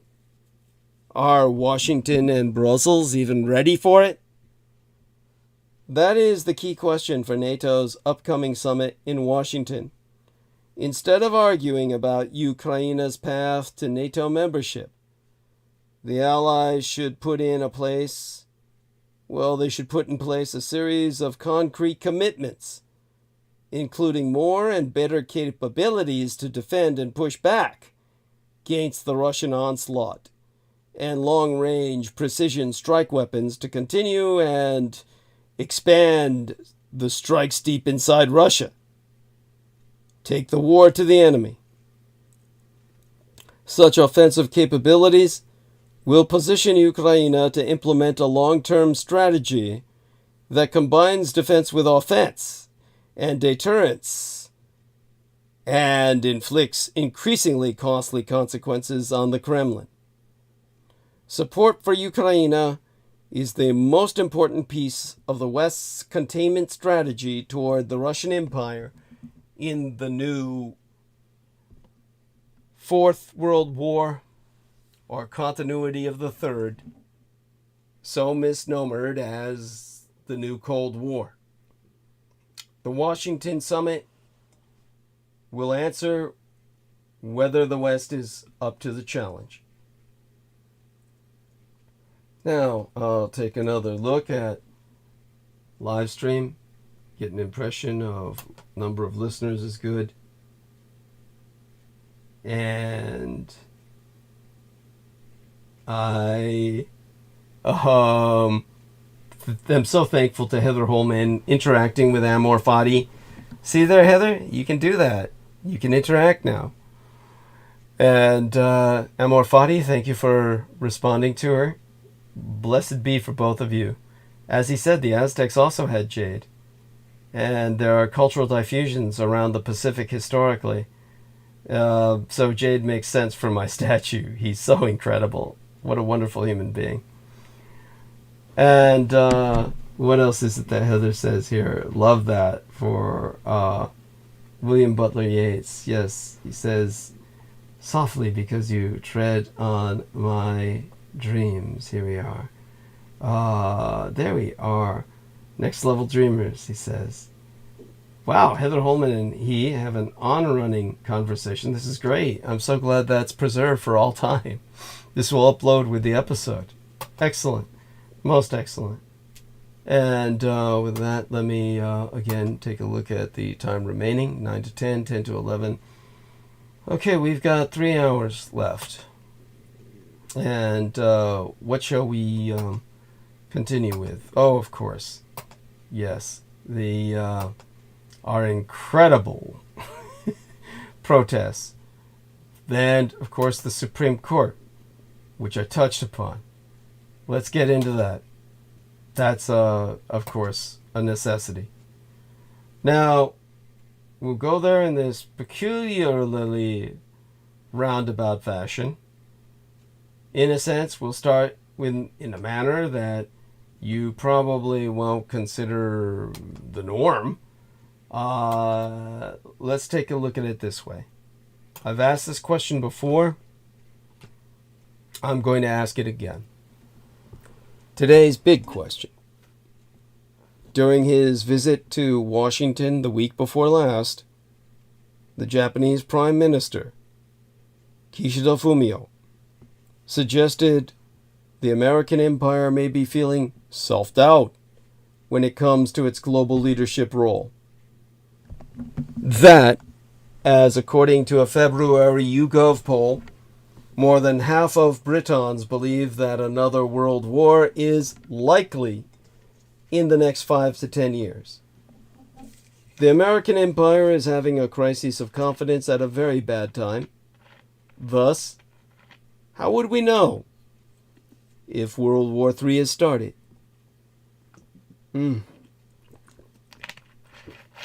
With conflicts in the Ukraine, the Middle East, Africa, and the Asian Pacific region, the spark that could ignite all-out war already exists. The notion of a first world war only came into being retrospectively upon the outbreak of the second. For nearly 20 years, the 1914 to 1918 conflict that claimed millions of lives was known as the Great War. But when war broke out on the European subcontinent again in 1939, commentators began to refer to the Great War as the First World War, to differentiate it from the next.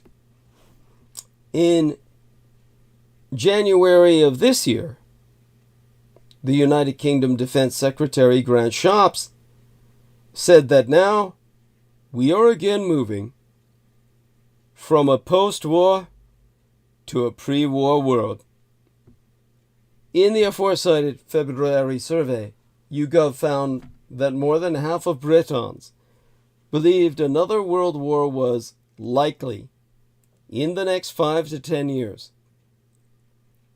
After Iran launched its first direct attack on Israel the week before last, world leaders were warning that any escalation could send the Middle East spiraling into bloody conflagration.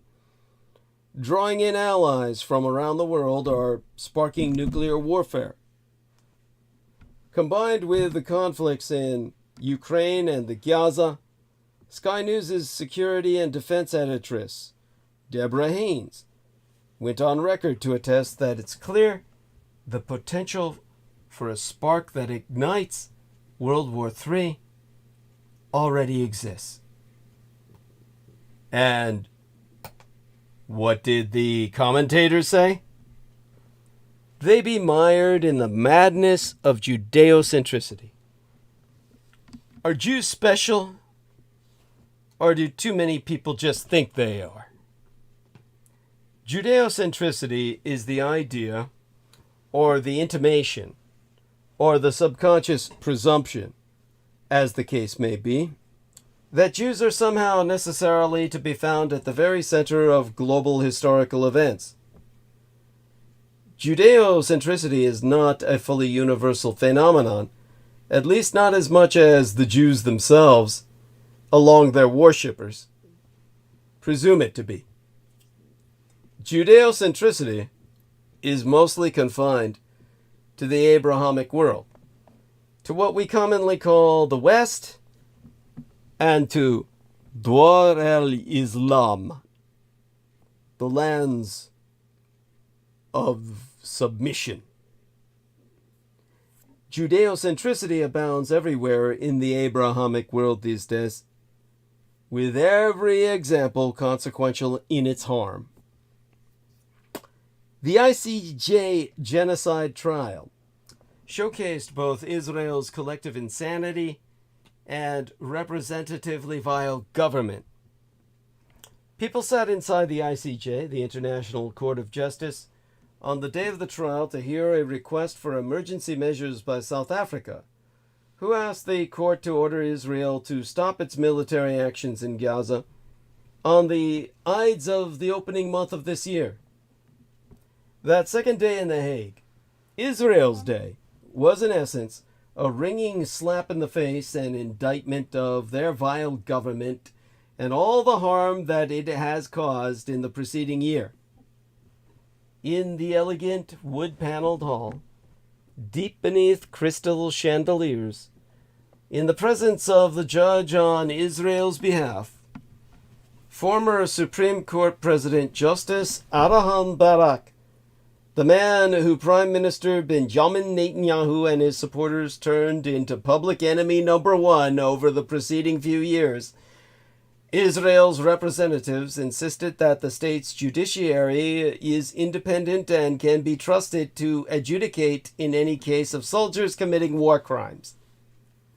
This was the same judicial independence that their own government strove to neuter the year before yesteryear. They also emphasized Israel's commitment to the Genocide Convention, dismissed remarks by public figures cited the day before by South Africa's legal team, recognized the fact of the severe civilian suffering in the Gaza Strip, described the efforts to reduce the injury to the civilian population, and praised Israel's humanitarian aid to the Strip. It should be mentioned that this humanitarian assistance, aid, which was a central aspect of Israel's line of defense before the judges, but actually before the judgment of the entire world, was maligned and vilified by several members of Israel's own government as an act of capitulation.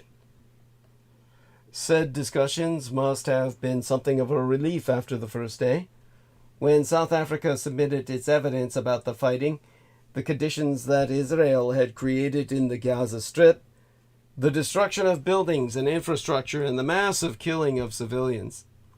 Because the Israeli media never shows its own citizenry the full picture behind the scenes of destruction, the numbers, the stories, and the figures that they presented one after another were horrifying. Alongside the descriptions of the difficult conditions in which hospitals in the Gaza Strip treat those injured in Israeli attacks, the petitioners began citing numerous remarks by senior Israeli officials in order to show intent, and the face blushes in embarrassment at their efforts. The defamiliarization created by the courtroom in that European city echoed the poor level of most representatives of the Israeli public and the rotten political culture that Netanyahu has entrenched throughout his years in power. The Israeli team had the difficult task of persuading the judges that the heritage minister, whose job title sounds very respectable to non-Israeli ears, represents nothing when he mulls dropping an atom bomb on Gaza. And it did its best to try to separate the actions taken by the government in practice from the bizarre calls by the deputy speaker of the Knesset to burn Gaza to the root. Even if it is not a legal category, what really hovered in that courtroom were the trois great traumas of the trois peoples, traumas that have unfortunately shaped reality in the remaining months of yesteryear, what led us all unto that moment. On October 7th, Israelis heard the historical echoes of pogroms and the Holocaust, the indiscriminate killing, the invasion of homes, the abuse, abduction, and being held hostage. The Palestinians, on the other hand, after decades of occupation and military rule, once again feel, every day since the outbreak of the war, the feelings that form the basis of their collective trauma. The fear of forced displacement, of a second Nakba. A fear that former Shin Bet Security Service Chief Avi Dichter reinforced when he gleefully called the war Gaza Nakba 2023. Now, even if a defense based on a claim of temporary collective insanity were not strong enough, it would have expressed the deep truth of the preceding 100 days. Until the judges returned from their deliberations and issued their impotent ruling, the question remained whether anyone had ever thought about when enough is enough. In his poem titled Easter, 1916, the Irish poet W.B. Yeats, Yeats wrote about a different war. Too long a sacrifice can make a stone of the heart. Oh, when may it suffice? In Israel, as Israel has never had possessed any sense of direction, it does not knowest what it is striving for, or what it will consider victory. So how will it ever know? When may it suffice? In terms of the International Criminal Court, Israeli officials believe that the International Criminal Court is preparing to issue arrest warrants for senior Israeli leaders, including, potentially, Prime Minister Benjamin Netanyahu, as well as leaders from Hamas.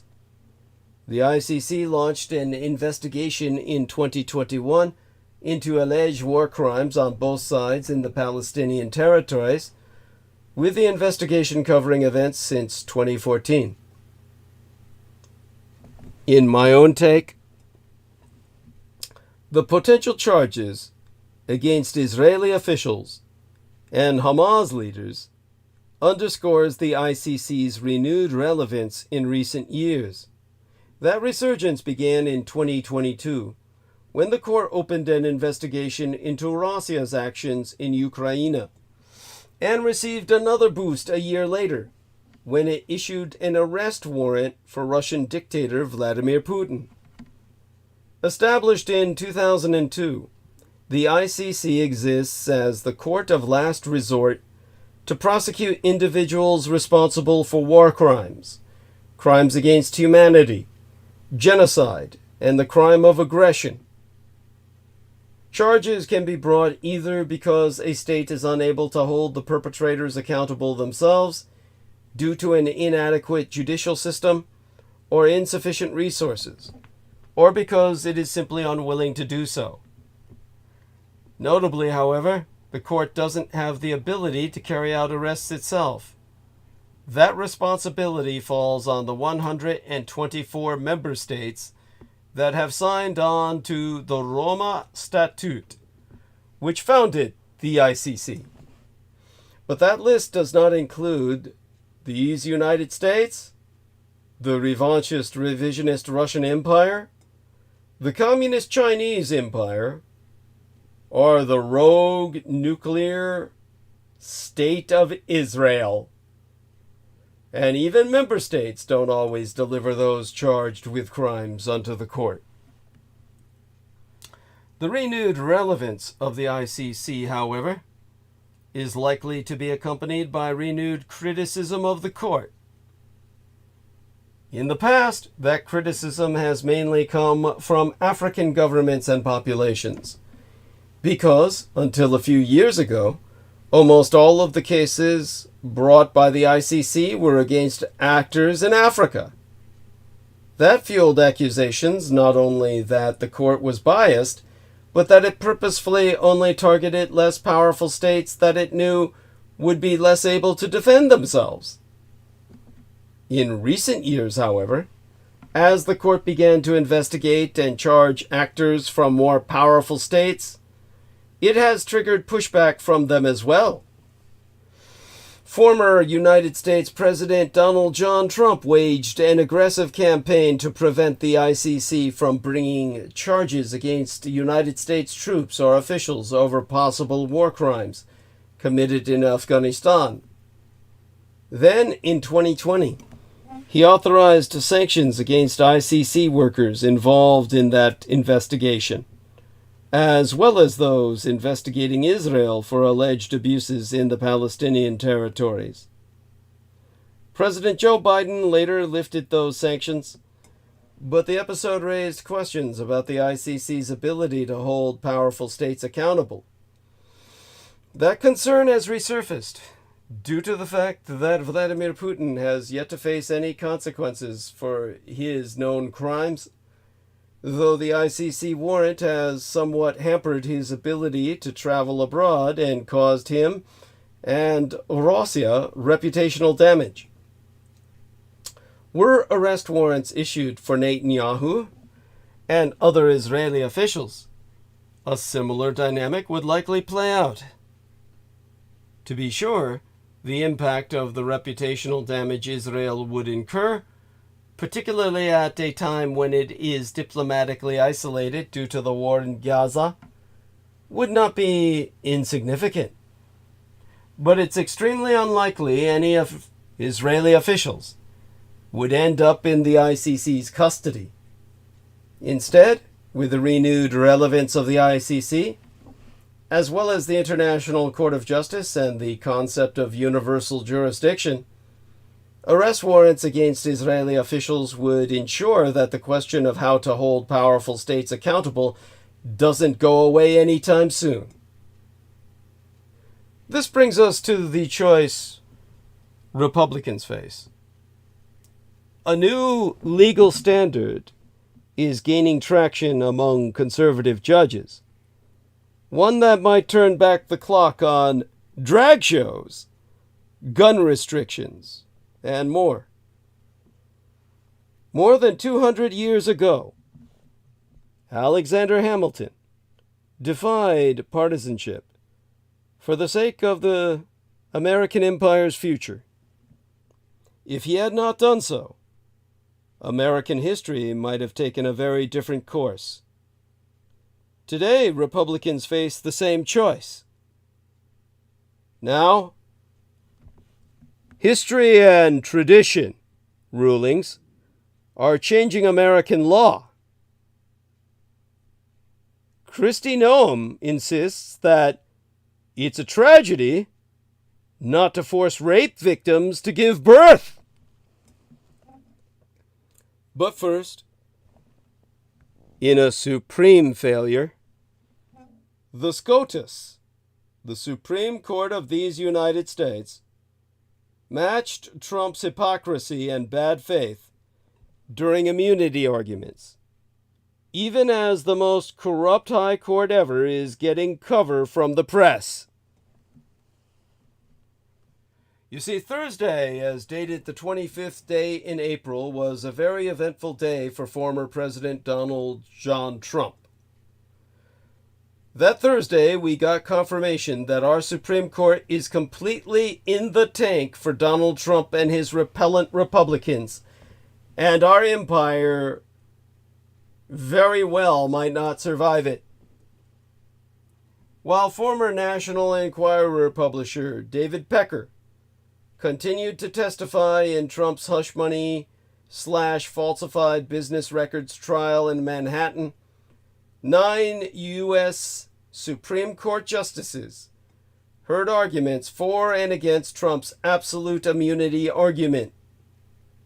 Trump is claiming that because he was still president in late 2020 and early 2021, he enjoys absolute immunity from prosecution in Special Counsel Jack Smith's election interference case. In a biting op-ed, an opinion editorial column published by The Hill on April 29th, political science professor Austin Surratt, who teaches at Amherst College in Massachusetts, slams the High Court's Russell collaborationist, red Republican insurgent appointed justices for the way they handled Trump's absolute immunity claims 4 days earlier. Surratt notes that Justice Samuel Alito, for example, said, "I'm not focused on the here and now of this case. I'm very concerned about the future." And Justice Neil Gorsuch similarly commented, "I'm not concerned about this case, but I am concerned about future uses of the criminal law to target political opponents based on accusations about their motives." Surratt laments that Gorsuch, to quote as she, at length and verbatim, revealed his embrace of Trump's substantive position that the real problem was not what the former president did after the 2020 election, but what was being done to him by his political opponents.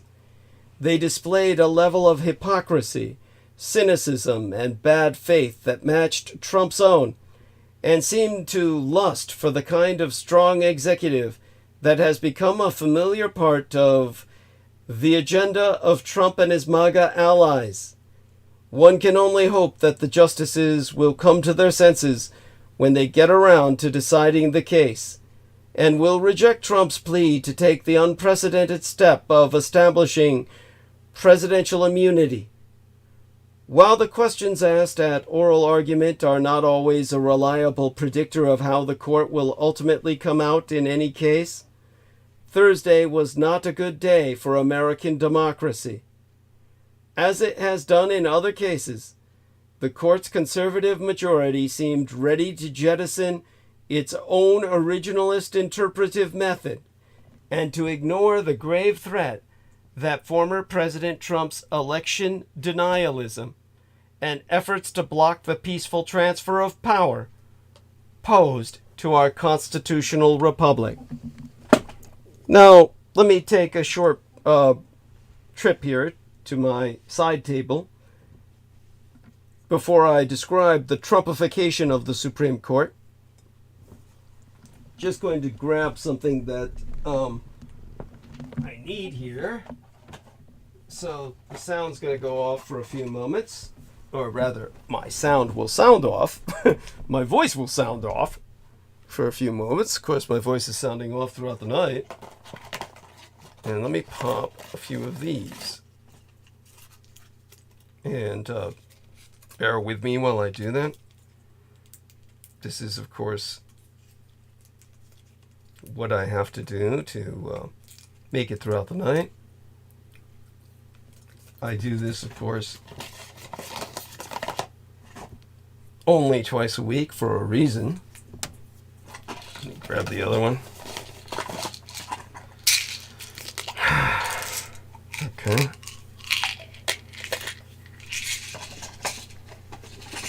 And let me down this with water.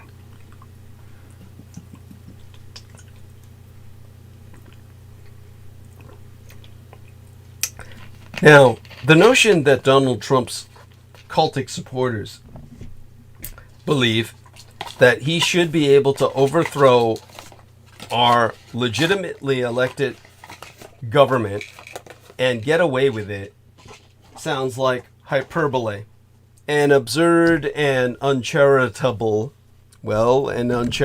caricature of conservative thought. Except that is exactly what Trump's attorney D. John Sauer argued before the Supreme Court I guess by now, the week before last, taking the position that former presidents have absolute immunity for so-called official acts they take in office. Now, after a brief exchange, the Justice Elena Kagan asked Sauer, "How about if a president orders the military to stage a coup d'etat? I think it would depend on the circumstances whether it was an official act. If it were an official act, he would have to be impeached and convicted." Kagan later replied, "That sure sounds bad, don't it?" The Democratic appointees on the bench sought to illustrate the inherent absurdity of this argument with other scenarios as well. Kagan got Sauer to admit that the president could share nuclear secrets, while Justice Sonia Sotomayor presented a scenario in which a president orders the military to assassinate a political rival. Sauer said that might qualify as an official act as well. It was the only way to maintain the logic of his argument, which is that Trump alone, among all Americans, is above the law.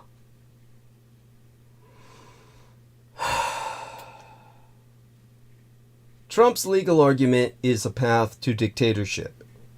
That is not an exaggeration. His legal theory is that presidents are entitled to absolute immunity for official acts. Under this theory, a sitting president could violate the law with impunity, whether that is serving unlimited terms or assassinating any potential political opponents, unless the Senate impeaches and convicts the president. Yet a legislature would be strongly disinclined to impeach, much less convict, a president who could murder all of them with total immunity because he did so as an official act. The same scenario applies to the Supreme Court, which would probably not rule against a chief executive. Well, they would never rule against any chief executive who could assassinate them and get away with it. The conservative justices have, over the years, seen harbingers of tyranny in union organizing, environmental regulations, civil rights laws, and universal health care plans. When confronted with a legal theory that establishes actual tyranny, they were simply intrigued. As long as Donald Trump is the standard bearer for the Republicans, every institution they control will contort itself in his image in an effort to protect him. The Supreme Court, however, does not need to accept Trump's absurdly broad claim of immunity for him to prevail in his broader legal battle. Such a ruling might damage the image of the court, which has already been battered by a parade of hard-right ideological rulings. But if Trump can prevail in November, delay is as good as immunity. The former president's best chance at defeating the federal criminal charges against him is to win the election and then order the Justice Department to dump the cases. The court could superficially rule against Trump's immunity claim, but stall things enough to give him that more fundamental victory. If they wanted, the justices could rule expeditiously as well as narrowly, focusing on the central claim in the case and rejecting the argument that former presidents have absolute immunity for acts committed as president without getting into which acts might qualify as official or not. Sauer has also acknowledged under questioning by Justice Amy Coney Barrett that some of the allegations against Trump do not involve official acts, but private ones. And so theoretically, the prosecution could move ahead with those charges and not others. But that won't necessarily delay the trial sufficiently for Trump's purposes. Per Michael Waldman, a legal expert, Michael Waldman, the legal expert at the Brennan Center for Justice that I'm sourcing, a liberal public policy organization, of course, he so stated, and here I quote his T, "Trying to overthrow the Constitution and subvert the peaceful transfer of power is not an official act, even if you conspire with other government employees to do it and you make phone calls from the Oval Office.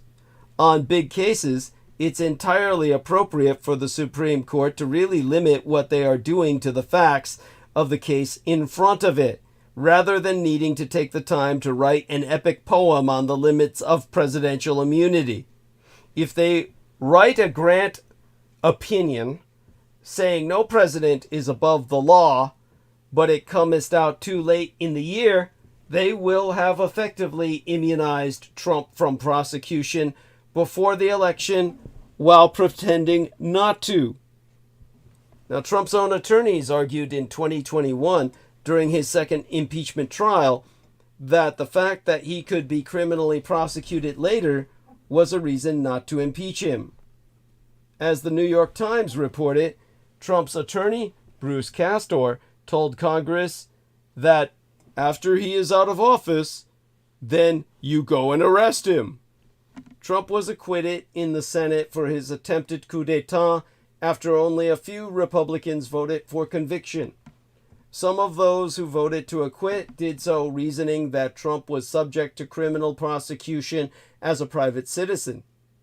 The catch-22 here reveals that the actual position being taken is that the president is a king, or that he is entitled to make himself one, at least if his name is Donald John Trump.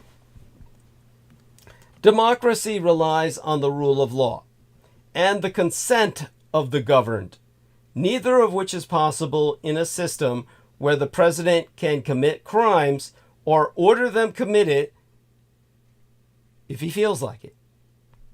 Praveen Fernandez, the vice president of the Constitutional Accountability Center, a liberal legal organization, is so quoted as saying, "We can't possibly have an executive branch that is cloaked in immunity and still expect them to act in the best interests of the people in a functioning democracy." The only part of Trump's case that contains anything resembling a reasonable argument is the idea that without some kind of immunity for official acts, presidents could be prosecuted on a flimsy basis by political rivals. But this argument is stretched beyond credibility when it comes to what Trump did, which was to try repeatedly and in multiple ways to unlawfully seize power after losing an election.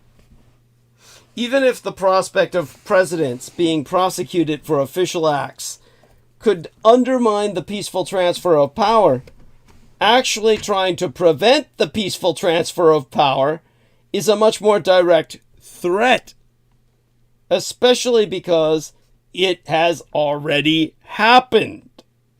But the Republican-appointed justices seemed much more concerned about the hypothetical than the reality. Justice Samuel Alito thus asked, "If an incumbent who loses a very close, hotly contested election knows that a real possibility after leaving office is not that the president is going to be able to go off into a peaceful retirement, but that the president may be criminally prosecuted by a bitter political opponent, will that not lead us into a cycle that destabilizes the functioning of our country as a democracy?" Trump has the conservative justices arguing that you cannot prosecute a former president for trying to overthrow this country, because they might try to overthrow the country thereafter. You can't prosecute a former president for trying to overthrow the country because then they might try to overthrow the country, something Trump already attempted and is demanding immunity for doing. The incentive for an incumbent to execute a coup d'etat is simply much greater if the Supreme Court decides that the incumbent cannot be held accountable if he fails. And not just a coup d'etat, but any kind of brazen criminal behavior. So, it begs the question, is the Supreme Court of these United States in on the coup d'etat? Many Americans are confused by the spectacle they heard. We could not witness it because Republicans on the Supreme Court will not allow their proceedings to be televised. And this happened yesterday, Septimania, last week, and just as the attorney for Donald John Trump, at least 3 different times in different ways, argued that Trump is above the law and should be treated as such. Even more baffling was the apparent agreement with that position by at least 4 of the 6 Republicans on the court. Every time the government's attorney or the Democratic appointees on the court tried to bring the discussion back to calling balls and strikes in the case before us, as Roberts said is all he'd ever do, the Republican appointees changed the subject, claiming they're more concerned about future presidents than Trump. Right. Associate Justice Sam Alito, who famously loves 16th century witch-burning judges and unborn children, his words, went so far as to create a hypothetical in defense of Trump that turned reality on its head. Keep in mind, it is Trump, not Biden, who spent nearly 4 years trying to destabilize both our political and judicial systems. Nonetheless, Alito asked, if an incumbent who loses a very close, hotly contested election knows that a real possibility after leaving office is not that the president is going to be able to go off into a peaceful retirement, but that the president may be criminally prosecuted by a bitter political opponent, will that not lead us into a cycle that destabilizes the functioning of our country as a democracy? Say fucking what? Jack Smith is a greater threat to democracy than Donald John Trump? Throughout the entire 12 plus hours, Republican justices, with the possible exceptions of Amy Coney Barrett and John Roberts, implicitly supported Trump's attempted coup d'etat that Justice Thomas's own wife was in the fucking middle of.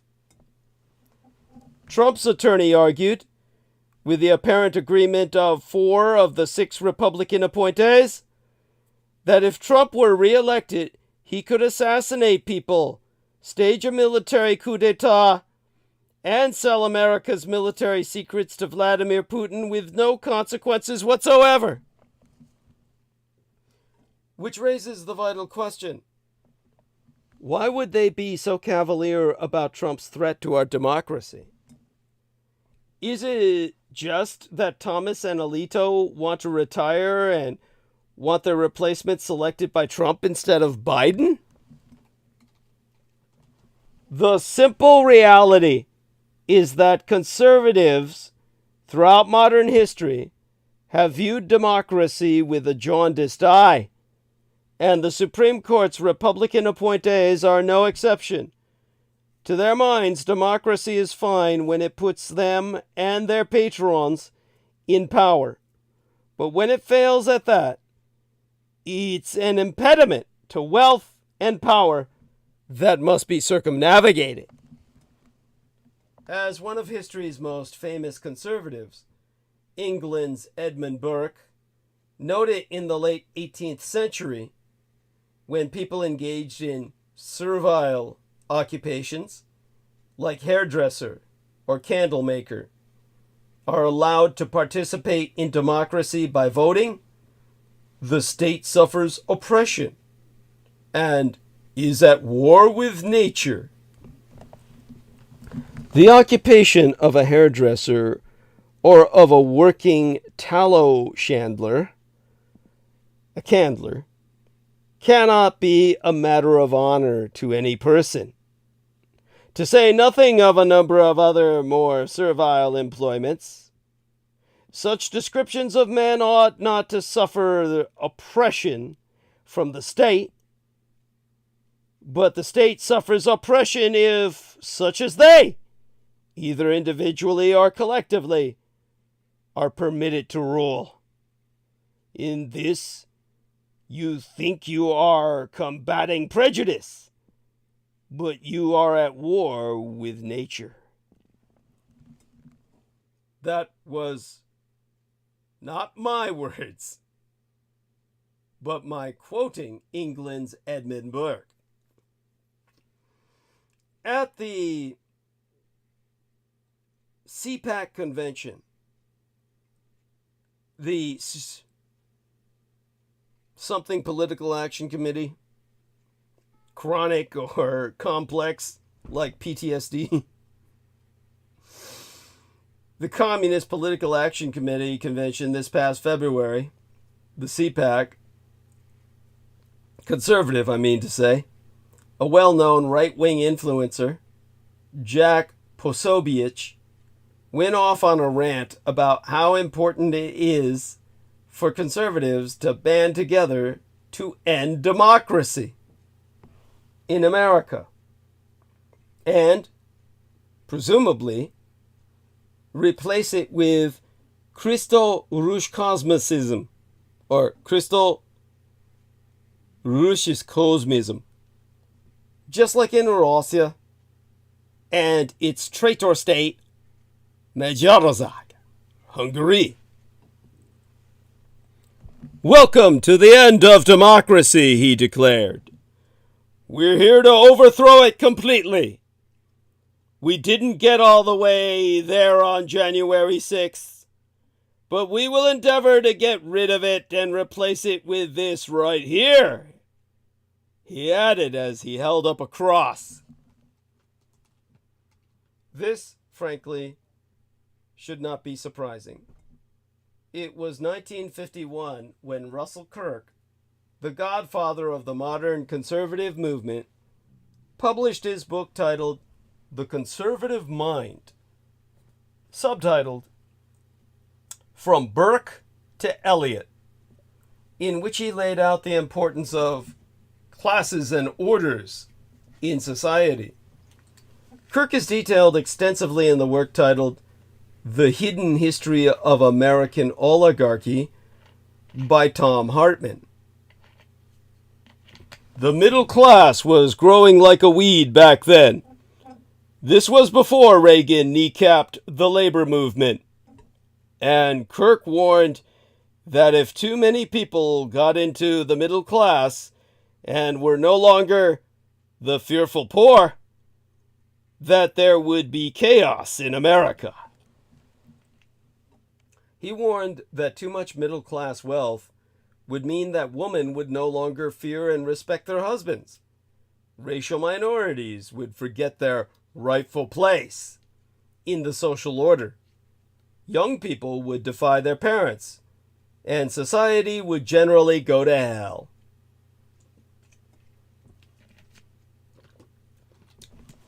Kirk's solution, dictated back in the late 1700s by Burke himself, was to gut the middle class and return to the normal social form of a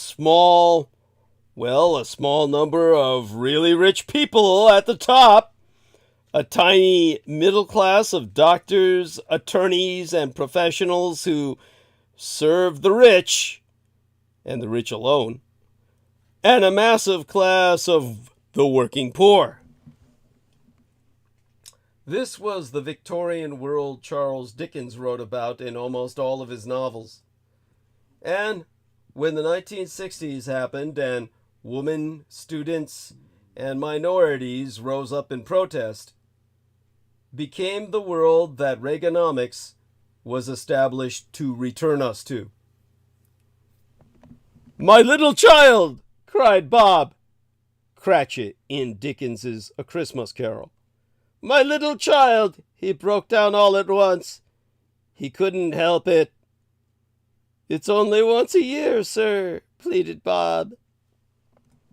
Re-impoverishing America's working-class families to avoid the dire consequences Burke and Kirk identified, Reagan declared war on unions, gave the rich massive tax cuts, and gutted federal support for education, creating today's student debt crises, and started the GATT, the General Agreement on Tariffs and Trade, / NAFTA, North American Free Trade Agreement negotiations, that led to over 50,000 factories and over 15 million good union jobs being shipped overseas. Every Republican president since has doubled down on Reagan's campaign to devastate both the American middle class and the democracy that once supported them. Bush and Trump added tens of trillions to our debt with their tax breaks for billionaires. All three Republican presidents since Reagan packed the courts with democracy-skeptical ideologues, and each has worked to enrich the wealthy while cutting aid and support to working class and poor Americans.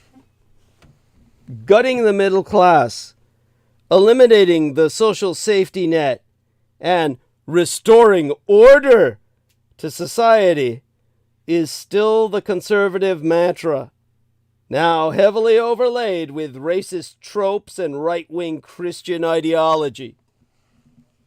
So Pozoviewicz's proclamation that it's time to replace democracy with strongman authoritarianism, and the endorsement of that worldview by Republicans on the court with Yester Septimania's, Yester Week's dog and pony show, is just another variation on Kirk's and Burke's distrust of what John Adams famously and angrily called the rabble. This is not a new debate. Thomas Hobbes's 1651 book titled Leviathan, often seen as a seminal origin document for the Enlightenment, argued that people should ultimately be able to govern themselves, thus establishing what Americans today called the liberal school of political science. Leviathan also, however, articulated the foundation of the modern-day conservative worldview when Hobbes wrote that, lacking the iron fist of church and state, human societies and nations would invariably revert to their natural state. In such condition, the life of man is solitary, poor, nasty, brutish, and short. 103 years after Hobbes published those very words, Jean-Jacques Rousseau rebutted him and established the intellectual bases used by the founders of our American Republic, arguing that the natural state of humankind is not violent and hierarchical, but rather compassionate, egalitarian, and democratic. It's easy to say that when you got a bunch of black slaves wiping your ass and carrying you around on a palanquin all day. The founders and framers of the Constitution agreed with Rousseau and explicitly wanted to limit potentially monarchical powers of the presidency. At the Philadelphia Constitutional Convention in September of 1787, James Madison, noting that the Virginia Constitution gave some executive immunities related to the criminal process to that state's governor, asked the assembled delegate to consider what privileges ought to be allowed to the executive. Not a single delegate rose to defend the position. Instead, Charles Pinckney called for an adjournment for the day.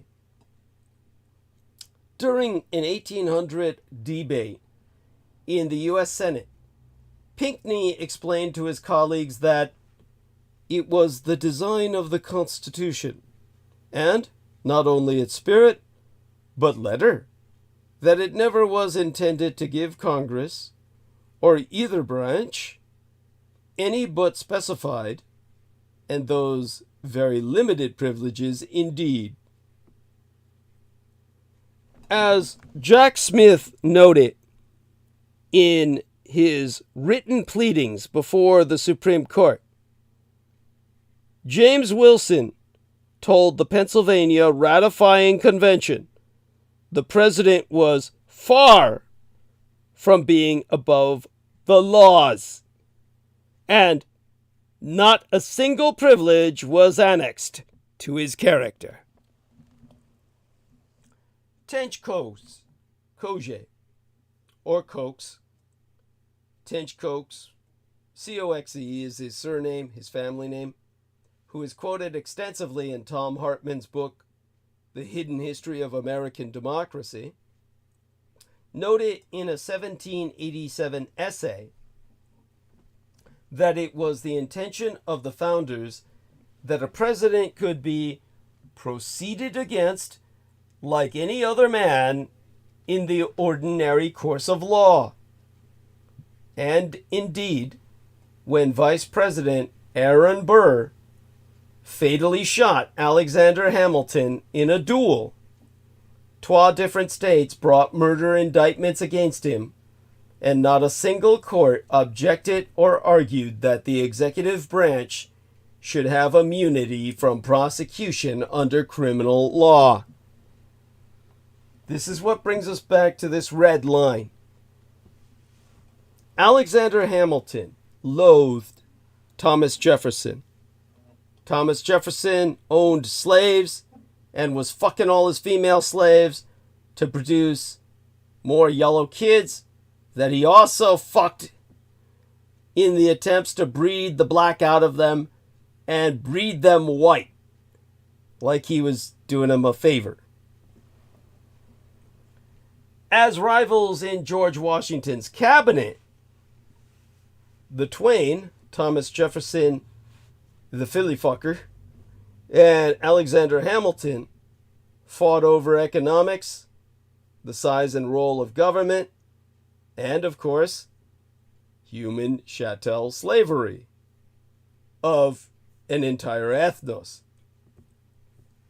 They disagreed bitterly about the French Revolution. Jefferson was enthralled. Hamilton appalled. Hamilton thought Jefferson was a hypocrite, and Jefferson described Hamilton as a man whose history is a tissue of machinations against the liberty of the country. He doesn't like me fucking my sleeves, and then fucking the product of those unions. Imagine that. But starting in late 1800, Hamilton broke with his fellow Federalists and provided crucial support that put Jefferson in the White House. He was willing to set aside his tribal loyalties and support a man whose policies he vigorously opposed, a choice that is promulgated as having saved the empire from a dangerous demagogue, but likely cost him his life. As Mark Twain probably never said, history doesn't repeat itself, but it often rhymes. The quote's attribution is apocryphal, but the point seems apt, because about 220 years later, Republicans face the same choice Hamilton did. They now have to decide whether felony charges, fraud, sexual abuse, and insurrection are red lines that supersede partisan loyalty. Alexander Hamilton's red line was Aaron Burr, whom he regarded as a dangerous, narcissistic mountebank and a man of extreme and irregular ambition. Burr was Jefferson's running mate in the 1800 election, in which he defeated the Federalist incumbent, John Adams. But under the original Constitution, the candidate with the most electoral votes became president, and the second place finisher became vice president.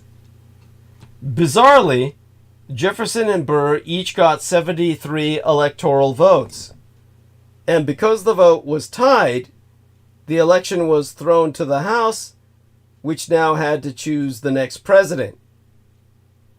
Many Federalists, who detested and feared the idea of a Jefferson presidency, wanted to install Burr instead. The result was a constitutional crisis that threatened to turn violent. In his work titled Empire of Liberty, the historian Gordon Wood wrote, and here I quote therefrom, Republican newspapers talked of military intervention. The governors of Virginia and Pennsylvania began preparing their state militias for action. Mobs gathered in the Capitol and threatened to prevent any president from being appointed by statute. Hamilton was faced with a difficult choice. He was a leading figure among Federalists.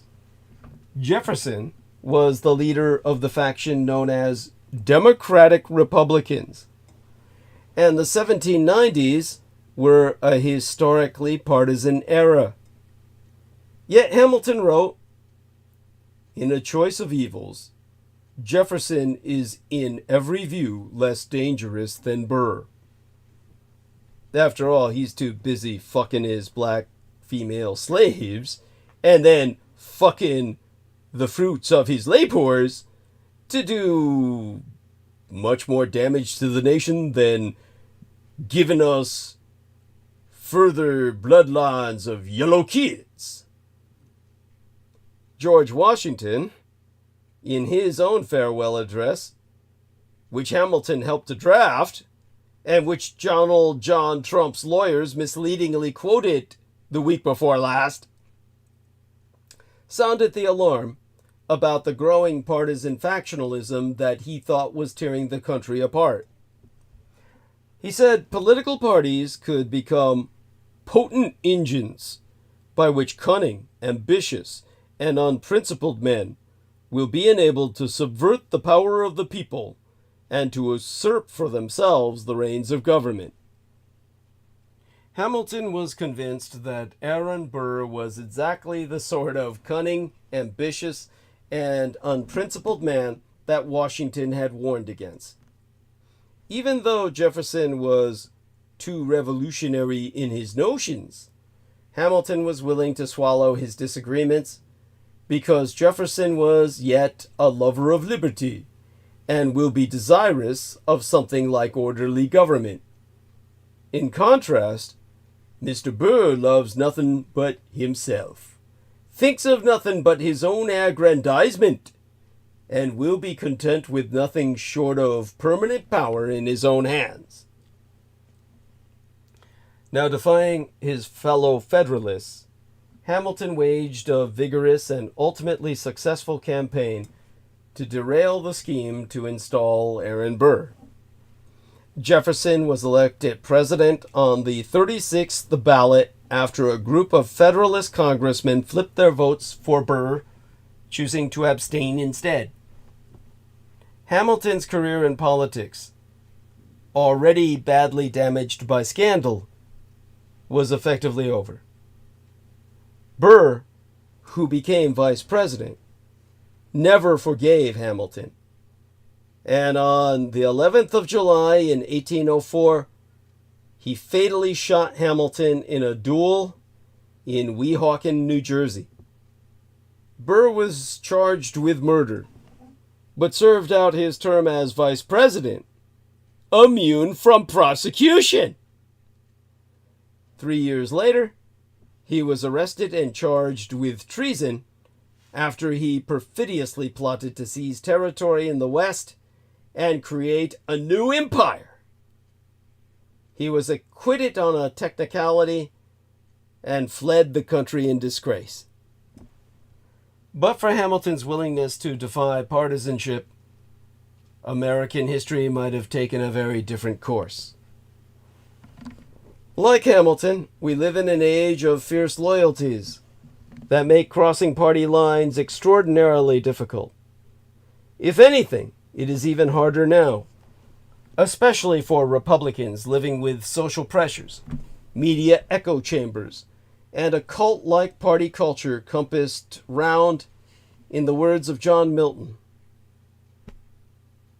Many public figures in the Russell collaborationist Red Republican Insurgent Party have shown that they cannot break free of partisanship even in the face of rank criminality. Exempli gratiae.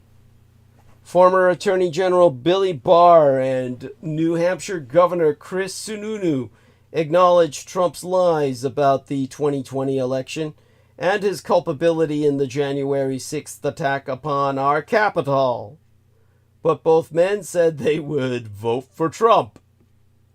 Sununu has said that he would do so even if Trump is convicted of multiple felonies, suggesting that his crimes would be less important than his political differences with the Democrats.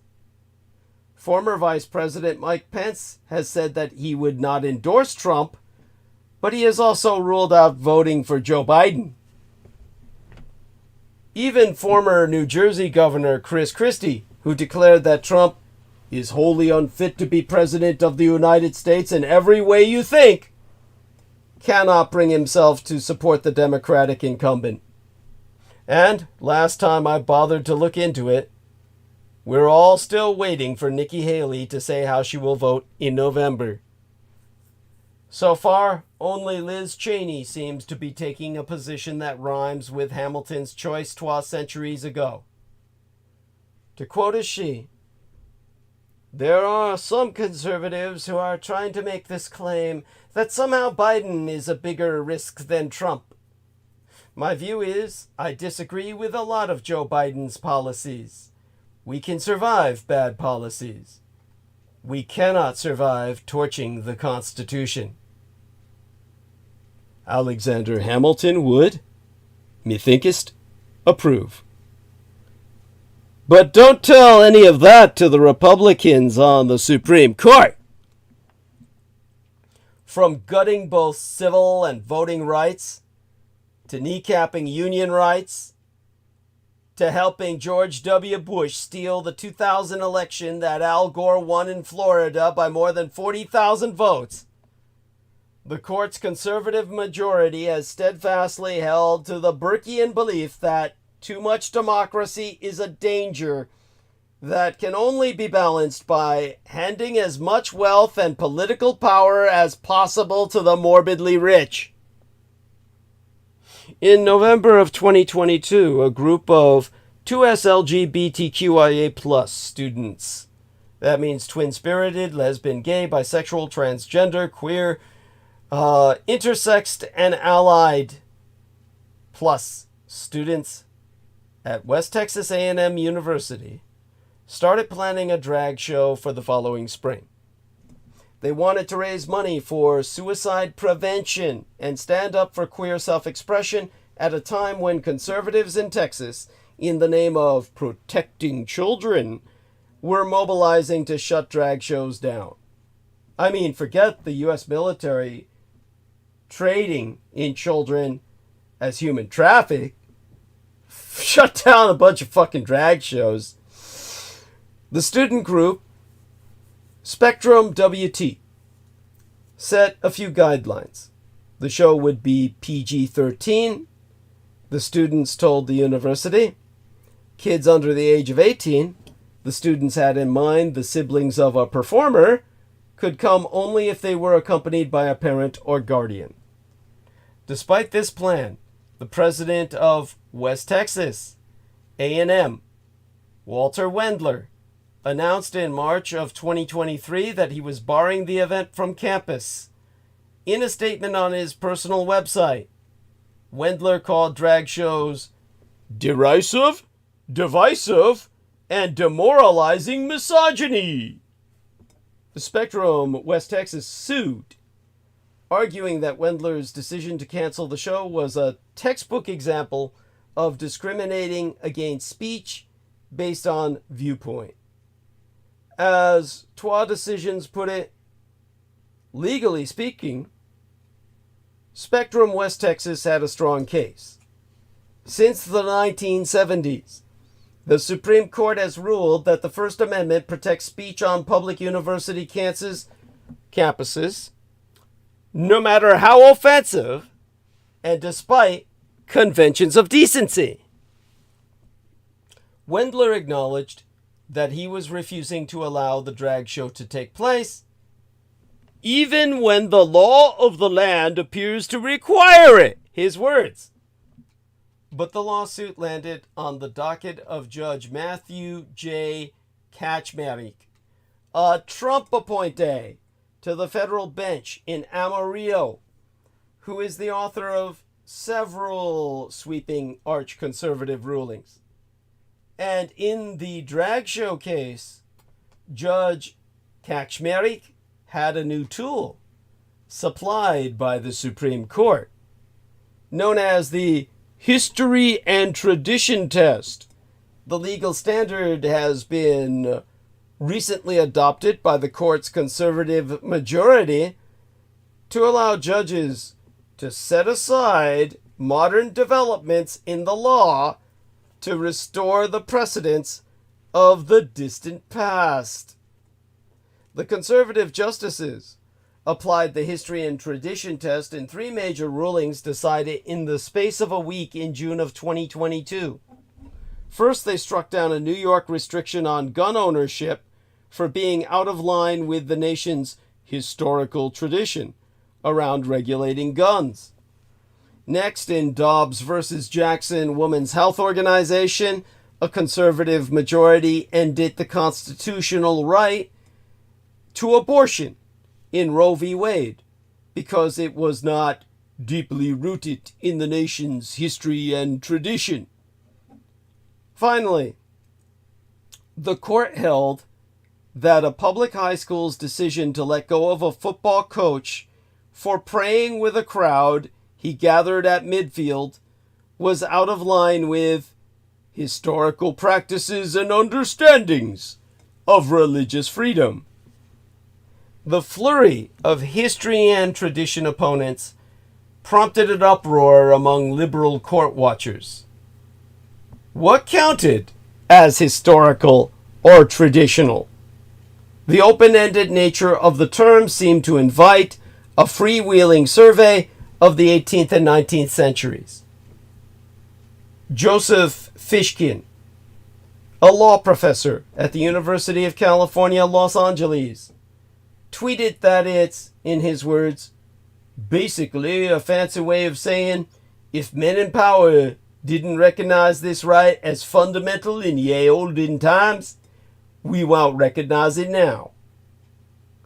In the words of a widely cited law review article about Dobbs by Reva Siegel, a Yale law professoress, the court was playing memory games. In another forthcoming piece, she asks why the conservative majority dost, in her words, appeal to history and tradition in exactly those cases in which it is changing the law. Some judges expressed practical concerns as well. In one of the many recent suits that involved challenges to state and federal gun restrictions, Judge Carlton Reeves, an Obama nominee to the federal bench in Mississippi, pointed out that judges were not trained to sort through the competing interpretations of history.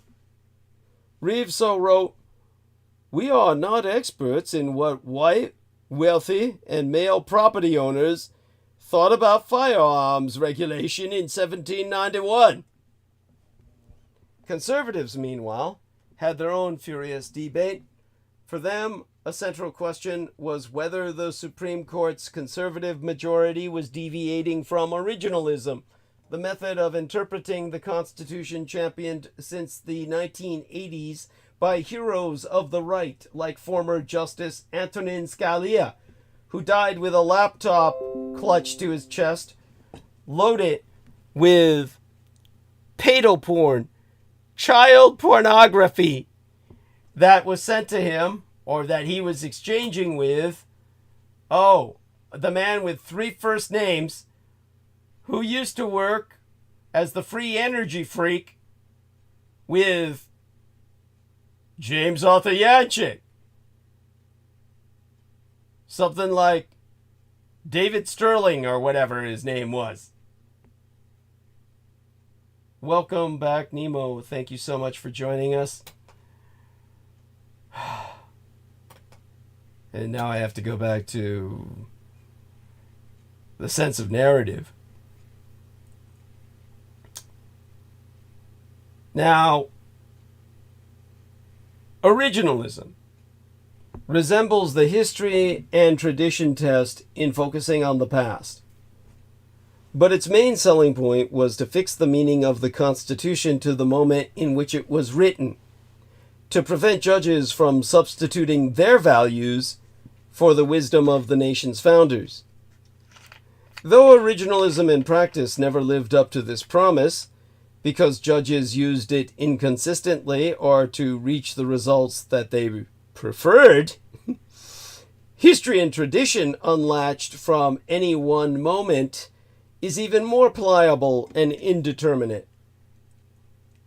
It lets judges choose from a vast array of sources, which makes it easy to cherry pick.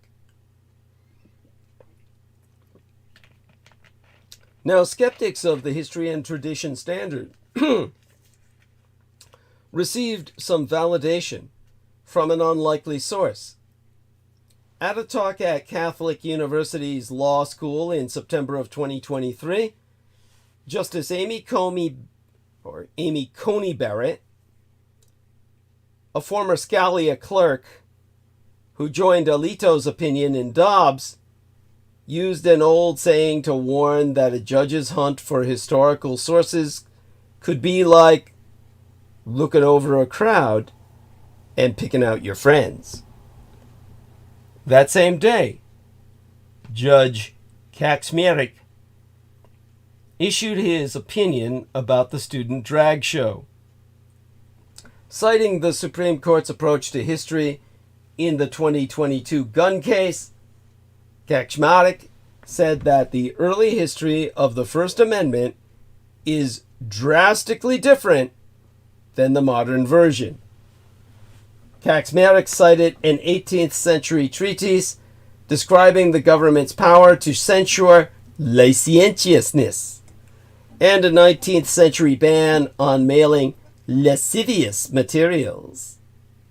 Kaczmarek wrote that older rules like these continued to set an outer limit on sexualized expressive conduct. He ruled that the university could bar the drag show, an extraordinary and anti-modern result. In March, the Supreme Court rejected the student group's request to hold a second annual drag show on campus. Kaczmarek's decision is now pending at the United States Court of Appeals for the Fifth Circuit. Also unresolved is a larger question. How much will the scope of American liberty change as conservative judges impose the past upon the present? Justice Samuel Alito, the author of the majority opinion in Dobbs, has called himself a practical originalist, a phrase that fits his record of putting results above theory. In Dobbs, he used the history and tradition test to solve a problem that originalism posed for abortion opponents. When the Constitution was written, and long afterward, courts in these United States followed English common law, a set of rules and precedents developed by judges that widely permitted abortion in early pregnancy. For centuries, before pregnancy tests, many people believed that fetal life began with quickening, when women felt the first fetal movement, usually between 15 and 18 weeks. Early American law did not even recognize an abortion as having occurred before that stage, according to a friend of the court brief in Dobbs submitted by the American Historical Association and the Organization of American Historians.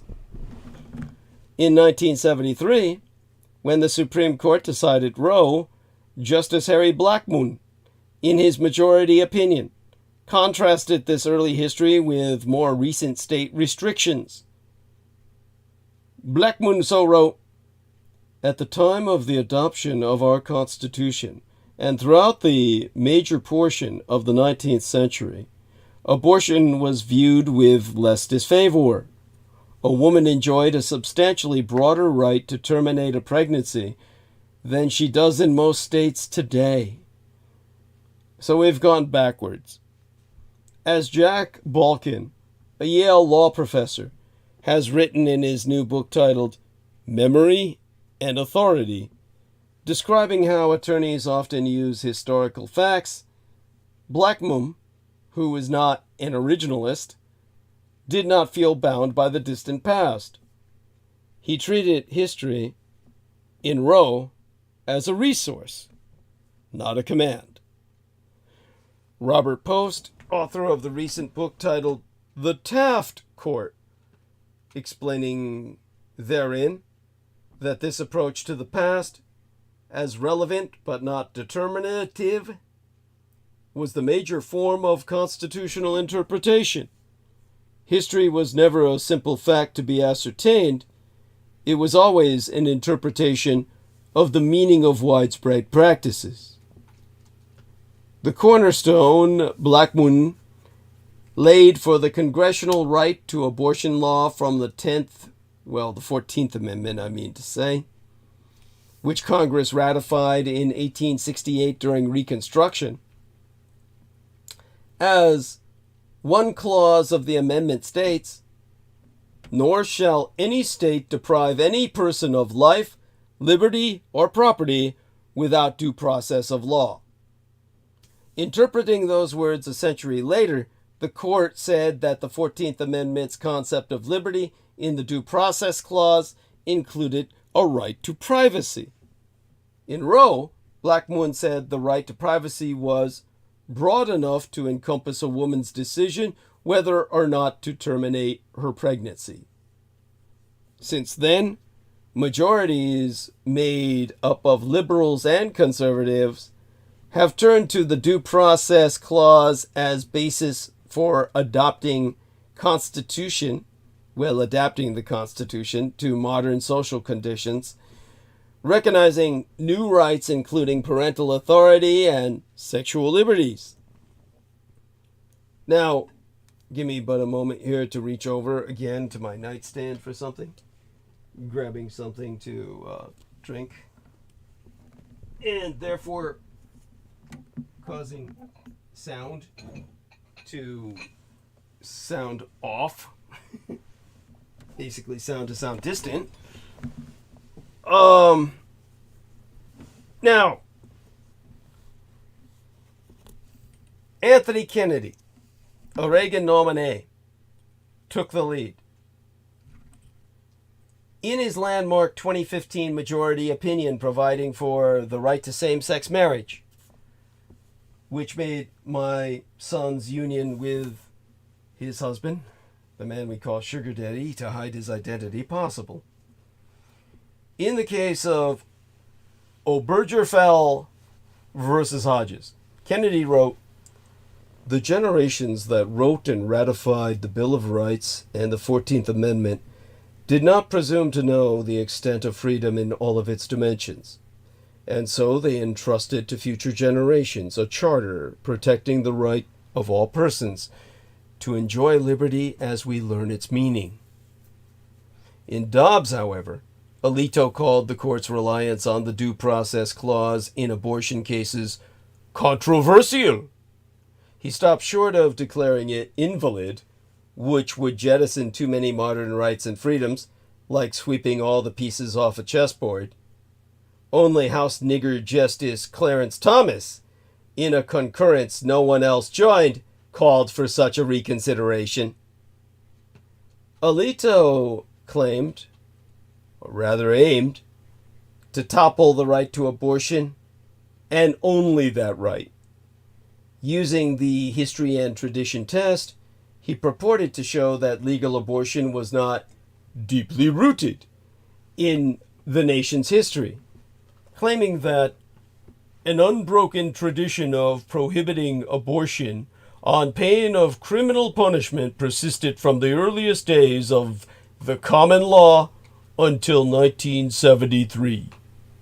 But Alito refused to acknowledge that in the rare known cases in which someone was convicted of causing an abortion up to the Civil War, it was almost always after quickening. And per Nancy Cott, an emerita professores of history at Harvard, such abortion providers came to public notice, not because of their practice per se, but if the pregnant woman had suffered badly or died as a result. Alito also made this key claim. By 1868, the year when the 14th Amendment was ratified, 3/4 of the states, 28 out of 37, had enacted statutes making abortion a crime, even if it was performed before quickening. But according to Aaron Tang, a law professor at the University of California, Davis, that number is inflated. In a 2023 article published in the Stanford Law Review, Tang wrote, "Substantial evidence suggests that as many as 12 of the 28 states continued to permit abortions before quickening."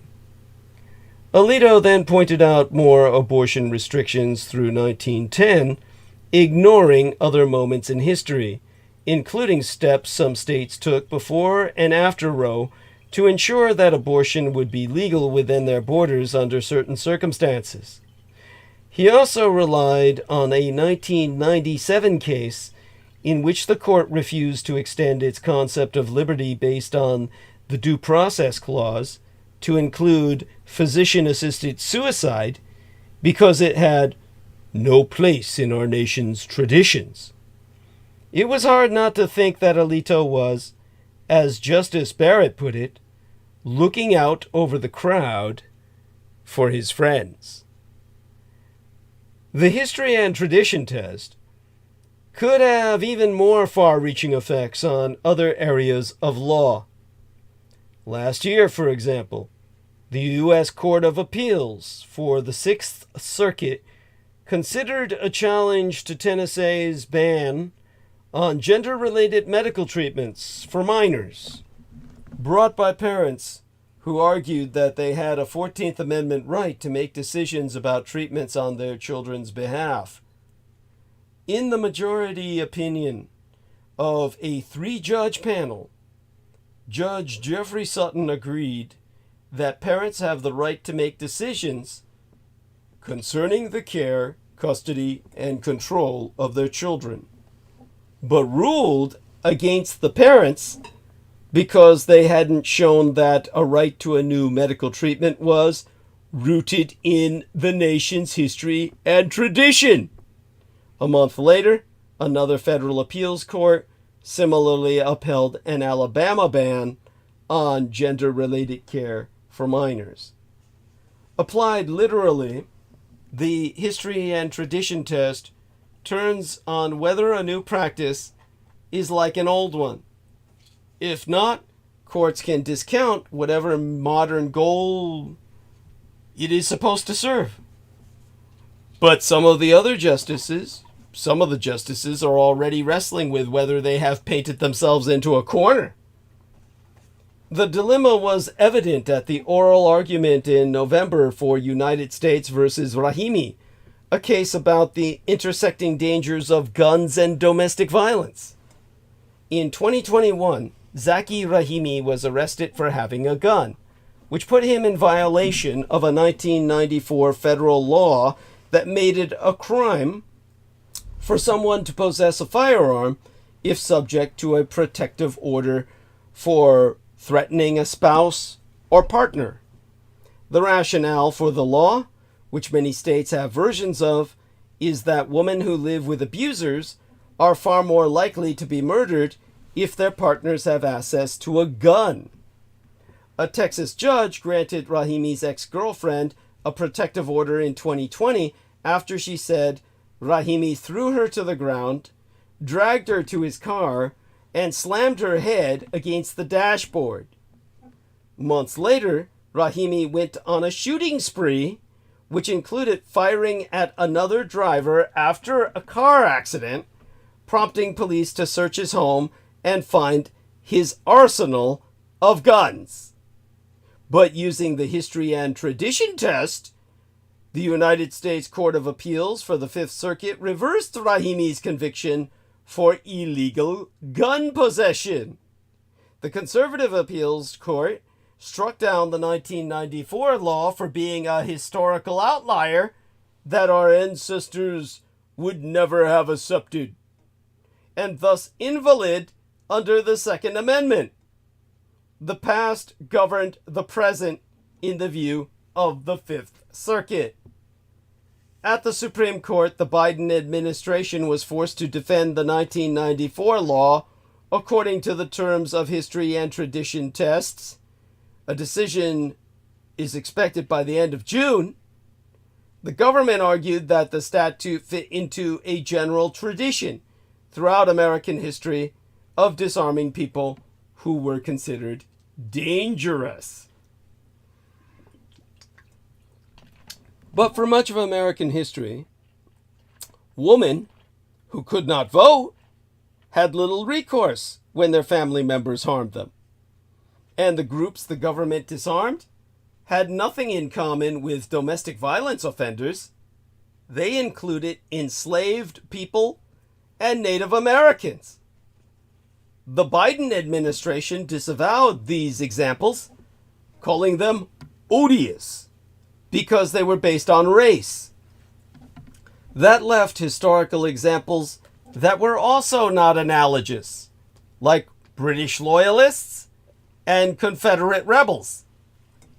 Some conservative judges seem to search for a way to allow the government to disarm domestic violence offenders. Justice Barrett suggested the legislature can make judgments to disarm people consistently with the Second Amendment based on dangerousness. Now it seemed as if the history and tradition test were flexible, not really a command at all. Justice Ketanji Brown Jackson, a liberal, used the argument to reflect on the inconsistency. Jackson said, "If we're still applying modern sensibilities, I don't really understand the historical framing." She was exposing the trap the Supreme Court has set for itself and all the lower courts beneath it.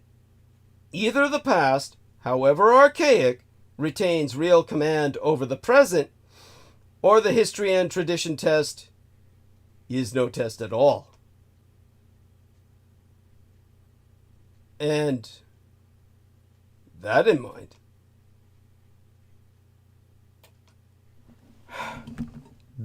which is why explaining the Supreme Court and establishing a code of conduct for its members via a new Judiciary Act must become one of the first jobs of a second Biden administration.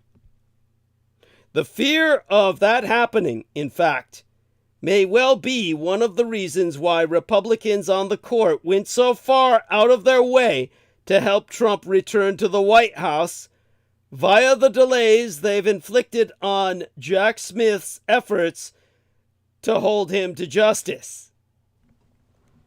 Trump's attempted coup d'etat is nowhere near done. Both the Republican Party and the Republicans on the Supreme Court are working as hard as they can to complete it and replace American democracy with naked oligarchy. To paraphrase Burke, when men and women who don't trust democracy are given the power to regulate it to the benefit of themselves and their billionaire patrons, the nation itself suffers oppression and is at war with nature. During oral arguments, Kagan pointed out, the framers did not put an immunity clause into the Constitution. They knew how to, and, not so surprising, they were reacting against a monarch who claimed to be above the law. Wasn't the whole point that the president was not a monarch, and the president was not supposed to be above the law? At least a few of the right-wing justices seemed inclined to, if not accept Trump's immunity claim, then delay the trial, which would likely improve his re-election prospects. As with the Colorado ballot access case earlier this year, in which the justices prevented Trump from being thrown off the ballot in accordance with the Constitution's ban on insurrectionists holding office, the justices' positions rest on a denial of the singularity of Trump's actions. No previous president has ever sought to overthrow the Constitution by staying in power after losing an election. Trump is the only fucking one, which is why these questions are being raised now. Pretending that these matters concern the powers of the presidency more broadly is merely the path the justices sympathetic to Trump have chosen to take in order to rationalize protecting the man they would prefer to be the next president. What the justices and other Republican loyalists are loath to acknowledge is that Trump is not being uniquely persecuted. He is uniquely criminal.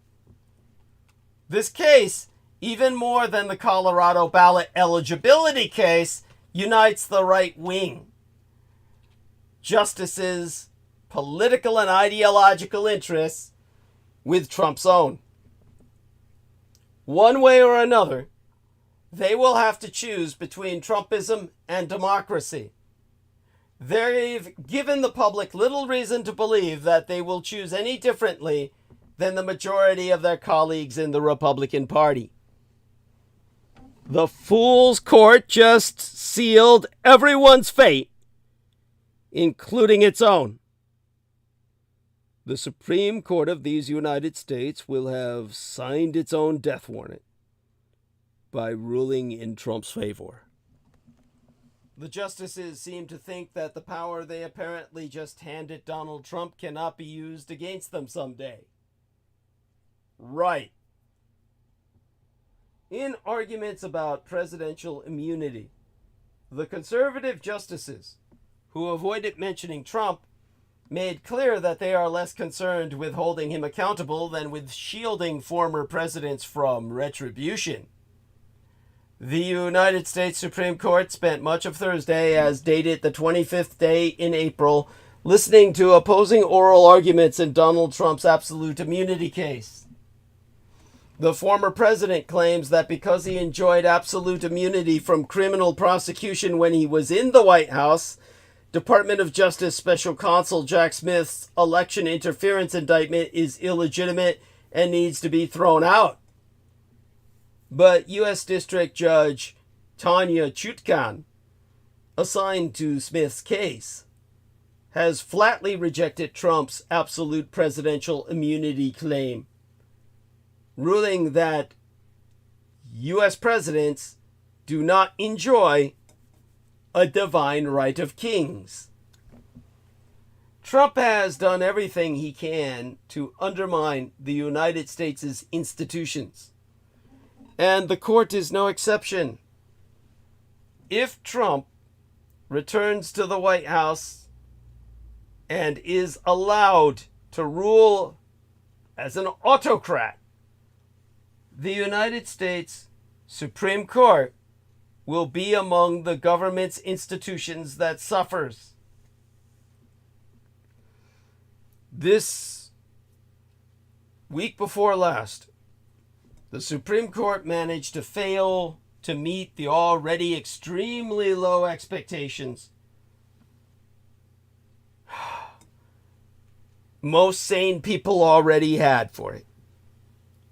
First, during the Idaho EMTALA, E-M-T-A-L-A, all uppercase case, on whether hospitals receive federal funding, can refuse to provide abortions to women who are actively dying as a result of a pregnancy.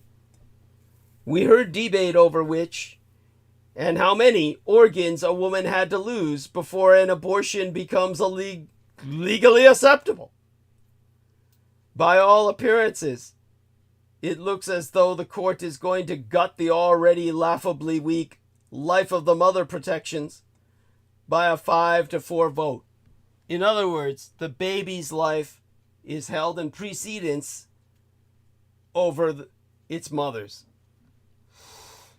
It followed up this abysmal performance with hearing the Trump immunity case the next day, and the comportment of the same 5 male conservative judges was even worse. When Justice Sonia Sotomayor asked Donald Trump's attorney if the president decides that his rival is a corrupt person and he orders the military or orders someone to assassinate him, is that within his official acts for which he can get immunity? He replied, it would depend on the hypothetical, but we can see that would, well, be an official act. Based on that line of questioning,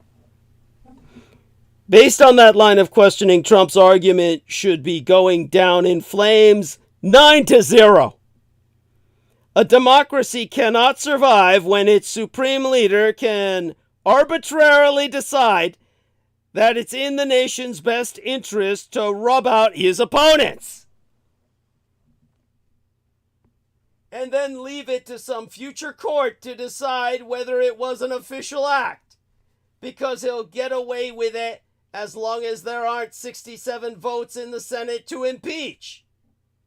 And given that it will have been established that the president can put out a contract on political foes, how many senators are even going to vote to impeach?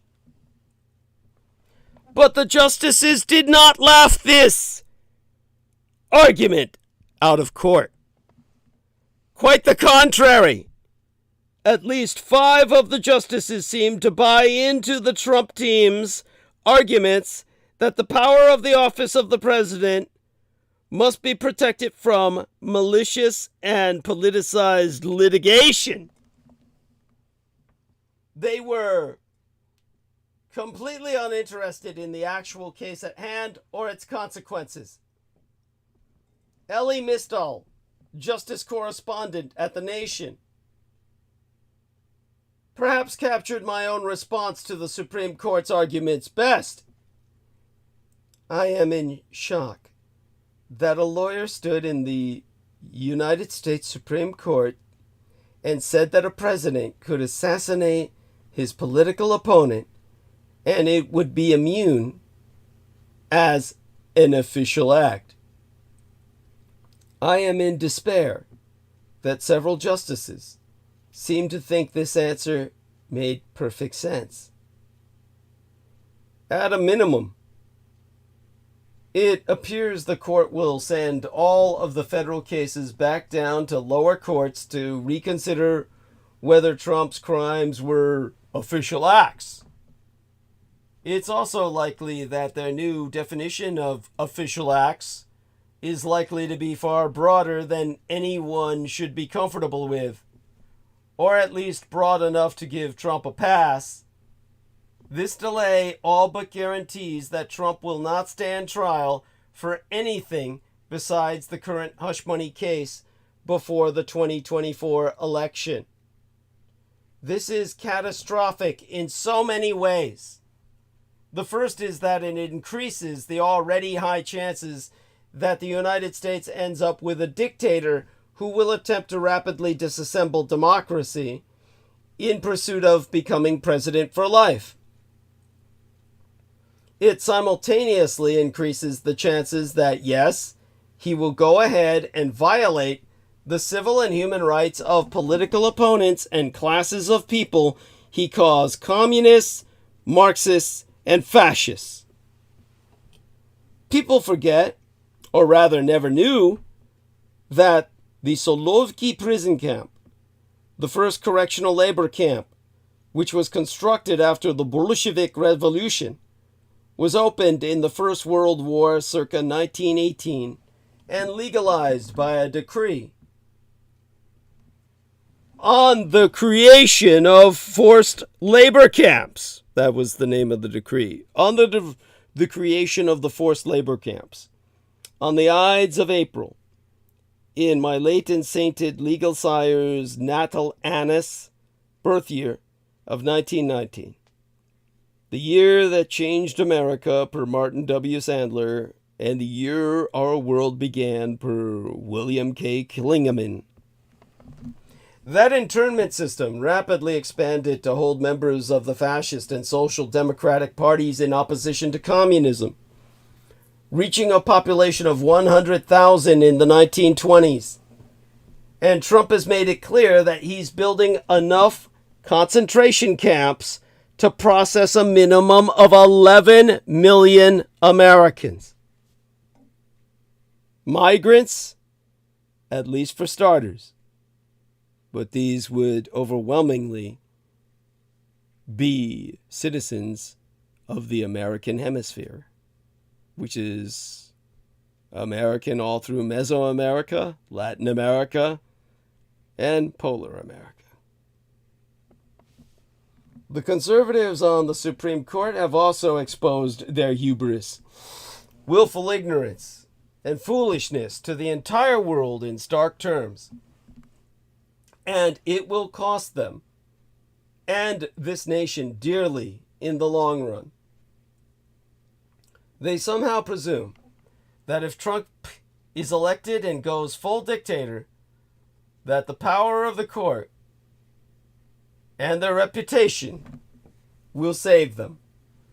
The truth is, Trump's relationships with everyone he meets are completely transactional. If the court ever stops being useful to him, he will terminate it with extreme prejudice if he thinks he can get away with it. And this court is doing everything it can to make him think he can get away with it. These justices' foolishness lies in their lack of foresight as to what happens if Trump wins in 2024. In the justices' efforts to ensure that they are the most powerful branch of government, they are about to make it the weakest. They are creating a win-win situation for Donald Trump and a lose-lose for themselves. When Trump is president again, he is likely to believe that he has the option of removing any member of the Supreme Court who defies him. As long as the court does not rule against him, they're fine. From the justices' perspective, they either end up neutered lapdogs of a despot who do whatever they're told out of fear, or they defy him and end up somewhere unpleasant at best, taking a dirt nap at worst. After all, if Trump can rub out a political opponent, can't he do the same to an uncooperative jurist? The Roberts Court surely believes that Trump would never stoop to this, that the sanctity of court and the laws and norms of our democracy will protect them. Anyone who has spent 10 minutes studying how democracies collapse knows this is idiotic. But it stems from the justice's own hubristic belief that the court is so powerful and respected that it is immune to everything. They believe the respect for the institution will ensure their power endures. Except, what happens when neither Democrats nor Republicans have any respect for the courts? If Republicans see the court as neutered pets who can be put down the first time they bite, or ignored like a chihuahua straining against a leash, what real power does it possess? Much like Joseph Stalin asked, "How many divisions does the Pope have?" Trump and Republicans will be fully cognizant that the court controls nothing once every federal agency has been packed with loyalists. If Democrats nearly universally see the court as a corrupt rubber stamp for an autocrat, what happens if Republicans push too far on an issue?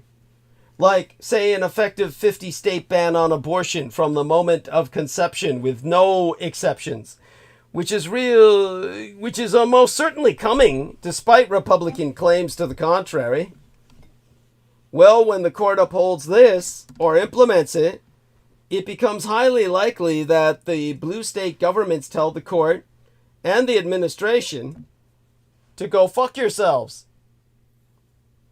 In the end, the court appears to be doing everything to destroy itself, democracy, and the union with its own arrogance and lack of foresight. It's either castrated itself and in the process doomed the empire, or signed its own death warrant. Ultimately, Trump's presidential immunity claims could backfire and imperil the Republicans. They're Republicans. At the bottom of it all, it still remains to be seen what the U.S. Supreme Court will ultimately rule in response to former President Donald Trump's absolute immunity argument. Trump claims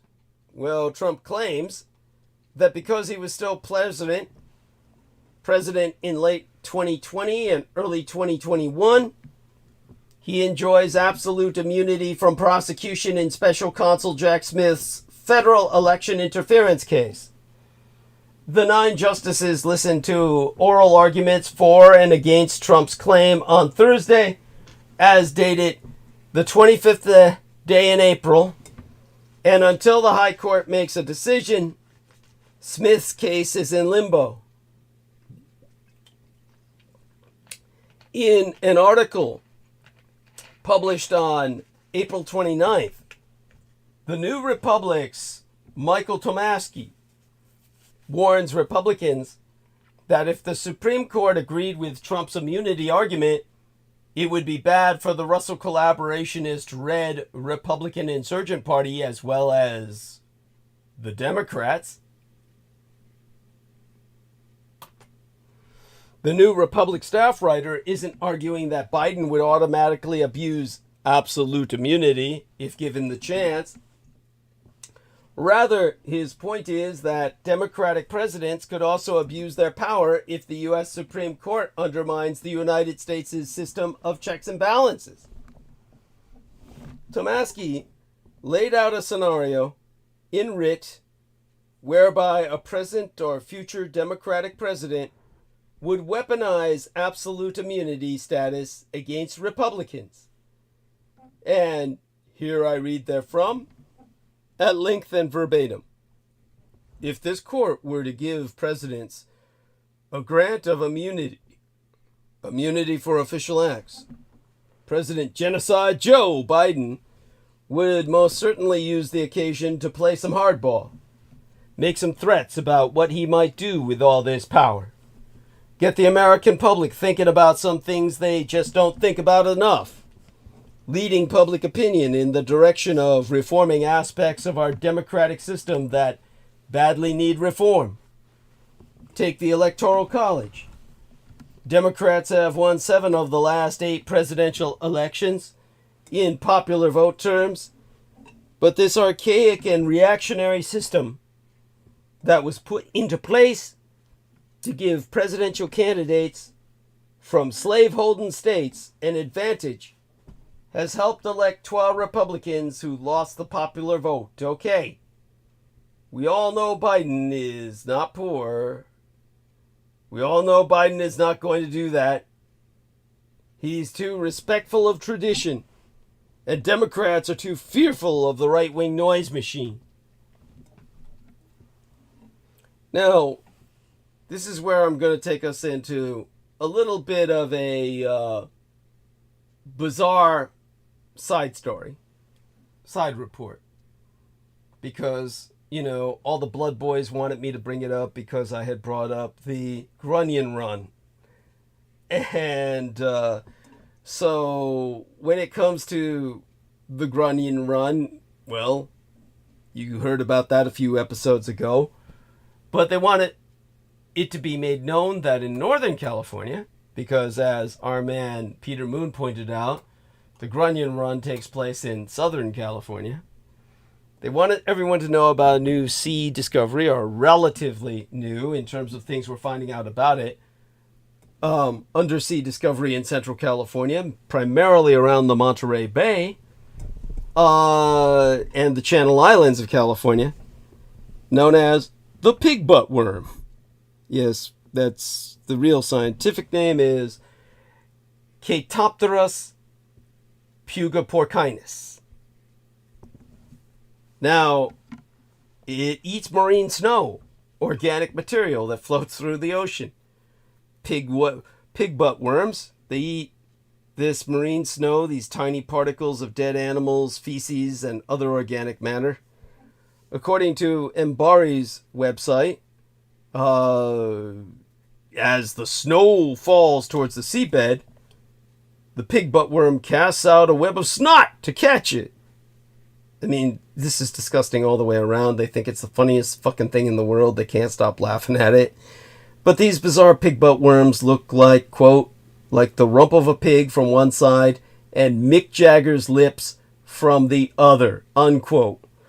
They were first discovered in 2001 after the collapse of the Twin Towers, after being pulled up from California's Monterey Bay and labeled deep-sea mystery blobs with the rump of a pig and a ballooned belly. Research scientists believing these strange creatures may be in the middle of an evolutionary leap, abandoning the seafloor for the water column.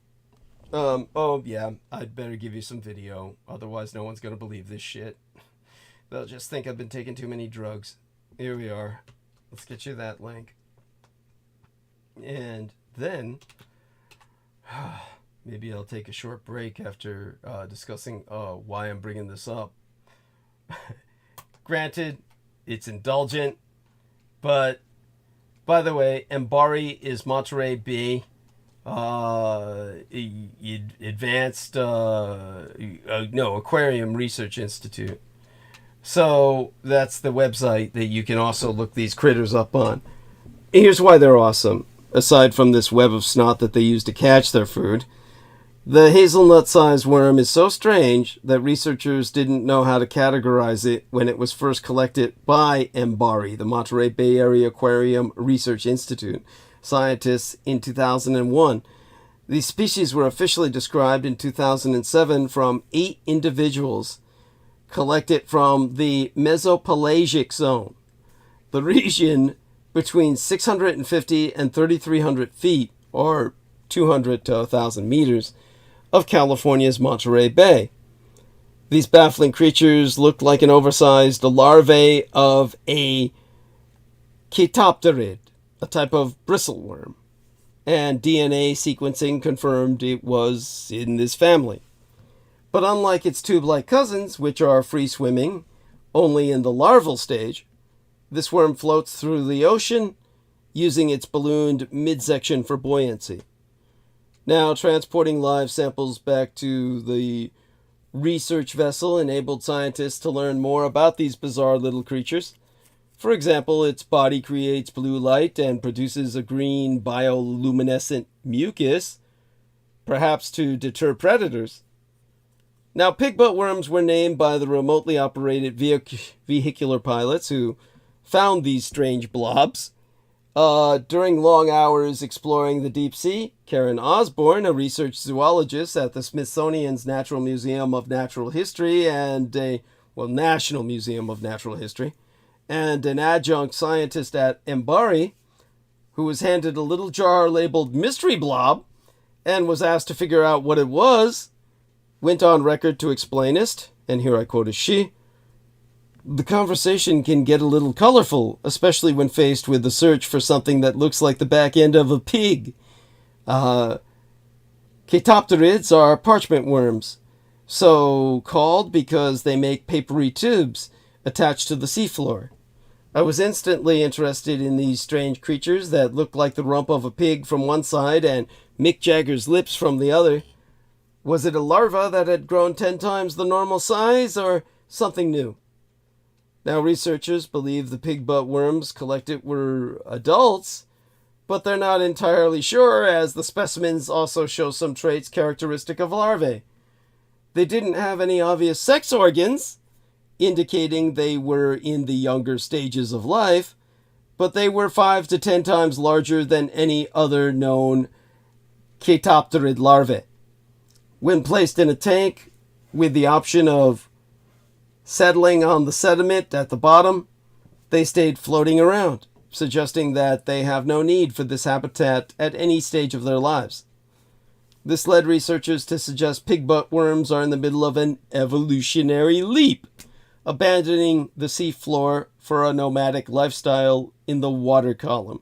Now, Harvey Weinstein is a pig butt worm, what represents a de-evolutionary leap as backwards as America's domestic institutions. As our very institutions are rapists. In state after state, governments dominated by white men are dehumanizing and taking ownership over women's bodies. Every branch of our government commodifies and devalues women. I can tell you this as a man who's often mistaken for a woman. Now, 12 of rapist Harvey Weinstein's convictions have been overturned, and in New York, he has been granted a new trial.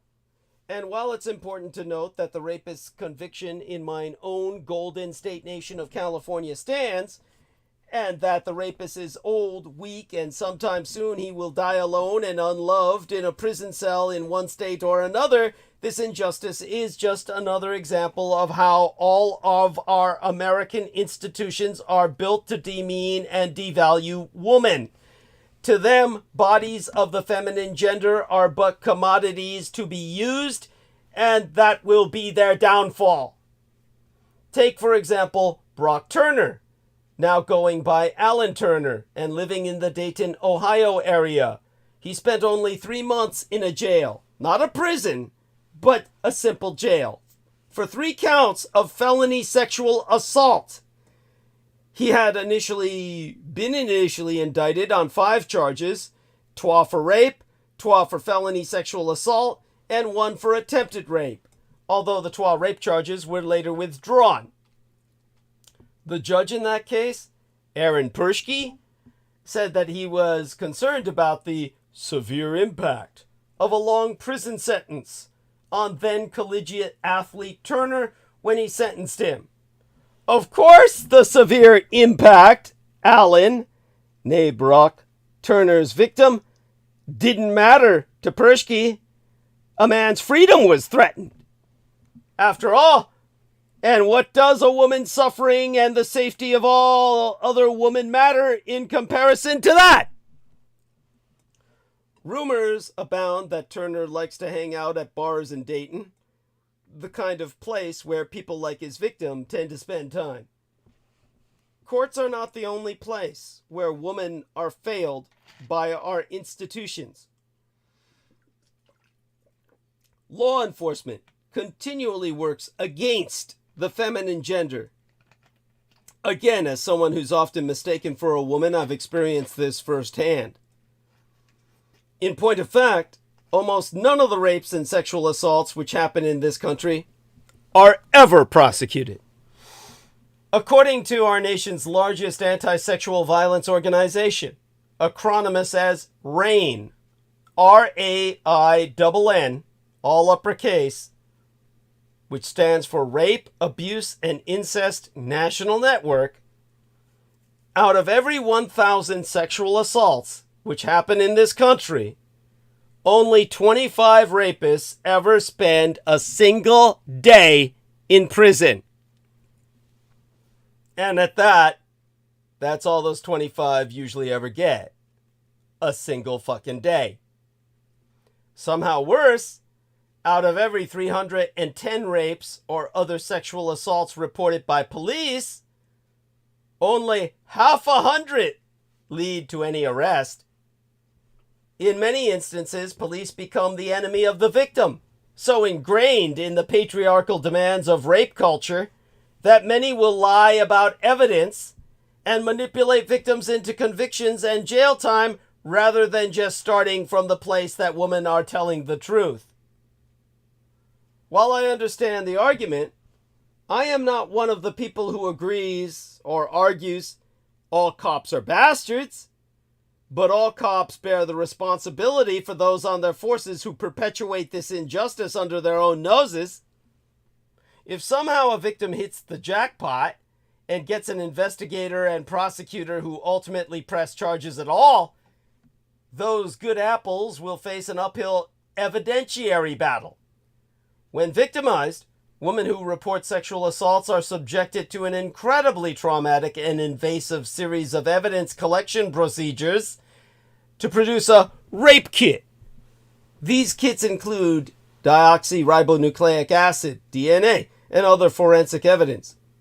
But since the value of woman is essentially nothing to those with power in this country, rape kits are rarely, if ever, analyzed. In fact, End the Backlog, which is a movement, estimates that there are hundreds of thousands of rape kits that sit untested in police department and crime lab storage facilities across the country. It's strange that police forces always seem to have enough money for bullets, tear gas, military-grade assault weapons, handcuffs and zip ties to break up every peaceful protest they fucking come across, but never enough to ensure a single rape kit ever gets fucking tested. Great news, though. Congress is on the job. Savannah, Georgia Congressman Buddy Carter wants to end the backlog and get rape kits tested for the first time in American history. Oh, wait. Carter doesn't actually care about women and rape kits and rape victims, after all. He's just trying to push racist immigration policies by denying rape kit testing funds to sanctuary cities. Women are a pawn in his hateful game. It's the same game his entire party played in the House and the Senate by supporting the gun industry over women when it came time for the renewal of the Violence Against Women Act. This life-saving law sat expired for years because it made it harder for domestic abusers to get guns. Why support women when you can support their rapists and abusers? Right, buddy? You'd think things might be better at the state level, but they are not. Take East Idaho, for example. This week, the Supreme Court heard arguments about Idaho's ironically named Defense of Life Act, which requires a pregnant person to be actively and imminently dying before they can get an abortion. It doesn't matter if not getting an abortion will leave them in a condition that could be life-threatening or infertile or disabled. That fetus has more value in Idaho than its mother. In fact, you can legally shoot someone in Idaho if you have a reasonable belief that they are about to rob you. That Buffalo Wild Wings gift card in your wallet has more value in Idaho than a woman does. Idaho is not a unique case. In state after state, governments dominated by white men are dehumanizing and taking ownership over women's bodies. Every branch of our government commodifies and devalues women. Government teaches men to be rapists because it enables all rapists. Exempli gratiae.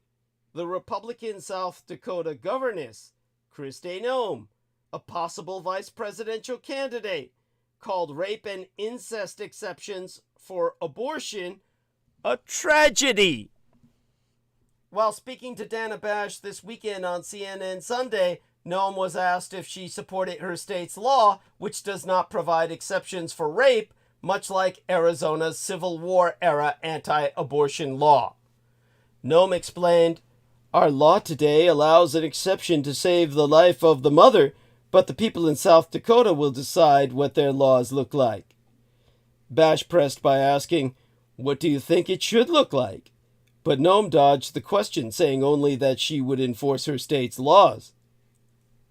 The CNN hostess pushed again for an answer, Bash asking, "Do you think there should be exceptions for rape and incest, for example?" To which Noam opined, and here I quote as she at length and verbatim, "That's what's different, Donna, is that I've constantly looked, and we rely in South Dakota on the fact that I'm pro-life, and we have a law that says there is an exception for the life of the mother. And I just don't believe a tragedy should perpetuate another tragedy. I believe in taking care of mothers that are in a crisis situation and that we should be walking alongside them, giving them all the information and best information they can make before they have to be put in a situation where an abortion is the only option that they have." You see, when a president, like Trump himself, whom a judge found liable for sexual abuse and defamation in E. Jean Carroll's civil case, can describe sexual assaults and use locker room talk to try and minimize rape culture, when control of females' very bodies are up for debate in the courts, when a member of Congress can stand accused by a colleague of paying a minor for sex, and instead of being expelled, remains powerful enough to oust a sitting Speaker of the House, when preachers tell their congregations that women should stand where he tells you to stand, wear what he tells you to wear, and do what he tells you to do, when our schools are attacked for giving girls access to menstrual products, this teaches our boys and our men that women do not matter. They do matter. The rapists, they don't matter. We know the rapist Harvey Weinstein's name because famous women were among his victims. That does not make his crimes more or less important, or his victims more or less valuable. Every victim matters. Every rapist deserves the full weight of the criminal justice system cast upon them. The overturning of rapist Harvey Weinstein's New York convictions is just another symptom of the sickness in our institutions. He is an oozing boil on our diseased political system. And of course, he's painfully Jewish. And the voters are starting to lance that Jewish boil. Brock Turner's judge was recalled and kicked out of office. Every time abortion has been on the ballot since Roe was overturned, it has won. There are thousands of rapists whose names we will never hear. But there are so many more victims, so many more women, whose government victimizes them every single fucking day. And while we may never hear most of their names, we are going to hear their votes. Vote them out! Especially the Jews. Every victim matters. Every rapist deserves the full weight of the criminal justice system cast upon them. That's a quote from a lady named Elisa Milano. By having the audacity to even schedule oral arguments to consider whether one man in America can be granted complete and total immunity for life and is above the laws that guide the rest of us, this rogue, corrupt Supreme Court is incinerating one of the most basic tenets of our democracy right in front of our very eyes. This 6-3 conservative court is also making it plain to us in no uncertain terms that they believe themselves to be above the laws that the rest of us must follow. They are flaunting the fact that they are completely untouchable and unimpeachable and can just do whatever the hell it is they want. the morally busted majority on this court is now abusing its unbridled power with all the subtlety of a sledgehammer as it swings hard to nail the door shut on 248 years of an evolving democracy, while pushing us back to a hopeless time when crooked kings ruled with impunity and were above it all. So brazen and corrupt is this reprehensible gang of six. It is even going so far as to protect its own membership from criminality in the attack on America. We know that Justice Clarence Thomas's wife, Ginny, was hip deep in Trump's violent insurrection on January 6th. And still, this House nigger shamelessly did not recuse himself from this session. In fact, there has been no indication that he even gave this a whiff of consideration. This is patently absurd. There is no way in the world this ghastly black man can be an impartial juror in a decision to consider whether Trump is immune from prosecution in his attack. His wife was in on the crime. For God's sake, she was messaging with the White House during the attack. Everybody knows this. Instead, by all indications, Nigger Thomas put his fat black thumb on the scale for his wife's friend, Donald Trump. The very Trump who was responsible for placing 3 other radical right justices besides the heinous Thomas onto this revolting court of no good liars. During this tenuous time in our history, it is fair to surmise that there will never be any trial ever for the most grievous attack on our Capitol since the Civil War, because the most powerful judicial body in the world has debts to pay to the anti-American dark powers which helped fuel the attempted coup d'etat and placed them on the court. Our 6-3 Supreme Court is telling us wide out in the open that they intend to act on behalf of the most dangerous man on earth and his army of authoritarian lowlifes. If they will back the play of an evil man like this, what else are they capable of? We are seeing now the elimination of Roe was nothing but a warm-up act for the Gang of Six. They have already stepped on and snuffed out laws protecting our vote and our environment. They have ruled that corporations are people and that guns have more rights than our children, who are being slaughtered by the hundreds in our schools.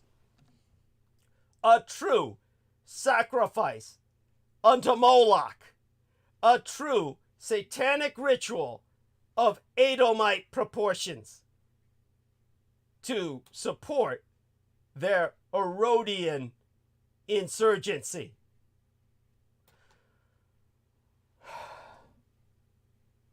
I have to breathe. Everybody who truly loves this country and what she stands for should be absolutely terrified, because we simply cannot continue to sustain this punishing attack and expect to survive. The end is near, good people, unless we rise up and say enough. And frankly, it's very hard to see that happening.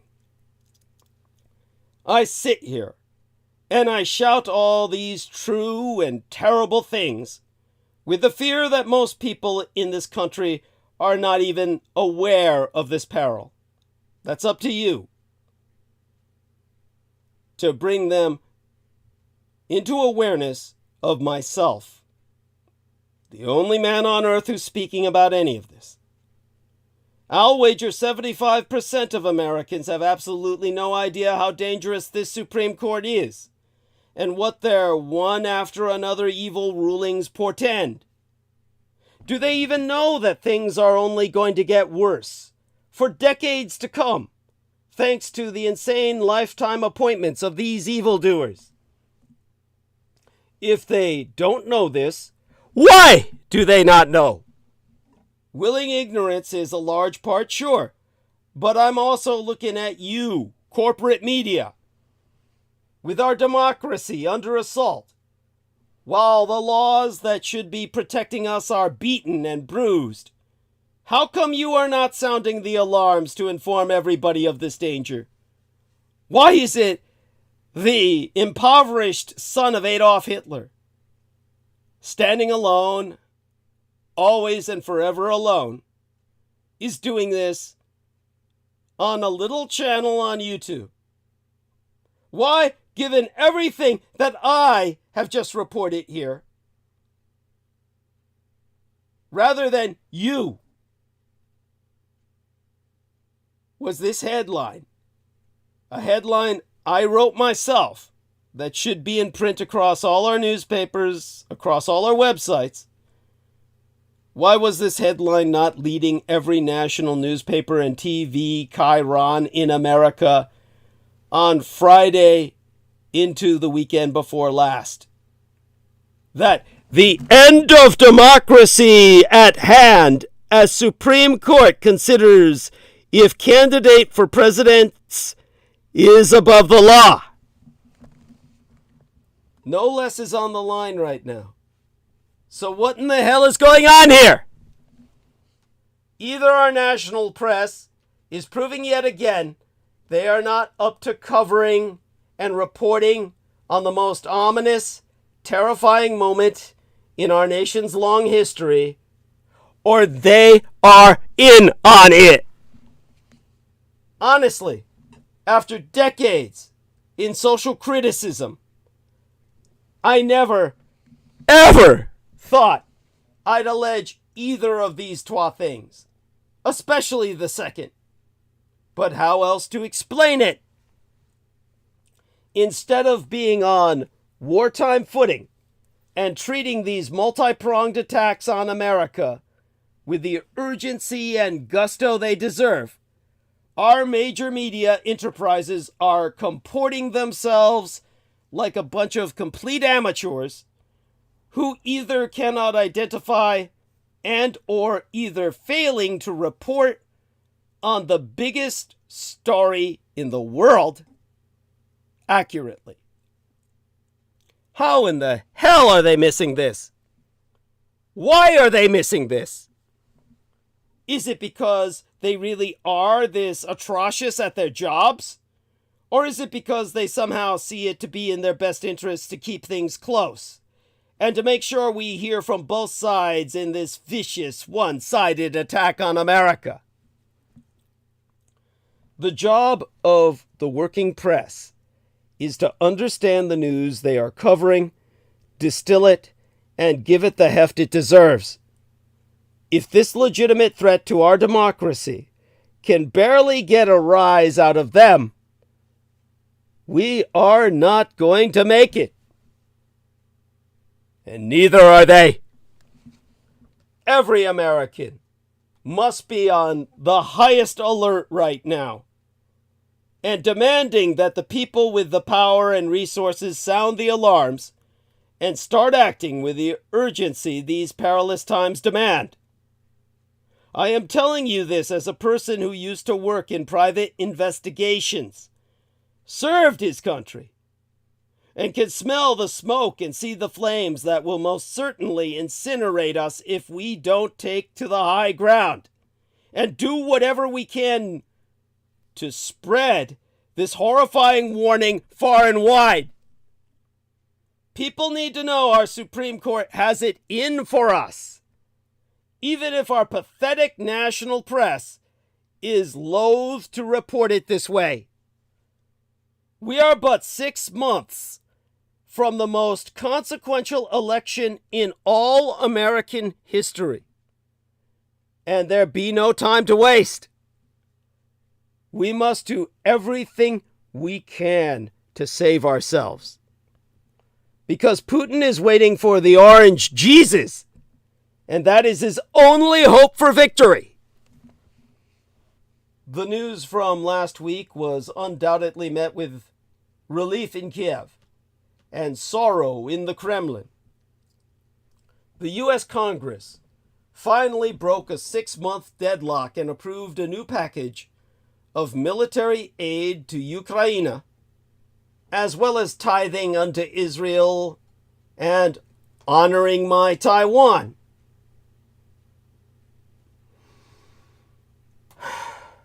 According to a column by Swedish diplomat Carl Bildt for Project Syndicate, as reported by the Kiev Independent, progress followed just days after EU leaders also committed to providing even greater support, in addition to the significant aid packages they recently approved.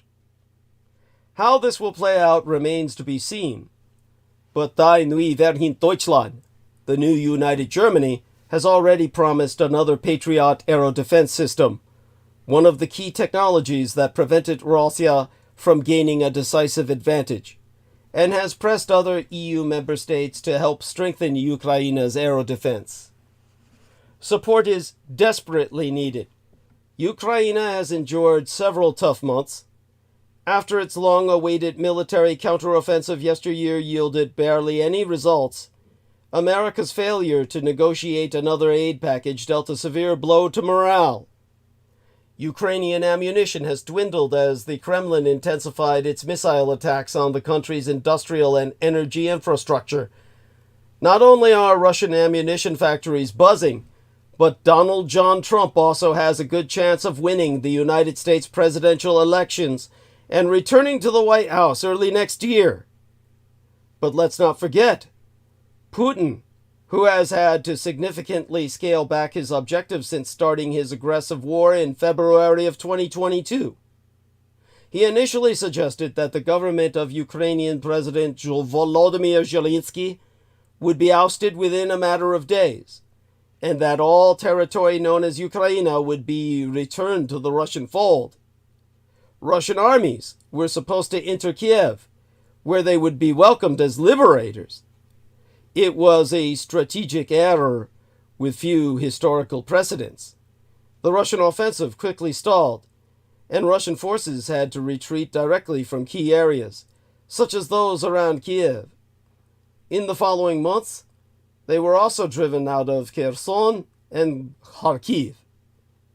Ukraine's unwavering resolve was not the only thing the Kremlin underestimated.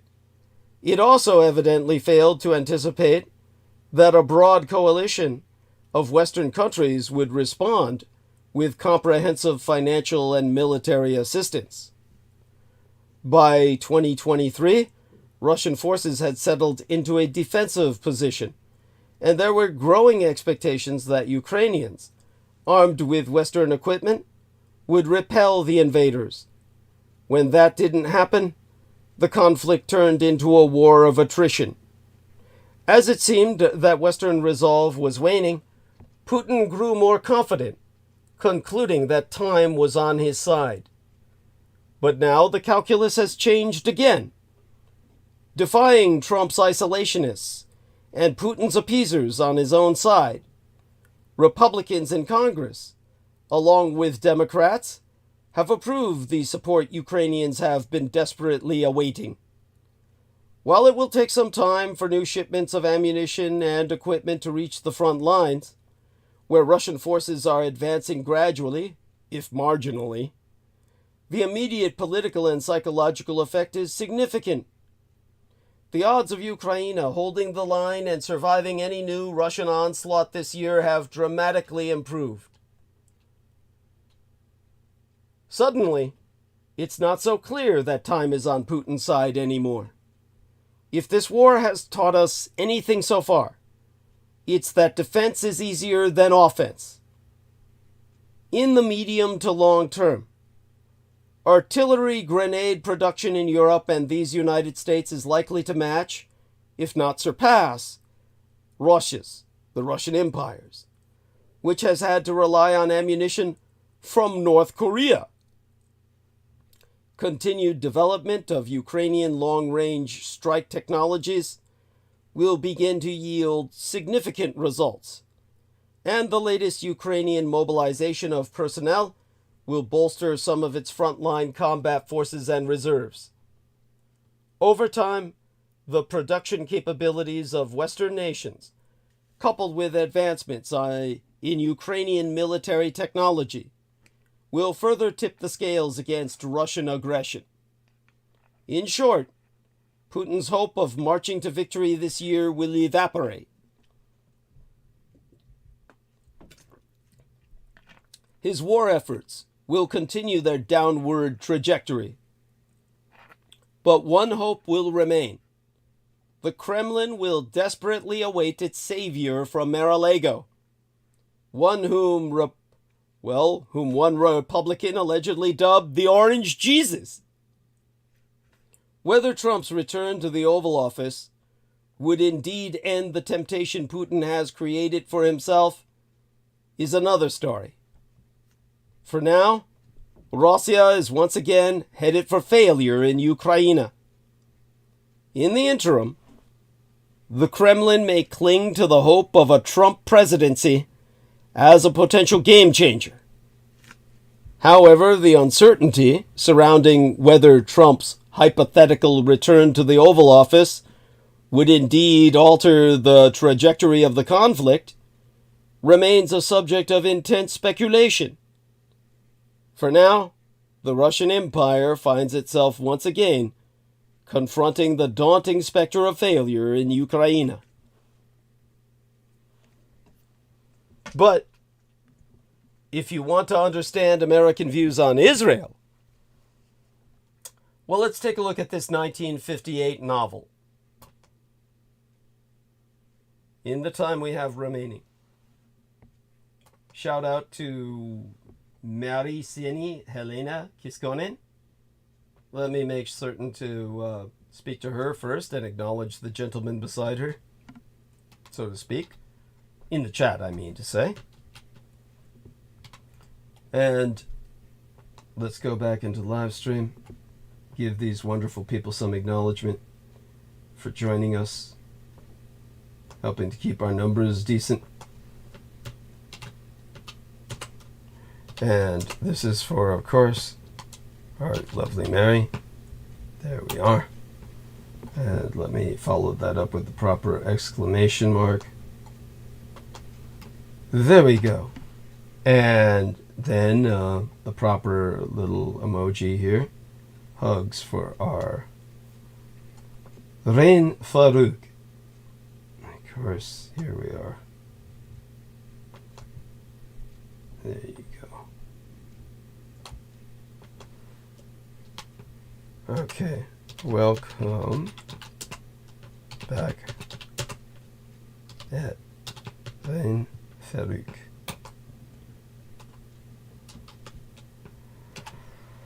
There you go. All right. So, that having been said, in the time we have remaining, let's talk a bit about this novel here.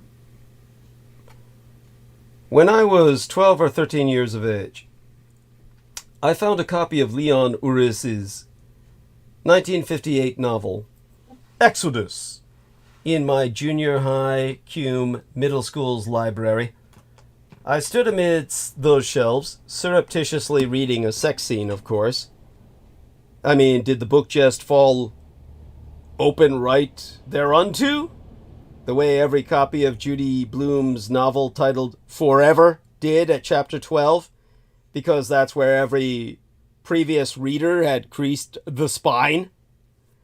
In this case, the passionate, long-legged, red-headed Jordana Ben, son of Canaan, makes love to her cerebral military strategist boyfriend, David Ben-Ami, in the ruins of a Crusader castle on Mount Tabor in 1947 Palestine.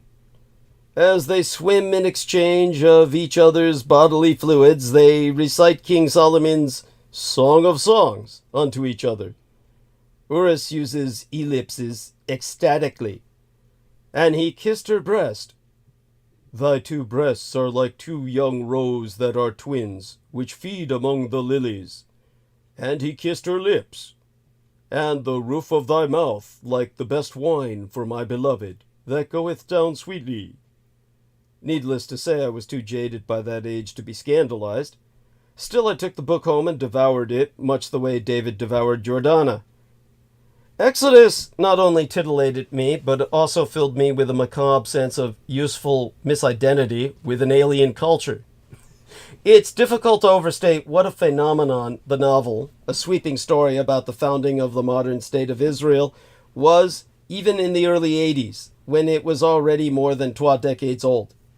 It was over 600 pages long, structured in 5 books, like the Hebrew Bible, touching on the exile of Jews from the Holy Land, the terrors of life in the Pale of Settlement in Russia and Eastern Europe, and the horrors of the Holocaust. Mostly, however, it focused on a handful of Jewish characters, plus one foxy blonde Presbyterian American nurse in 1947 and 1948. If you walked into almost any American living room when I was a kid, or today if you have a grandparent of a certain age, you'd spot that fucking book upon a shelf.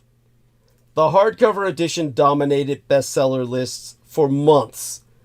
It was translated into over 100 languages. When the paperback came out in September of 1959, it had the largest advance purchase order, 1.5 million copies of any novel in publishing history. It presaged a glut of massive, sweeping national epics by the likes of James Michener, John Jakes, and James Clavell.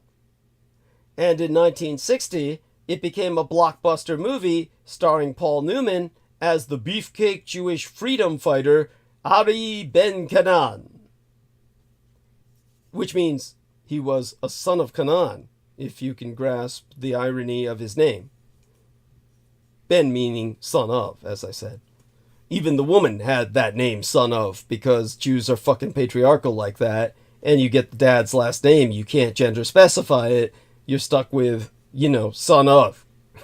From the start, Exodus enormously, incalculably influenced the world's perception of Israel. To quote is Riv Elin Prel, Professoress of American Studies at the University of Minnesota, and himself author of the book titled Fighting to Become Americans, subtitled Jews, Gender, and the Anxiety of Assimilation.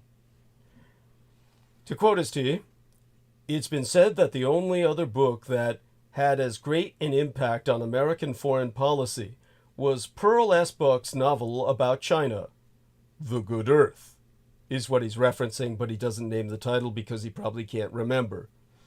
The book wasn't just a driver of Jewish identity, not Pearl S. Buck's The Good Earth, but Exodus is what he's referencing. People in the notoriously anti-Semitic State Department read it at every level. What anti-Semitic State Department? It was run by Henry Kissinger, you fucking kike. It's run by a fucking Jew. How could it be Judeophobic? I shake my head. In the work titled Our Exodus, meaning everybody's absorption of this novel, subtitled Leon Uriz and the Americanization of Israel's Founding Story, that is the most profoundly direct and honest and hard-hitting and explicitly perfect, astute reading of Leon Uris's novel in a single sentence. That subtitle, Leon Uris and the Americanization of Israel's Founding Story. Our Exodus means not just the Jewish Exodus, but the American concept of the Jewish Exodus. The Israeli college professor and historian M.M. Silver notes that the book was a gift to Israel's tourist industry. In 1959, the director of the Israeli government's tourist office was quoted as saying, "More tourists fly into Tel Aviv with Exodus than with the Bible." David Ben-Gurion, the country's first prime minister, exclusively proclaimed, "I don't usually read novels." This is kind of like Don Equus. You know, the most exciting man in the world. I guess David Ben-Gurion, the most exciting Jew in the world or something. "I don't usually drink beer, but when I do." Anyhow, he says, "I don't usually read novels, but I read that one. As a literary work, it isn't much." Now, I almost like Ben-Gurion for that. You can almost like it. But as a piece of propaganda, it's the greatest thing ever written about Israel. Now, you could almost love him for that. He's admitting it is nothing but propaganda. And it makes you love Israel. And you could almost love David Ben-Gurion for being upfront, honest, and open about that. Now, production images from the Otto Preminger film, featuring a shirtless Paul Newman wearing a Star of David necklace, only increased the story's allure to all those frozen fruits in America. All of those macho faggots. And yes, even the woman liked it. The book seemed to fit right in with the version of Israel European-descended Caucasian American parents provided all their offspring in indoctrinating them for a lifetime of servitude unto the Judaization of American ideals. Think about what I just said. In fact, I'll repeat that for you, to drive the point home, to reiterate. The book seemed to fit right in with the vision of Israel's European-descended Caucasian American parents in America, providing all their offspring in indoctrinating them for a lifetime of servitude unto the Judaization of American ideals. When my fellow Americans were growing up, Jewish American identity was in transition. Judeo-Americans, or Judeo-Americans themselves, grew up listening to Israeli folk records and hearing about the kibbutz movement, in which no one owned property and everyone tilled the land together and worked to make the desert bloom. Exactly what Henry Wallace wanted Americans to do with the Sovietized collectivization of American agriculture that led to his being ousted as vice president so he wouldn't become our president, God forbid, and force us into the kind of famine that Ukraine suffered from under Judeo-Bolshevik commissars. I hope I'm not confusing you. Via the pro-Judaic propaganda medium of Marvel Comics, run by Stan Lee, a painfully Jewish individual, I myself, along every American boy, was taken on flights of fancy into the Sinai Desert, where my MCU, my Marvel Comics Universal Franchise family of ex-mutants, camped with Bedouins and looked upon the stars. Via storyboard format, I, along with every American MIA, male in adolescence here, not missing in action, though in the end they mean the same fucking thing, saw the significance of the mountain in the Galilee, as it featured in Marvel's branded ex-girl, Catherine Ann Kitty Pryde's Bat Mitzvah. Haftarah, I think they call it. Whereupon we camest into our lust for a fictitious female, while being brought into historical awareness that this was where the Marvel Comics objectified prophetess Deborah led the Israelites into battle against the Canaanites. Israel seemed like the happy almost ending to the story of Jewish history, reiterated as it was via Marvel Entertainment Incorporated, as if it were my own. There's a joke that the meaning of every Jewish holiday is, they tried to kill us, we won, let's eat. I suppose Jaffa oranges and creamy feta seems a delicious stew for surviving the Holocaust. As I would understand it, the Holocaust was a shattering collective experience, not only because of the deaths of the 6 million Jews as acknowledged per their own cultural exclusivity, but also because it reminded American Jews that they were only guests in their own country.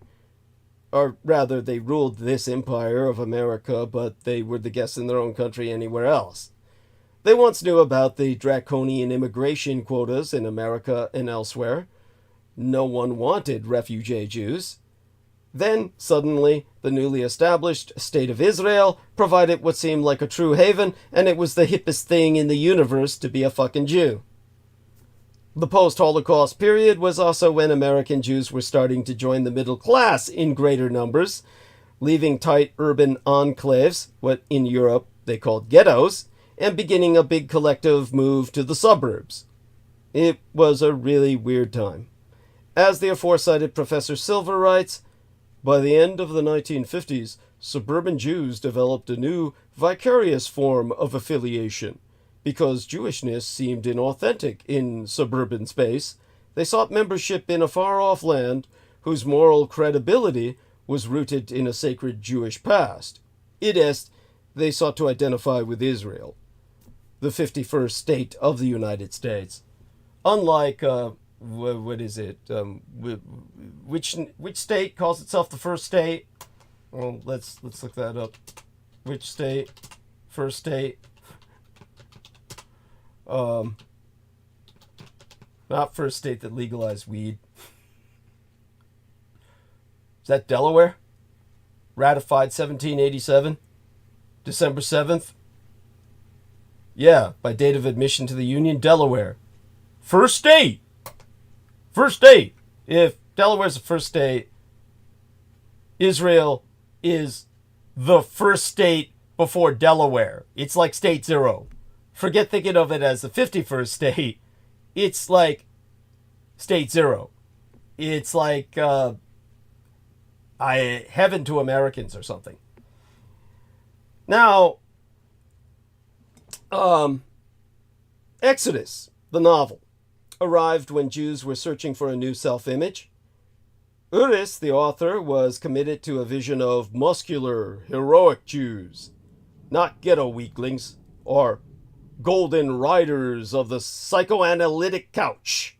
That's Professor Silver's term for Jewish American intellectual novelists like Philip Roth, whom Uris loathed, and the feeling was evidently mutual. As the aforecited Professoress Prell so put it, Exodus was a work of popular fiction that established a deep sense of Jewish identity instead of one that had been far more complicated, fragmented, and filled with shame. This book made the case that that's not who you are as a Jew. As I got older, of course, my youthful impression of the book started to feel like an embarrassing crush on a teen idol, kind of like the one I had for Kitty Pryde, the Marvel Comics heroine that, of course, in a real Israel, would have been forced to sleep in a separate tent whenever she was having her period. All that part they never described in Marvel Comics. When I thought of Exodus at all, I recalled it as wildly sexist and reductive. More importantly, I came to realize that any genuine sense of Jewish American selfhood should never rely on endless stories of Israeli heroism and Holocaust horror, the twin narratives that have since come to direct so much of Jewish education and identity formation.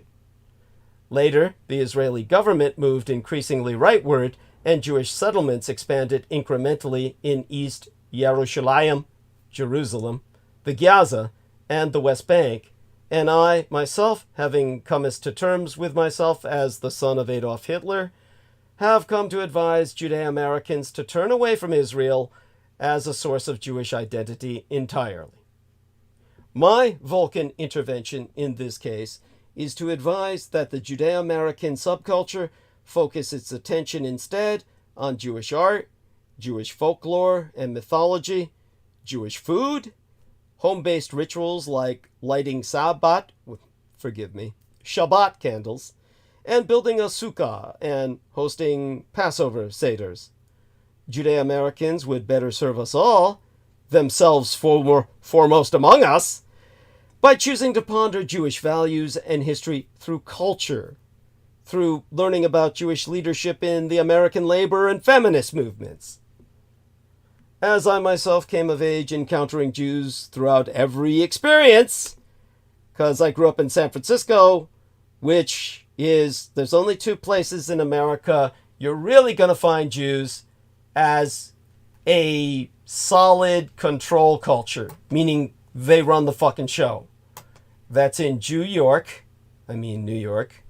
and Los Angeles, where they make all the money and they make all the movies, in either case, respectively.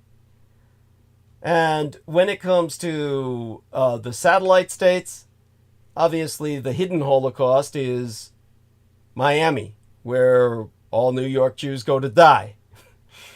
San Francisco is where Los Angeles, as I've said a million times, films all the car chases. So we've got a Jewish community here that it's dominant. It dominates American politics. We had a fucking Jewess for mayoress come into power simply by killing the first mayor before her, and coming into power through secession, not election. Okay, so that's my bona fides. I fucking know my Jews. Hell, I've even been in synagogues. And I haven't burst into flame. No, I was not praying. No, I wasn't lighting any candles. I was there for the Osher Lifelong Learning Institute's extended adult education courses in medical advocacy and medical journalism. But hey, it was still a weird and wonderful feeling to be in a synagogue as the son of Adolf Hitler and not bursting into flame. There we are. So, as I came of age encountering Jews throughout every experience, and believe me, I know that they were Jews because they would always say so, it would be like one of the first 3 words out of their mouth. The first 2 words would be I am. The third word would be Jewish. It would be like, this is how you meet people in Jew world. Basically, I am Jewish. It's like, wow, you got a name? No, the first thing out of their mouth. This is a bit of an exaggeration, but really it's not. It'd be the first 3 words. I am Jewish. You'd ultimately come to ask, why do I need to know that? Well, it turns out because that's how they got everyone to immediately agree to everything they said. Open doors for them. Metaphorically or physically. Basically kiss their ass and suck their dick. Or snatch, depending on what gender they are. Because that's what Americans do. They worship the ground on which Jews walk. And like the sacred cows of India, they'll run up to them and drink their piss and eat their shit. They do that literally in India to cows. In America, they do that metaphorically to Jews. Listening to them bullshit. And, spew their bile. So, as I encountered them everywhere and knew exactly what they were because they were always upfront about it and it's the first words out of their mouth, I addressed Israel by avoiding it. By sighing when the subject came up, saying, it's complicated, and nabbing some latkes from off the pastry shelf. Now that I tutor young men in the historical context of current events, a few of them with some Jewish blood, no doubt, coursing through their veins. We don't do full genealogies on all of them after all, and they're not necessarily running detailed genetic tests on them. A few of them have got to have that. I no longer have the luxury of noping out. I need to address the ambivalence of other adults and confront the gaps in their education if I'm to talk responsibly about Israel and Palestine, including the current siege of the Gaza with my own lads, the Blood Boys, who would otherwise grow up in silence. I choose those words advisedly. Breaking the Silence is an Israeli NGO, a non-governmental organization established by Israel Defense Forces veterans to talk about their experiences in the occupied territory since the year 2000.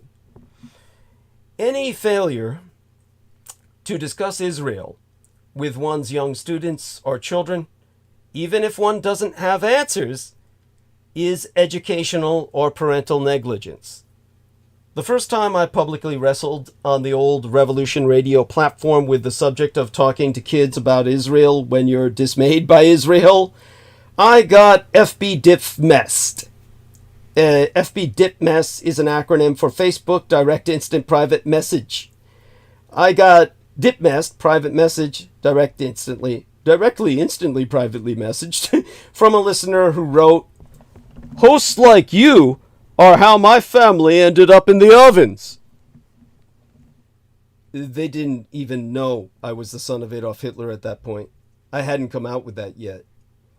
Now I think that if you're not being accused of being a Nazi by some folks and a Zionist stooge by others, you're doing something wrong. As part of my own continuing adult self-education, I decided to reread Exodus and watch the movie, which I had never seen. Spoiler alert! This is one of those rare cases in which the movie is better than the book, which is damning with faint praise. Exodus is a novel, but the foreword begins, "Most of the events in Exodus are a matter of history and public record." The rest of the book's 608 pages are filled with a litany of historical names and real places. There's no afterword offering any clarification. I had to keep looking up what was factual and what Uris had invented. Honestly, if the Blood Boys hadn't been helping me with this, I wouldn't have gotten it done. I would never have cared enough to have gotten it done, but it became a game with them. The Jewish characters are, of course, wholly noble, though their politics differ, with some swearing by diplomacy and others by violent freedom fighting. The Arabs, both Christian and Muslim, are evil cartoons. Uris luxuriates in phrases like, "so illiterate and so backward," or "blood orgy." How about this? "Slithering along the ground with knives between their teeth." "Nearly insane with rage." And "the dregs of humanity." He makes sweeping generalizations like, "There was little song or laughter or joy in Arab life. It was a constant struggle to survive. In this atmosphere, cunning, treachery, murder, feuds, and jealousies became a way of life." The book prefers only trois good Arabs. And yeah, I'm tempted to say they're both dead, right? One is Kamal, the village leader who says, "The Jews are the only salvation for the Arab people. The Jews are the only ones in 1,000 years who have brought light to this part of the world."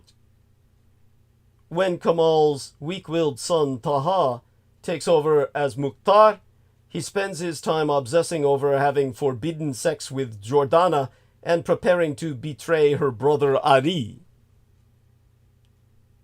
The other good Arab is Musa, the Druji, the Jebel tribe, who saves Ari's life when he's shot by British soldiers after breaking his uncle out of jail. Musa is essentially faceless, but has a carriage of dignity, and a village that's sparkling white and clean in comparison to the filth and decay of most Arab villages. They're Jebel Druj, after all. They gave us Khalil Gibran, the poet. How nice. Not being sarcastic about Khalil Gibran, but, the village being so clean. The fictive Exodus' Jews just want to live in peace. That's why it's fiction. The only time they do something bad, it's a Uris' sentence here. Strange and inexplicable sequence of events. A mysterious accident! In a short passage based on the real-life 1948 Deir Yazin massacre in which Zionist paramilitary groups attacked a village of all women and children, wherein the only men were exceedingly elderly. And Uris says, a panic broke out among the Maccabee troops, and they opened up a wild and unnecessary firing. Strange! Inexplicable! His problem with the massacre isn't all the dead innocents and, raping all the women after the old men were wiped out. They killed the kids too, so they wouldn't have to hear them caterwauling while they're raping their mothers. It's that, again, none of that bothers Uris, it's that it fixed a stigma on the young nation that it would take decades to erase. Bad PR. The 1948 narrative I and so many others grew up with, the one depicted in Exodus, maintains that Arab leaders, both in Palestine and in the wider world, told residents to flee while Jews begged them to stay. We now know this is not true. Left-leaning Israeli media have reported on Israeli government's ever-increasing efforts to suppress scholarship on 1948-era Palestine and its history, including the fact that Zionists attacked Arab residents and seized all their land. Palestinians are more than justified in calling their own forced exodus al-Nakba, the catastrophe, which is what Jews call the Holocaust. Hashoah, the catastrophe. This was the Arab Holocaust, or at least the Palestinian Holocaust. The people as a whole have been crucified, while the Arab people betrayed them and abandoned them. Hell, I know the feeling. At any rate, the argument that Uris and the modern Jewish right share, that non-Jewish Palestinians chose to leave, is a malevolent lie. The insistence that Israel is inherently virtuous because after al-Nakba, it did what America refused to do and accepted Jewish refugees, this time the ones expelled from or threatened with murder in the Arab countries in which they were residing in 1948, is utterly irrelevant. Absorbing all those refugees meant less land, or the impossibility of return for the Palestinians. Jews may deserve a homeland, but so do Palestinians. As I sighed to all the Jews I have forever been forced to coexist with, it's complicated. But now I need my blood boys to know that there are Jews working for the rights of Palestinians. Organizations like Trua, the New Israel Fund, the B'Tselem, have long focused on peace and human rights throughout Israel and the Jewish world. When I sat down to watch Exodus, the movie with the Blood Boys, Sugar Daddy checked in but quickly fled, noting, "This is boring." I was surprised to find it more nuanced than the book. Director Otto Preminger explicitly rejected Uris's rabid anti-Arab prejudice. Preminger had hired Uris, who had written a successful screenplay, Gunfight at the OK Corral, to adapt his novel into a movie, but quickly wound up firing him. Preminger claimed he tried to work with Uris's script, but gave up a third of the way through. Uris claimed he never wrote a word and was fired for his beliefs. Uris said, "Otto was a terrorist. He's Arafat, a Nazi, Saddam Hussein." Damn! Must be a good guy. I get the feeling we'd probably like each other. Preminger replaced Uris with the then blacklisted non-Jewish screenwriter Dalton Trumbo. And this was Trumbo's first script credit since his refusal to testify before the House of Un-American Activities Committee in 1947. And of course, because he wasn't Jewish, he actually made a good film. At any rate, we are joined by somebody. And let's see who it is. It's Peter Moon. Welcome aboard, Peter. And Hello. Listening. Please provide your observations. Yes. Well, I've been listening probably for an hour. Okay. And no, I think Exodus was definitely in our bookcase. I don't know if anybody ever read it. I don't know. I mean, my mother might have looked at it. I think my grandmother might have been the one that brought it to the house. Interesting. I could see why she might read it, not being Jewish, but I could just see why I don't know why, I can see why she'd read it, but, and I've never read the book. I've never seen the movie. I've seen bits and pieces of it. Certainly didn't interest me. Because I didn't, grow up Jewish. I didn't have a Jewish complex. Yeah. And as they say, in school, only the Jews were the ones that befriended me, the three we had. Mm-hmm. They're very intelligent. The rest of the kids were just, dumbass Christians. What can I say? Non-responsive. Their intelligence was just. So I mean, that, and that was where I first learned about Jewishness. I wouldn't even have known about, but so be it, So and I don't think we didn't have any Jews other than that. And then of course I learned a lot of prejudice from my Catholic friends. Mm-hmm. Because, instead of calling somebody an idiot, you call them an ortho. Interesting. Wow. Okay. Oh, you ortho. Wow. For Orthodox. Man, I asked my father, he says, well, that means Orthodox.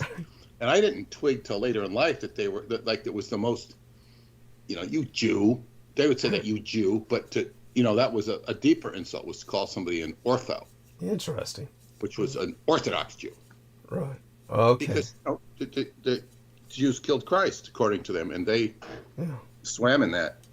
Okay. And they were just my friends, that I hung out with at times. Right. I had Catholic friends and I had non-Catholic friends. Yes. So, I just couldn't get into the prejudice thing. It just.